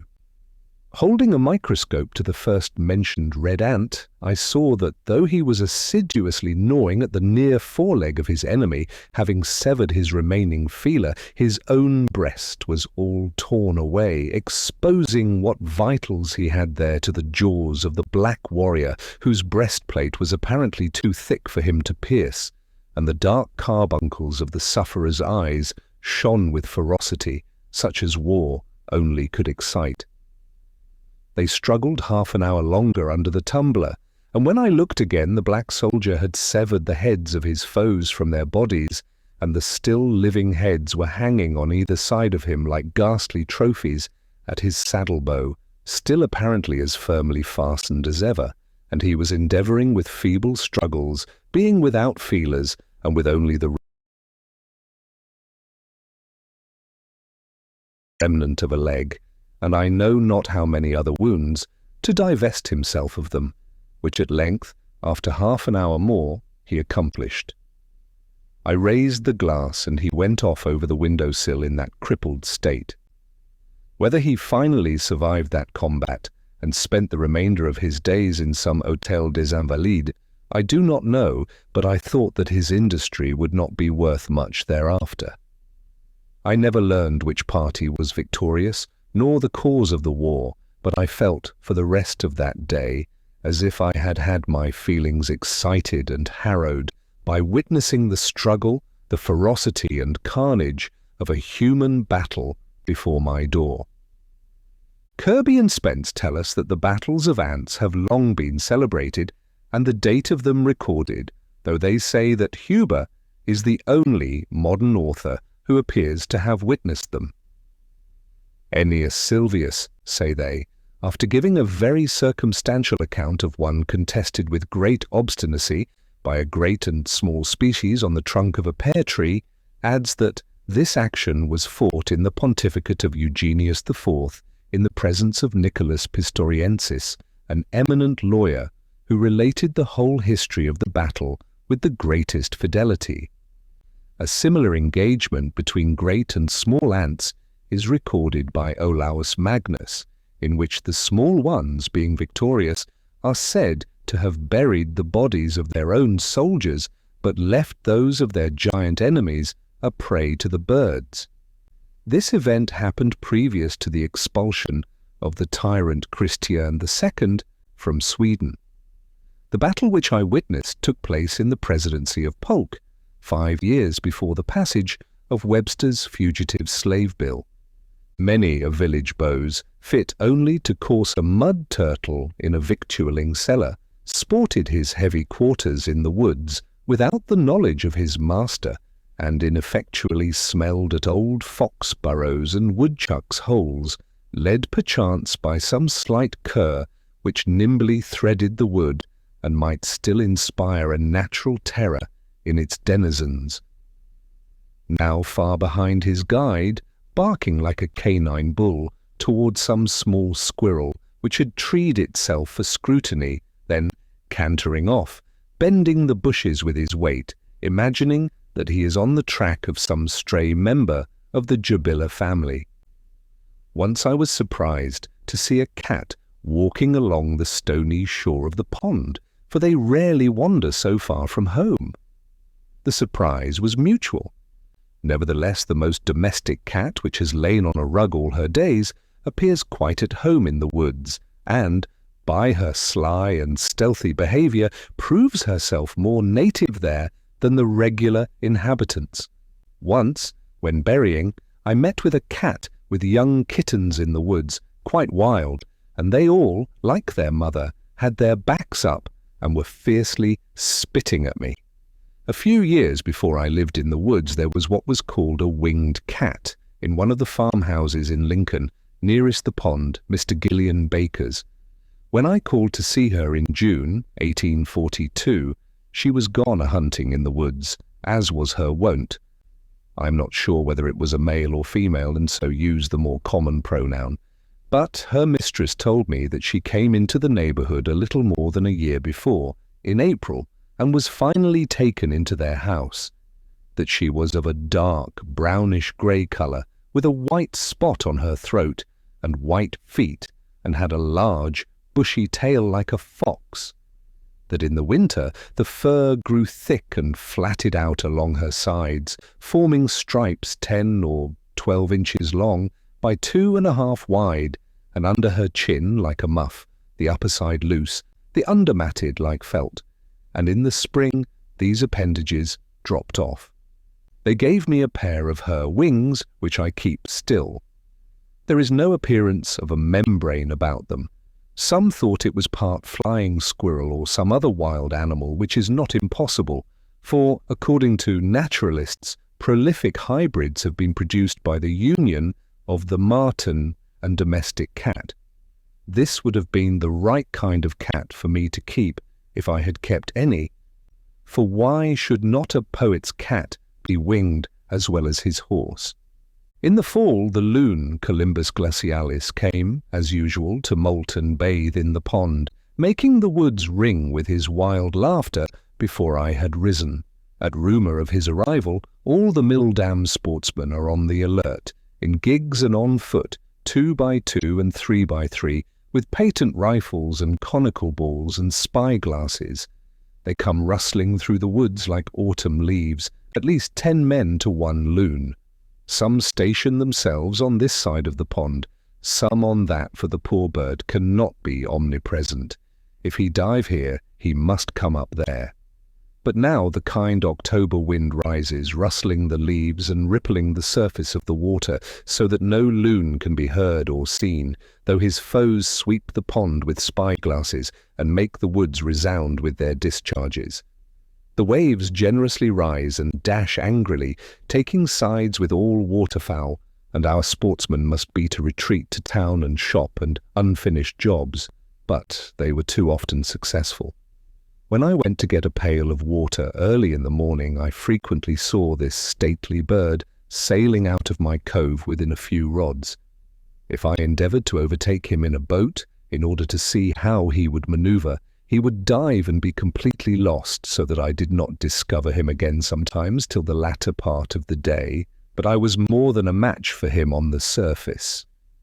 He commonly went off in a rain. As I was paddling along the north shore one very calm October afternoon, for such days especially they settle onto the lakes, like the milkweed down, having looked in vain over the pond for a loon, suddenly one, sailing out from the shore toward the middle, a few rods in front of me, set up his wild laugh and betrayed himself. I pursued with a paddle, and he dived, but when he came up, I was nearer than before. He dived again, but I miscalculated the direction he would take, and we were 50 rods apart when he came to the surface this time, for I had helped to widen the interval. And again he laughed long and loud, and with more reason than before. He manoeuvred so cunningly that I could not get within 6 rods of him. Each time, when he came to the surface, turning his head this way and that, he coolly surveyed the water and the land, and apparently chose his course so that he might come up where there was the widest expanse of water and at the greatest distance from the boat. It was surprising how quickly he made up his mind and put his resolve into execution. He led me at once to the widest part of the pond and could not be driven from it. While he was thinking one thing in his brain, I was endeavouring to divine his thought in mine. It was a pretty game, played on the smooth surface of the pond, a man against a loon. Suddenly your adversary's checker disappears beneath the board, and the problem is to place yours nearest to where his will appear again. Sometimes he would come up unexpectedly on the opposite side of me, having apparently passed directly under the boat. So long-winded was he, and so unweariable, that when he had swum farthest he would immediately plunge again, nevertheless.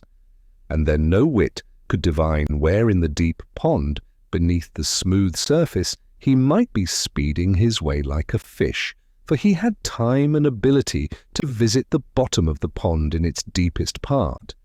It is said that loons have been caught in the New York lakes 80 feet beneath the surface, with hooks set for trout, though Walden is deeper than that.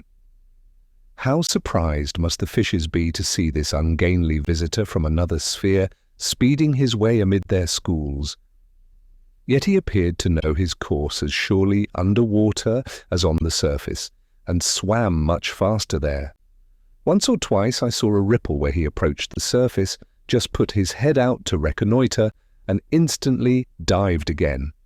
I found that it was as well for me to rest on my oars and wait his reappearing as to endeavour to calculate where he would rise. For again and again, when I was straining my eyes over the surface one way, I would suddenly be startled by his unearthly laugh behind me. But why, after displaying so much cunning, did he invariably betray himself the moment he came up by that loud laugh?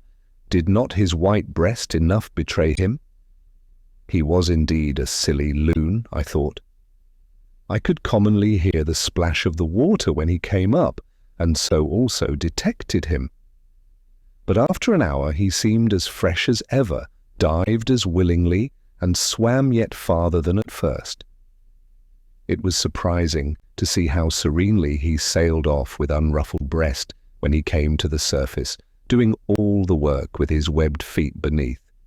His usual note was this demoniac laughter, yet somewhat like that of a waterfowl, but occasionally, when he had balked me most successfully and come up a long way off, he uttered a long-drawn, unearthly howl, probably more like that of a wolf than any bird, as when a beast puts his muzzle to the ground and deliberately howls. This was his looning, perhaps the wildest sound that is ever heard here, making the woods ring far and wide. I concluded that he laughed in derision of my efforts, confident of his own resources. Though the sky was by this time overcast, the pond was so smooth that I could see where he broke the surface when I did not hear him. His white breast, the stillness of the air, and the smoothness of the water were all against him. At length, having come up 50 rods off, he uttered one of those prolonged howls, as if calling on the god of loons to aid him, and immediately there came a wind from the east and rippled the surface and filled the whole air with misty rain, and I was impressed as if it were the prayer of the loon answered, and his god was angry with me, and so I left him disappearing far away on the tumultuous surface. For hours, in fall days, I watched the ducks cunningly tack and veer and hold the middle of the pond, far from the sportsmen, tricks which they will have less need to practice in Louisiana bayous. When compelled to rise, they would sometimes circle round and over the pond at a considerable height, from which they could easily see to other ponds and the river distant part which was left free.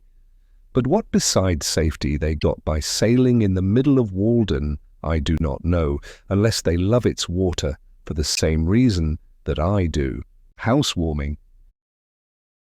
In October I went a-graping to the river meadows and loaded myself with clusters more precious for their beauty and fragrance than for food. There, too, I admired, though I did not gather, the cranberries, small waxen gems, pendants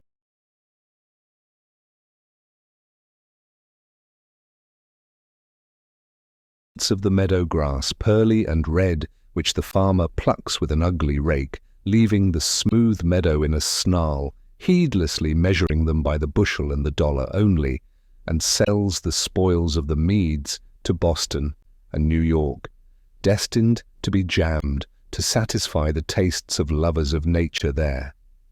So butchers rake the tongues of bison out of the prairie grass, regardless of the torn and drooping plant. The barberry's brilliant fruit was likewise food for my eyes merely, but I collected a small store of wild apples for coddling, which the proprietor and travellers had overlooked. When chestnuts were ripe, I laid up half a bushel for winter. It was very exciting at that season to roam the then boundless chestnut woods of Lincoln.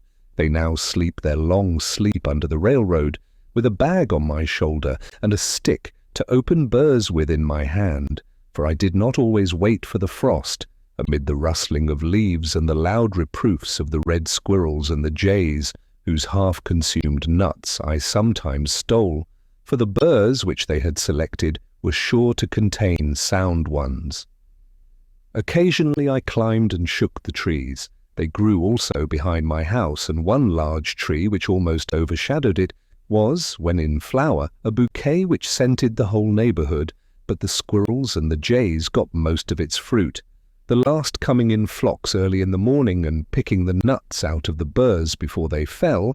I relinquished these trees to them, and visited the more distant woods composed wholly of chestnut. These nuts, as far as they went, were a good substitute for bread. Many other substitutes might perhaps be found. Digging one day for fishworms, I discovered the ground nut, Apios tuberosa, on its string, the potato of the Aborigines, a sort of fabulous fruit which I had begun to doubt if I had ever dug and eaten in childhood, as I had told, and had not dreamed it. I had often since seen its crumpled red velvety blossoms supported by the stems of other plants without knowing it to be the same. Cultivation has well nigh exterminated it. It has a sweetish taste, much like that of a frostbitten potato, and I found it better boiled than roasted. This tuber seemed like a faint promise of nature to rear her own children and feed them simply here at some future period. In these days of fatted cattle and waving grain fields, this humble root, which was once the totem of an Indian tribe, is quite forgotten, or known only by its flowering vine. But let wild nature reign here once more, and the tender and luxurious English grains will probably disappear before a myriad of foes, and without the care of man, the crow may carry back even the last seed of corn to the great cornfield of the Indian's god in the southwest, whence he is said to have brought it. But the now almost exterminated groundnut will perhaps revive and flourish in spite of frosts and wildness, prove itself indigenous, and resume its ancient importance and dignity as the diet of the hunter tribe. Some Indian Ceres or Minerva must have been the inventor and bestower of it, and when the reign of poetry commences here, its leaves and string of nuts may be represented on our works of art. Already, by the 1st of September, I had seen 2 or 3 small maples turned scarlet across the pond, beneath where the white stems of 3 aspens diverged, at the point of a promontory, next the water. Ah, many a tale their colour told. And gradually, from week to week, the character of each tree came out, and it admired itself reflected in the smooth mirror of the lake. Each morning, the manager of this gallery substituted some new picture, distinguished by more brilliant or harmonious colouring, for the old upon the walls. The wasps came by thousands to my lodge in October, as to winter quarters, and settled on my windows within and on the walls overhead, sometimes deterring visitors from entering. Each morning, when they were numbed with cold, I swept some of them out, but I did not trouble myself much to get rid of them. I even felt complimented by their regarding my house as a desirable shelter. They never molested me seriously, though they bedded with me, and they gradually disappeared into what crevices I do not know, avoiding winter and unspeakable cold.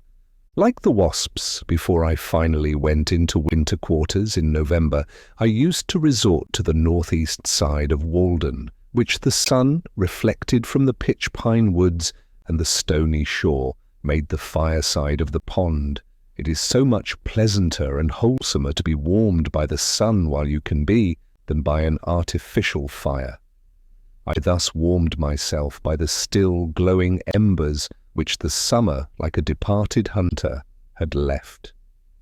When I came to build my chimney, I studied masonry. My bricks, being second-hand ones, required to be cleaned with a trowel, so that I learned more than usual of the qualities of bricks and trowels. The mortar on them was 50 years old and was said to be still growing harder.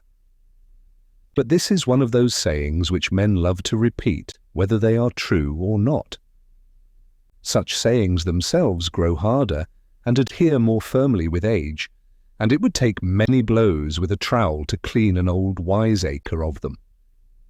Many of the villages of Mesopotamia are built of second-hand bricks of a very good quality, obtained from the ruins of Babylon, and the cement on them is older and probably harder still.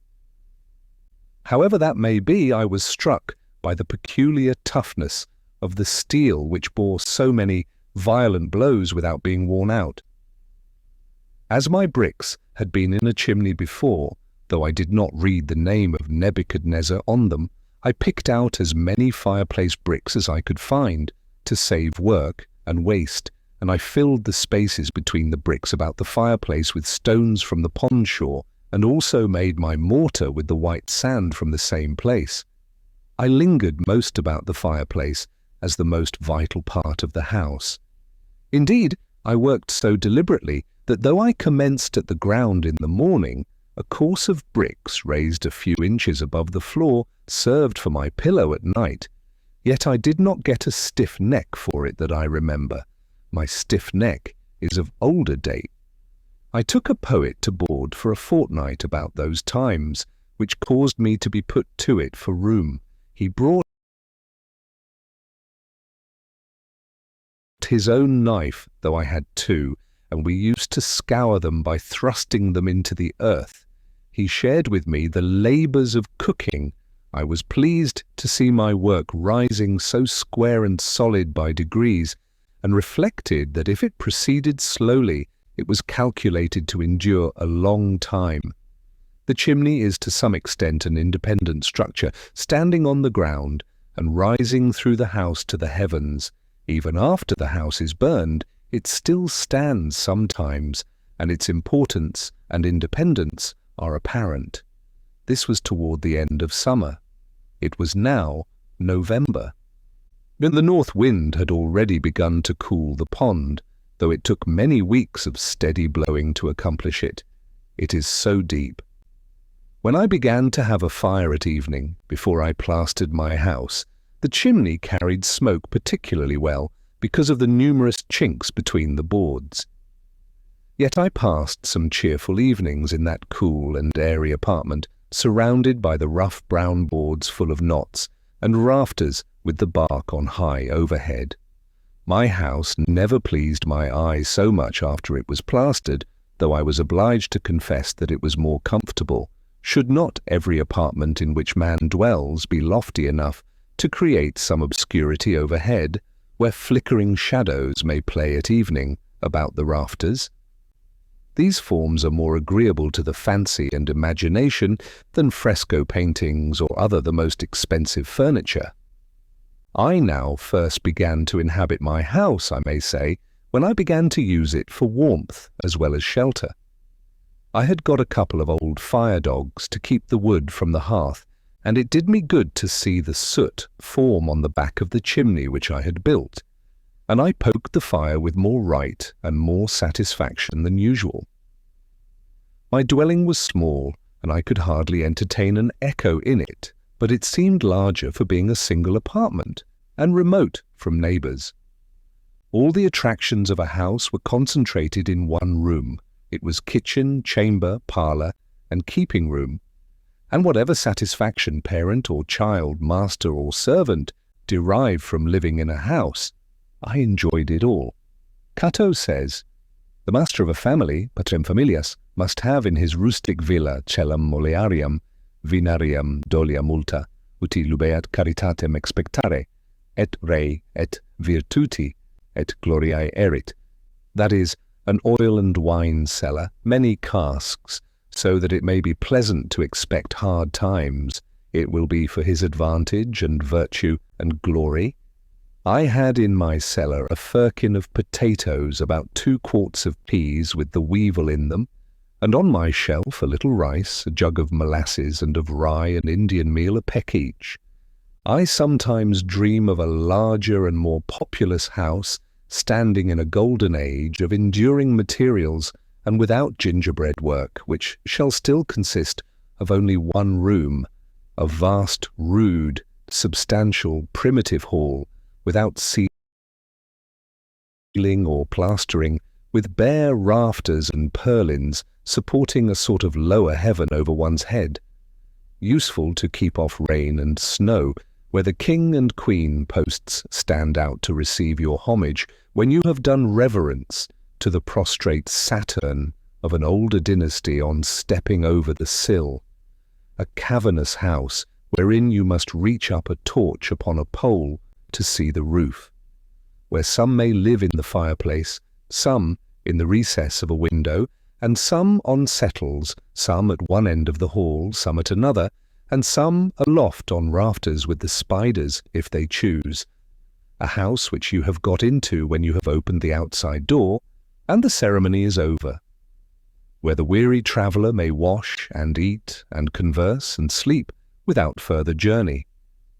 Such a shelter as you would be glad to reach in a tempestuous night, containing all the essentials of a house and nothing for housekeeping, where you can see all the treasures of the house at one view, and everything hangs upon its peg that a man should use, at once kitchen, pantry, parlour, chamber, storehouse, and garret, where you can see so necessary a thing as a barrel or a ladder, so convenient a thing as a cupboard, and hear the pot boil, and pay your respects to the fire that cooks your dinner, and the oven that bakes your bread, and the necessary furniture and utensils are the chief ornaments, where the washing is not put out, nor the fire, nor the mistress.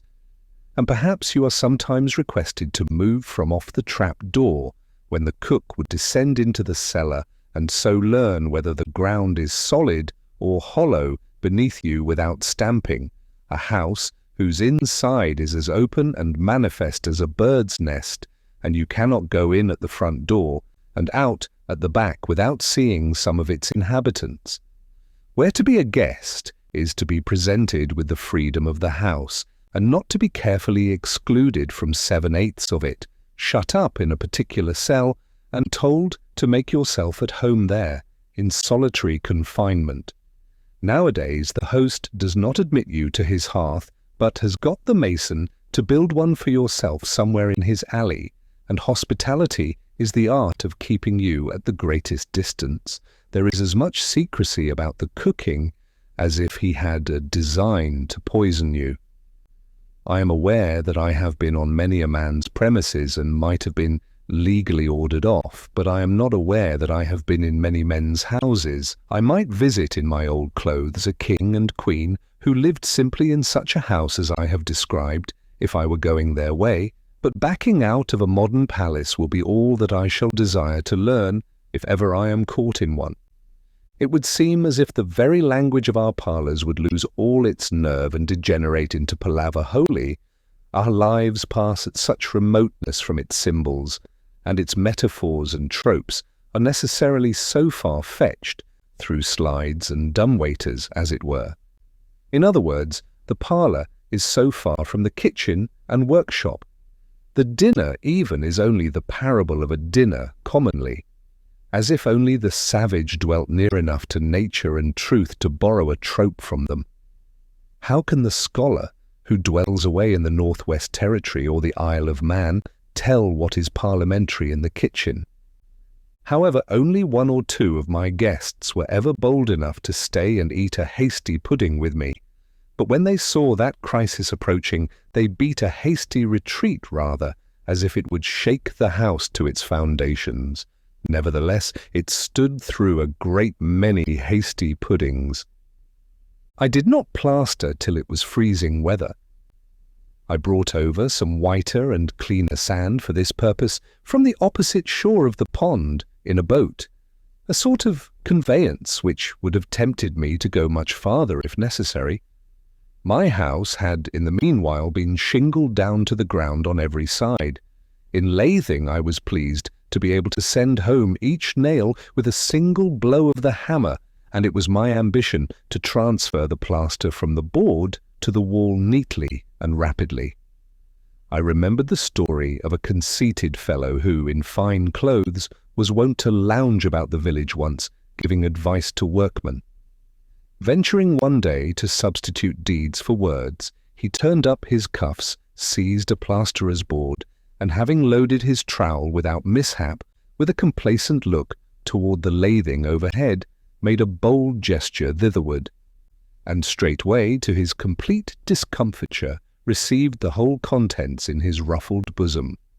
I admired anew the economy and convenience of plastering, which so effectually shuts out the cold and takes a handsome finish, and I learned the various casualties to which the plasterer is liable. I was surprised to see how thirsty the bricks were which drank up all the moisture in my plaster before I had smoothed it, and how many pailfuls of water it takes to christen a new hearth.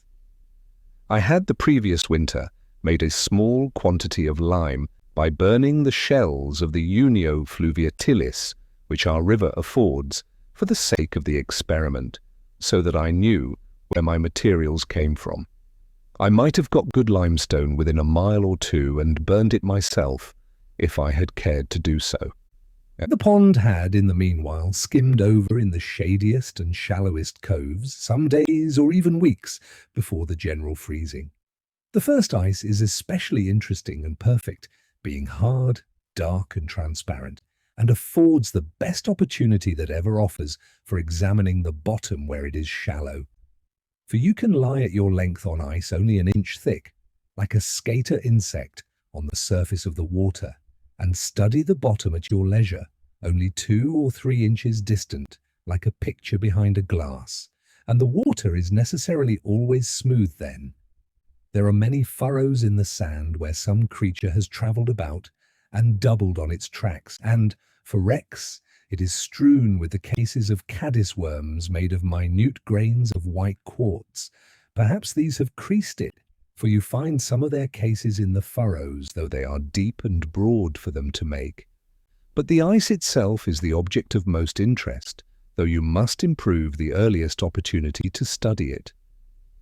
If you examine it closely the morning after it freezes, you find that the greater part of the bubbles, which at first appeared to be within it, are against its undersurface, and that more are continually rising from the bottom.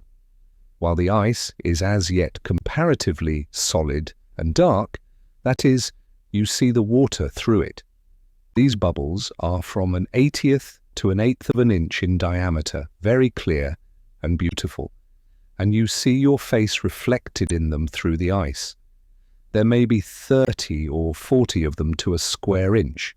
There are also already within the ice narrow oblong perpendicular bubbles about 1/2 an inch long, sharp cones with the apex upward, or oftener, if the ice is quite fresh, minute spherical bubbles one directly above another, like a string of beads. But these within the ice are not so numerous nor obvious as those beneath. I sometimes used to cast on stones to try the strength of the ice, and those which broke through carried in air with them, which formed very large and conspicuous white bubbles beneath. One day, when I came to the same place 48 hours afterward, I found that those large bubbles were still perfect, though an inch more of ice had formed, as I could see distinctly by the seam in the edge of a cake. But as the last 2 days had been very warm, like an Indian summer, the ice was not now transparent, showing the dark green colour of the water, and the bottom but opaque and whitish or grey. And though twice as thick, was hardly stronger than before, for the air bubbles had greatly expanded under this heat and run together, and lost their regularity. They were no longer one directly over another, but often like silvery coins poured from a bag, one overlapping another, or in thin flakes as if occupying slight cleavages.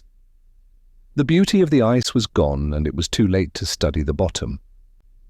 Being curious to know what position my great bubbles occupied with regard to the new ice, I broke out a cake containing a middling-sized one and turned it bottom upward.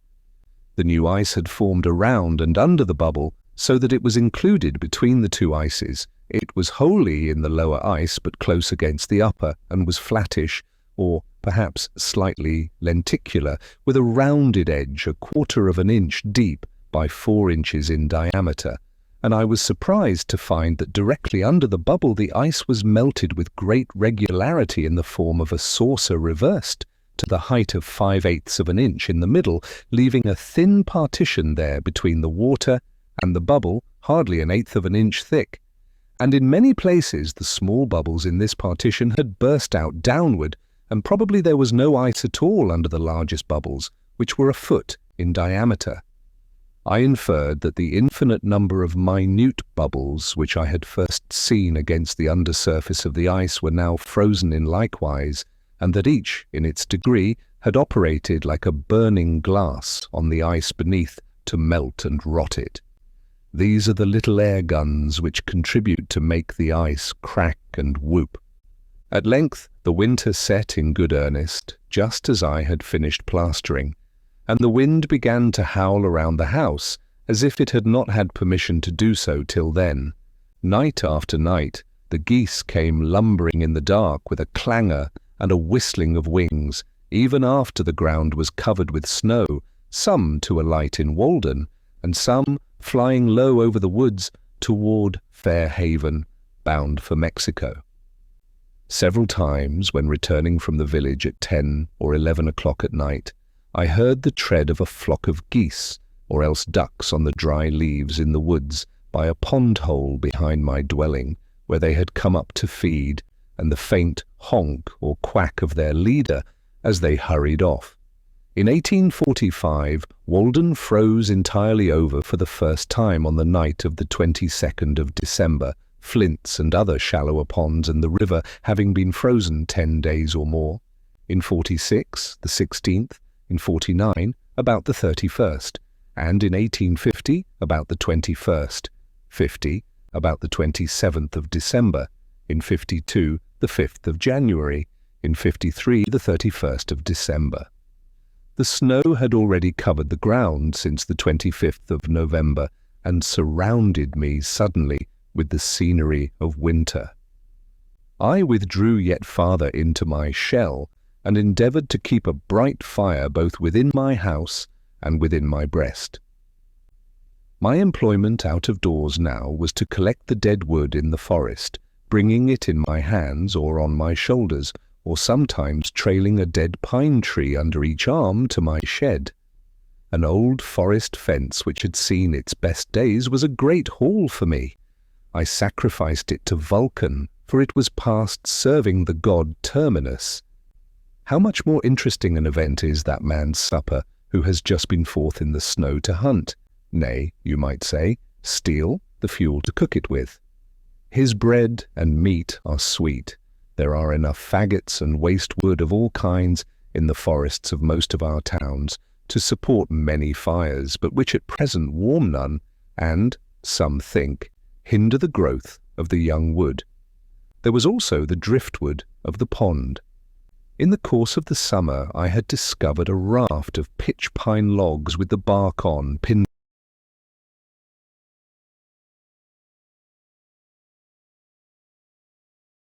together by the Irish when the railroad was built. This I hauled up partly on the shore. After soaking 2 years and then lying high 6 months, it was perfectly sound, though waterlogged past drying. I amused myself one winter day with sliding this piecemeal across the pond, nearly half a mile, skating behind with one end of a log 15 feet long on my shoulder and the other on the ice. Or I tied several logs together with a birch withe, and then with a longer birch or alder which had a hook at the end, dragged them across. Though completely waterlogged and almost as heavy as lead, they not only burned long, but made a very hot fire. Nay, I thought that they burned better for the soaking, as if the pitch, being confined by the water, burned longer, as in a lamp. Gilpin, in his account of the forest borderers of England, says that the encroachments of trespassers and the houses and fences thus raised on the borders of the forest were considered as great nuisances by the old forest law, and were severely punished under the name of perprestures, as tending ad terrorem ferarum, ad nocumentum forestae, etc., to the frightening of the game and the detriment of the forest. But I was interested in the preservation of the venison and the vert more than the hunters or woodchoppers, and as much as though I had been the Lord Warden himself. And if any part was burned, though I burned it myself by accident, I grieved with a grief that lasted longer and was more inconsolable than that of the proprietors. Nay, I grieved when it was cut down by the proprietors themselves. I would that our farmers, when they cut down a forest, felt some of that awe which the old Romans did when they came to thin, or let in the light to, a consecrated grove, lucum conlucare, that is, would believe that it is sacred to some god. The Roman made an expiatory offering and prayed, "Whatever god or goddess thou art to whom this grove is sacred, be propitious to me, my family and children," etc. It is remarkable what a value is still put upon wood even in this age and in this new country, a value more permanent and universal than that of gold. After all our discoveries and inventions, no man will go by a pile of wood. It is as precious to us as it was to our Saxon and Norman ancestors. If they made their bows of it, we make our gun stocks of it.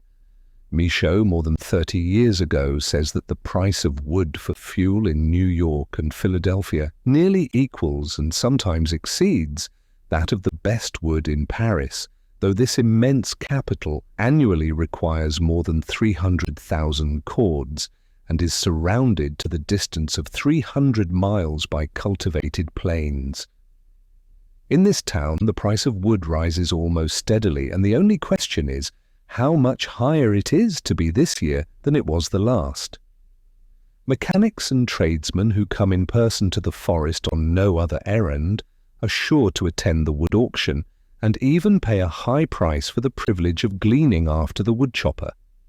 It is now many years that men have resorted to the forest for fuel and the materials of the arts, the New Englander and the New Hollander, the Parisian and the Celt, the farmer and Robin Hood, Goody Blake and Harry Gill.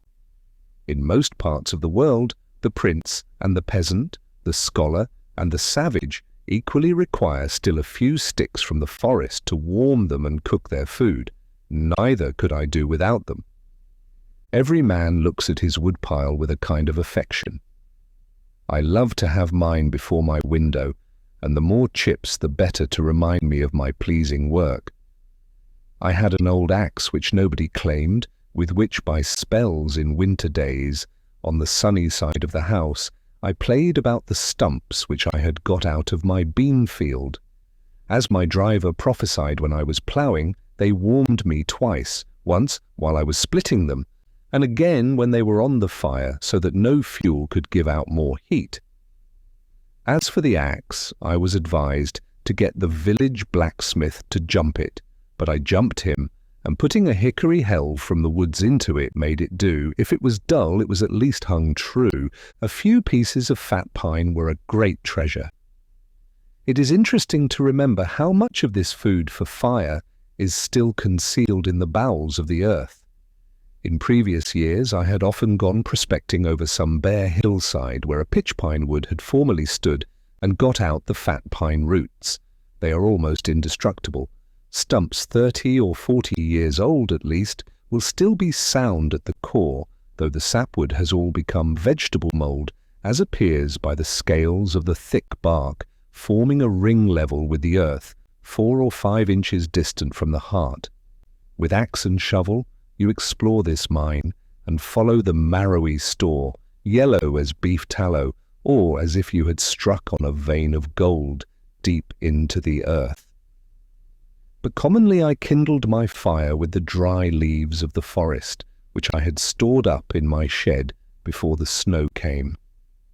Green hickory finely split makes the woodchopper's kindlings when he has a camp in the woods. Once in a while I got a little of this. When the villagers were lighting their fires beyond the horizon, I too gave notice to the various wild inhabitants of Walden Vale by a smoky streamer from my chimney that I was awake. Light-winged smoke, Icarian bird, melting thy pinions in thy upward flight, lark without song, and messenger of dawn, circling above the hamlets as thy nest, or else departing dream and shadowy form. of midnight vision, gathering up thy skirts. By night, star veiling, and by day, darkening the light and blotting out the sun. Go thou, my incense, upward from this hearth, and ask the gods to pardon this clear flame. Hard green wood just cut, though I used but little of that, answered my purpose better than any other.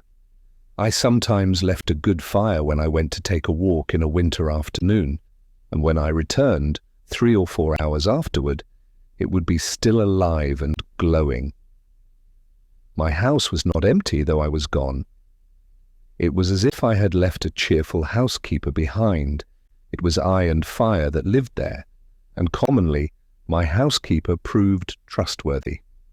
One day, however, as I was splitting wood, I thought that I would just look in at the window and see if the house was not on fire. It was the only time I remember to have been particularly anxious on this score, so I looked and saw that a spark had caught my bed, and I went in and extinguished it when it had burned a place as big as my hand. But my house occupied so sunny and sheltered a position, and its roof was so low that I could afford to let the fire go out in the middle of almost any winter day. The moles nested in my cellar, nibbling every third potato, and making a snug bed even there of some hair left after plastering, and of brown paper. For even the wildest animals love comfort and warmth as well as man, and they survive the winter only because they are so careful to secure them. Some of my friends spoke as if I was coming to the woods on purpose to freeze myself. The animal merely makes a bed, which he warms with his body, in a sheltered place. But man, having discovered fire, boxes up some air in a spacious apartment, and warms that instead of robbing himself, makes that his bed, in which he can move about divested of more cumbrous clothing, maintain a kind of summer in the midst of winter, and by means of windows even admit the light, and with a lamp lengthen out the day. Thus he goes a step or two beyond instinct, and saves a little time for the fine arts. Though when I had been exposed to the rudest blasts a long time, my whole body began to grow torpid, when I reached the genial atmosphere of my house, I soon recovered my faculties and prolonged my life. But the most luxuriously housed has little to boast of in this respect, nor need we trouble ourselves to speculate how the human race may be at last destroyed. It would be easy to cut their threads any time with a little sharper blast from the north. We go on dating from cold Fridays and great snows, but a little colder Friday, or greater snow, would put a period to man's existence on the globe. The next winter I used a small cooking stove for economy, since I did not own the forest, but it did not keep fire so well as the open fireplace. Cooking was then, for the most part, no longer a poetic, but merely a chemic process. It will soon be forgotten, in these days of stoves, that we used to roast potatoes in the ashes after the Indian fashion. The stove not only took up room and scented the house, but it concealed the fire, and I felt as if I had lost a companion. You can always see a face in the fire. The labourer, looking into it at evening, purifies his thoughts of the dross and earthiness which they have accumulated during the day. But I could no longer sit and look into the fire, and the pertinent words of a poet recurred to me with new force. Never, bright flame, may be denied to me thy dear life-imaging, close sympathy. What but my hopes shot upward, ere so bright? What but my fortunes sunk so low in night? Why art thou banished from our hearth and hall, thou who art welcomed and beloved by all? Was thy existence then too fanciful? For our life's common light, who are so dull, did thy bright gleam mysterious converse hold with our congenial souls? Secrets too bold? Well, we are safe and strong, for now we sit beside a hearth where no dim shadows flit, where nothing cheers nor saddens, but a fire warms feet and hands, nor does to more aspire. By whose compact utilitarian heap The present may sit down and go to sleep, nor fear the ghosts who from the dim past walked, and with us by the unequal light of the old wood fire talked, former inhabitants and winter visitors. I weathered some merry snowstorms and spent some cheerful winter evenings by my fireside, while the snow whirled wildly without, and even the hooting of the owl was hushed. For many weeks I met no one in my walks but those who came occasionally to cut wood and sled it to the village. The elements, however, abetted me in making a path through the deepest snow in the woods, for when I had once gone through, the wind blew the oak leaves into my tracks where they lodged, and by absorbing the rays of the sun melted the snow, and so not only made my bed for my feet, but in the night their dark line was my guide. For human society, I was obliged to conjure up the former occupants of these woods. Within the memory of many of my townsmen, the road near which my house stands resounded with the laugh and gossip of inhabitants, and the woods which border it were notched and dotted here and there with their little gardens and dwellings, though it was then much more shut in by the forest than now. In some places within my own remembrance, the pines would scrape both sides of a chaise at once, and women and children who were compelled to go this way to Lincoln alone and on foot did it with fear, and often ran a good part of the distance. Though mainly but a humble route to neighbouring villages or for the woodman's team, it once amused the traveller more than now by its variety, and lingered longer in his memory. Where now firm open fields stretch from the village to the woods, it then ran through a maple swamp on a foundation of logs, the remnants of which doubtless still underlie the present dusty highway from the Stratton, now the Almshouse Farm, to Brister's Hill. East of my bean field across the road lived Cato Ingraham, slave of Duncan Ingraham, Esquire, gentleman of Concord village, who built his slave a house and gave him permission to live in Walden Woods. Cato, not Uticensis, but Concordiensis. Some say that he was a Guinea Negro. There are a few who remember his little patch among the walnuts, which he let grow up till he should be old and need them, but a younger and whiter speculator got them at last. He too, however, occupies an equally narrow house at present. Cato's half-obliterated cellar-hole still remains, though known to few, being concealed from the traveller by a fringe of pines. It is now filled with the smooth sumac, Rus glabra, and one of the earliest species of goldenrod, Solidago stricta, grows there luxuriantly. Here, by the very corner of my field, still nearer to town, Zilpha, a coloured woman, had her little house, where she spun linen for the townsfolk, making the Walden woods ring with her shrill singing, for she had a loud and notable voice. At length, in the War of 1812, her dwelling was set on fire by English soldiers, prisoners on parole, when she was away, and her cat and dog and hens were all burned up together. She led a hard life, and somewhat inhumane. One old frequenter of these woods remembers that as he passed her house one noon, he heard her muttering to herself over her gurgling pot, "You're all bones, Bones." I have seen bricks amid the oak copse there. Down the road, on the right hand, on Brister's Hill, lived Brister Freeman, a handy negro, slave of Squire Cummings once. There, where grow still the apple trees which Brister planted and tended.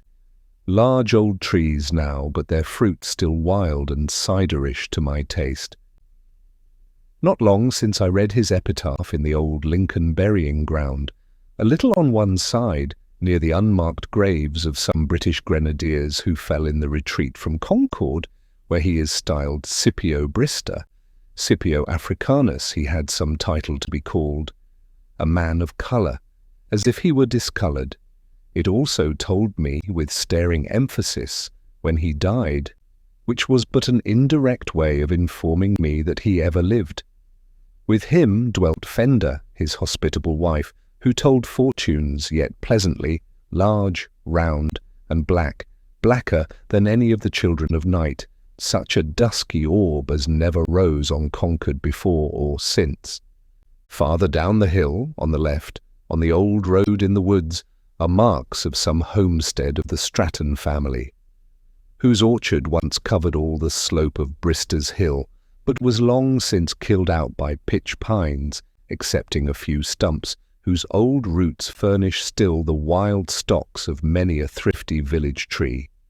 Nearer yet to town you come to Breed's location, on the other side of the way, just on the edge of the wood, ground famous for the pranks of a demon not distinctly named in old mythology, who has acted a prominent and astounding part in our New England life, and deserves, as much as any mythological character, to have his biography written one day, who first comes in the guise of a friend or hired man, and then robs and murders the whole family. New England rum. But history must not yet tell the tragedies enacted here. Let time intervene in some measure to assuage and lend an azure tint to them. Here the most indistinct and dubious tradition says that once a tavern stood, the well the same, which tempered the traveller's beverage and refreshed his steed. Here then men saluted one another, and heard and told the news, and went their ways again. Breed's hut was standing only a dozen years ago, though it had long been unoccupied. It was about the size of mine. It was set on fire by mischievous boys one election night, if I do not mistake. I lived on the edge of the village then, and had just lost myself over Davenant's Gondibert that winter, that I laboured with a lethargy, which, by the way, I never knew whether to regard as a family complaint, having an uncle who goes to sleep shaving himself and is obliged to sprout potatoes in a cellar Sundays in order to keep awake and keep the Sabbath,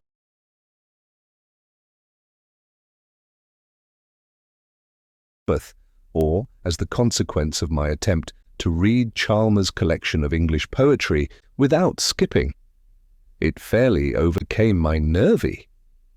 I had just sunk my head on this when the bells rung fire, and in hot haste the engines rolled that way, led by a straggling troop of men and boys, and I among the foremost, for I had leaped the brook. We thought it was far south over the woods, we who had run to fires before, barn, shop, or dwelling-house, or all together. "It's Baker's barn," cried one. "It is the Codman place," affirmed another. And then fresh sparks went up above the wood, as if the roof fell in, and we all shouted Concord to the rescue. Wagons shot past with furious speed and crushing loads, bearing, perchance, among the rest, the agent of the insurance company, who was bound to go however far, and ever and anon the engine bell tinkled behind, more slow and sure, and rearmost of all, as it was afterward whispered, came they who set the fire and gave the alarm. Thus we kept on like true idealists, rejecting the evidence of our senses, until at a turn in the road we heard the crackling and actually felt the heat of the fire from over the wall, and realized, alas, that we were there. The very nearness of the fire but cooled our ardour.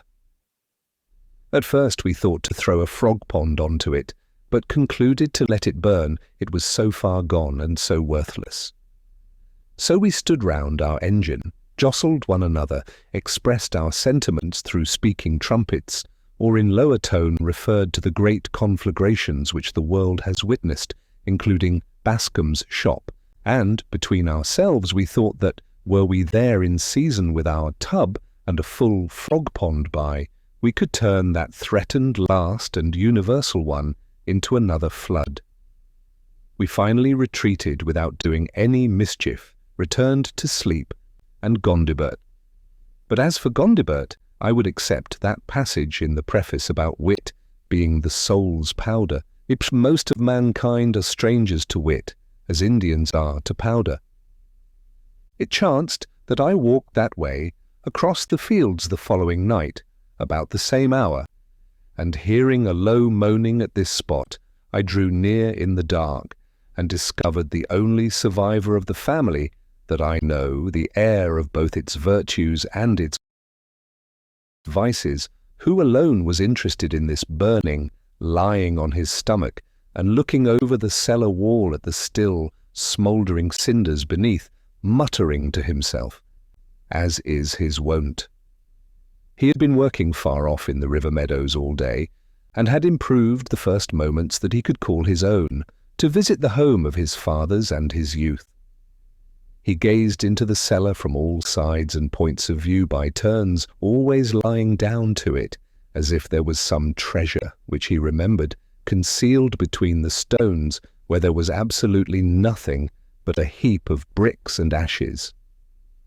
The house being gone, he looked at what there was left. He was soothed by the sympathy which my mere presence implied, and showed me, as well as the darkness permitted, where the well was covered up, which, thank heaven, could never be burned, and he groped long about the wall to find the well sweep which his father had cut and mounted, feeling for the iron hook or staple by which a burden had been fastened to the heavy end, all that he could now cling to convince me that it was no common rider. I felt it, and still remark it almost daily in my walks, for by it hangs the history of a family.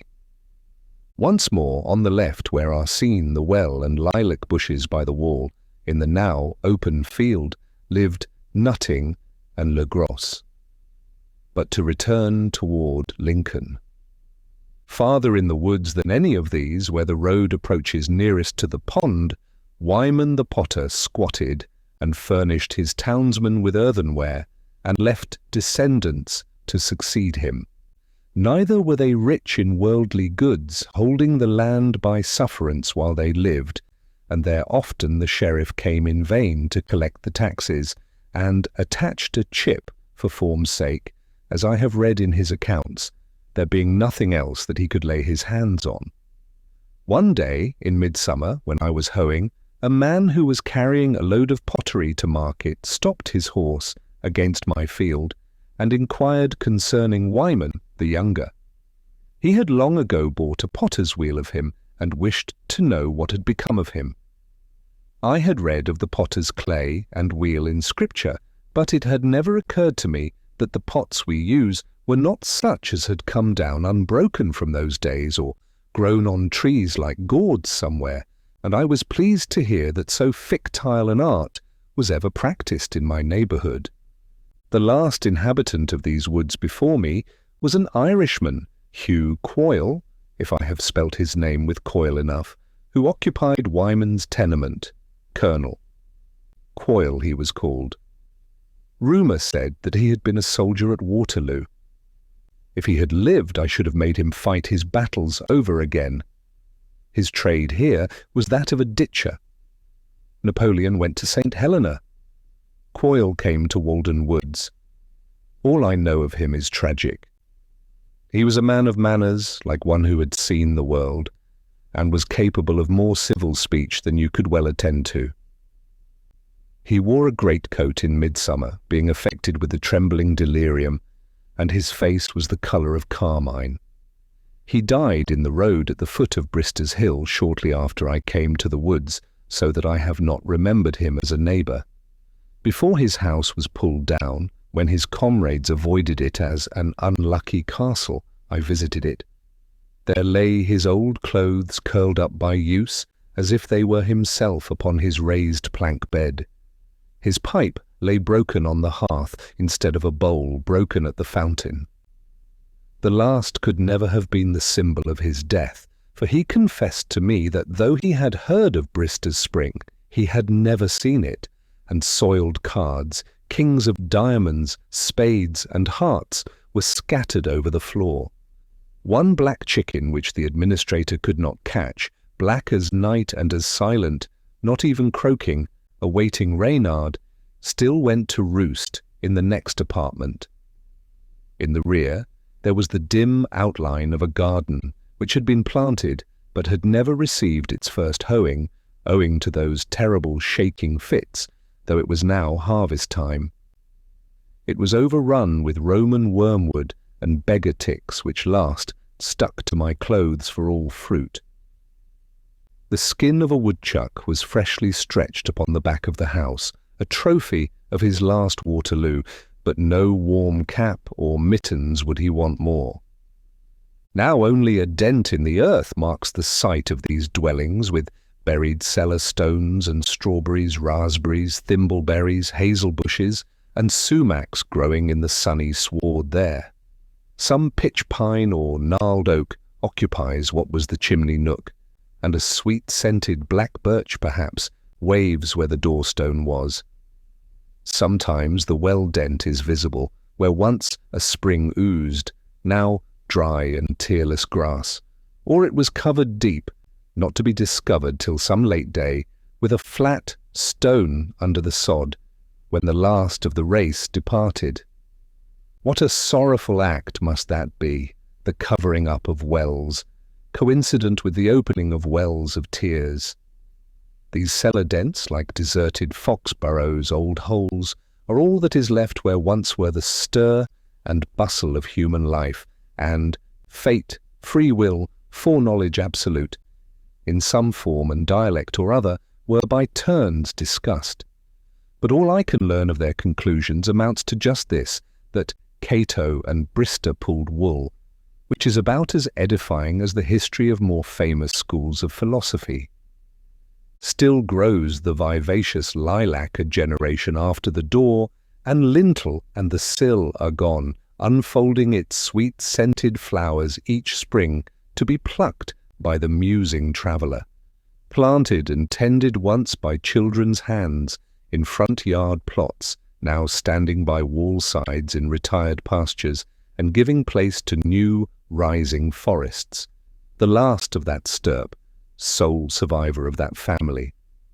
Little did the dusky children think that the puny slip with its 2 eyes only, which they stuck in the ground in the shadow of the house and daily watered, would root itself so and outlive them, and house itself in the rear that shaded it, and grown man's garden and orchard, and tell their story faintly to the lone wanderer a half-century after they had grown up and died, blossoming as fair and smelling as sweet as in that first spring.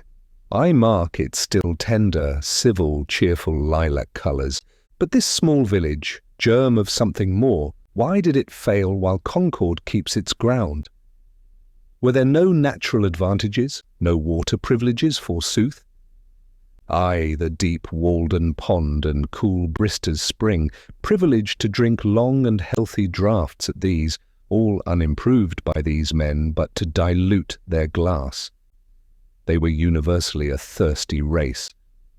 Might not the basket, stable broom, mat-making, corn-parching, linen-spinning, and pottery business have thrived here, making the wilderness to blossom like the rose, and a numerous posterity have inherited the land of their fathers? The sterile soil would at least have been proof against a lowland degeneracy. Alas, how little does the memory of these human inhabitants enhance the beauty of the landscape. Again, perhaps nature will try, with me for a first settler, and my house, raised last spring to be the oldest in the hamlet. I am not aware that any man has ever built on the spot which I occupy. Deliver me from a city built on the site of a more ancient city, whose materials are ruins, whose gardens cemeteries. The soil is blanched and accursed there, and before that becomes necessary, the earth itself will be destroyed. With such reminiscences I repeopled the woods and lulled myself asleep. At this season, I seldom had a visitor. When the snow lay deepest, no wanderer ventured near my house for a week or fortnight at a time, but there I lived as snug as a meadow mouse, or as cattle and poultry, which are said to have survived for a long time buried in drifts, even without food. Or like that early settler's family in the town of Sutton in this state, whose cottage was completely covered by the great snow of 1717, when he was absent, and an Indian found it only by the hole which the chimney's breath made in the drift, and so relieved the family. But no friendly Indian concerned himself about me, nor needed he, for the master of the house was at home. The great snow, how cheerful it is to hear of, when the farmers could not get to the woods and swamps with their teams, and were obliged to cut down the shade trees before their houses, and, when the crust was harder, cut off the trees in the swamps 10 feet from the ground, as it appeared the next spring. In the deepest snows, the path which I used from the highway to my house, about half a mile long, might have been represented by a meandering dotted line with wide intervals between the dots. For a week of even weather I took exactly the same number of steps and of the same length, coming and going, stepping deliberately, and with the precision of a pair of dividers in my own deep tracks. To such routine the winter reduces us. Yet often they were filled with heaven's own blue. But no weather interfered fatally with my walks, or rather my going abroad, for I frequently tramped 8 or 10 miles through the deepest snow to keep an appointment with a beech tree or a yellow birch or an old acquaintance among the pines.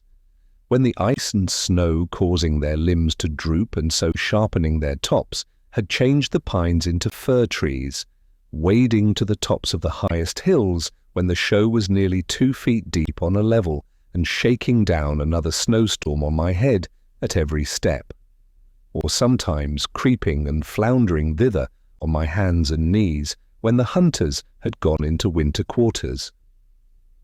One afternoon I amused myself by watching a barred owl, Strix nebulosa, sitting on one of the lower dead limbs of a white pine, close to the trunk, in broad daylight, I standing within a rod of him. He could hear me when I moved and crunched the snow with my feet, but could not plainly see me. When I made most noise, he would stretch out his neck and erect his neck feathers and open his eyes wide. But their lids soon fell again, and he began to nod. I too felt a slumberous influence after watching him half an hour, as he sat thus with his eyes half open, like a cat, winged brother of the cat. There was only a narrow slit left between their lids, by which he preserved a peninsular relation to me. Thus, with half-shut eyes, looking out from the land of dreams, and endeavouring to realize me, vague object or mote that interrupted his visions. At length, on some louder noise or my nearer approach, he would grow uneasy and sluggishly turn about on his perch, as if impatient at having his dreams disturbed. And when he launched himself off and flapped through the pines, spreading his wings to unexpected breadth, I could not hear the slightest sound from them. Thus, guided amid the pine boughs rather by a delicate sense of their neighbourhood than by sight, feeling his twilight way, as it were, with his sensitive pinions, he found a new perch where he might in peace await the dawning of his day. As I walked over the long causeway made for the railroad through the meadows, I encountered many a blustering and nipping wind, for nowhere has it freer play. And when the frost had smitten me on one cheek, heathen as I was, I turned to it the other also. Nor was it much better by the carriage road from Brister's Hill. For I came to town still, like a friendly Indian, when the contents of the broad open fields were all piled up between the walls of the Walden road, and half an hour sufficed to obliterate the tracks of the last traveller. And when I returned, new drifts would have formed, through which I floundered, where the busy northwest wind had been depositing the powdery snow round a sharp angle in the road, and not a rabbit's track, nor even the fine print, the small type, of a meadow mouse was to be seen. Yet I rarely failed to find, even in midwinter, some warm and springly swamp where the grass and the skunk cabbage still put forth with perennial verdure, and some hardier bird occasionally awaited the return of spring. Sometimes, notwithstanding the snow, when I returned from my walk at evening, I crossed the deep tracks of a wood chopper leading from my door, and found his pile of whittlings on the hearth, and my house filled with the odour of his pipe. Or on a Sunday afternoon, if I chanced to be at home, I heard the crunching of the snow made by the step of a long-headed farmer who from far through the woods sought my house to have a social crack. One of the few of his vocation who are men on their farms, who donned a frock instead of a professor's gown, and is as ready to extract the moral out of church or state as to haul a load of manure from his barnyard. We talked of rude and simple times when men sat about large fires in cold, bracing weather, with clear heads, and when other dessert failed, we tried our teeth on many a nut which wise squirrels have long since abandoned, for those which have the thickest shells are commonly empty. The one who came from farthest to my lodge through deepest snows and most dismal tempests was a poet. A farmer, a hunter, a soldier, a reporter, even a philosopher, may be daunted. But nothing can deter a poet, for he is actuated by pure love. Who can predict his comings and goings? His business calls him out at all hours, even when doctors sleep. We made that small house ring with boisterous mirth and resound with the murmur of much sober talk, making amends then to Walden Vale for the long silences. Broadway was still and deserted in comparison. At suitable intervals there were regular salutes of laughter, which might have been referred indifferently to the last uttered or the forthcoming jest.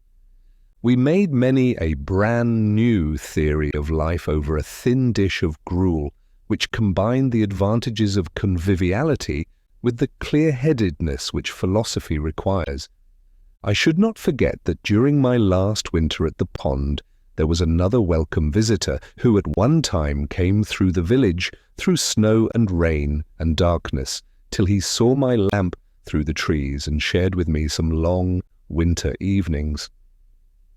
One of the last of the philosophers Connecticut gave him to the world, he peddled first her wares, afterwards, as he declares, his brains.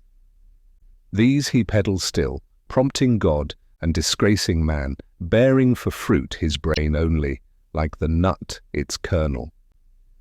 I think that he must be the man of the most faith of any alive. His words and attitude always suppose a better state of things than other men are acquainted with, and he will be the last man to be disappointed as the ages revolve. He has no venture in the present, but, though comparatively disregarded now, when his day comes, laws unsuspected by most will take effect, and masters of families and rulers will come to him for advice. How blind that cannot see serenity! A true friend of man, almost the only friend of human progress. An old mortality, say rather an immortality, with unwearied patience and faith making plain the image engraven in men's bodies, the God of whom they are but defaced and leaning monuments. With his hospitable intellect he embraces children, beggars, insane, and scholars, and entertains the thought of all, adding to it commonly some breadth and elegance. I think that he should keep a caravansary on the world's highway, where philosophers of all nations might put up, and on his sign should be printed, "Entertainment for man, but not for his beast. Enter ye that have leisure and a quiet mind, who earnestly seek the right road." He is perhaps the sanest man and has the fewest crotchets of any I chance to know, the same yesterday and tomorrow. Of yore we had sauntered and talked, and effectually put the world behind us, for he was pledged to no institution in it, freeborn, ingenuous. Whichever way we turned, it seemed that the heavens and the earth had met together, since he enhanced the beauty of the landscape. A blue-robed man, whose fittest roof is the overarching sky, which reflects his serenity. I do not see how he can ever die. Nature cannot spare him. Having each some shingles of thought well dried, we sat and whittled them, trying our knives and admiring the clear, yellowish grain of the pumpkin pine. We waded so gently and reverently, or we pulled together so smoothly, that the fishes of thought were not scared from the stream, nor feared any angler on the bank, but came and went grandly, like the clouds which float through the western sky, and the mother-o'-pearl flocks which sometimes form and dissolve there. There we worked, revising mythology, rounding a fable here and there, and building castles in the air for which earth offered no worthy foundation. Great looker, great expecter, to converse with whom was a New England night's entertainment. Ah, such discourse we had, hermit and philosopher, and the old settler I have spoken of, we three. It expanded and racked my little house. I should not dare to say how many pounds weight there was above the atmospheric pressure on every circular inch. It opened its seams so that they had to be corked, with much dullness thereafter, to stop the consequent leak. But I had enough of that kind of oakum already picked. There was one other with whom I had solid seasons, long to be remembered, at his house in the village, and who looked in upon me from time to time, but I had no more for society there. There too, as everywhere, I sometimes expected the visitor who never comes. The Vishnu Purana says, "The householder is to remain at eventide in his courtyard as long as it takes to milk a cow, or longer, if he pleases, to await the arrival of a guest." I often performed this duty of hospitality, waited long enough to milk a whole herd of cows, but did not see the man approaching from the town. Winter animals. When the ponds were firmly frozen, they afforded not only new and shorter routes to many points, but new views from their surfaces of the familiar landscape around them. When I crossed Flint's Pond, after it was covered with snow, though I had often paddled about and skated over it, it was so unexpectedly wide and so strange that I could think of nothing but Baffin's Bay.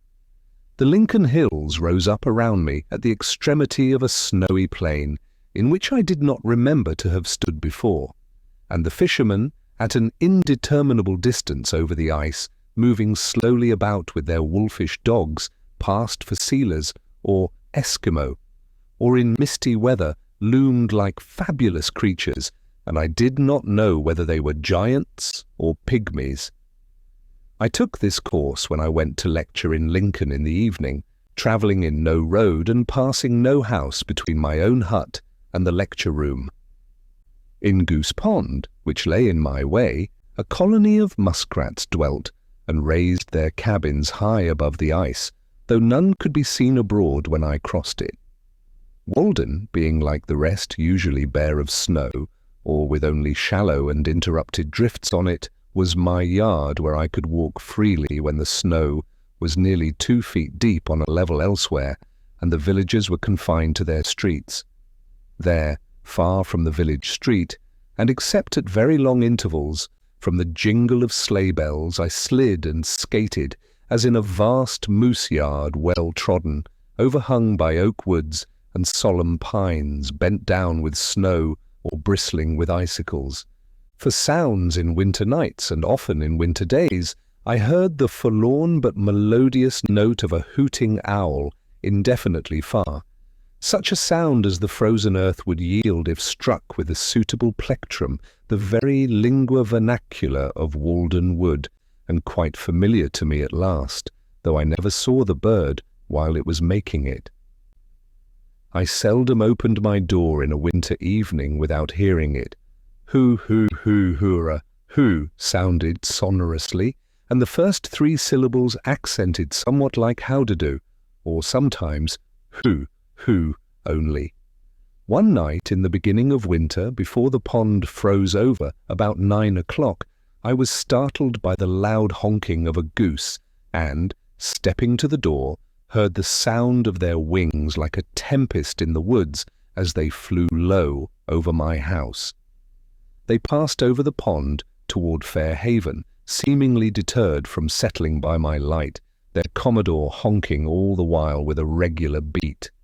Suddenly an unmistakable cat-owl from very near me, with the most harsh and tremendous voice I ever heard, from any inhabitant of the woods responded at regular intervals to the goose, as if determined to expose and disgrace this intruder from Hudson's Bay by exhibiting a greater compass and volume of voice in a native, and boo-hoo him out of Concord horizon. What do you mean by alarming the citadel at this time of night, consecrated to me? Do you think I am ever caught napping at such an hour, and that I have not got lungs and a larynx as well as yourself? Boo-hoo, boo-hoo, boo-hoo!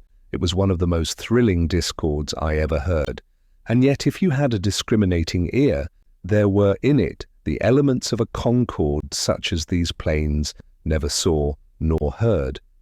I also heard the whooping of the ice in the pond, my great bedfellow in that part of Concord, as if it were restless in its bed, and would fain turn over, were troubled with flatulency, and had dreams.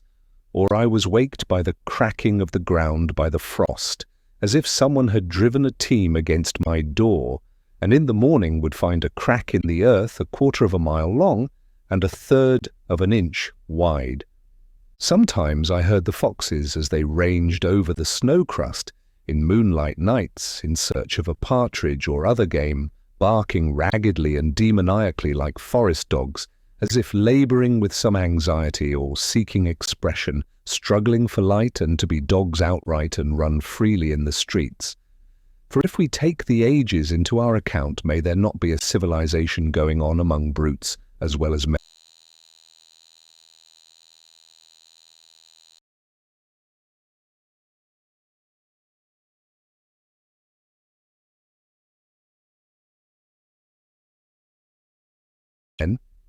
They seemed to me to be rudimental, burrowing men still standing on their defence, awaiting their transformation. Sometimes one came near to my window, attracted by my light, barked a vulpine curse at me, and then retreated. Usually the red squirrel, Surus hudsonius, waked me in the dawn, coursing over the roof and up and down the sides of the house, as if sent out of the woods for this purpose. In the course of the winter, I threw out 1/2 bushel of ears of sweet corn, which had not got ripe, onto the snow crust by my door, and was amused by watching the motions of the various animals which were baited by it. In the twilight and the night, the rabbits came regularly and made a hearty meal. All day long the red squirrels came and went, and afforded me much entertainment by their manoeuvres. One would approach at first warily through the shrub oaks, running over the snow crust by fits and starts like a leaf blown by the wind, now a few paces this way, with wonderful speed and waste of energy, making inconceivable haste with his trotters, as if it were for a wager, and now as many paces that way, but never getting on more than 1/2 a rod at a time. And then suddenly pausing, with a ludicrous expression and a gratuitous somerset, as if all the eyes in the universe were eyed on him, for all the motions of a squirrel, even in the most solitary recesses of the forest, imply spectators as much as those of a dancing girl, wasting more time in delay and circumspection than would have sufficed to walk the whole distance. I never saw one walk, and then suddenly, before you could say Jack Robinson, he would be in the top of a young pitch pine, winding up his clock and chiding all imaginary spectators, soliloquizing and talking to all the universe at the same time, for no reason that I could ever detect, or he himself was aware of, I suspect.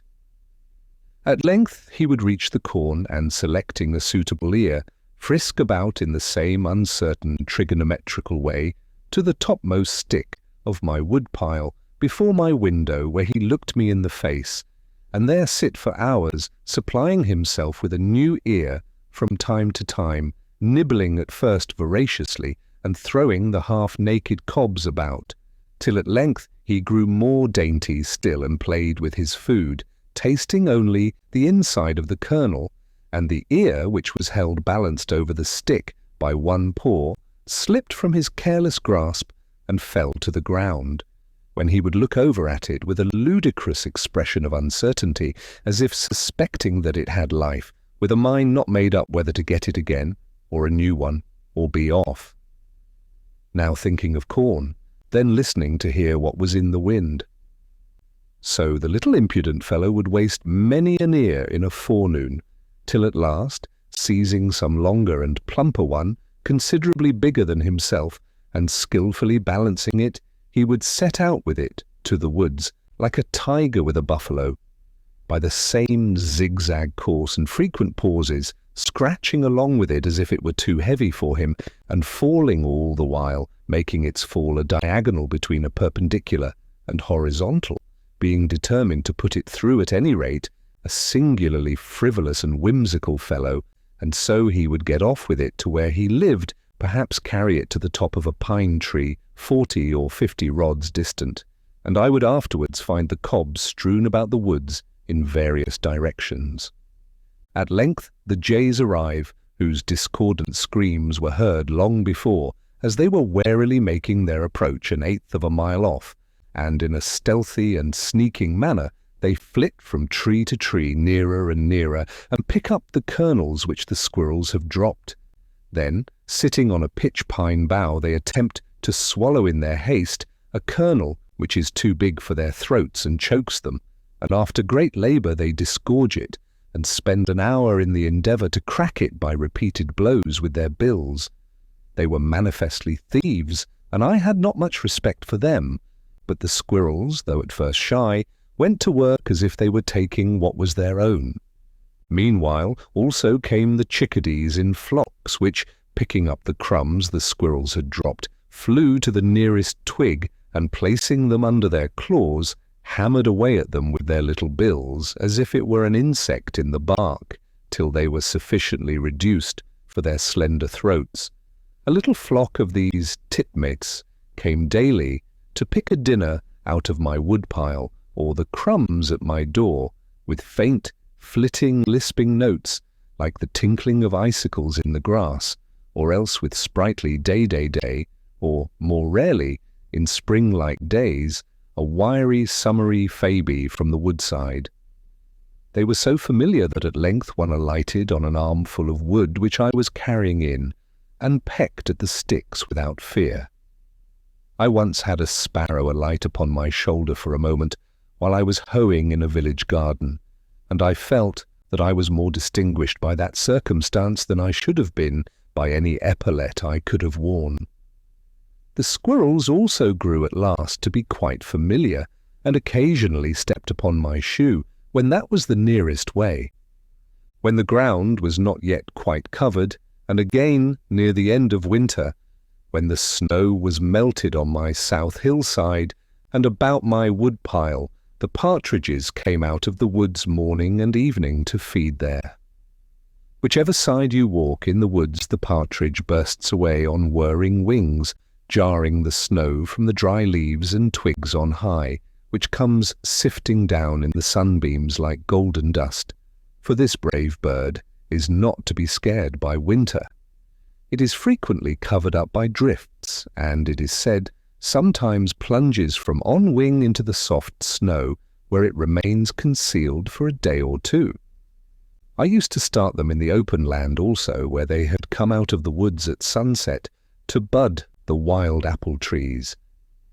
They will come regularly every evening to particular trees where the cunning sportsman lies in wait for them, and the distant orchards next the woods suffer thus not a little. I am glad that the partridge gets fed at any rate. It is nature's own bird which lives on buds and diet drink. In dark winter mornings or in short winter afternoons, I sometimes heard a pack of hounds threading all the woods with hounding cry and yelp, unable to resist the instinct of the chase, and the note of the hunting horn at intervals, proving that man was in the rear. The woods ring again, and yet no fox bursts forth onto the open level of the pond, nor following pack pursuing their action.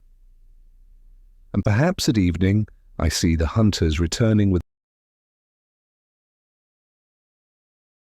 a single brush trailing from their sleigh for a trophy, seeking their inn. They tell me that if the fox would remain in the bosom of the frozen earth, he would be safe, or if he would run in a straight line away, no foxhound could overtake him.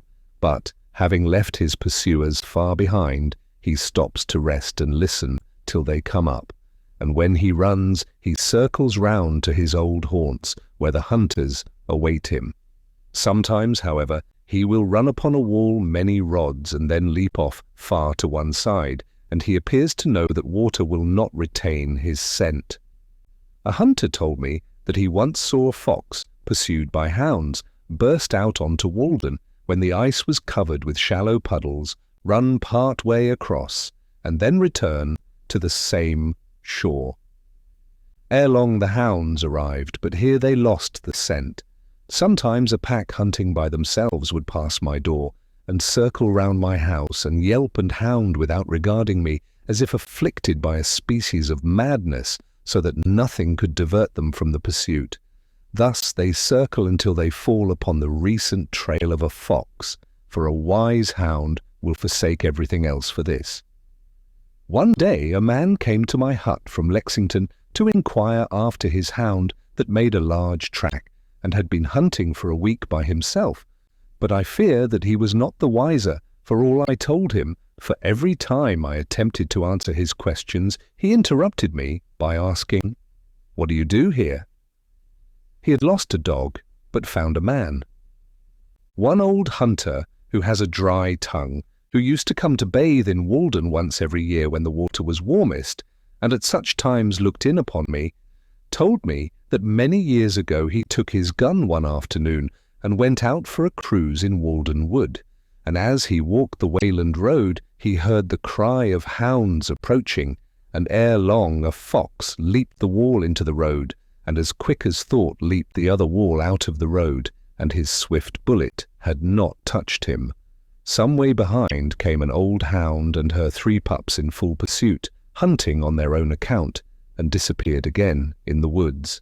Late in the afternoon, as he was resting in the thick woods south of Walden, he heard the voice of the hounds far over toward Fair Haven still pursuing the fox. And on they came, their hounding cry which made all the woods ring, sounding nearer and nearer, now from Well Meadow, now from the Baker farm. For a long time he stood still and listened to their music, so sweet to a hunter's ear, when suddenly the fox appeared, threading the solemn aisles with an easy coursing pace, whose sound was concealed by a sympathetic rustle of the leaves, swift and still, keeping the round, leaving his pursuers far behind, and, leaping upon a rock amid the woods, he sat erect and listening, with his back to the hunter. For a moment compassion restrained the latter's arm, but that was a short-lived mood, and as quick as thought can follow, thought his piece was levelled, and whang! The fox, rolling over the rock, lay dead on the ground. The hunter still kept his place and listened to the hounds. Still on they came, and now the near woods resounded through all their aisles with their demoniac cry. At length the old hound burst into view, with muzzle to the ground, and snapping the air as if possessed, and ran directly to the rock. But spying the dead fox, she suddenly ceased her hounding as if struck dumb with amazement, and walked round and round him in silence. And one by one her pups arrived, and, like their mother, were sobered into silence by the mystery. Then the hunter came forward and stood in their midst, and the mystery was solved. They waited in silence while he skinned the fox, then followed the brush a while, and at length turned off into the woods again. That evening a western squire came to the Concord hunter's cottage to inquire for his hounds, and told how for a week they had been hunting on their own account from western woods. The Concord hunter told him what he knew and offered him the skin, but the other declined it and departed. He did not find his hounds that night, but the next day learned that they had crossed the river and put up at a farmhouse for the night, whence, having been well fed, they took their departure early in the morning. The hunter who told me this could remember one Sam Nutting, who used to hunt bears on Fair Haven ledges and exchange their skins for rum in Concord village, who told him even that he had seen a moose there. Nutting had a famous foxhound named Burgoyne. He pronounced it Bugin, which my informant used to borrow. In the waste book of an old trader of this town, who was also a captain, town clerk, and representative, I find the following entry. January 18th, 1742-3, John Melvin Craw by 1, Grey Fox 0-2-3. They are not now found here. And in his ledger, February 7th, 1743, Hezekiah Stratton has credit by 1/2 a catskin 0-1-4-1/2. Of course, a wildcat, for Stratton was a sergeant in the old French war and would not have got credit for hunting less noble game. Credit is given for deerskins also, and they were daily sold. One man still preserves the horns of the last deer that was killed in this vicinity, and another has told me the particulars of the hunt in which his uncle was engaged. The hunters were formerly a numerous and merry crew here. I remember well one gaunt Nimrod who would catch up a leaf by the roadside and play a strain on it wilder and more melodious, if my memory serves me, than any hunting horn. At midnight, when there was a moon, I sometimes met with hounds in my path prowling about the woods, which would skulk out of my way as if afraid, and stand silent amid the bushes till I had passed. Squirrels and wild mice disputed for my store of nuts. There were scores of pitch pines around my house, from 1 to 4 inches in diameter, which had been gnawed by mice the previous winter. A Norwegian winter for them, for the snow lay long and deep, and they were obliged to mix a large proportion of pine bark with their other diet. These trees were alive and apparently flourishing at midsummer, and many of them had grown afoot, though completely girdled. But after another winter, such were without exception dead. It is remarkable that a single mouse should thus be allowed a whole pine tree for its dinner, gnawing round instead of up and down it. But perhaps it is necessary in order to thin these trees, which are wont to grow up densely. The hares, Lepus americanus, were very familiar. One had her form under my house all winter, separated from me only by the flooring, and she startled me each morning by her hasty departure when I began to stir, thump, thump, thump, striking her head against the floor timbers in her hurry. They used to come round my door at dusk to nibble the potato parings which I had thrown out, and were so nearly the colour of the ground that they could hardly be distinguished when still. Sometimes in the twilight I alternately lost and recovered sight of one sitting motionless under my window. When I opened my door in the evening, off they would go with a squeak and a bounce. Near at hand, they only excited my pity. One evening, one sat by my door, 2 paces from me, at first trembling with fear, yet unwilling to move, a poor wee thing, lean and bony, with ragged ears and sharp nose, scant tail and slender paws. It looked as if nature no longer contained the breed of nobler bloods, but stood on her last toes. Its large eyes appeared young and unhealthy, almost dropsical. I took a step, and lo, away it scud with an elastic spring over the snow crust, straightening its body and its limbs into graceful length, and soon put the forest between me and itself, the wild free venison, asserting its vigour and the dignity of nature. Not without reason was its slenderness. Such then was its nature. Lepus, livipes, lightfoot, some think. What is a country without rabbits and partridges? They are among the most simple and indigenous animal products, ancient and venerable families known to antiquity as to modern times, of the very hue and substance of nature, nearest allied to leaves and to the ground, and to one another. It is either winged or it is legged.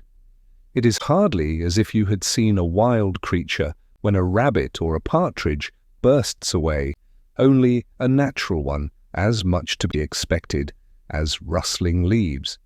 The partridge and the rabbit are still sure to thrive, like true natives of the soil, whatever revolutions occur.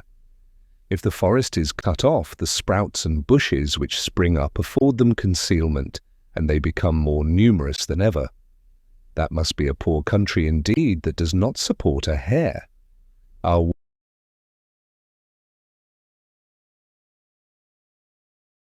woods teem with them both, and around every swamp may be seen the partridge or rabbit walk, beset with twiggy fences and horsehair snares which some cowboy tends.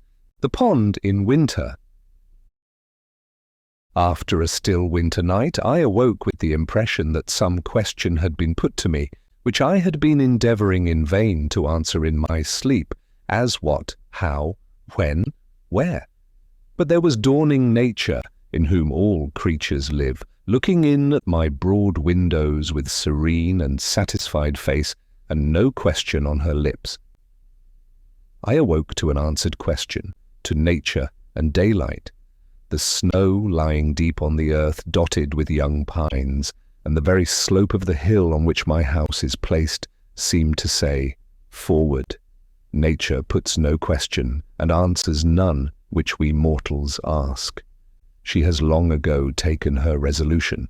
O Prince, our eyes contemplate with admiration, and transmit to the soul the wonderful and varied spectacle of this universe.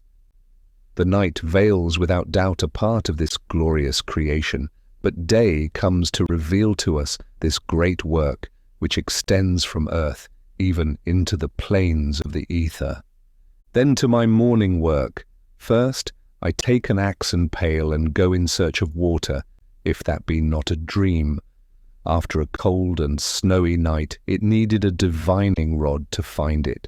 Every winter, the liquid and trembling surface of the pond, which was so sensitive to every breath and reflected every light and shadow, becomes solid to the depth of a foot or a foot and a half, so that it will support the heaviest teams, and perchance the snow covers it to an equal depth, and it is not to be distinguished from any level field. Like the marmots in the surrounding hills, it closes its eyelids and becomes dormant for 3 months or more. Standing on the snow-covered plain, as if in a pasture amid the hills, I cut my way first through a foot of snow, and then a foot of ice, and open a window under my feet, where, kneeling to drink, I look down into the quiet parlour of the fishes, pervaded by a softened light as through a window of ground glass, with its bright sanded floor the same as in summer.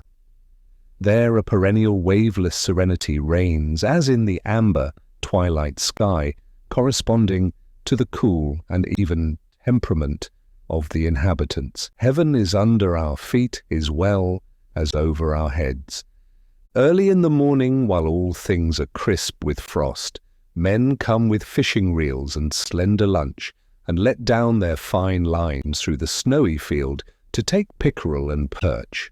Wild men, who instinctively follow other fashions and trust other authorities than their townsmen, and by their goings and comings stitch towns together in parts where else they would be ripped. They sit and eat their luncheon in stout fear-noughts on the dry oak leaves on the shore, as wise in natural law as the citizen is in artificial. They never consulted with books, and know and can tell much less than they have done. The things which they practice are said not yet to be known. Here is one fishing for pickerel with grown perch for bait.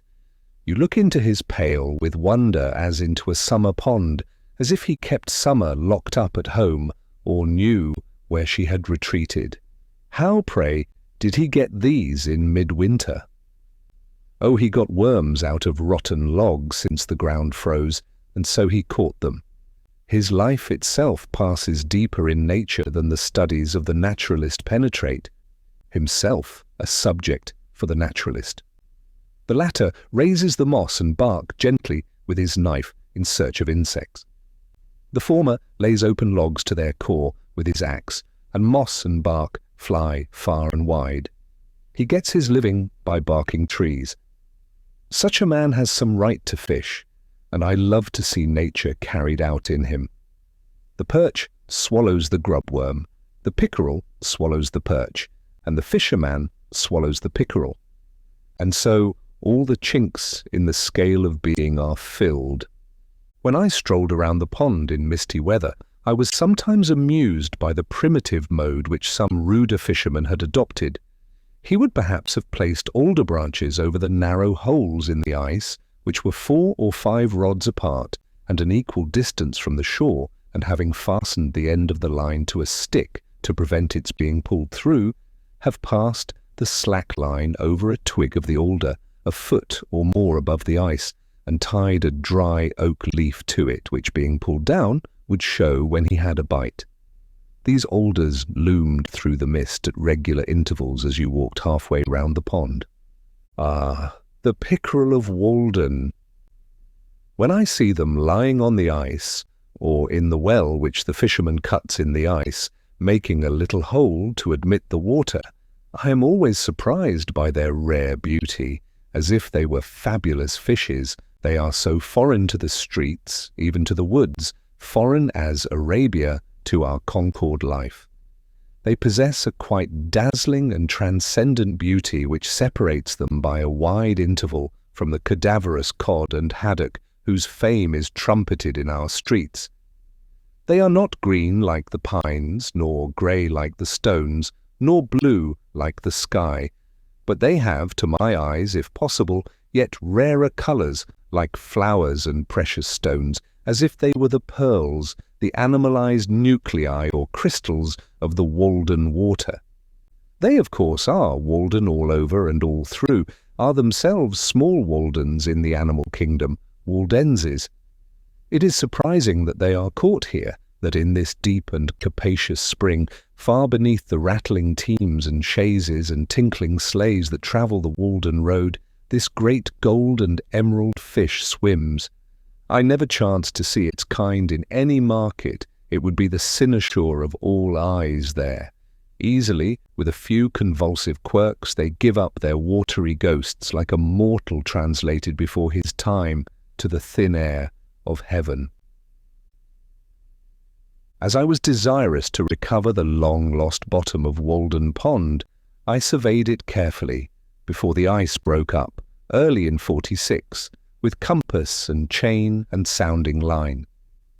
There have been many stories told about the bottom, or rather no bottom, of this pond, which certainly had no foundation for themselves. It is remarkable how long men will believe in the bottomlessness of a pond without taking the trouble to sound it. I have visited 2 such bottomless ponds in one walk in this neighbourhood. Many have believed that Walden reached quite through to the other side of the globe.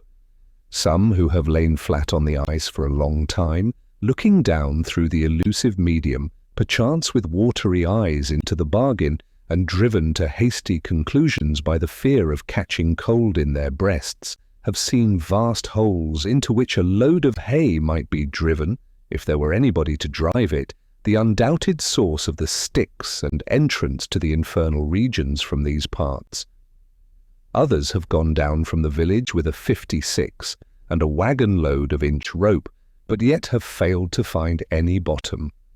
For while the 56 was resting by the way, they were paying out the rope in the vain attempt to fathom their truly immeasurable capacity for marvellousness.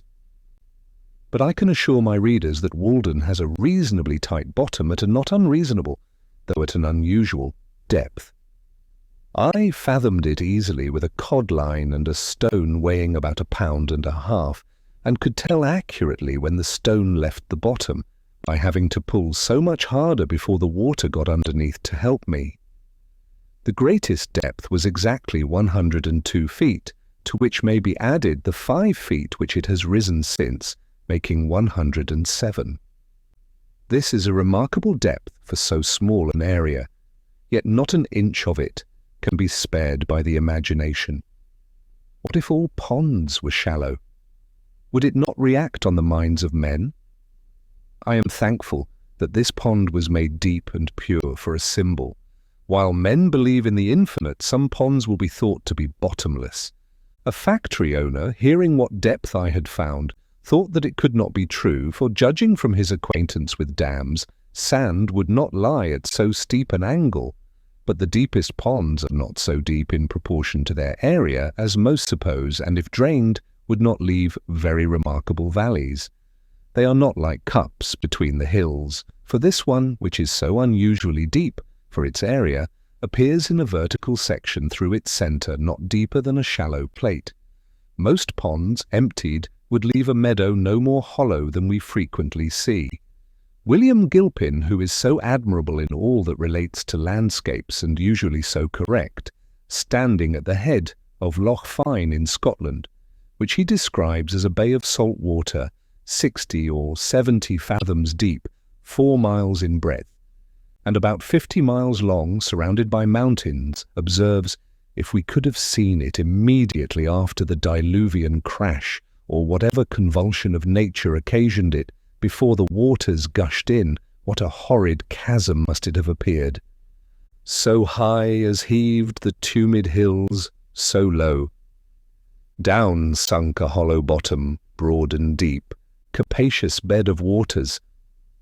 But if, using the shortest diameter of Loch Fyne, we apply these proportions to Walden, which, as we have seen, appears already in a vertical section, only like a shallow plate, it will appear 4 times as shallow. So much for the increased horrors of the chasm of Loch Fyne when emptied.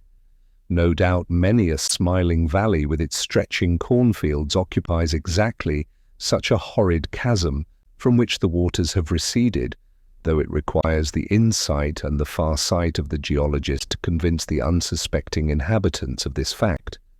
Often an inquisitive eye may detect the shores of a primitive lake in the low horizon hills, and no subsequent elevation of the plain have been necessary to conceal their history. But it is easiest, as they who work on the highways know, to find the hollows by the puddles after a shower. The amount of it is, the imagination, give it the least license, dives deeper and soars higher than nature goes, so probably the depth of the ocean will be found to be very inconsiderable compared with its breadth.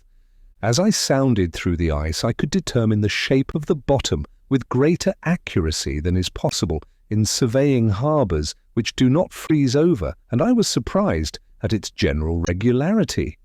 In the deepest part there are several acres more level than almost any field which is exposed to the sun, wind, and plough.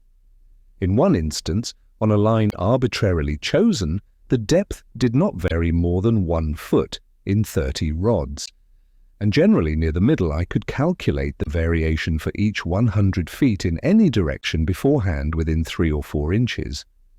Some are accustomed to speak of deep and dangerous holes, even in quiet sandy ponds like this, but the effect of water under these circumstances is to level all inequalities.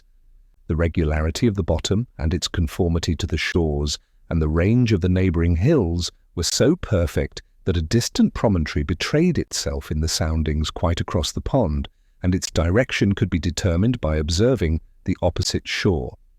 Cape becomes bar, and plain shoal, and valley and gorge, deep water and channel. When I had mapped the pond by the scale of 10 rods to an inch, and put down the soundings, more than 100 in all, I observed this remarkable coincidence. Having noticed that the number indicating the greatest depth was apparently in the centre of the map, I laid a rule on the map lengthwise and then breadthwise, and found, to my surprise, that the line of greatest length intersected the line of greatest breadth exactly at the point of greatest depth. Notwithstanding that the middle is so nearly level, the outline of the pond far from regular, and the extreme length and breadth were got by measuring into the coves, and I said to myself, who knows but this hint would conduct to the deepest part of the ocean as well as of a pond or puddle? Is not this the rule also for the height of mountains, regarded as the opposite of valleys? We know that a hill is not highest at its narrowest part. Of 5 coves, 3 or all which had been sounded were observed to have a bar quite across their mouths and deeper water within, so that the bay tended to be an expansion of water within the land, not only horizontally but vertically, and to form a basin or independent pond, the direction of the two capes showing the course of the bar. Every harbour on the seacoast also has its bar at its entrance. In proportion as the mouth of the cove was wider compared with its length, the water over the bar was deeper compared with that in the basin. Given then the length and breadth of the cove and the character of the surrounding shore, and you have almost elements enough to make out a formula for all cases, in order to see how nearly I could guess, with this experience, at the deepest point in a pond, by observing the outlines of a surface and the character of its shores alone, I made a plan of White Pond, which contains about 41 acres, and, like this, has no island in it, nor any visible inlet or outlet. And as the line of greatest breadth fell very near the line of least breadth, where two opposite capes approached each other and two opposite bays receded, I ventured to mark a point a short distance from the latter line, but still on the line of greatest length as the deepest. The deepest part was found to be within 100 feet of this, still farther in the direction to which I had inclined, and was only 1 foot deeper, namely 60 feet. Of course, a stream running through or an island in the pond would make the problem much more complicated. If we knew all the laws of nature, we should need only one fact, or the description of one actual phenomenon, to infer all the particular results at that point. Now we know only a few laws, and our result is vitiated, not of course by any confusion or irregularity in nature, but by our ignorance of essential elements in the calculation. Our notions of law and harmony are commonly confined to those instances which we detect, but the harmony which results from a far greater number of seemingly conflicting but really concurring laws, which we have not detected, is still more wonderful. The particular laws are as our points of view. As to the traveller, a mountain outline varies with every step, and it has an infinite number of profiles, though absolutely but one form. Even when cleft or bored through, it is not comprehended in its entireness. What I have observed of the pond is no less true in ethics. It is the law of averages. Such a rule of the two diameters not only guides us toward the sun in the system and the heart in man, but draws lines through the length and breadth of the aggregate of a man's particular daily behaviours and waves of life into his coves and inlets, and where they intersect will be the height or depth of his character. Perhaps we need only to know how his shores trend and his adjacent country or circumstances to infer his depth and concealed bottom. If he is surrounded by mountainous circumstances, an Achillean shore, whose peaks overshadow and are reflected in his bosom, they suggest a corresponding depth in him. But a low and smooth shore proves him shallow on that side. In our bodies, a bold projecting brow falls off to and indicates a corresponding depth of thought. Also there is a bar across the entrance of our every cove, or particular inclination. Each is our harbour for a season in which we are detained and partially landlocked. These inclinations are not whimsical usually, but their form, size and direction are determined by the promontories of the shore, the ancient axes of elevation. When this bar is gradually increased by storms, tides or currents, or there is a subsidence of the waters so that it reaches to the surface that which was at first but an inclination in the shore in which a thought was harboured, becomes an individual lake cut off from the ocean, wherein the thought secures its own conditions, changes perhaps from salt to fresh, becomes a sweet sea, dead sea, or a marsh. At the advent of each individual into this life, may we not suppose that such a bar has risen to the surface somewhere.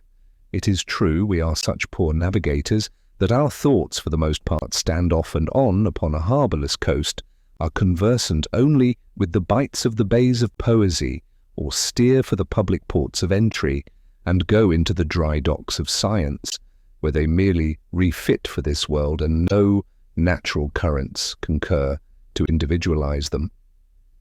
As for the inlet or outlet of Walden, I have not discovered any but rain and snow and evaporation, though perhaps with a thermometer and a line such places may be found, for where the water flows into the pond, it will probably be coldest in summer and warmest in winter. When the icemen were at work here in 46 to 47, the cakes sent to the shore were one day rejected by those who were stacking them up there, not being thick enough to lie side by side with the rest, and the cutters thus discovered that the ice over a small space was 2 or 3 inches thinner than elsewhere, which made them think that there was an inlet there. They also showed me in another place what they thought was a leach hole, through which the pond leaked out under a hill into a neighbouring meadow, pushing me out on a cake of ice to see it. It was a small cavity under 10 feet of water. But I think that I can warrant the pond not to need soldering till they find a worse leak than that. One has suggested that if such a leach hole should be found, its connection with the meadow, if any existed, might be proved by conveying some coloured powder or sawdust to the mouth of the hole and then putting a strainer over the spring in the meadow, which would catch some of the particles carried through by the current. While I was surveying, the ice, which was 16 inches thick, undulated under a slight wind like water. It is well known that a level cannot be used on ice. At 1 rod from the shore, its greatest fluctuation, when observed by means of a level on land directed toward a graduated staff on the ice, was 3/4 of an inch, though the ice appeared firmly attached to the shore. It was probably greater in the middle. Who knows, but if our instruments were delicate enough, we might detect an undulation in the crust of the earth. When 2 legs of my level were on the shore, and the third on the ice, and the sights were directed over the latter, a rise or fall of the ice of an almost infinitesimal amount made a difference of several feet on a tree across the pond. When I began to cut holes for sounding, there were 3 or 4 inches of water on the ice under a deep snow which had sunk it thus far, but the water began immediately to run into these holes and continued to run for 2 days in deep streams, which wore away the ice on every side and contributed essentially, if not mainly, to dry the surface of the pond, for, as the water ran in, it raised and floated the ice. This was somewhat like cutting a hole in the bottom of a ship to let the water out. When such holes freeze and a rain succeeds, and finally a new freezing forms a fresh, smooth ice over all, it is beautifully mottled internally by dark figures shaped somewhat like a spider's web, what you may call ice rosettes, produced by the channels worn by the water flowing from all sides to a centre. Sometimes also, when the ice was covered with shallow puddles, I saw a double shadow of myself, one standing on the head of the other, one on the ice, the other on the trees or hillside. While yet it is cold January, and snow and ice are thick and solid, the prudent landlord comes from the village to get ice to cool his summer drink, impressively, even pathetically, wise to foresee the heat and thirst of July now in January, wearing a thick coat and mittens when so many things are not provided for. It may be that he lays up no treasures in this world which will cool his summer drink in the next. He cuts and saws the solid pond, unroofs the house of fishes, and carts off their very element and air, held fast by chains and stakes like corded wood, through the favouring winter air, to wintry cellars to underlie the summer there. It looks like solidified azure as far off it is drawn through the streets. These ice cutters are a merry race, full of jest and sport, and when I went among them they were wont to invite me to saw pit fashion with them, I standing underneath. In the winter of 46 to 7 there came 100 men of Hyperborean extraction swooped down onto our pond one morning with many carloads of ungainly-looking farming tools, sleds, ploughs, drill barrows, turf knives, spades, saws, rakes, and each man was armed with a double-pointed pike staff, such as is not described in the New England farmer or the cultivator. I did not know whether they had come to sow a crop of winter rye or some other kind of grain recently introduced from Iceland. As I saw no manure, I judged that they meant to skim the land as I had done, thinking the soil was deep and had lain fallow long enough. They said that a gentleman farmer who was behind the scenes wanted to double his money, which, as I understood, amounted to $500,000 already, but in order to cover each one of his dollars with another, he took off the only coat, the skin itself, of Walden Pond in the midst of a hard winter. They went to work at once, ploughing, barrowing, rolling, furrowing, in admirable order, as if they were bent on making this a model farm. But when I was looking sharp to see what kind of seed they dropped into the furrow, a gang of fellows by my side suddenly began to hook up the virgin mould itself with a peculiar jerk clean down to the sand, or rather the water, for it was a very springy soil, indeed all the terra firma there was, and haul it away on sleds, and then I guessed that they must be cutting peat in a bog. So they came and went every day with a peculiar shriek from the locomotive, from and to some point of the polar regions, as it seemed to me, like a flock of Arctic snowbirds. But sometimes Squaw Walden had her revenge, and a hired man, walking behind his team, slipped through a crack in the ground down toward Tartarus, and he who was so brave before suddenly became but the 9th part of a man, almost gave up his animal heat, and was glad to take refuge in my house, and acknowledged that there was some virtue in a stove, or sometimes the frozen soil took a piece of steel out of a ploughshare, or a plough got set in the furrow and had to be cut out. To speak literally, 100 Irishmen with Yankee overseers came from Cambridge every day to get out the ice. They divided it into cakes by methods too well known to require description, and these, being sledded to the shore, were rapidly hauled off onto an ice platform and raised by grappling irons and block and tackle, worked by horses onto a stack as surely as so many barrels of flour, and there placed evenly side by side and row upon row as if they formed the solid base of an obelisk designed to pierce the clouds. They told me that in a good day they could get out 1,000 tons, which was the yield of about 1 acre. Deep ruts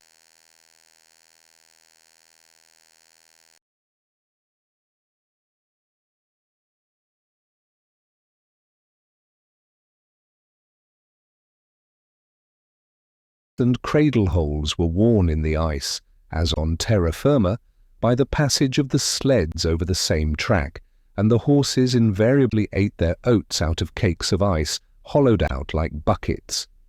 They stacked up the cakes thus in the open air, in a pile 35 feet high on one side, and 6 or 7 rods square, putting hay between the outside layers to exclude the air. For when the wind, though never so cold, finds a passage through, it will wear large cavities, leaving slight supports or studs only here and there, and finally topple it down. At first it looked like a vast blue fort or Valhalla, but when they began to tuck the coarse meadow hay into the crevices and this became covered with rime and icicles, it looked like a venerable moss-grown and hoary ruin, built of azure-tinted marble, the abode of winter, that old man we see in the almanac, his shanty, as if he had a design to estivate with us. They calculated that not 25% of this would reach its destination, and that 2 or 3% would be wasted in the cars. However, a still greater part of this heap had a different destiny from what was intended, for, either because the ice was found not to keep so well as was expected, containing more air than usual, or for some other reason, it never got to market.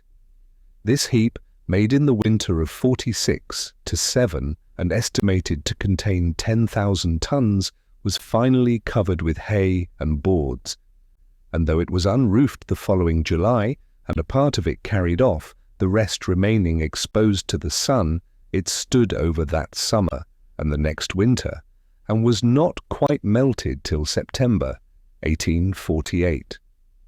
Thus the pond recovered the greater part.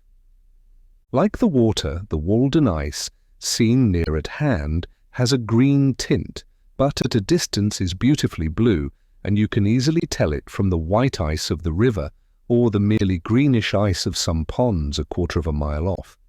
Sometimes one of those great cakes slips from the iceman's sled into the village street and lies there for a week like a great emerald, an object of interest to all passers. I have noticed that a portion of Walden which in the state of water was green will often, when frozen, appear from the same point of view blue. So the hollows about this pond will sometimes in the winter be filled with a greenish water somewhat like its own, but the next day will have frozen blue. Perhaps the blue colour of water and ice is due to the light and air they contain, and the most transparent is the bluest. Ice is an interesting subject for contemplation.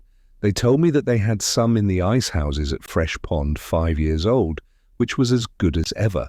Why is it that a bucket of water soon becomes putrid, but frozen remains sweet forever? It is commonly said that this is the difference between the affections and the intellect. Thus, for 16 days I saw from my window 100 men at work, like busy husbandmen, with teams and horses and apparently all the implements of farming, such a picture as we see on the first page of the almanac. And as often as I looked out, I was reminded of the fable of the lark and the reapers, or the parable of the sower and the like. And now they are all gone, and in 30 days more, probably, I shall look from the same window on the pure, sea-green Walden water there, reflecting the clouds and the trees, and sending up its evaporations in solitude, and no traces will appear that a man has ever stood there. Perhaps I shall hear a solitary loon laugh as he dives and plumes himself, or shall see a lonely fisher in his boat like a floating leaf, beholding his form reflected in the waves, where lately 100 men securely laboured. Thus it appears that the sweltering inhabitants of Charleston and New Orleans, of Madras and Bombay and Calcutta, drink at my well. In the morning I bathe my intellect in the stupendous and cosmogonal philosophy of the Bhagavad Gita, since whose composition years of the gods have elapsed, and in comparison with which our modern world and its literature seem puny and trivial. And I doubt if that philosophy is not to be referred to a previous state of existence, so remote is its sublimity from our conceptions. I lay down the book and go to my well for water, and lo, there I meet the servant of the Brahmin, priest of Brahma and Vishnu and Indra, who still sits in his temple on the Ganges reading the Vedas, or dwells at the root of a tree with his crust and water jug. I meet his servant come to draw water for his master, and our buckets, as it were, grate together in the same well. The pure Walden water is mingled with the sacred water of the Ganges.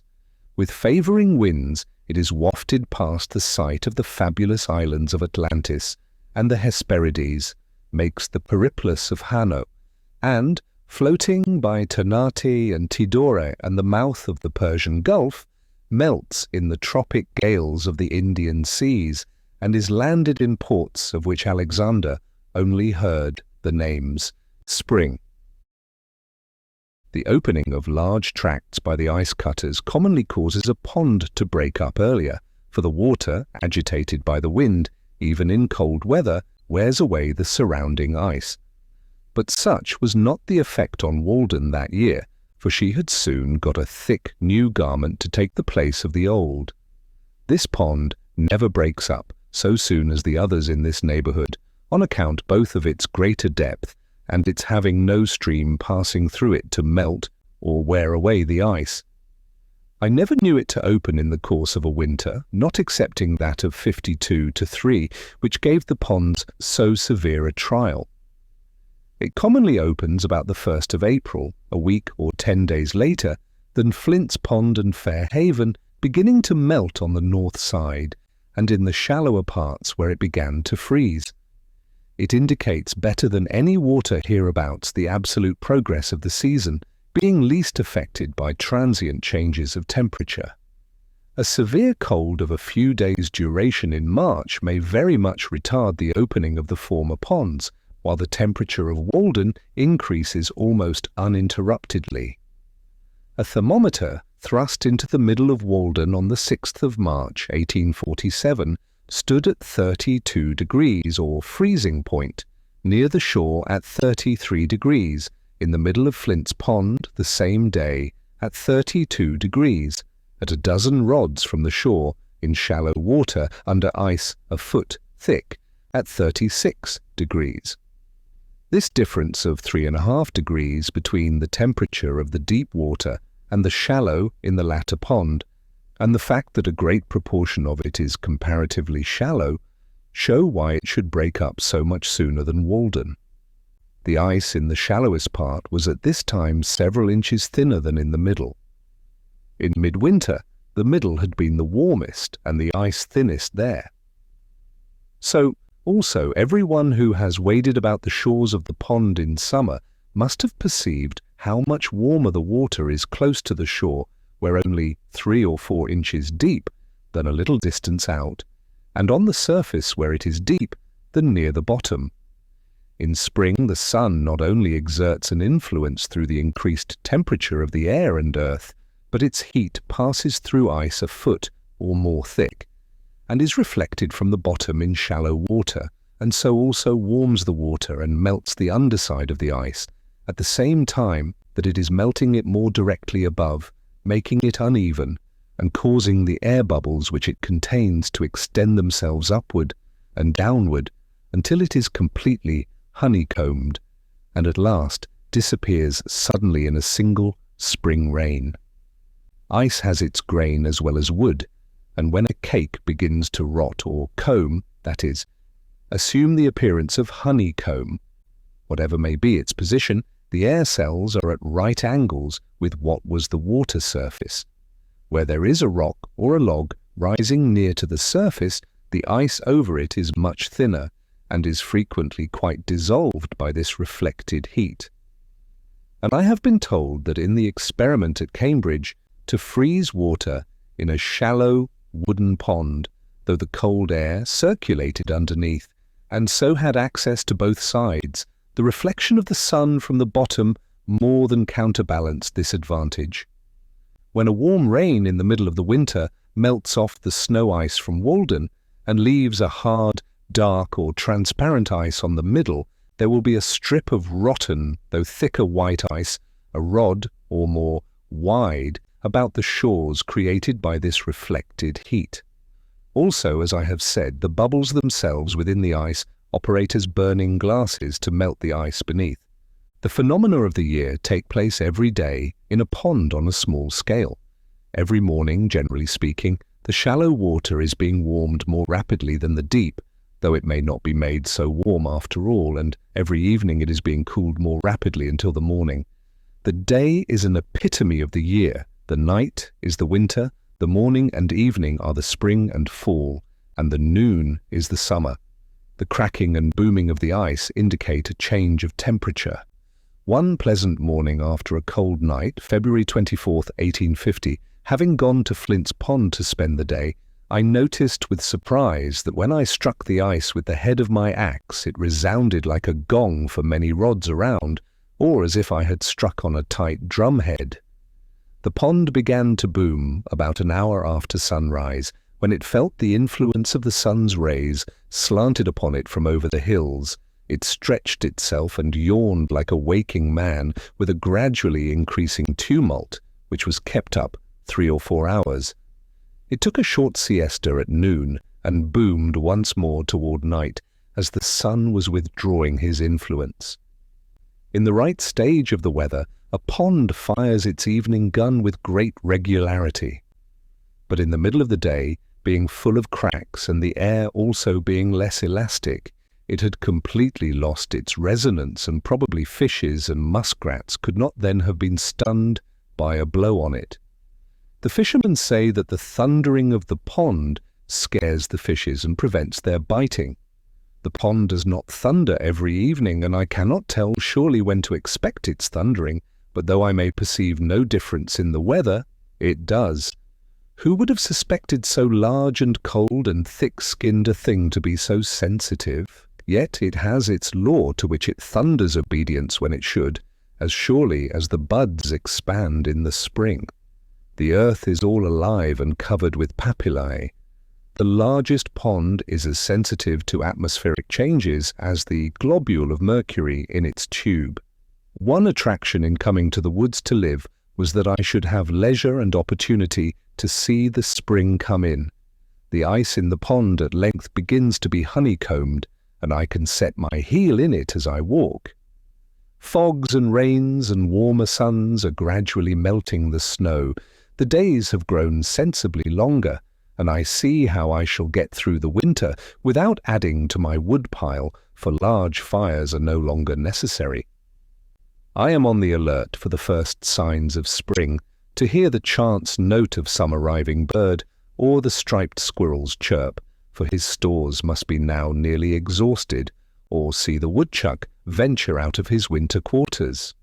On the 13th of March, after I had heard the bluebird, song sparrow and redwing, the ice was still nearly a foot thick. As the weather grew warmer, it was not sensibly worn away by the water, nor broken up and floated off as in rivers. But, though it was completely melted for half a rod in width about the shore, the middle was merely honeycombed and saturated with water, so that you could put your foot through it when 6 inches thick. But by the next day evening, perhaps after a warm rain followed by fog, it would have wholly disappeared, all gone off with the fog, spirited away. One year I went across the middle only 5 days before it disappeared entirely. In 1845, Walden was first completely open on the 1st of April, in 46, the 25th of March, in 47, the 8th of April, in 51, the 28th of March, in 52, the 18th of April, in 1852, the 8th of April, 53, the 23rd of March, in 54, about the 7th of April.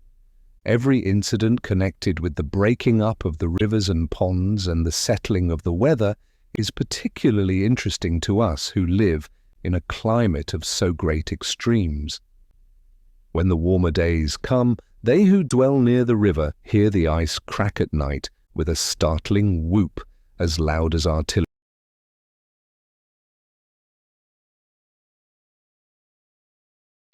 as if its icy fetters were rent from end to end, and within a few days see it rapidly going out. So the alligator comes out of the mud with quakings of the earth.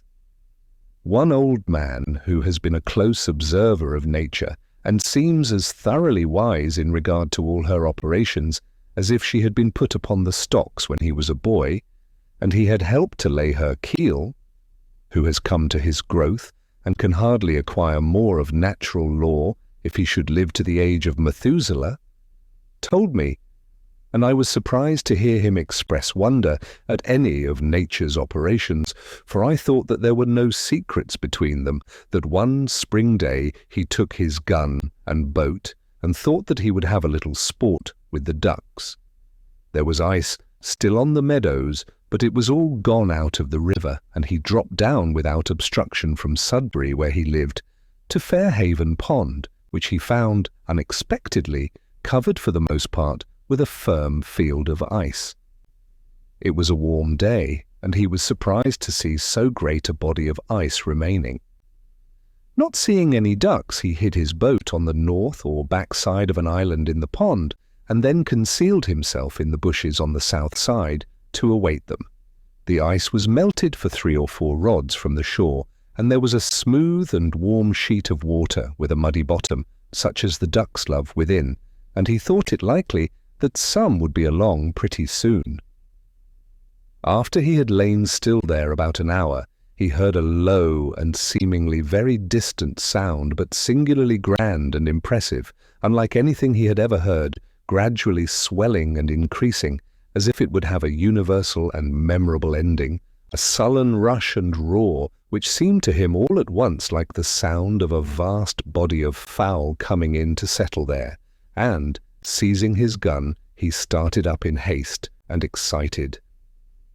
But he found, to his surprise, that the whole body of the ice had started while he lay there, and drifted in to the shore, and the sound he had heard was made by its edge grating on the shore, at first gently nibbled and crumbled off, but at length heaving up and scattering its wrecks along the island to a considerable height before it came to a standstill.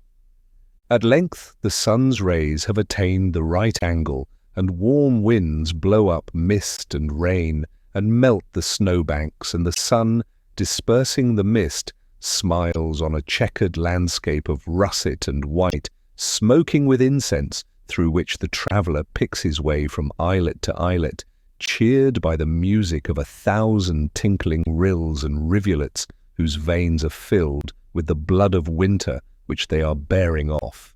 Few phenomena gave me more delight than to observe the forms which thawing sand and clay assume in flowing down the sides of a deep cut on the railroad through which I passed on my way to the village, a phenomenon not very common on so large a scale, though the number of freshly exposed banks of the right material must have been greatly multiplied since railroads were invented.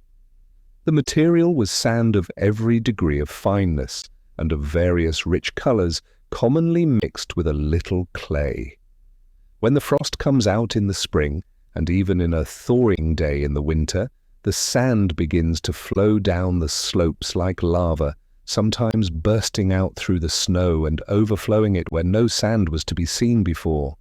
Innumerable little streams overlap and interlace one with another, exhibiting a sort of hybrid product, which obeys halfway the law of currents and halfway that of vegetation. As it flows, it takes the forms of sappy leaves or vines, making heaps of pulpy sprays a foot or more in depth, and resembling, as you look down on them, the laciniated, lobed, and imbricated thalluses of some lichens, or you are reminded of coral, of leopard's paws or bird's feet, of brains or lungs or bowels, and excrements of all kinds. It is a truly grotesque vegetation, whose forms and colour we see imitated in bronze, a sort of architectural foliage more ancient and typical than acanthus, chicory, ivy, vine, or any vegetable leaves, destined perhaps under some circumstances to become a puzzle to future geologists. The whole cut impressed me as if it were a cave with its stalactites laid open to the light. The various shades of the sand are singularly rich and agreeable, embracing the different iron colours, brown, grey, yellowish, and reddish.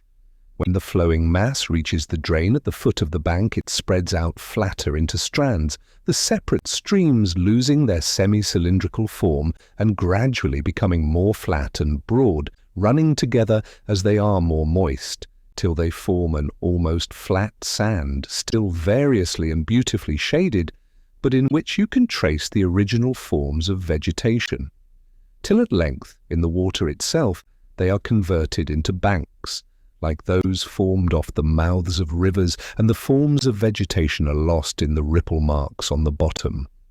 The whole bank, which is from 20 to 40 feet high, is sometimes overlaid with a mass of this kind of foliage, or sandy rupture, for a quarter of a mile on one or both sides, the produce of one spring day.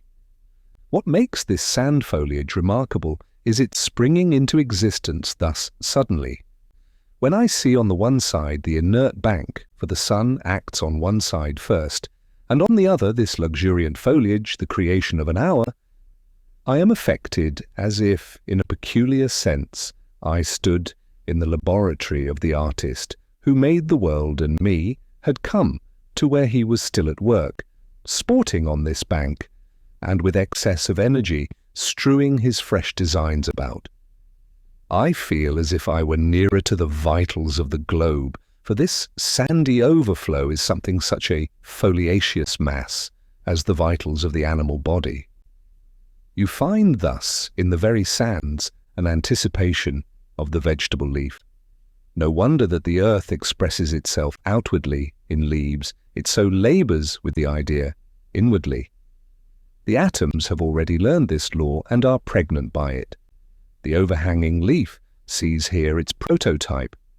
Internally, whether in the globe or animal body, it is a moist, thick lobe, a word especially applicable to the liver and lungs and the leaves of fat. Greek, gehibo, labour, lapsus, to flow or slip downward, a lapsing. Greek, lobhos, globus, lobe, globe. Also lap, flap, and many other words. Externally, a dry, thin leaf, even as the F and V are a pressed and dried B. The radicals of lobe are LB, the soft mass of the B, single-lobed, or B, double-lobed, with the liquid L behind it, pressing it forward. In globe, GLB, the guttural G adds to the meaning the capacity of the throat. The feathers and wings of birds are still drier and thinner leaves. Thus also you pass from the lumpish grub in the earth to the airy and fluttering butterfly. The very globe continually transcends and translates itself and becomes winged in its orbit. Even ice begins with delicate crystal leaves, as if it had flowed into moulds which the fronds of water plants have impressed on the watery mirror. The whole tree itself is but one leaf, and rivers are still vaster leaves whose pulp is intervening earth, and towns and cities are the ova of insects in their axils. When the sun withdraws, the sand ceases to flow, but in the morning the streams will start once more and branch again into a myriad of others. You here see perchance how blood vessels are formed. If you look closely, you observe that first there pushes forward from the thawing mass a stream of softened sand with a drop-like point, like the ball of the finger, feeling its way slowly and blindly downward, until at last, with more heat and moisture, as the sun gets higher, the most fluid portion, in its effort to obey the law to which the most inert also yields, separates from the latter and forms for itself a meandering channel or artery within that in which is seen a little silvery stream glancing like lightning from one stage of pulpy leaves or branches to another, and ever and anon swallowed up in the sand. It is wonderful how rapidly yet perfectly the sand organizes itself as it flows, using the best material its mass affords to form the sharp edges of its channel. Such are the sources of rivers. In the silicious matter which the water deposits is perhaps the bony system, and in the still finer soil and organic matter, the fleshy fibre or cellular tissue. What is man but a mass of thawing clay? The ball of the human finger is but a drop congealed. The fingers and toes flow to their extent from the thawing mass of the body. Who knows what the human body would expand and flow out to under a more genial heaven? Is not the hand a spreading palm leaf with its lobes and veins? The ear may be regarded fancifully as a lichen umbilicaria on the side of the head with its lobe or drop. The lip, labium from labour, laps or lapses from the sides of the cavernous mouth. The nose is a manifest congealed drop or stalactite. The chin is a still larger drop, the confluent dripping of the face.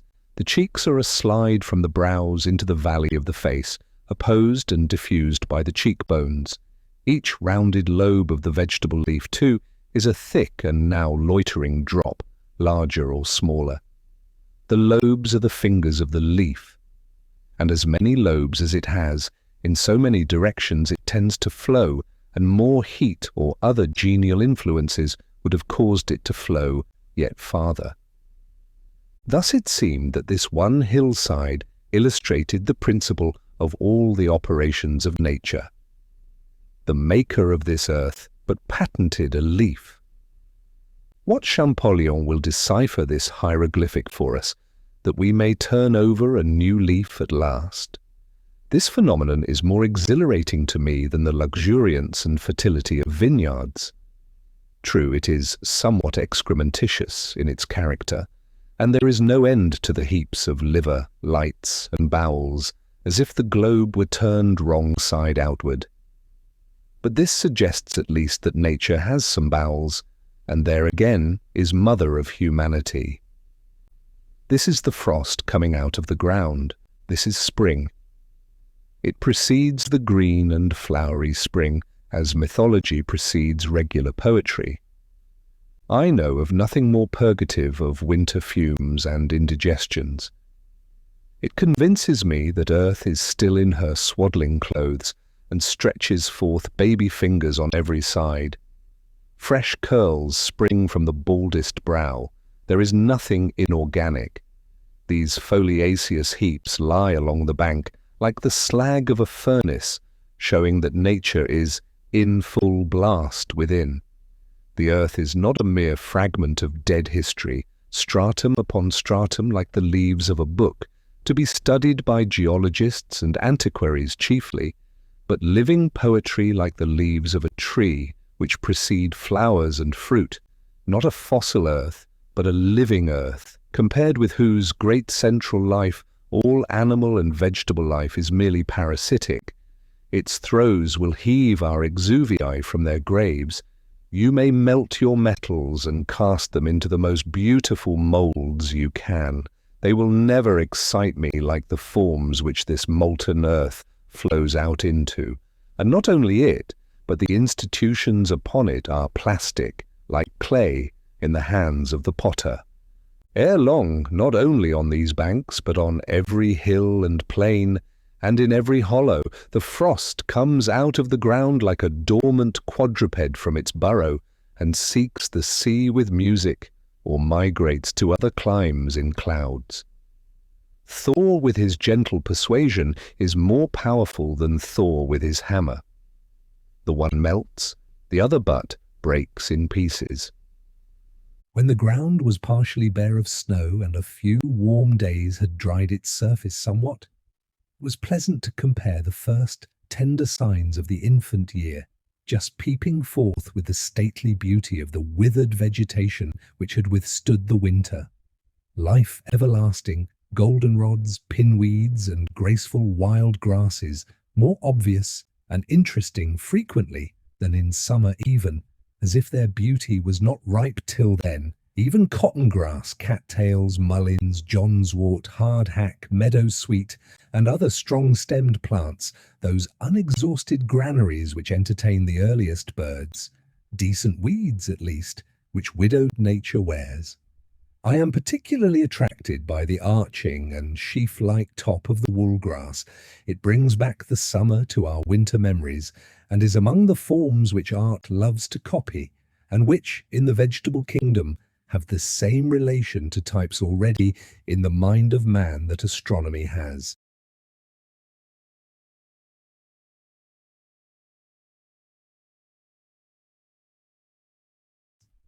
It is an antique style, older than Greek or Egyptian. Many of the phenomena of winter are suggestive of an inexpressible tenderness and fragile delicacy. We are accustomed to hear this king described as a rude and boisterous tyrant, but with the gentleness of a lover he adorns the tresses of summer. At the approach of spring, the red squirrels got under my house, 2 at a time, directly under my feet as I sat reading or writing, and kept up the queerest chuckling and chirruping and vocal pirouetting and gurgling sounds that ever were heard. And when I stamped, they only chirruped the louder, as if past all fear and respect in their mad pranks, defying humanity to stop them. No, you don't. Chicory, chicory. They were wholly deaf to my arguments, or failed to perceive their force, and fell into a strain of invective that was irresistible. The first sparrow of spring. The year beginning with younger hope than ever. The faint, silvery warblings heard over the partially bare and moist fields from the bluebird, the song sparrow, and the redwing, as if the last flakes of winter tinkled as they fell. What, at such a time, are histories, chronologies, traditions, and all written revelations? The brooks sing carols and glees to the spring. The marsh hawk, sailing low over the meadow, is already seeking the first slimy life that awakes. The sinking sound of melting snow is heard in all dells, and the ice dissolves apace in the ponds. The grass flames up on the hillsides like a spring fire, et primitus oritur herba imbribus primoribus evocata, as if the earth sent forth an inward heat to greet the returning sun. Not yellow, but green is the colour of its flame.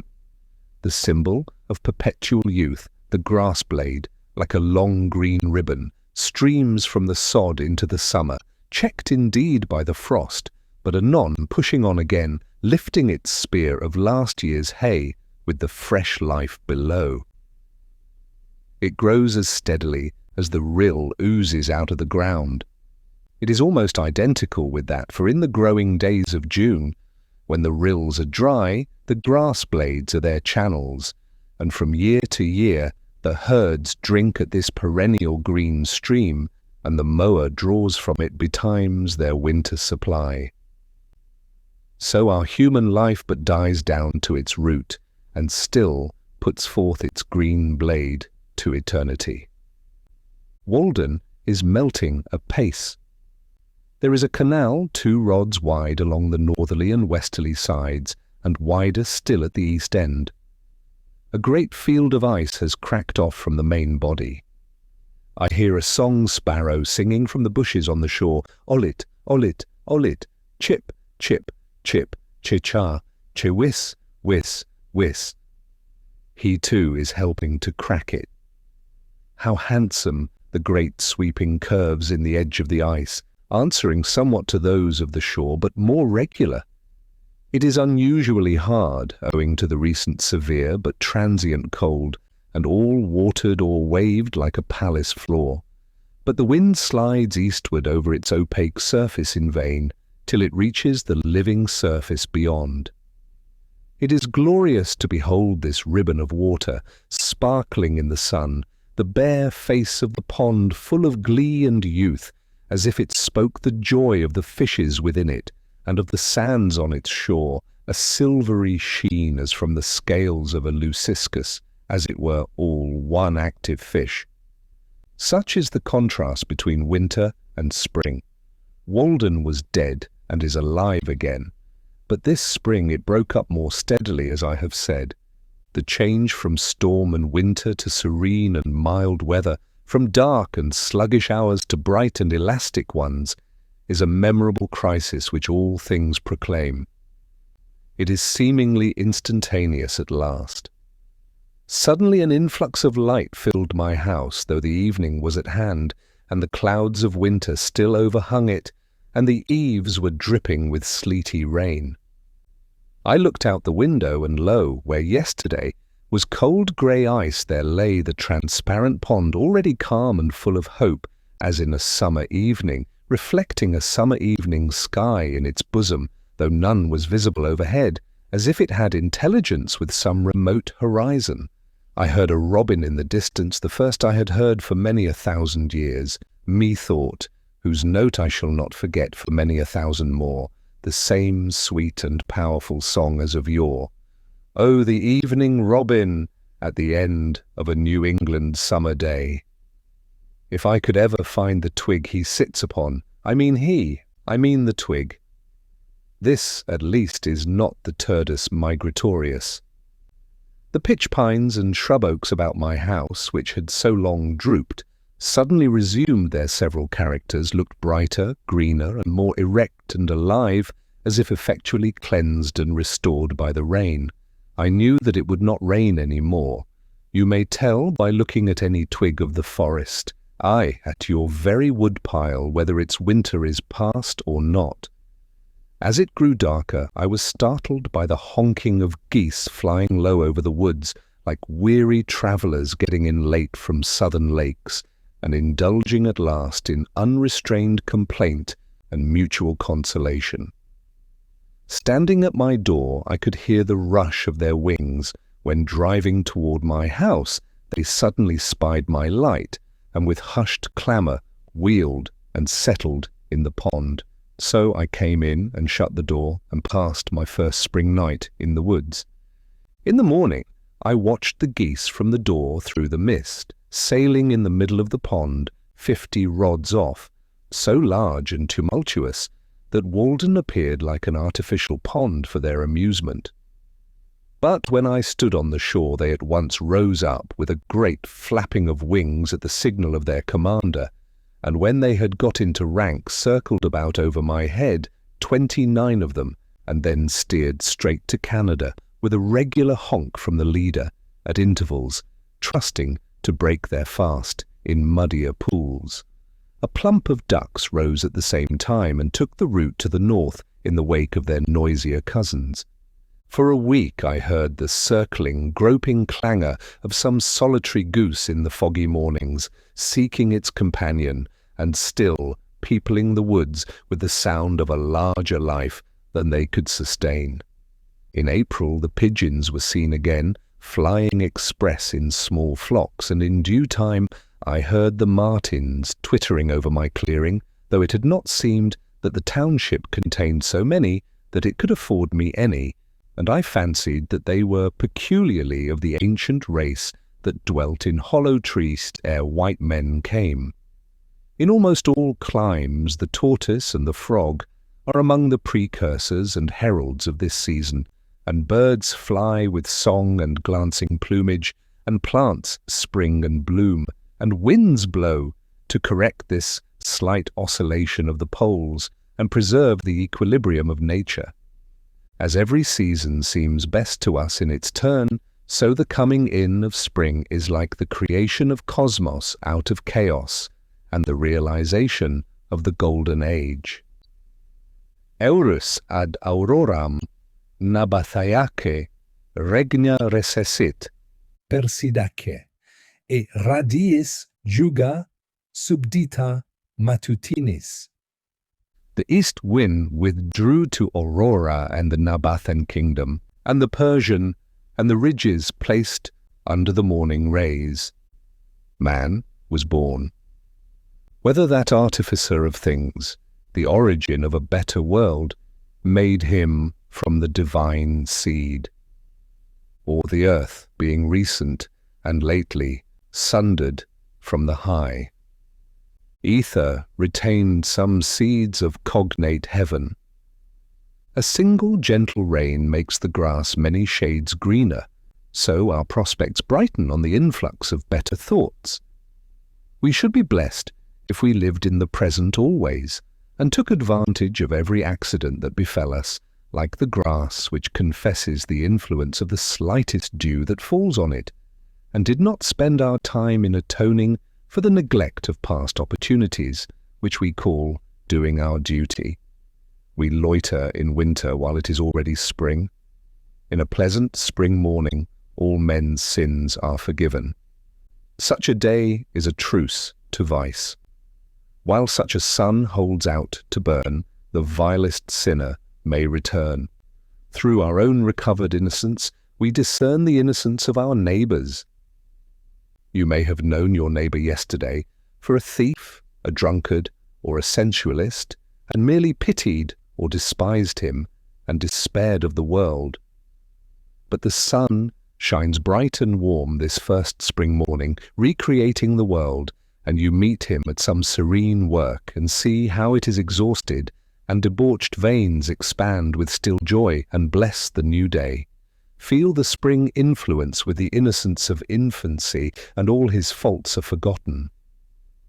There is not only an atmosphere of goodwill about him, but even a savour of holiness groping for expression, blindly and ineffectually perhaps, like a newborn instinct. And for a short hour the south hillside echoes to no vulgar jest. You see some innocent fair shoots preparing to burst from his gnarled rind, and try another year's life, tender and fresh as the youngest plant. Even he has entered into the joy of his Lord. Why the jailer does not leave open his prison doors, why the judge does not dismiss his case, why the preacher does not dismiss his congregation.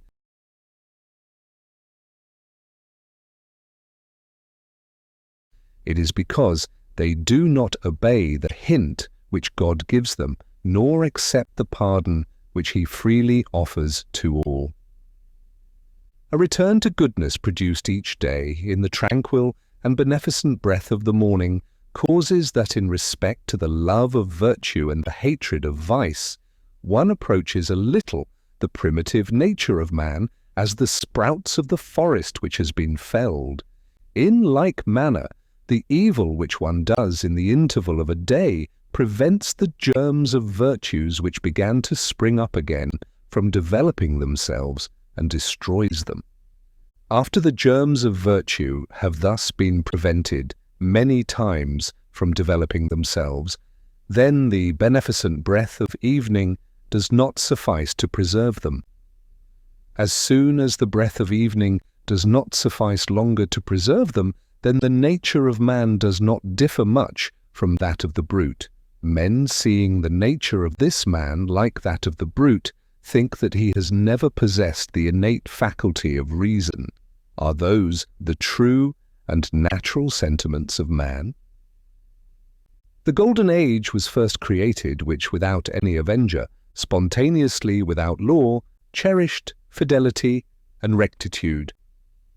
Punishment and fear were not, nor were threatening words read on suspended brass, nor did the suppliant crowd fear the words of their judge, but were safe without an avenger. Not yet the pine felled on its mountains had descended To the liquid waves that it might see a foreign world, and mortals knew no shores but their own. There was eternal spring, and placid zephyrs with warm blasts soothed the flowers born without seed.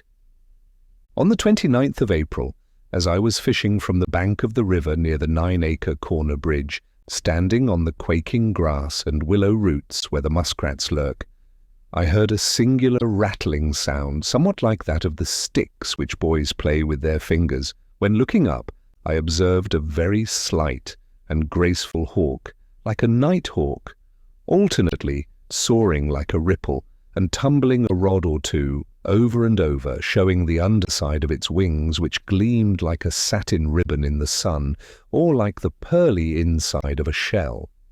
This sight reminded me of falconry and what nobleness and poetry are associated with that sport. The merlin, it seemed to me it might be called, but I care not for its name. It was the most ethereal flight I had ever witnessed. It did not simply flutter like a butterfly, nor soar like the larger hawks, but it sported with proud reliance in the fields of air. Mounting again and again with its strange chuckle, it repeated its free and beautiful fall, turning over and over like a kite, and then recovering from its lofty tumbling, as if it had never set its foot on terra firma. It appeared to have no companion in the universe, sporting there alone, and to need none but the morning and the ether with which it played. It was not lonely, but made all the earth lonely beneath it. Where was the parent which hatched it, its kindred, and its father in the heavens? The tenant of the air, it seemed, related to the earth, but by an egg hatched some time in the crevice of a crag. Or was its native nest made in the angle of a cloud, woven of the rainbow's trimmings and the sunset sky, and lined with some soft midsummer haze caught up from earth, its eyrie now some cliffy cloud? Beside this I got a rare mess of golden and silver and bright cupreous fishes, which looked like a string of jewels.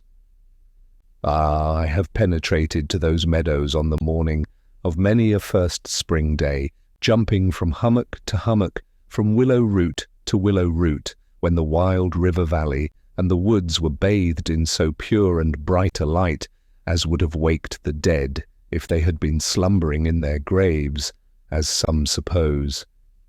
There needs no stronger proof of immortality. All things must live in such a light. O death, where was thy sting? O grave, where was thy victory then? Our village life would stagnate if it were not for the unexplored forests and meadows which surround it.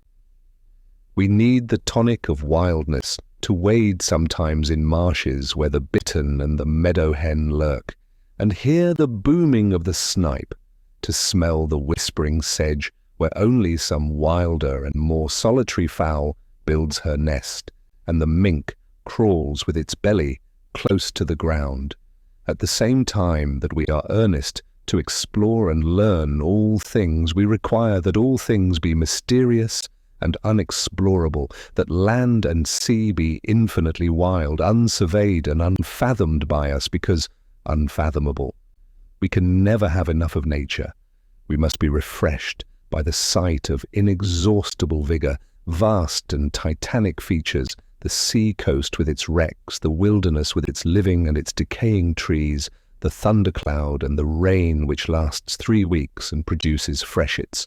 We need to witness our own limits transgressed, and some life pasturing freely where we never wander.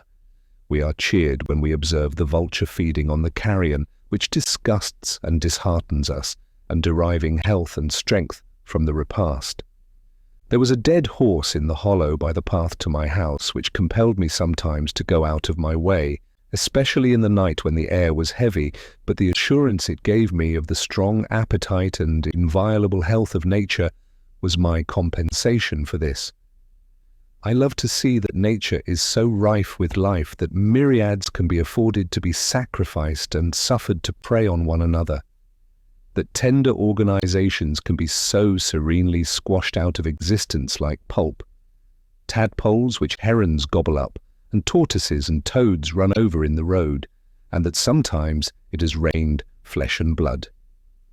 With the liability to accident, we must see how little account is to be made of it. The impression made on a wise man is that of universal innocence. Poison is not poisonous after all, nor are any wounds fatal. Compassion is a very untenable ground. It must be expeditious. Its pleadings will not bear to be stereotyped. Early in May, the oaks, hickories, maples, and other trees, just putting out amidst the pine woods around the pond, imparted a brightness like sunshine to the landscape, especially in cloudy days, as if the sun were breaking through mists and shining faintly on the hillsides here and there. On the 3rd or 4th of May, I saw a loon in the pond, and during the first week of the month I heard the whip-poor-will, the brown thrasher, the veery, the wood-pewee, the chewink, and other birds. I had heard the wood thrush long before. The phoebe had already come once more and looked in at my door and window to see if my house was cavern-like enough for her, sustaining herself on humming wings with clinched talons, as if she held by the air while she surveyed the premises. The sulphur-like pollen of the pitch-pine soon covered the pond and the stones and rotten wood along the shore, so that you could have collected a barrelful. This is the sulphur showers we hear of. Even in Calidus's drama of Sakuntala, we read of rills dyed yellow with the golden dust of the lotus. And so the seasons went rolling on into summer as one rambles into higher and higher grass. Thus was my first year's life in the woods completed, and the second year was similar to it. I finally left Walden, September 6th, 1847. Conclusion. To the sick, the doctors wisely recommend a change of air and scenery. Thank heaven, here is not all the world. The buckeye does not grow in New England, and the mockingbird is rarely heard here. The wild goose is more of a cosmopolite than we. He breaks his fast in Canada, takes a luncheon in the Ohio, and plumes himself for the night in a southern bayou. Even the bison, to some extent, keeps pace with the seasons, cropping the pastures of the Colorado, only till a greener and sweeter grass awaits him by the Yellowstone. Yet we think that if rail fences are pulled down and stone walls piled up on our farms, bounds are henceforth set to our lives and our fates decided. If you are chosen town clerk, forsooth, you cannot go to Tierra del Fuego this summer, but you may go to the land of infernal fire nevertheless. The universe is wider than our views of it, yet we should oftener look over the taffrail of our craft like curious passengers, and not make the voyage like stupid sailors picking oakum. The other side of the globe is but the home of our correspondent. Our voyaging is only great circle sailing, and the doctors prescribe for diseases of the skin merely. One hastens to southern Africa to chase the giraffe, but surely that is not the game he would be after. How long, pray, would a man hunt giraffes if he could? Snipes and woodcocks also may afford rare sport, but I trust it would be nobler game to shoot one's self. Direct your eye right inward, and you'll find 1,000 regions in your mind, yet undiscovered. Travel them and be. Expert in home cosmography. What does Africa, what does the West stand for? Is not our own interior white on the chart? Black though it may prove, like the coast, when discovered? Is it the source of the Nile or the Niger or the Mississippi or a northwest passage around this continent that we would find? Are these the problems which most concern mankind? Is Franklin the only man who is lost, that his wife should be so earnest to find him? Does Mr. Grinnell know where he himself is? Be rather the Mungo Park, the Lewis and Clark and Frobisher of your own streams and oceans. Explore your own higher latitudes with shiploads of preserved meats to support you, if they be necessary, and pile the empty cans sky high for a sign. Were preserved meats invented to preserve meat merely?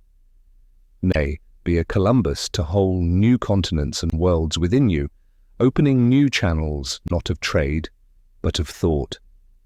Every man is the lord of a realm beside which the earthly empire of the Tsar is but a petty state, a hummock left by the ice. Yet some can be patriotic, who have no self-respect, and sacrifice the greater to the less. They love the soil which makes their graves, but have no sympathy with the spirit which may still animate their clay.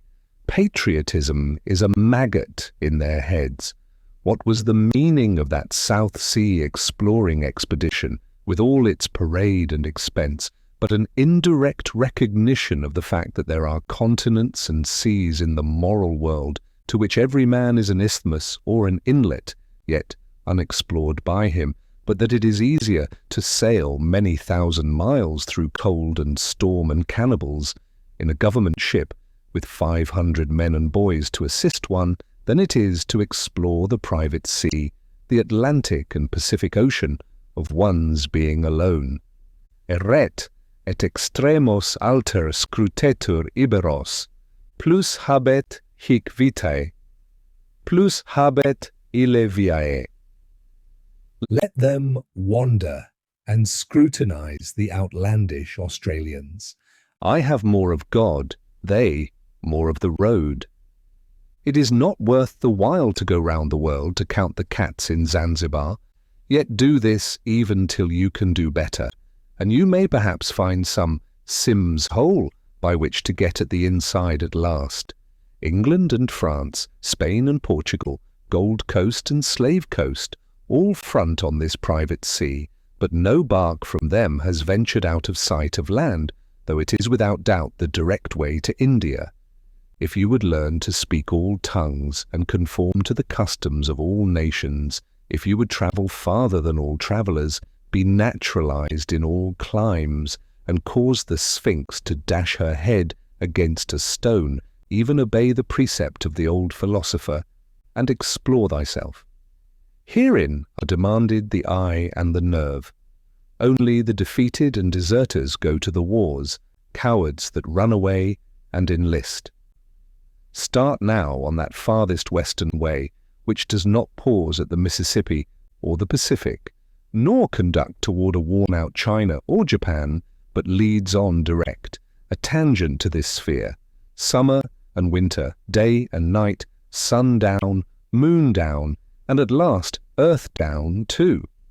It is said that Mirabeau took to highway robbery to ascertain what degree of resolution was necessary in order to place one's self in formal opposition to the most sacred laws of society.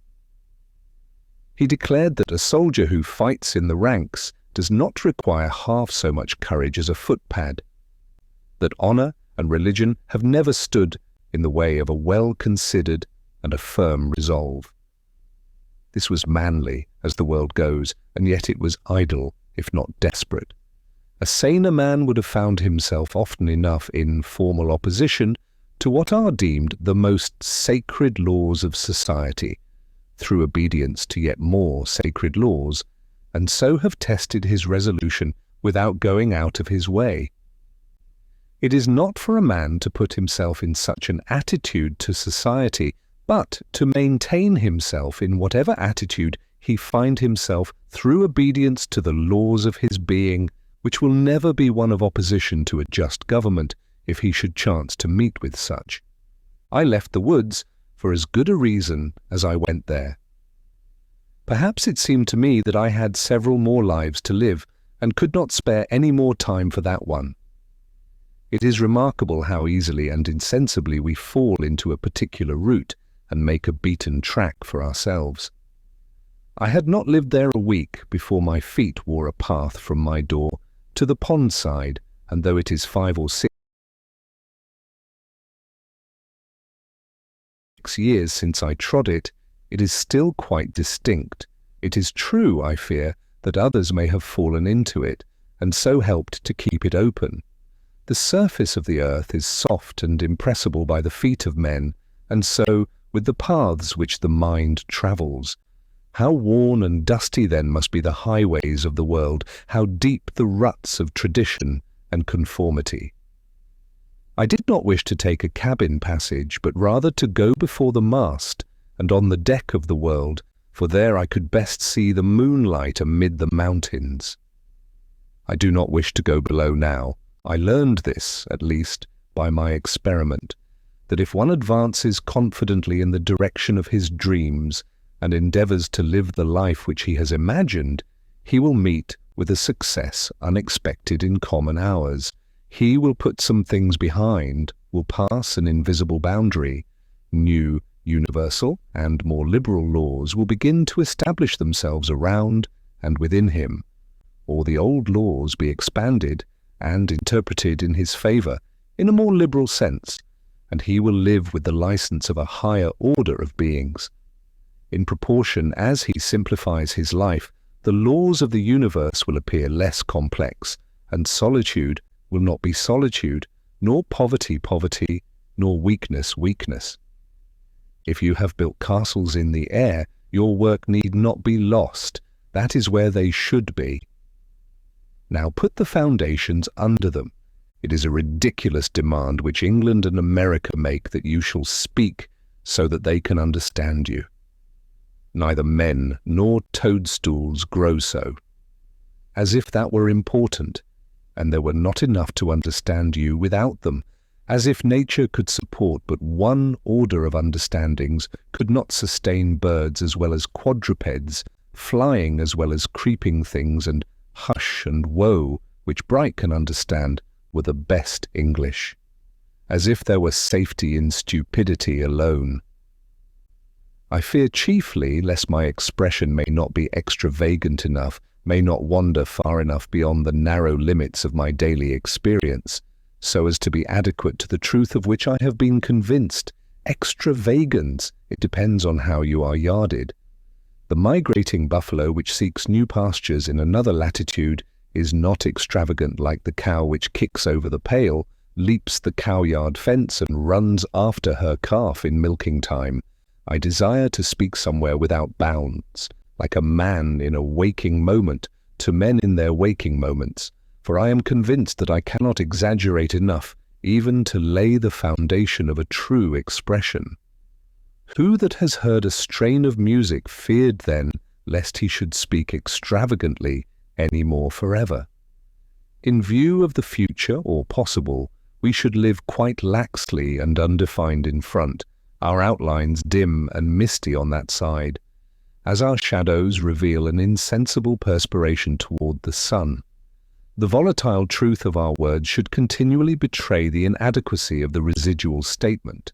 Their truth is instantly translated, its literal monument alone remains.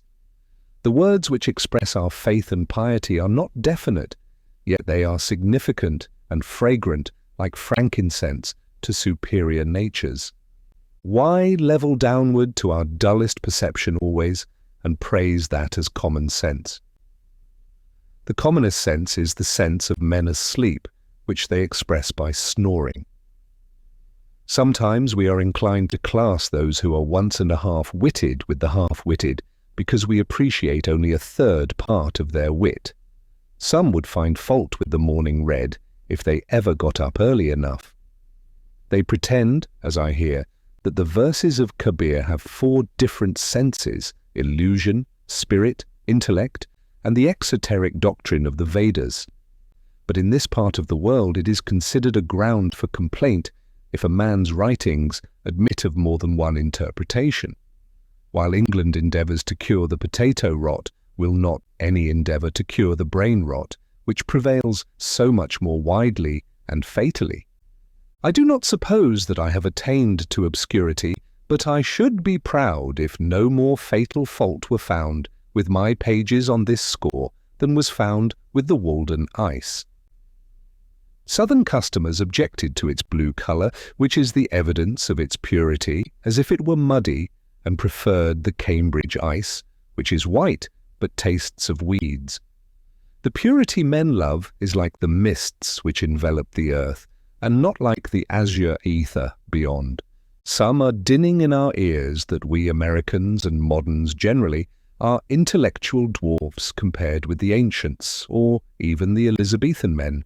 But what is that to the purpose? A living dog is better than a dead lion. Shall a man go and hang himself because he belongs to the race of pygmies, and not be the biggest pygmy that he can? Let every one mind his own business, and endeavour to be what he was made. Why should we be in such desperate haste to succeed, and in such desperate enterprises? If a man does not keep pace with his companions, perhaps it is because he hears a different drummer. Let him step to the music which he hears, however measured or far away. It is not important that he should mature as soon as an apple tree or an oak. Shall he turn his spring into summer? If the condition of things which we were made for is not yet what were any reality which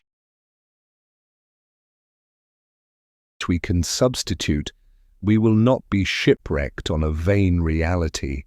Shall we with pains erect a heaven of blue glass over ourselves, though when it is done we shall be sure to gaze still at the true ethereal heaven far above, as if the former were not. There was an artist in the city of Kuru who was disposed to strive after perfection. One day it came into his mind to make a staff. Having considered that in an imperfect work time is an ingredient, but into a perfect work time does not enter, he said to himself. It shall be perfect in all respects, though I should do nothing else in my life. He proceeded instantly to the forest for wood, being resolved that it should not be made of unsuitable material. And as he searched for and rejected stick after stick, his friends gradually deserted him, for they grew old in their works and died, but he grew not older by a moment. His singleness of purpose and resolution, and his elevated piety, endowed him, without his knowledge, with perennial youth. As he made no compromise with time, time kept out of his way, and only sighed at a distance because he could not overcome him. Before he had found a stock in all respects suitable, the city of Kuru was a hoary ruin, and he sat on one of its mounds to peel the stick. Before he had given it the proper shape, the dynasty of the Kandahars was at an end, and with the point of the stick he wrote the name of the last of that race in the sand, and then resumed his work. By the time he had smoothed and polished the staff, Kalpa was no longer the pole star, and ere he had put on the ferule and the head adorned with precious stones, Brahma had awoke and slumbered many times. But why do I stay to mention these things? When the finishing stroke was put to his work, it suddenly expanded before the eyes of the astonished artist into the fairest of all the creations of Brahma. He had made a new system in making a staff, a world with full and fair proportions, in which, though the old cities and dynasties had passed away, fairer and more glorious ones had taken their places, and now he saw by the heap of shavings still fresh at his feet that for him and his work the former lapse of time had been an illusion, and that no more time had elapsed than is required for a single scintillation from the brain of Brahma to fall on and inflame the tinder of a mortal brain. The material was pure, and his art was pure. How could the result be other than wonderful? No face which we can give to a matter will stead us so well at last as the truth. This alone wears well. For the most part we are not where we are, but in a false position. Through an infinity of our natures we suppose a case and put ourselves into it, and hence are in two cases at the same time, and it is doubly difficult to get out. In sane moments we regard only the facts, the case that is. Say what you have to say, not what you ought. Any truth is better than make-believe. Tom Hyde, the tinker, standing on the gallows, was asked if he had anything to say. "Tell the tailors," said he, "to remember to make a knot in their thread before they take the first stitch." His companion's prayer is forgotten. However mean your life is, meet it and live it. Do not shun it and call it hard names. It is not so bad as you are. It looks poorest when you are richest. The fault-finder will find faults even in paradise. Love your life, poor as it is. You may perhaps have some pleasant, thrilling, glorious hours, even in a poorhouse. The setting sun is reflected from the windows of the almshouse as brightly as from the rich man's abode. The snow melts before its door, as early in the spring. I do not see but a quiet mind may live as contentedly there, and have as cheering thoughts as in a palace. The town's poor seem to me often to live the most independent lives of any. Maybe they are simply great enough to receive without misgiving. Most think that they are above being supported by the town, but it oftener happens that they are not above supporting themselves by dishonest means which should be more disreputable. Cultivate poverty like a garden herb, like sage. Do not trouble yourself much to get new things, whether clothes or friends. Turn the old, return to them. Things do not change, we change. Sell your clothes and keep your thoughts. God will see that you do not want society. If I were confined to a corner of a garret all my days like a spider, the world would be just as large to me while I had my thoughts about me. The philosopher said, "From an army of 3 divisions one can take away its general and put it in disorder. From the man, the most abject and vulgar one, cannot take away his thought. Do not seek so anxiously to be developed, to subject yourself to many influences to be played on. It is all dissipation. Humility, like darkness, reveals the heavenly lights. The shadows of poverty and meanness gather around us, and lo, creation widens to our view. We are often reminded that if there were bestowed on us the wealth of Croesus, our aims must still be the same and our means essentially the same. Moreover, if you are restricted in your range by poverty, if you cannot buy books and newspapers, for instance, you are but confined to the most significant and vital experiences. You are compelled to deal with the material which yields the most sugar and the most starch. It is life near the bone where it is sweetest. You are defended from being a trifler. No man loses ever on a lower level by magnanimity on a higher. Superfluous wealth can buy superfluities only. Money is not required to buy one necessary of the soul. I live in the angle of a leaden wall, into whose composition was poured a little alloy of bell metal. Often, in the repose of my midday, there reaches my ears a confused tintinnabulum from without. It is the noise of my contemporaries, my neighbours, tell me of their adventures with famous gentlemen and ladies, what notabilities they met at the dinner table, but I am no more interested in such things than in the contents of the Daily Times. The interest and the conversation are about costume and manners chiefly, but a goose is a goose still, dress it as you will. They tell me of California and Texas, of England and the Indies, of the Honourable Mr. T of Georgia or of Massachusetts, all transient and fleeting phenomena, till I am ready to leap from their courtyard like the Mameluke Bay. I delight to come to my bearings, not walk in procession with pomp and parade in a conspicuous place, but to walk even with the builder of the universe, if I may, not to live in this restless, nervous, bustling, trivial 19th century, but stand or sit thoughtfully while it goes by. What are men celebrating? They are all on a committee of arrangements and hourly expect a speech from somebody. God is only the president of the day and Webster is his orator.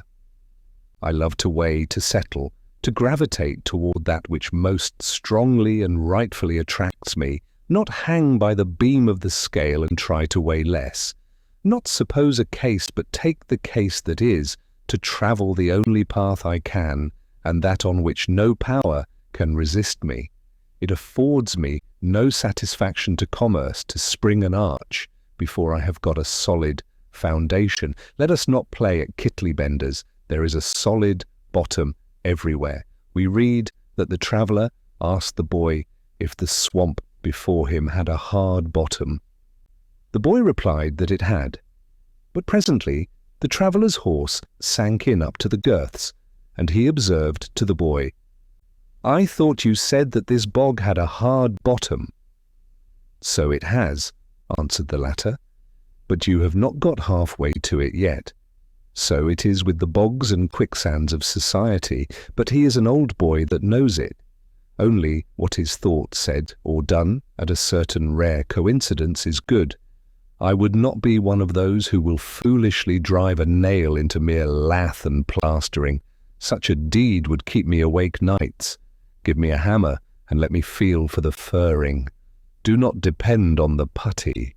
Drive a nail home and clinch it so faithfully that you can wake up in the night and think of your work with satisfaction, a work at which you would not be ashamed to invoke the muse. So will help you God, and so only. Every nail driven should be as another rivet in the machine of the universe, you carrying on the work. Rather than love, than money, than fame, give me truth. I sat at a table where were rich food and wine in abundance, and obsequious attendants, but sincerity and truth were not, and I went away hungry from the inhospitable board. The hospitality was as cold as the ices. I thought that there was no need of ice to freeze them. They talked to me of the age of the wine and the fame of the vintage. But I thought of an older, a newer and purer wine, of a more glorious vintage, which they had not got and could not buy. The style, the house and grounds and entertainment pass for nothing with me. I called on the king, but he made me wait in his hall, and conducted like a man incapacitated for hospitality. There was a man in my neighbourhood who lived in a hollow tree. His manners were truly regal. I should have done better had I called on him.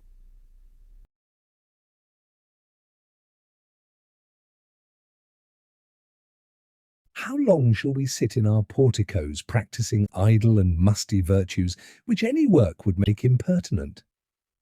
As if one were to begin the day with long suffering and hire a man to hoe his potatoes, and in the afternoon go forth to practice Christian meekness and charity with goodness aforethought.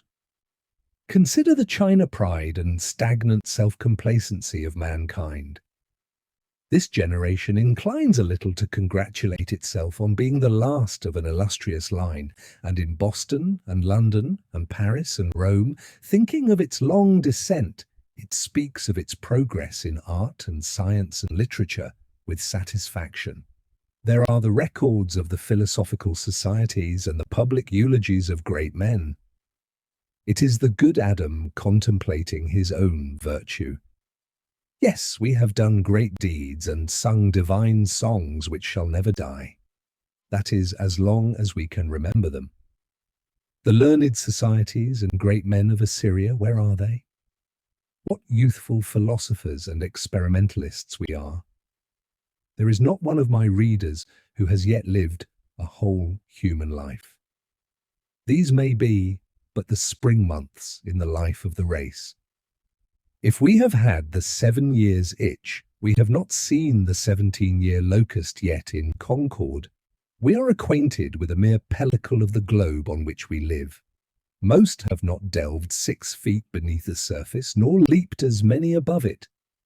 We know not where we are, beside we are sound asleep nearly half our time.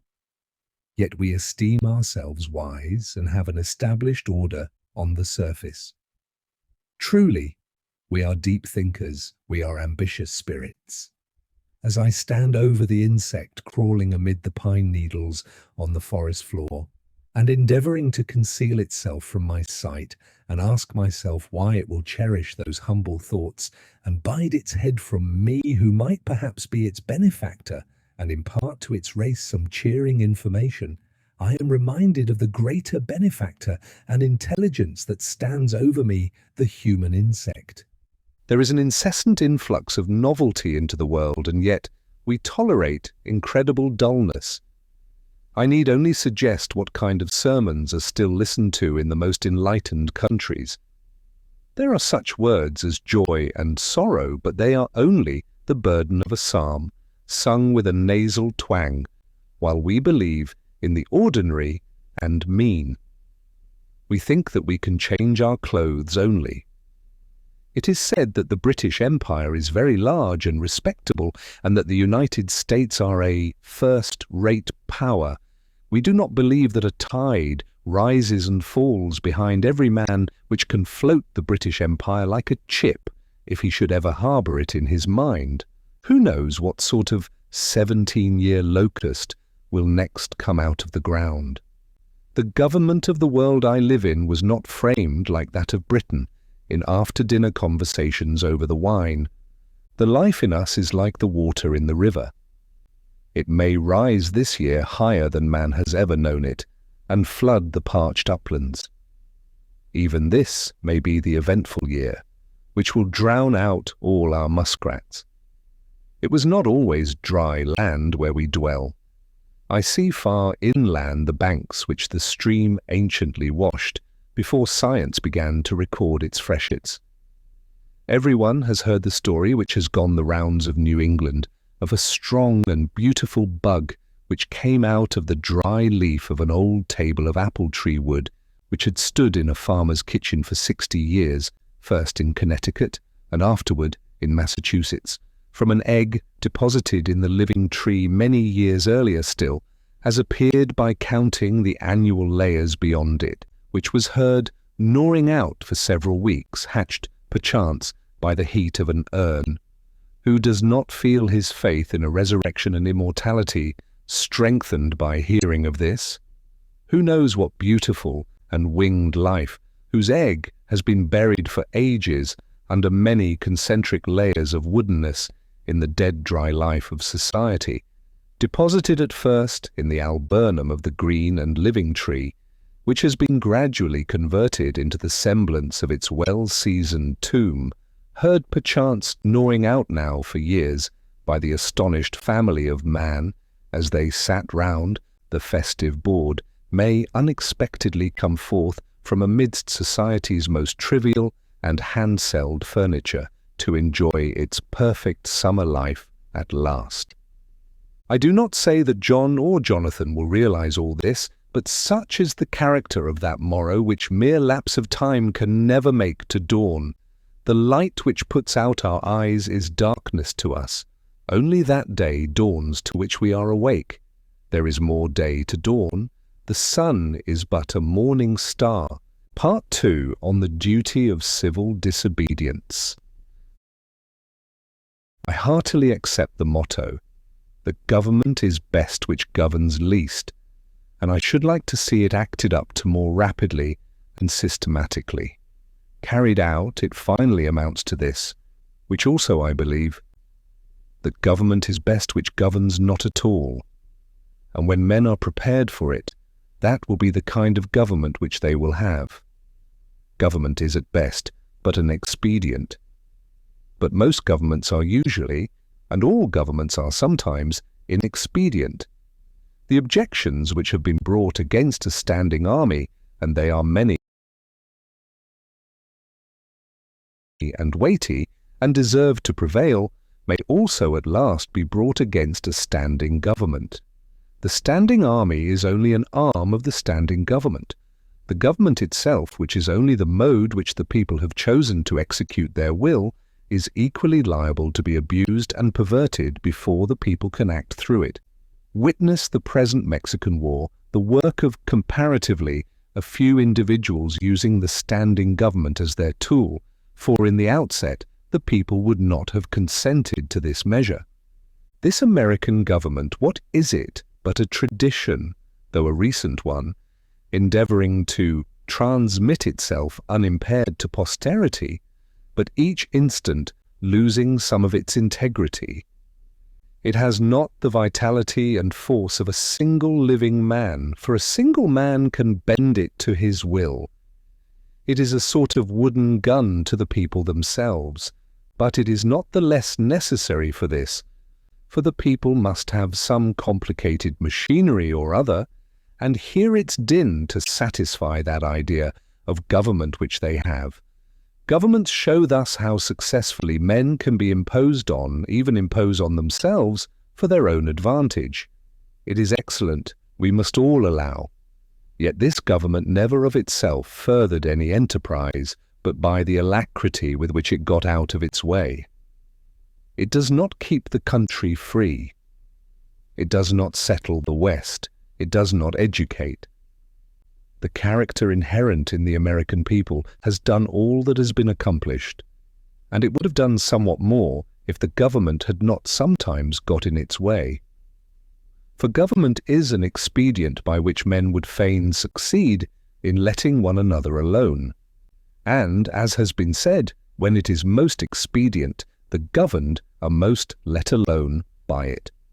Trade and commerce, if they were not made of India rubber, would never manage to bounce over the obstacles which legislators are continually putting in their way, and if one were to judge these men wholly by the effects of their actions and not partly by their intentions, they would deserve to be classed and punished with those mischievous persons who put obstructions on the railroads. But, to speak practically and as a citizen, unlike those who call themselves no government men, I ask for not at once no government, but at once a better government. Let every man make known what kind of government would command his respect, and that will be one step toward obtaining it.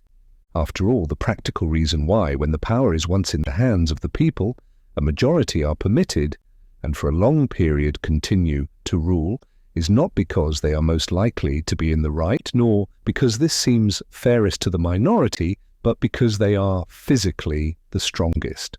But a government in which the majority rule, in all cases, cannot be based on justice, even as far as men understand it. Can there not be a government in which majorities do not virtually decide right and wrong, but conscience, in which majorities decide only those questions to which the rule of expediency is applicable? Must the citizen ever for a moment, or in the least degree, resign his conscience to the legislator? Why has every man a conscience then? I think that we should be men first, and subjects afterward. It is not desirable to cultivate a respect for the law so much as for the right. The only obligation which I have a right to assume is to do at any time what I think right. It is truly enough said that a corporation has no conscience, but a corporation of conscientious men is a corporation with a conscience. Law never made men a whit more just, and by means of their respect for it, even the well-disposed are daily made the agents of injustice. A common and natural result of an undue respect for law is that you may see a file of soldiers, colonel, captain, corporal, privates, powder monkeys and all, marching in admirable order over hill and dale to the wars, against their wills, aye, against their common sense and consciences, which makes it very steep marching indeed, and produces a palpitation of the heart. They have no doubt that it is a damnable business in which they are concerned. They are all peaceably inclined. Now what are they? Men at all, or small movable forts and magazines at the service of some unscrupulous man in power? Visit the Navy Yard and behold a Marine, such a man as an American government can make, or such as it can make a man with its black art. A mere shadow and reminiscence of humanity, a man laid out alive and standing, and already, as one may say, buried under arms with funeral accompaniments, though it may be. Not a drum was heard, not a funeral note, as his course to the rampart we hurried. Not a soldier discharged his farewell shot, o'er the grave where our hero we buried. The mass of men serve the state thus, not as men mainly, but as machines with their bodies. They are the standing army, and the militia, jailers, constables, posse comitatus, etc. In most cases there is no free exercise whatever of the judgment or of the moral sense, but they put themselves on a level with wood and earth and stones, and wooden men can perhaps be manufactured that will serve the purpose as well. Such command no more respect than men of straw or a lump of dirt. They have the same sort of worth only as horses and dogs, yet such as these even are commonly esteemed good citizens. Others, as most legislators, politicians, lawyers, ministers, and office holders, serve the state chiefly with their heads, and as they rarely make any moral distinctions, they are as likely to serve the devil without intending it as God. A very few as heroes, patriots, martyrs, reformers in the great sense, and men serve the state with their consciences also, and so necessarily resist it for the most part.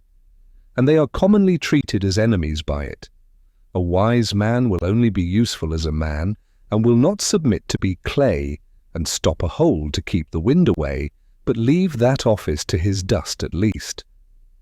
I am too high born to be propertied, to be a secondary at control or useful serving man and instrument to any sovereign state throughout the world.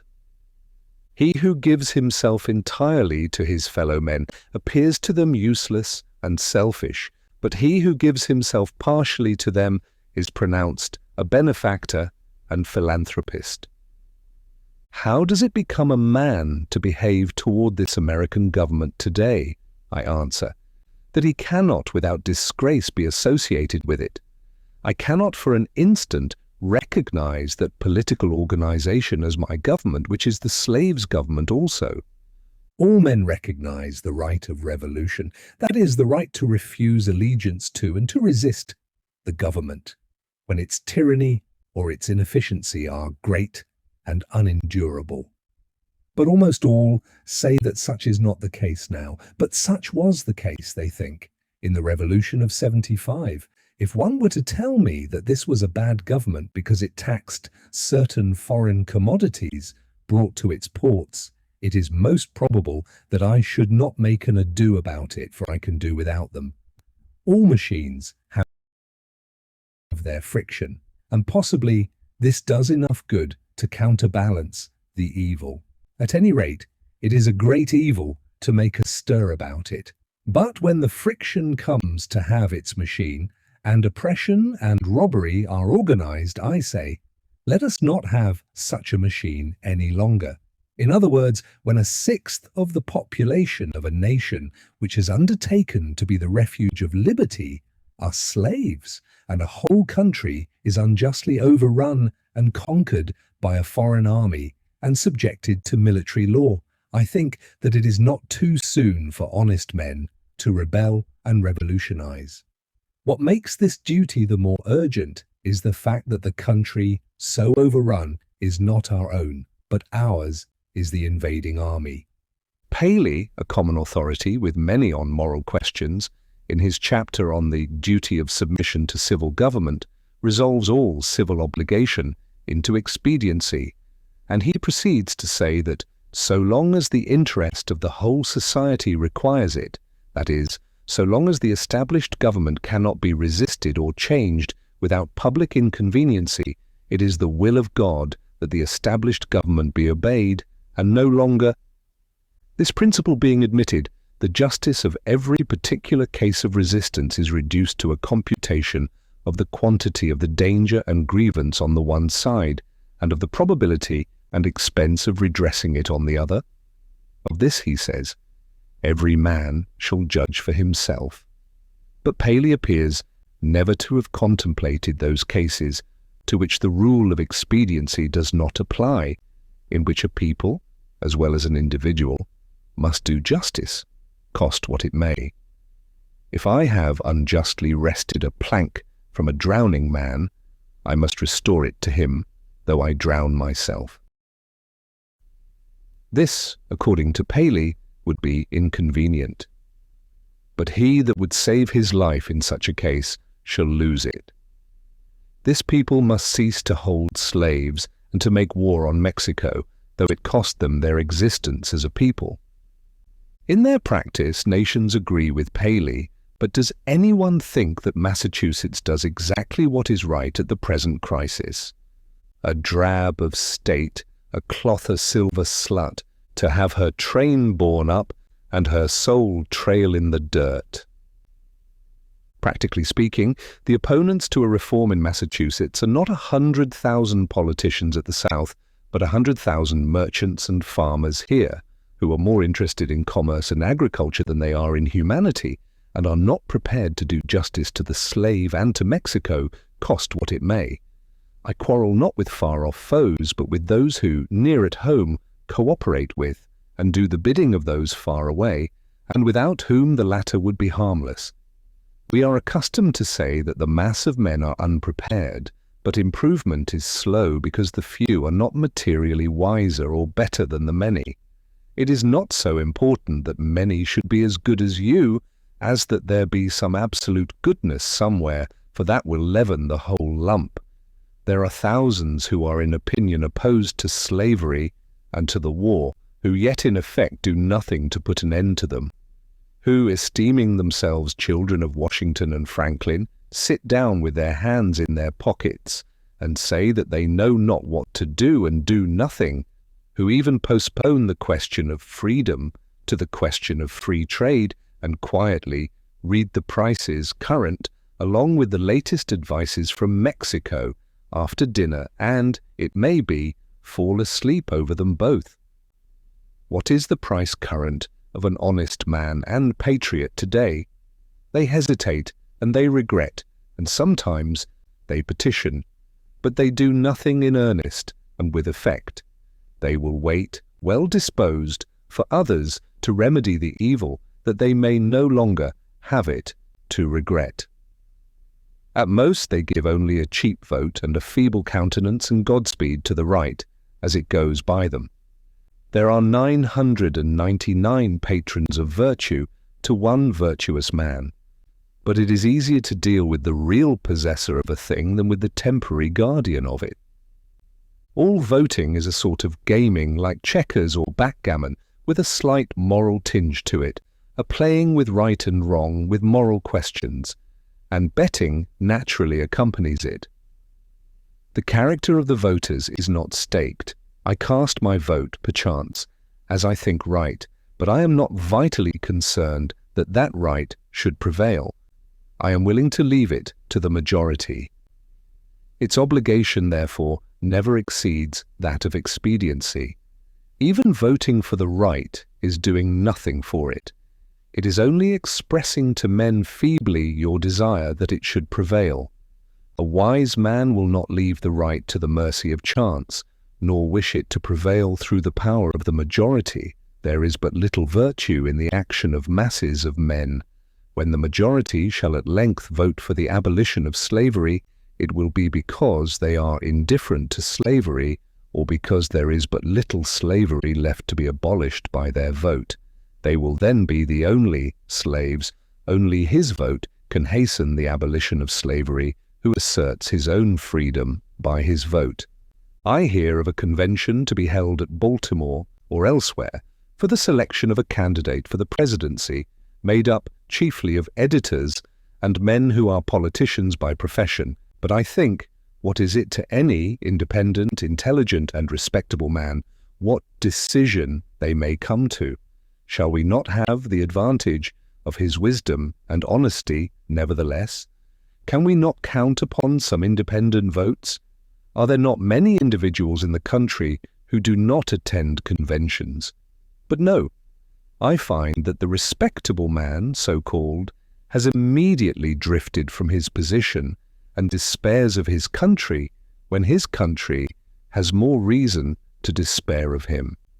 He forthwith adopts one of the candidates thus selected as the only available one, thus proving that he is himself available for any purposes of the demagogue. His vote is of no more worth than that of any unprincipled foreigner or hireling native who may have been bought. Oh, for a man who is a man and, as my neighbour says, has a bone in his back which you cannot pass your hand through. Our statistics are at fault. The population has been returned too large. How many men are there to a square 1,000 miles in this country? Hardly one.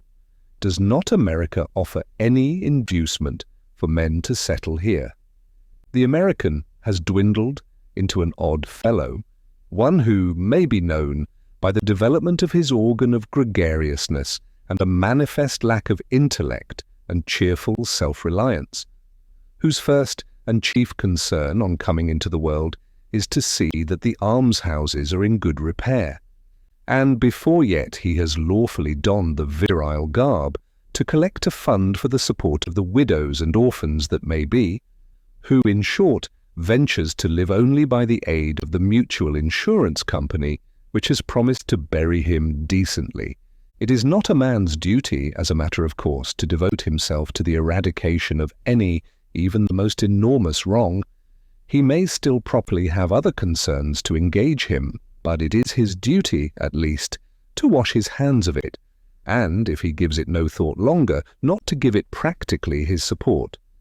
If I devote myself to other pursuits and contemplations, I must first see, at least, that I do not pursue them sitting upon another man's shoulders. I must get off him first, that he may pursue his contemplations too.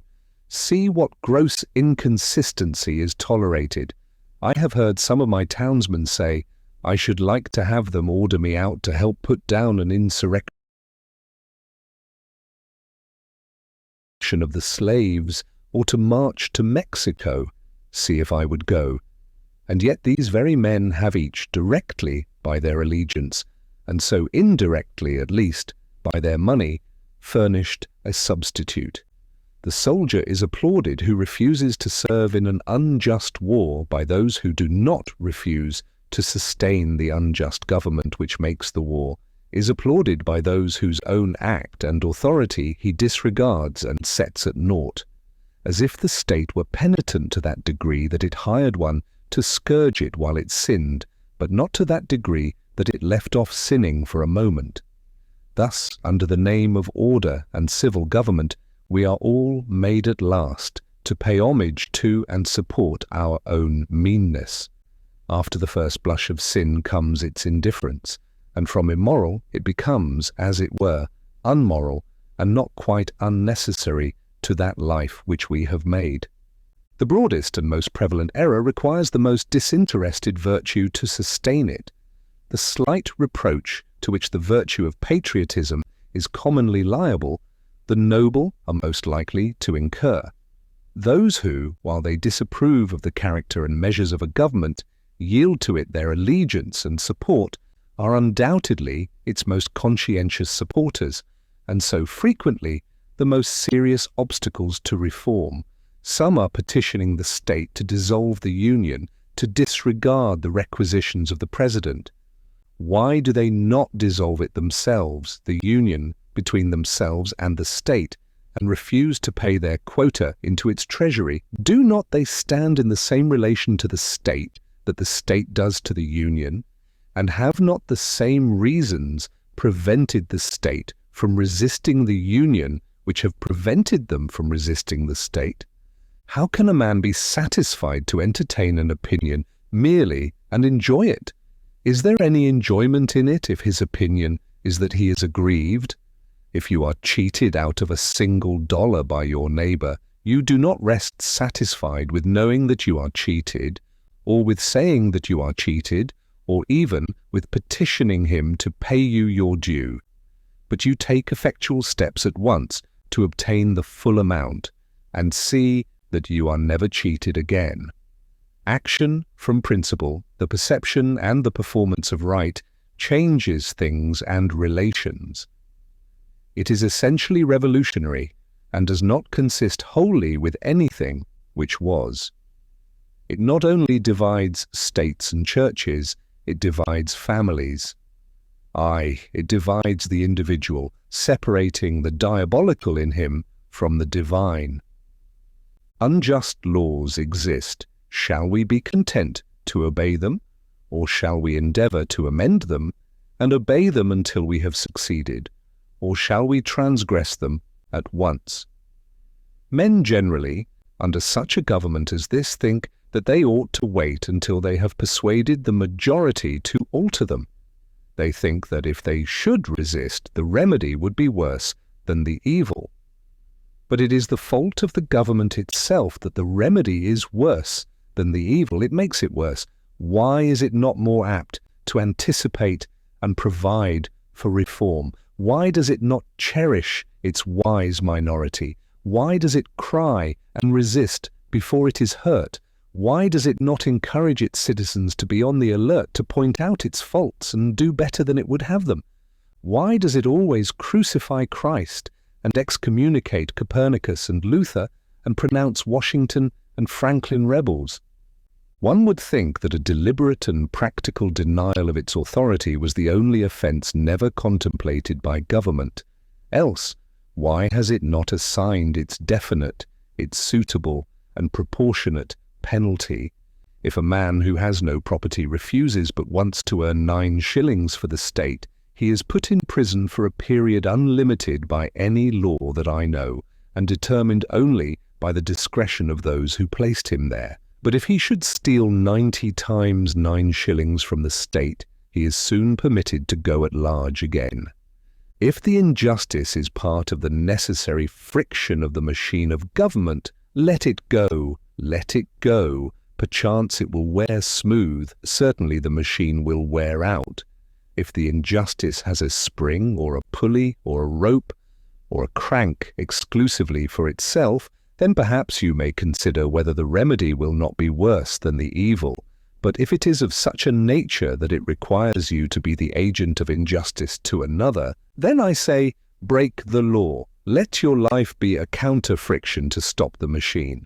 What I have to do is to see at any rate that I do not lend myself to the wrong which I condemn. As for adopting the ways which the state has provided for remedying the evil, I know not of such ways. They take too much time, and a man's life will be gone. I have other affairs to attend to. I came into this world not chiefly to make this a good place to live in, but to live in it, be it good or bad. A man has not everything to do, but something, and because he cannot do everything, it is not necessary that he should do something wrong. It is not my business to be petitioning the governor or the legislature any more than it is theirs to petition me. And if they should not hear my petition, what should I do then? But in this case the state has provided no way. Its very constitution is the evil. This may seem to be harsh and stubborn and unconciliatory, but it is to treat with the utmost kindness and consideration the only spirit that can appreciate or deserves it. So is in change for the better, like birth and death which convulse the body. I do not hesitate to say that those who call themselves abolitionists should at once effectually withdraw their support, both in person and property, from the government of Massachusetts, and not wait till they constitute a majority of one before they suffer the right to prevail through them. I think that it is enough if they have God on their side without waiting for that other one. Moreover, any man more right than his neighbors constitutes a majority of one already. I meet this American government or its representative, the state government, directly and face to face once a year, no more, in the person of its tax gatherer. This is the only mode in which a man situated as I am necessarily meets it. And it then says distinctly, recognize me. And the simplest, the most effectual, and, in the present posture of affairs, the indispensablest mode of treating with it on this head, of expressing your little satisfaction with and love for it, is to deny it then. My civil neighbour, the tax-gatherer, is the very man I have to deal with, for it is, after all, with men and not with parchment that I quarrel. And he has voluntarily chosen to be an agent of the government. How shall he ever know well what he is and does as an officer of the government or as a man, until he is obliged to consider whether he shall treat me, his neighbour, for whom he has respect, as a neighbour and well-disposed man, or as a maniac and disturber of the peace, and see if he can get over this obstruction to his neighbourliness without a ruder and more impetuous thought or speech corresponding with his action. I know this well, that if 1,000, if 100, if 10 men, whom I could name, if 10 honest men only, if one honest man, in this state of Massachusetts, ceasing to hold slaves, were actually to withdraw from this co-partnership and be locked up in the county jail. Therefore, it would be the abolition of slavery in America. For it matters not how small the beginning may seem to be. What is once well done is done forever. But we love better to talk about it, that we say is our mission. Reform keeps many scores of newspapers in its service, but not one man. If my esteemed neighbour, the state's ambassador, who will devote his days to the settlement of the question of human rights in the council chamber, instead of being threatened with the prisons of Carolina, were to sit down the prisoner of Massachusetts, that state which is so anxious to foist the sin of slavery upon her sister, though at present she can discover only an act of inhospitality to be the ground of a quarrel with her, the legislature would not wholly waive the subject the following winter. Under a government which imprisons any unjustly, the true place for a just man is also a prison. The proper place today, the only place which Massachusetts has provided for her freer and less desponding spirits, is in her prisons, to be put out and locked out of the state by her own act, as they have already put themselves out by their principles. It is there that the fugitive slave and the Mexican prisoner on parole and the Indian come to plead the wrongs of his race should find them, on that separate but more free and honourable ground where the state places those who are not with her but against her, the only house in a slave state in which a free man can abide with honour. If any think that their influence would be lost there, and their voices no longer afflict the ear of the state, that they would not be as an enemy within its walls, they do not know by how much truth is stronger than error, nor how much more eloquently and effectively he can combat injustice who has experienced a little in his own person. Cast your whole vote, not a strip of paper merely, but your whole influence. A minority is powerless while it conforms to the majority. It is not even a minority then, but it is irresistible when it clogs by its whole weight.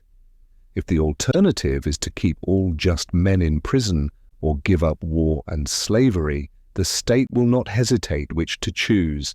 If 1,000 men were not to pay their tax bills this year, that would not be a violent and bloody measure, as it would be to pay them, and enable the state to commit violence and shed innocent blood. This is, in fact, the definition of a peaceable revolution, if any such is possible. If the tax gatherer or any other public officer asks me, as one has done, "But what shall I do?" my answer is, if you really wish to do anything, resign your office. When the subject has refused allegiance and the officer has resigned his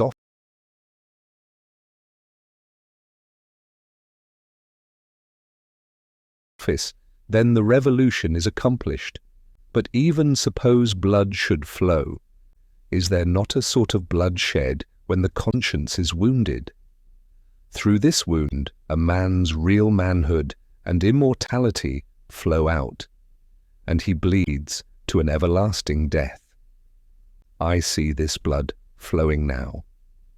I have contemplated the imprisonment of the offender rather than the seizure of his goods, though both will serve the same purpose, because they who assert the purest right, and consequently are most dangerous to a corrupt state, commonly have not spent much time in accumulating property. To such the state renders comparatively small service, and a slight tax is wont to appear exorbitant, particularly if they are obliged to earn it by special labor with their hands. If there were one who lived wholly without the use of money, the state itself would hesitate to demand it of him. But the rich man, not to make any invidious comparison, is always sold to the institution which makes him rich. Absolutely speaking, the more money, the less virtue. For money comes between a man and his objects and obtains them for him, and it was certainly no great virtue to obtain it. It puts to rest many questions which he would otherwise be taxed to answer, while the only new question which it puts is the hard but superfluous one, how to spend it. Thus his moral ground is taken from under his feet. The opportunities of living are diminished in proportion as what are called the means are increased. The best thing a man can do for his culture when he is rich is to endeavor to carry out those schemes which he entertained when he was poor. Christ answered the Herodians according to their condition. "Show me the tribute money," said he, and one took a penny out of his pocket. "If you use money which has the image of Caesar on it, and which he has made current and valuable, that is, if you are men of the state and gladly enjoy the advantages of Caesar's government, then pay him back some of his own when he demands it. Render therefore to Caesar that which is Caesar's, and to God those things which are God's, leaving them no wiser than before as to which was which, for they did not wish to know. When I converse with the freest of my neighbors, I perceive that, whatever they may say about the magnitude and seriousness of the question, and their regard for the public tranquillity, the long and the short of the matter is that they cannot spare the protection of the existing government, and they dread the consequences to their property and families of disobedience to it. For my own part, I should not like to think that I ever rely on the protection of the state. But if I deny the authority of the state when it presents its tax bill, it will soon take and waste all my property, and so harass me and my children without end. This is hard.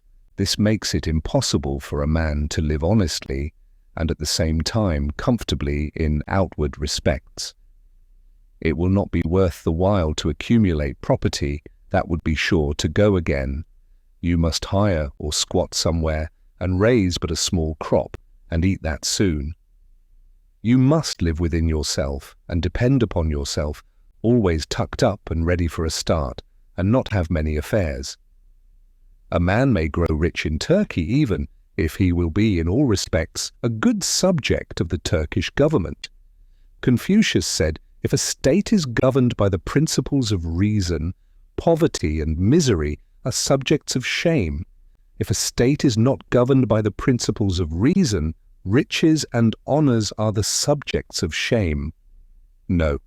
Until I want the protection of Massachusetts to be extended to me in some distant southern port where my liberty is endangered, or until I am bent solely on building up an estate at home by peaceful enterprise, I can afford to refuse allegiance to Massachusetts and her right to my property and life.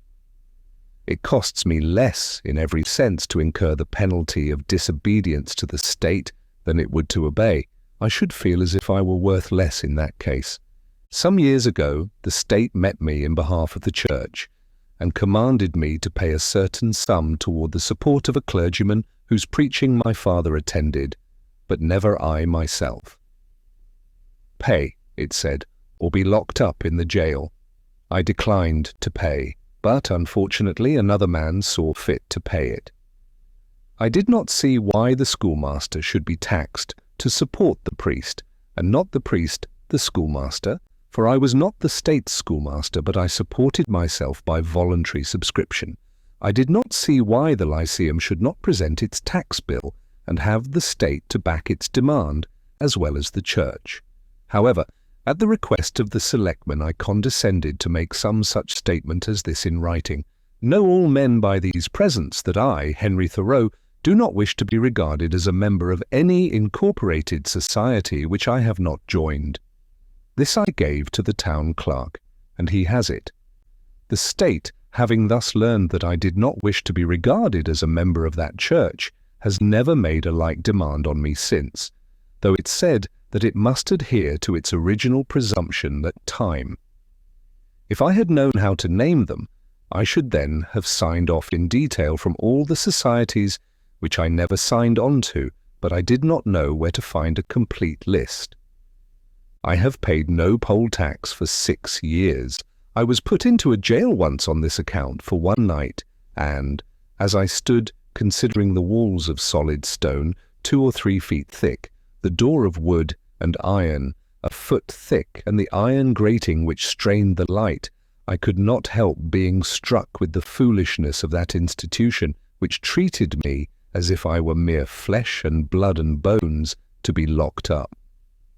I wondered that it should have concluded at length that this was the best use it could put me to, and had never thought to avail itself of my services in some way. I saw that if there was a wall of stone between me and my townsmen, there was a still more difficult one to climb or break through before they could get to be as free as I was. I did not for a moment feel confined, and the walls seemed a great waste of stone and mortar. I felt as if I alone of all my townsmen had paid my tax. They plainly did not know how to treat me, but behaved like persons who are underbred. In every threat and in every compliment there was a blunder, for they thought that my chief desire was to stand the other side of that stone wall. I could not but smile to see how industriously they locked the door on my meditations, which followed them out again without let or hindrance, and they were really all that was dangerous. As they could not reach me, they had resolved to punish my body. Just as boys, if they cannot come at some person against whom they have a spite, will abuse his dog. I saw that the state was half-witted, that it was timid as a lone woman with her silver spoons, and that it did not know its friends from its foes, and I lost all my remaining respect for it, and pitied it. Thus the state never intentionally confronts a man's sense, intellectual or moral, but only his body, his senses. It is not armed with superior wit or honesty, but with superior physical strength. I was not born to be forced. I will breathe after my own fashion. Let us see who is the strongest. What force has a multitude? They only can force me who obey a higher law than I. They force me to become like themselves. I do not hear of men being forced to have this way or that by masses of men. What sort of life were that to live? When I meet a government which says to me, your money or your life, why should I be in haste to give it my money? It may be in a great strait and not know what to do. I cannot help that. It must help itself. Do as I do. It is not worth the while to snivel about it. I am not responsible for the successful working of the machinery of society. I am not the son of the engineer.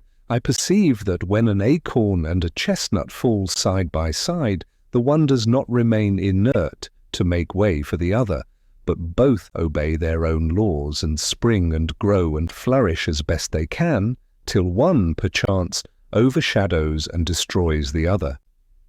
If a plant cannot live according to its nature, it dies. And so, a man. The night in prison was novel and interesting enough. The prisoners in their shirt sleeves were enjoying a chat, and the evening air in the doorway when I entered, but the jailer said, "Come, boys, it is time to lock up." And so they dispersed, and I heard the sound of their steps returning into the hollow apartments. My roommate was introduced to me by the jailer as a first-rate fellow and a clever man. When the door was locked, he showed me where to hang my hat and how he managed matters there. The rooms were whitewashed once a month, and this one, at least, was the whitest, most simply furnished, and probably the neatest apartment in the town. He naturally wanted to know where I came from and what brought me there, and when I had told him, I asked him in my turn how he came there, presuming him to be an honest man, of course, and, as the world goes, I believe he was. "Why?" said he. "They accuse me of burning a barn, but I never did it." As near as I could discover, he had probably gone to bed in a barn when drunk and smoked his pipe there, and so a barn was burnt. He had the reputation of being a clever man, had been there some 3 months waiting for his trial to come on, and would have to wait as much longer, but he was quite domesticated and contented, since he got his board for nothing, and thought that he was well treated. He occupied one window, and I the other, and I saw that if one stayed there long, his principal business would be to look out the window. I had soon read all the tracts that were left there, and examined where former prisoners had broken out, and where a grate had been sawed off, and heard the history of the various occupants of that room, for I found that even here there was a history and a gossip which never circulated beyond the walls of the jail. Probably this is the only house in the town where verses are composed, which are afterward printed in a circular form but not published. I was shown quite a long list of verses which were composed by some young men who had been detected in an attempt to escape, who avenged themselves by singing them. I pumped my fellow prisoner as dry as I could, for fear I should never see him again, but at length he showed me which was my bed, and left me to blow out the lamp. It was like travelling into a far country, such as I had never expected to behold, to lie there for one night. It seemed to me that I never had heard the town clock strike before, nor the evening sounds of the village, for we slept with the windows open, which were inside the grating. It was to see my native village in the light of the Middle Ages, and our concord was turned into a Rhine stream, and visions of knights and castles passed before me. They were the voices of old burghers that I heard in the streets. I was an involuntary spectator and auditor of whatever was done and said in the kitchen of the adjacent village inn, a wholly new and rare experience to me. It was a closer view of my native town. I was fairly inside of it. I never had seen its institutions before. This is one of its peculiar institutions, for it is a shire town. I began to comprehend what its inhabitants were about. In the morning, our breakfasts were put through the hole in the door, in small oblong square tin pans, made to fit, and holding a pint of chocolate, with brown bread and an iron spoon. When they called for the vessels again, I was green enough to return what bread I had left, but my comrade seized it, and said that I should lay that up for lunch or dinner. Soon after he was let out to work at haying in a neighbouring field, whither he went every day, and would not be back till noon. So he bade me good day, saying that he doubted if he should see me again. When I came out of prison, for someone interfered and paid that tax, I did not perceive that great changes had taken place on the common, such as he observed who went in a youth and emerged a tottering and grey-headed man, and yet a change had to my eyes come over the scene, the town and state and country, greater than any that mere time could effect. I saw yet more distinctly the state in which I lived.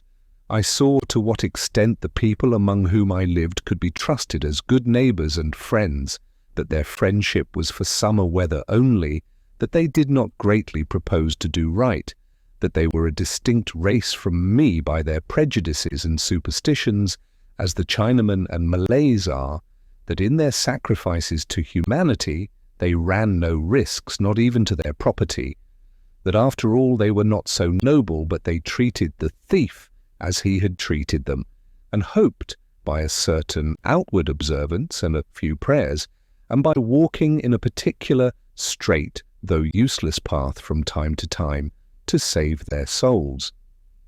This may be to judge my neighbours harshly, for I believe that many of them are not aware that they have such an institution as the jail in their village. It was formerly the custom in our village, when a poor debtor came out of jail, for his acquaintances to salute him, looking through their fingers, which were crossed, to represent the grating of a jail window, "How do you do?" My neighbours did not thus salute me, but first looked at me and then at one another, as if I had returned from a long journey. I was put into jail as I was going to the shoemaker's to get a shoe which was mended. When I was let out the next morning, I proceeded to finish my errand, and, having put on my mended shoe, joined a huckleberry party, who were impatient to put themselves under my conduct, and in half an hour, for the horse was soon tackled, was in the midst of a huckleberry field on one of our highest hills, 2 miles off, and then the state was nowhere to be seen. This is the whole history of my prisons. I have never declined paying the highway tax, because I am as desirous of being a good neighbour as I am of being a bad subject, and as for supporting schools, I am doing my part to educate my fellow countrymen now. It is for no particular item in the tax bill that I refuse to pay it. I simply wish to refuse allegiance to the state, to withdraw and stand aloof from it effectually. I do not care to trace the course of my dollar, if I could, till it buys a man or a musket to shoot one with. The dollar is innocent, but I am concerned to trace the effects of my allegiance. In fact, I quietly declare war with the state after my fashion, though I will still make what use and get what advantage of her I can, as is usual in such cases. If others pay the tax which is demanded of me from a sympathy with the state, they do but what they have already done in their own case, or rather they abet injustice to a greater extent than the state requires. If they pay the tax from a mistaken interest in the individual taxed to save his property, or prevent his going to jail, it is because they have not considered wisely how far they let their private feelings interfere with the public good. This, then, is my position at present. But one cannot be too much on his guard in such a case, lest his action be biased by obstinacy or an undue regard for the opinions of men. Let him see that he does only what belongs to himself and to the hour. I think sometimes, why, this people mean well. They are only ignorant. They would do better if they knew how. Why give your neighbours this pain to treat you as they are not inclined to? But I think, again, this is no reason why I should do as they do, or permit others to suffer much greater pain of a different kind. Again, I sometimes say to myself, when many millions of men without heat, without ill will, without personal feeling of any kind, demand of you a few shillings only, without the possibility, such is their constitution, of retracting or altering their present demand, and without the possibility, on your side, of appeal to any other millions, why expose yourself to this overwhelming brute force? You do not resist cold and hunger, the winds and the waves, thus obstinately. You quietly submit to 1,000 similar necessities. You do not put your head into the fire. But just in proportion as I regard this as not wholly a brute force, but partly a human force, and consider that I have relations to those millions as to so many millions of men, and not of mere brute or inanimate things, I see that appeal is possible, first and instantaneously, from them to the maker of them, and secondly, from them to themselves. But if I put my head deliberately into the fire, there is no appeal to fire or to the maker of fire, and I have only myself to blame. If I could convince myself that I have any right to be satisfied with men as they are, and to treat them accordingly, and not according, in some respects, to my requisitions and expectations of what they and I ought to be, then, like a good Mussulman and fatalist, I should endeavour to be satisfied with things as they are, and say it is the will of God. And above all, there is this difference between resisting this and a purely brute or natural force, that I can resist this with some effect, but I cannot expect, like Orpheus, to change the nature of the rocks and trees and beasts. I do not wish to quarrel with any man or nation. I do not wish to split hairs, to make fine distinctions, or set myself up as better than my neighbours. I seek rather, I may say, even an excuse for conforming to the laws of the land. I am but too ready to conform to them. Indeed, I have reason to suspect myself on this head, and each year, as the tax-gatherer comes round, I find myself disposed to review the acts and position of the general and state governments and the spirit of the people to discover a pretext for conformity. We must affect our country as our parents, and if at any time we alienate our love or industry from doing it honour, we must respect effects and teach the soul, matter of conscience and religion, and not desire of rule or benefit. I believe that the state will soon be able to take all my work of this sort out of my hands, and then I shall be no better a patriot than my fellow countrymen. Seen from a lower point of view, the Constitution, with all its faults, is very good. The law and the courts are very respectable. Even this state and this American government are, in many respects, very admirable and rare things to be thankful for, such as a great many have described them. But seen from a point of view a little higher, they are what I have described them. Seen from a higher still, and the highest, who shall say what they are, or that they are worth looking at or thinking of at all? However, the government does not concern me much, and I shall bestow the fewest possible thoughts on it. It is not many moments that I live under a government, even in this world. If a man is thought-free, fancy-free, imagination-free, that which is not never for a long time appearing to be to him, unwise rulers or reformers cannot fatally interrupt him. I know that most men think differently from myself, but those whose lives are by profession devoted to the study of these or kindred subjects content me as little as any. Statesmen and legislators, standing so completely within the institution, never distinctly and nakedly behold it. They speak of moving society, but have no resting place without it. They may be men of a certain experience and discrimination, and have no doubt invented ingenious and even useful systems for which we sincerely thank them. But all their wit and usefulness lie within certain, not very wide limits. They are wont to forget that the world is not governed by policy and expediency. Webster never goes behind government, and so cannot speak with authority about it. His words are wisdom to those legislators who contemplate no essential reform in the existing government. But for thinkers and those who legislate for all time, he never once glances at the subject. I know of those whose serene and wise speculations on this theme would soon reveal the limits of his mind's range and hospitality. Yet compared with the cheap professions of most reformers and the still cheaper wisdom and eloquence of politicians in general, his are almost the only sensible and valuable words, and we thank heaven for him. Comparatively, he is always strong, original, and above all, practical. Still his quality is not wisdom, but prudence. The lawyer's truth is not truth, but consistency or a consistent expediency. Truth is always in harmony with herself and is not concerned chiefly to reveal the justice that may consist with wrongdoing. He well deserves to be called, as he has been called, the defender of the Constitution. There are really no blows to be given by him, but defensive ones. He is not a leader, but a follower. His leaders are the men of 87. I have never made an effort, he says, and never proposed to make an effort. I have never countenanced an effort, and never mean to countenance an effort to disturb the arrangement as originally made, by which the various states came into the Union. Still thinking of the sanction which the Constitution gives to slavery, he says, because it was a part of the original compact, let it stand.